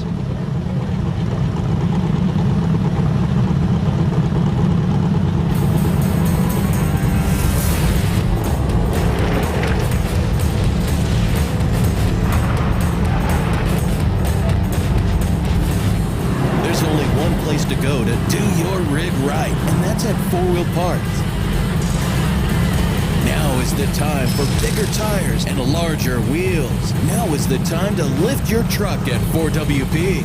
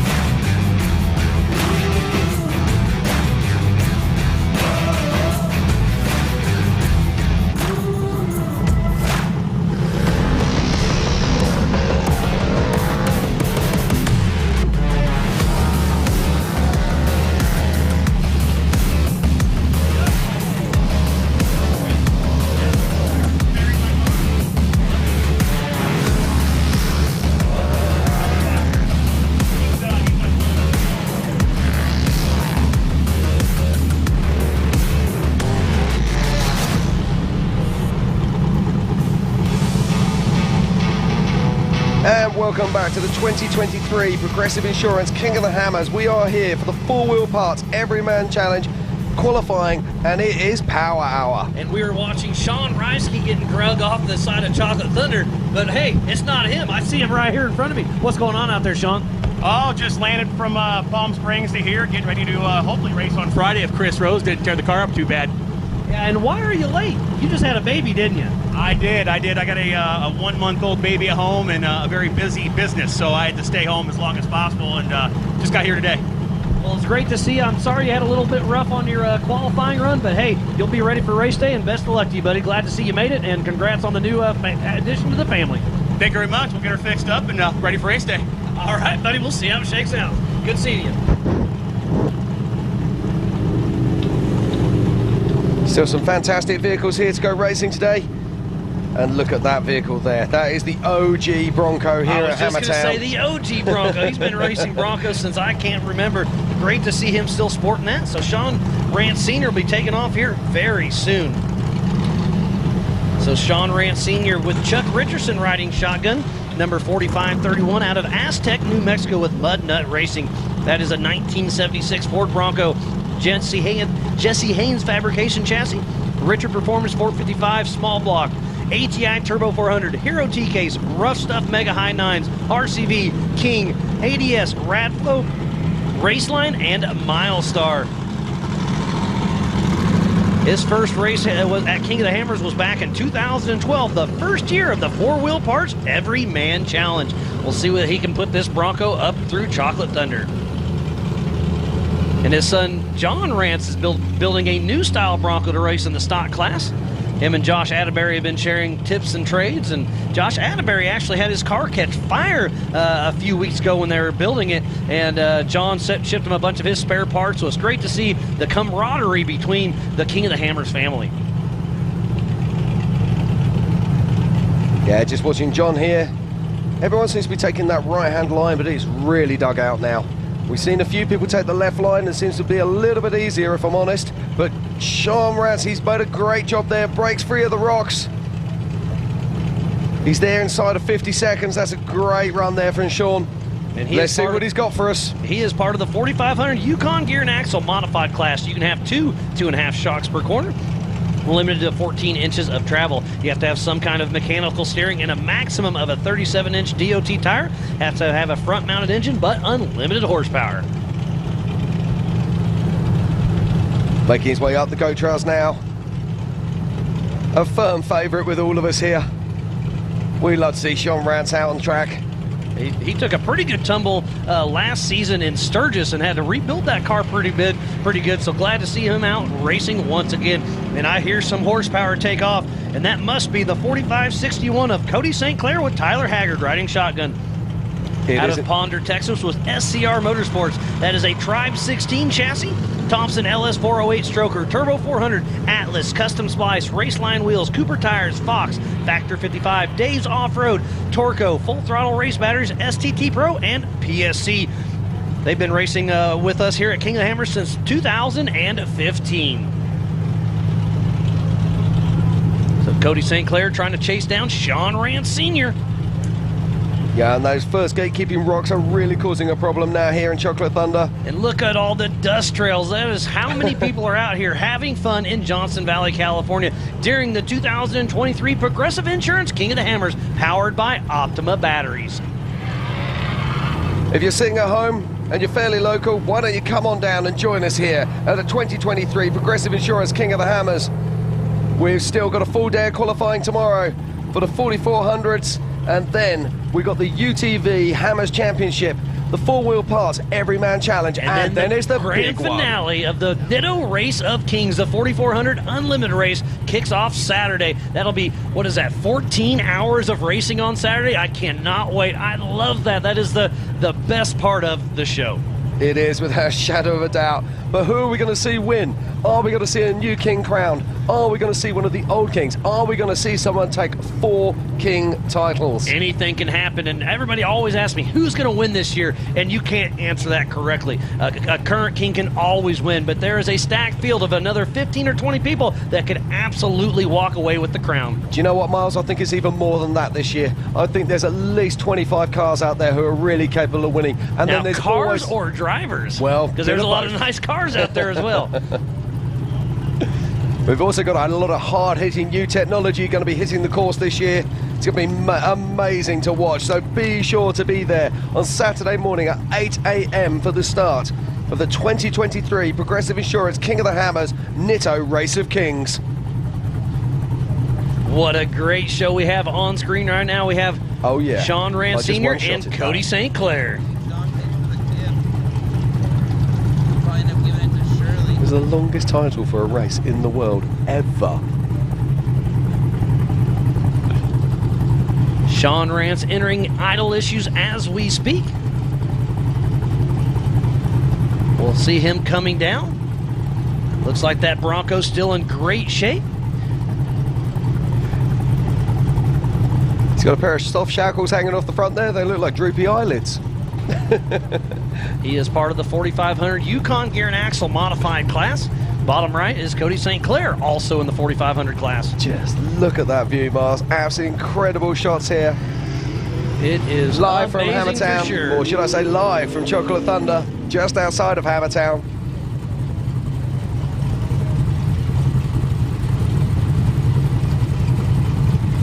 This is the four-wheel parts Everyman Challenge qualifier, and taking off the line next should be Mr. Albert Contreras, the number 4605 out of Compton, California with Jeep Thrills Off-Road. He's in a Jeep JL factory engine and transmission, Atlas, King, Raceline, Mickey Thompson, and Mastercraft. His first Ultra 4 race in the Curry Enterprise stock class was back in 2013. He is the owner and operator of Jeep Thrills Off-Road. Again, we've just seen Sean Rance Sr. just crossing the line there in 32nd position overall and second in class in the 4500 Yukon Gear and Axle modified class. And look at Albert with a great run right up. Oh, he does get hung up. I thought he was going to one-shot it. Remember, this is 35-inch DOT tires out here playing in Chocolate Thunder in the Curry Enterprise stock class. 45s and 48s have a 37-inch DOT tire. And look how loose it is. So they're spinning all this dust on the rocks, so that makes traction a little tough out here. Yeah, there's been very few stock class cars that have been able to drive this today. Can Albert show us something special? We saw Brad Lovell earlier position his vehicle and reach for the winch early. So Brad Lovell is first in this Curry Enterprise stock class with a 5:59. So if Albert can make it through there, he's got a chance to bump off Brad Lovell for that pole position in the stock class. But there are no easy rocks here in Chocolate Thunder today. Every single one of them's clawing at you and trying to hold you back. And entering into idle issues is Cody St. Clair. I had a good chat with his dad, Anthony St. Clair, earlier today, and they are super excited to be here. They've done a lot of prep on that car. The rear end's completely rebuilt, and they feel very confident that they're going to have a great race on Friday. And we can now see Albert Contreras' co-driver exiting the vehicle. Usually he has his son Tristan riding shotgun. He just told me and I forgot who's riding shotgun, but usually it's a family affair. But his son has a big wrestling tournament this weekend, and I believe he did very well at it. While he's wrestling somewhere else, it looks like Albert's co-driver is wrestling with a winch line. As we watch Cody Sinclair making his way towards the finish line. Only a few more feet to go and he crosses the beam, and we'll soon have a time for Cody Sinclair.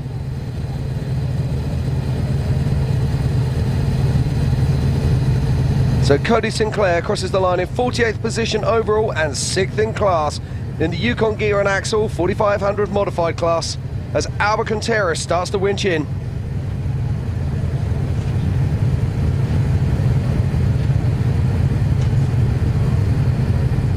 Albert Contreras has been racing with us for a very long time. I think it's over 10 years now, Miles. Yeah, it was back in 2013, so it's 10 years right now. That was the year I first raced here. Hey! But now it's a little easier to talk about it than actually race it, isn't it? Or at least cheaper. It's a whole load cheaper to talk about it, Miles, I can assure you of that. But it's not as much fun, if I'm honest. And I will be back out here racing one day, that is for sure. As we watch Albert Contreras putting away his winch cable, and is he going to leave his winch dude, or is he going to pick him up? He says, adios, I'm out of here, and makes his way up onto the goat trails. So let's go over the top 10. In 10th place is Jacob Pacheco. In 9th is Andrew Gorman. 8th is Cody Young. In 7th is Buddy Carlton. 6th, John Holtzman. In 5th is Jeremy Jones. 4th, Jesse Oliver. 3rd is Scott Foley. 2nd, Craig Allen. And at the moment in 1st place is that man, Michael Kelly. We spoke to him earlier today and he laid down an astonishing 2:58, which right now is holding true. But remember, this is all unofficial till we dot our I's and cross our T's. You can always go to live.ultra4racing.com to get all the results we have here in the booth. So Albert Contreras still making his way through the course. We'll be sending off Logan Goodall here very shortly. Yeah, we let our cars get approximately halfway around the course before releasing the second car. So taking off next will be Logan Goodall and Todd Miller, the 1950 out of Glendale, Arizona with Goodall Racing. They're in a Stearns chassis, Ford Bronco, Klein LS7, Zero Gravity, 4LADE transmission, Magnabox, Spider Tracks, Fox, Dirty Life, Milestar, Warren, PCI, Dirty Life, Willwood, Baja Designs, Pro EFI, and Maxima Oils. He started racing in the UTV class and then has recently stepped up to the 4800. The 4500 Yukon Gear and Axle Modified class. We saw his dad, Kenneth Goodall, run just a little bit. So it's great to see the father, son, the husband, wife, the whole family affair out here racing at King of the Hammers. So Albert Contreras is just coming on the 5-minute mark. Oh, he's stopping. Or is he? No, he's still moving forward. That could have been a little glitch.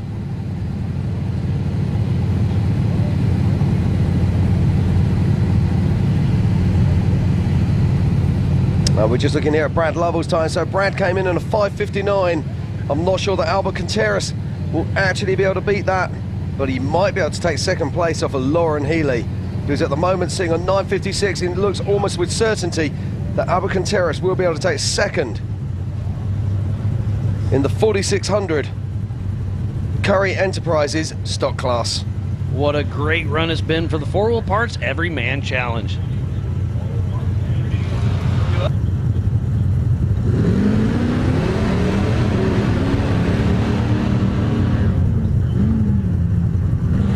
And there goes Logan Goodall with Goodall Racing.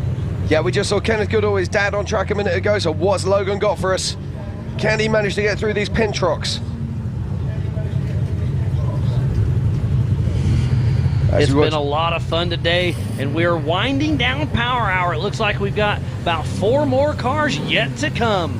We have, but we still got some heavy hitters out there. I'm just watching Dan Fresh making his way to the line in his Bomber. We have Ryan Taylor, Dwayne Garrettson, John Matthews, and Dan Fresh yet to go for Power Hour for the 4-Wheel Parts Everyman Challenge during the 2023 Progressive Insurance King of the Hammers, powered by Optima Batteries. We got to give a huge shout out to Can-Am, Ford, Bronco, Monster Energy, Optima Batteries, Netto Tires, Progressive Insurance, Toyo Tires, 4-Wheel Parts, and Griffin Radiators. But look at this, Miles. I'm just looking here at Logan Goodall. He punched through the rocks very cleanly. Looks like he's on for a good time. But I'm also watching Albert Contreras picking his way through the sand wash and coming up to the top of Idle Issues.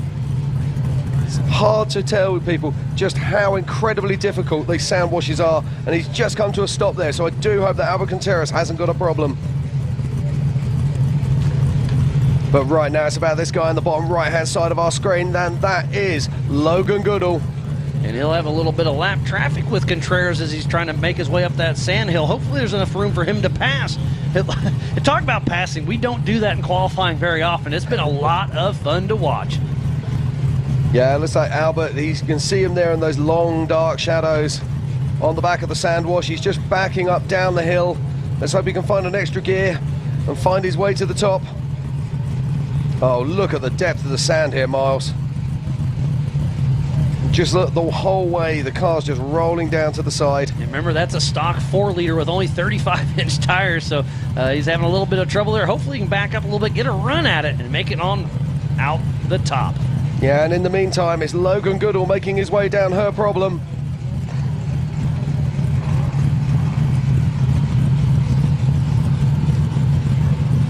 It's amazing, isn't it? Only a few short minutes ago, we're seeing that Albert Contreras looked like he was going to be looking good to take second position in the Curry Enterprises 4600 stock class. And right now, hopes and dreams are shattered as he sits at the bottom of the sand wash. And it looks like Logan Goodall's about to pass where Albert Contreras is. And look at the shadows starting to set in. That could play a little bit of trickery on you here during Power Hour. Yeah, now what's going to happen here? I'm expecting Logan's going to lay down the power.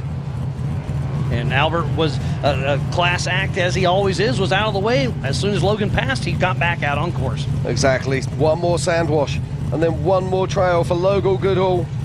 And there's a solid time here, but he's not going to trouble our current leader, Michael Kelly. Michael Kelly, the man to beat today with that 2:58. Indeed, as the clock ticks over 3 minutes, but Logan Goodall is still on for a good time here, and I think this might be a class-leading time if he can hold it together. Logan Goodall is racing in the 4500 Yukon Gear and Axle modified class.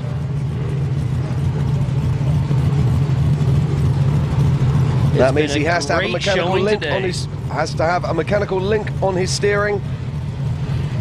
Can run a 14-inch 2-shock absorber setup on the front and the back, but they must be mounted to the axles, and a 37-inch DOT tire.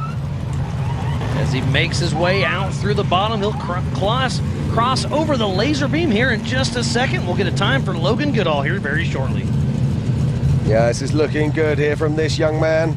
And Logan Goodall just moves into 7th overall and 5th in class with a 3:56.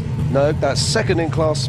Oh, 2nd class. Good catch. Sorry about that. 6th overall and 2nd in class. And off the line next is the number 53, Ryan Taylor with Corey Day riding shotgun out of North Liberty, Indiana. racing for Team Indiana and Rock Roots Racing. He's in a Trent Fab chassis, LS 6-liter, 4L80E, Atlas, Spider Tracks, Brannick, Fox, Yokohama, Raceline, and PRP. Last season in Ultra 4, he was the National and the Eastern Championship. So we'll see how he can shake out against the big boys and gals here at King of the Hammers. Yeah, he's driving a Trent Fab car. It's an absolutely beautiful looking chassis, but you can already see he's finding problems up in those pin trucks in Chocolate Thunder.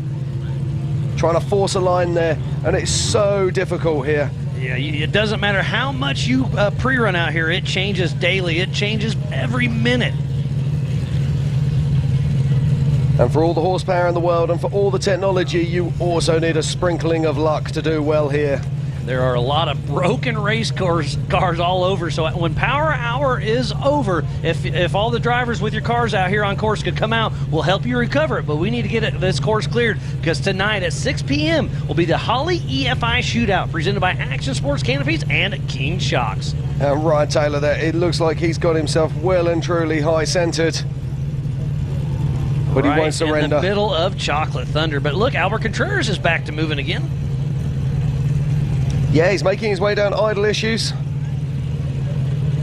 And let's not forget that he is in the 4600 Curry Enterprises stock class.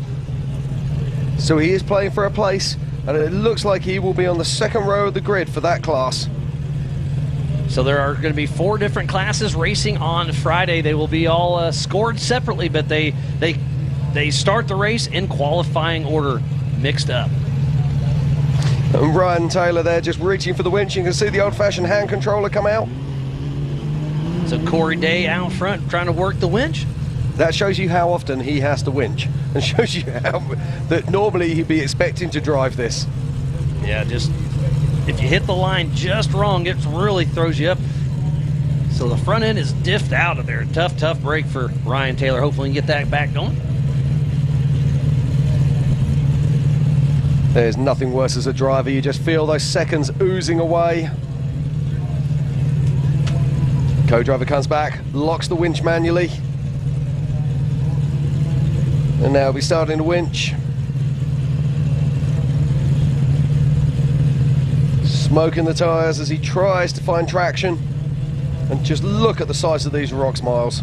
Oh, and he gets up, and I assume he'll unhook the winch, just throw it in the car, and send him on his way, because it would take, it'd cost you another 30 seconds to a minute for your co-driver to hop back in. So he's going to send him for a hike.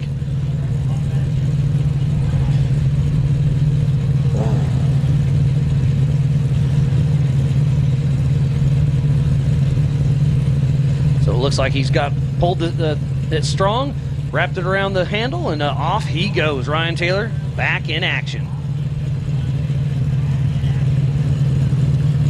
Cost him a couple minutes, but that's part of the game. It is indeed.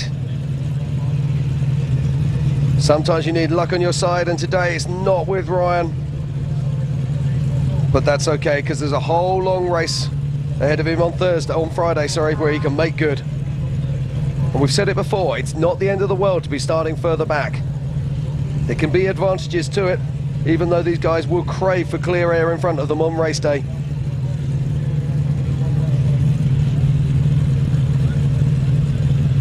If you've just joined us, welcome to the 2023 Progressive Insurance King of the Hammers. We are here for Power Hour for the 4-wheel parts Everyman Challenge qualifying. Earlier today we saw Michael Kelly lay down an incredible 2 minutes and 58 seconds, and he is our current leader in class.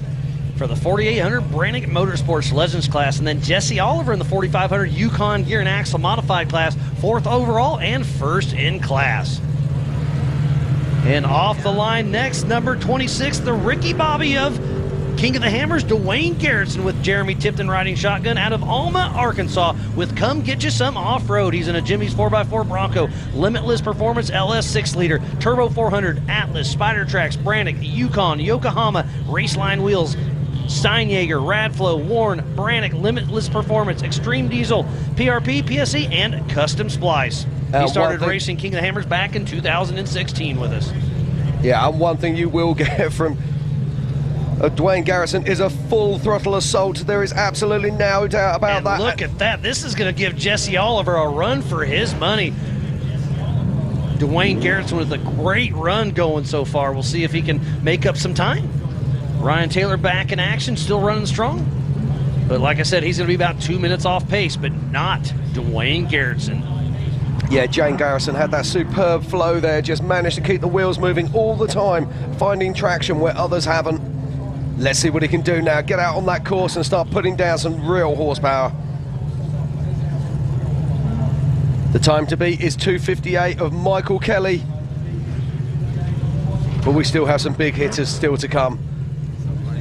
I can see sitting on the line now is Dan Fresh. And right in front of him is John Matthews, who won the 4500 Yukon Gear and Axle Modified Everyman Challenge last year. And Dan Fresh has been a winner in the 4800 class before. Let's see what he's got for us later on. Dan Fresh races a little bit of everything from Baja to King of the Hammers, from stock class to UTVs to 4400. We'll see what he can do with his bomber. And right now we're watching Ryan Taylor in his Trent Fab car, picking his way down through idle issues. We saw him get stuck earlier in those pinch rocks in Chocolate Thunder, but he's looking nice and smooth now as he makes his way down towards the time. And look, the sun is starting to set. Shadows are coming out here in Johnson Valley, California, while we are qualifying for the 4-Wheel Parts Everyman Challenge. This entire week is brought to you by Progressive Insurance for the King of the Hammers, powered by Optima Batteries. So Ryan Taylor, he crosses the line. Looks like 62nd overall and 50th in class. So that'll be a disappointing time there for Ryan Taylor, that's for sure. But expect fireworks on race day. But at the moment, it's about Dwayne Garrettson. What can he do for us? And John Matthews just took off the line with his son Connor riding shotgun number 4580 out of Auburn, Washington, Off-Track Motorsports. He's in an 04 Jeep with an LS3 with everything comp cans can throw at it. TCI Turbo 400, Yukon, Spider Tracks, Rugged, Trail Ready, Milestar, Masterpole, Fox, Auburn, Off-Road, HP Turners, Off the Grid, ARB, PRP, and Vision X. And like I said, he won his class here at King of the Hammers just 1 year ago. Now, Dwayne Garrettson is racing in the Yukon Gear and Axle 4500 class, and the current leader of that is Jesse Oliver with a 3:48. So it's going to be really close, but I don't know if he's going to be able to bump off Jesse Oliver. Yeah, he's looking got tight. a great run going, but he's going to have to turn it up a little bit. So it's Dwayne Garrettson and John Matthews on screen. Dwayne Garrettson just popping over the top there, now popping down into idle issues. Just clips the tape. He's at 3:27 as he enters.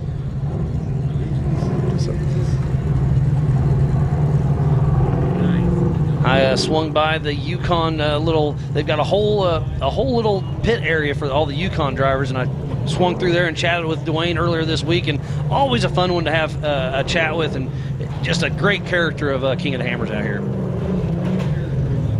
And if you get a chance to pop on out to the 2023 Progressive Insurance King of the Hammers, take a wander around the pits and get to speak to the drivers. They're very happy to tell you about their rigs and about their race prep. As Dwayne Garrettson crosses the line in the Yukon Gear and Axle 4500 class. And he got 12th overall, 3rd in class with a 4:02. So in the 4500 Yukon Gear and Axle Modified class, it's Jesse Oliver, Logan Goodall, and then Dwayne Garrettson.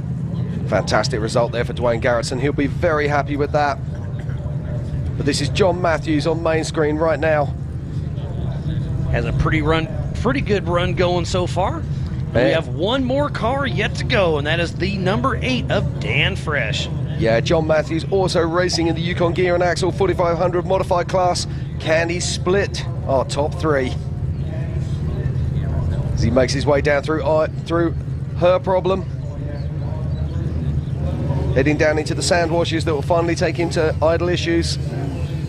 And don't forget, we have multiple classes racing during the 4-Wheel Parts Everyman Challenge. We have the 4500 Yukon Gear and Axle Modified class, the 4800 Brannick Motorsports Legends class, and the 4600 Curry Enterprise Stock class.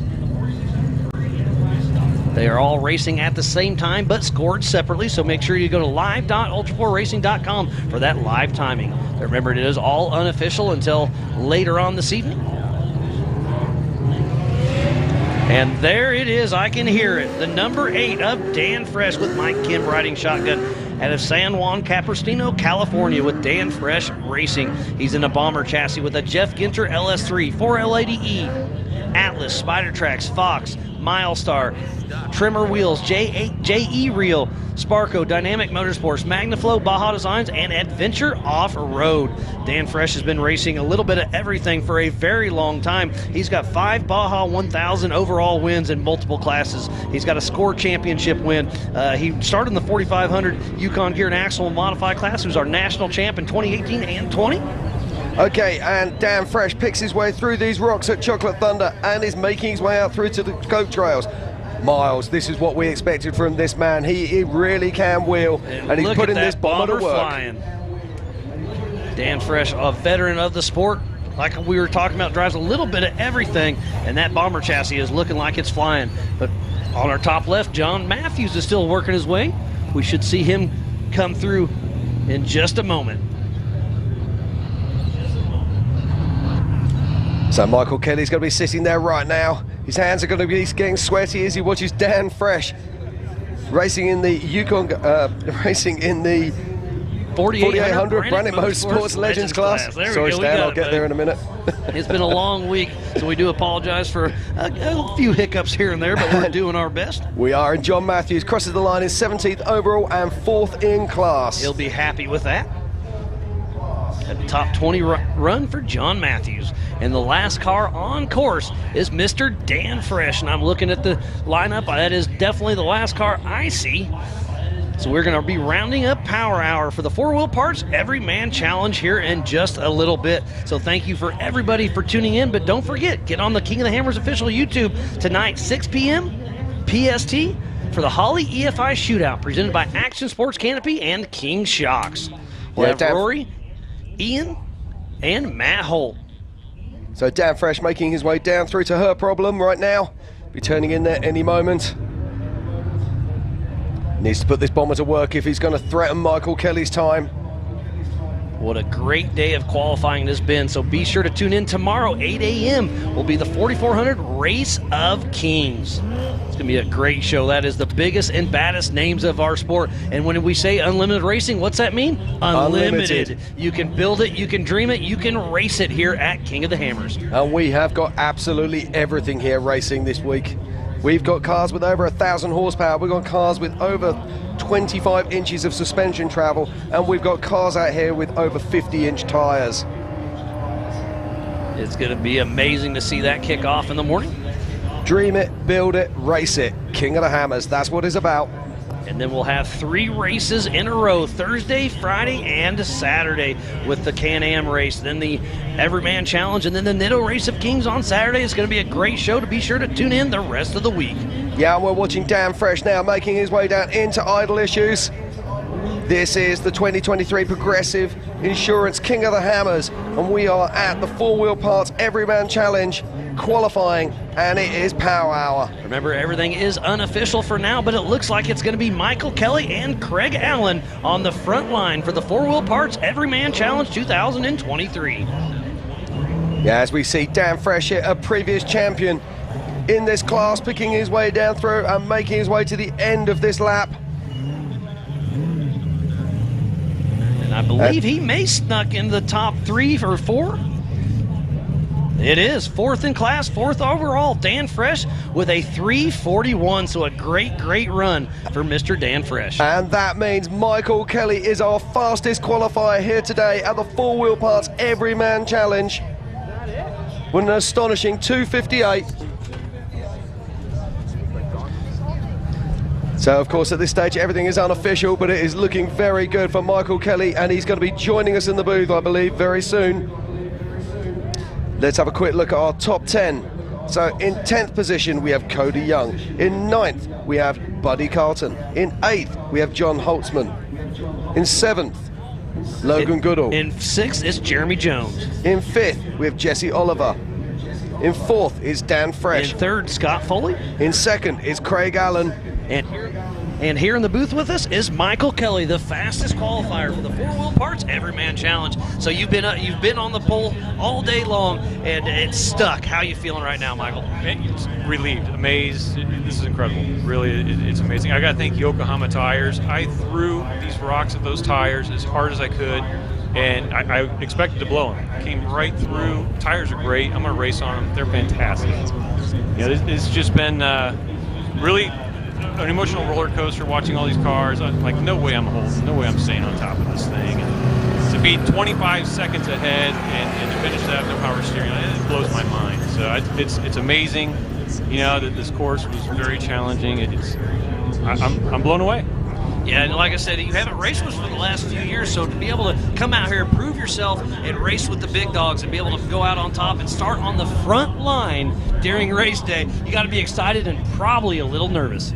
Yeah, I had about 10 minutes in the seat of that car before it came out here to Hammers. And I have not done any pre-running. I did some shock tuning. I did pre-run this course 3 times before qualifying it. So I'm really going to focus on the first 5 miles of the race course to make sure I don't drop behind right away. But, it's awesome. Really, really cool to be in the pole position. Well, it's going to be fun to watch you take off the front line on what's that going to be, I guess, Friday morning.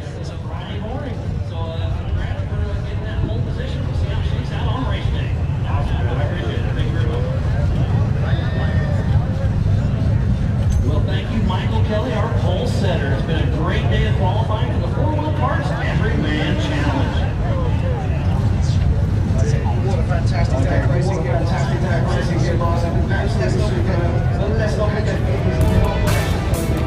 We still have the shootout coming up this evening. At 6 p.m., that is the Holly EFI Shootout presented by Action Sports Canopies and King Shocks. It's been a great day of qualifying. We got a shootout tonight. We have qualifying for the Nitto Race of Kings tomorrow. Yeah, don't miss that. Be here and join us at 8 a.m. sharp here at Hammertown for what is going to be a fantastic day of action. I've loved it here today, Miles. Can't wait for tomorrow. And let's go and have some fun at the shootout. It's been a great day again. I am Miles Hasquist and Jim Marsden. It's been a great day of qualifying. We'll see you tonight and then in the morning, and we'll have some more racing action come to you soon. Is that good?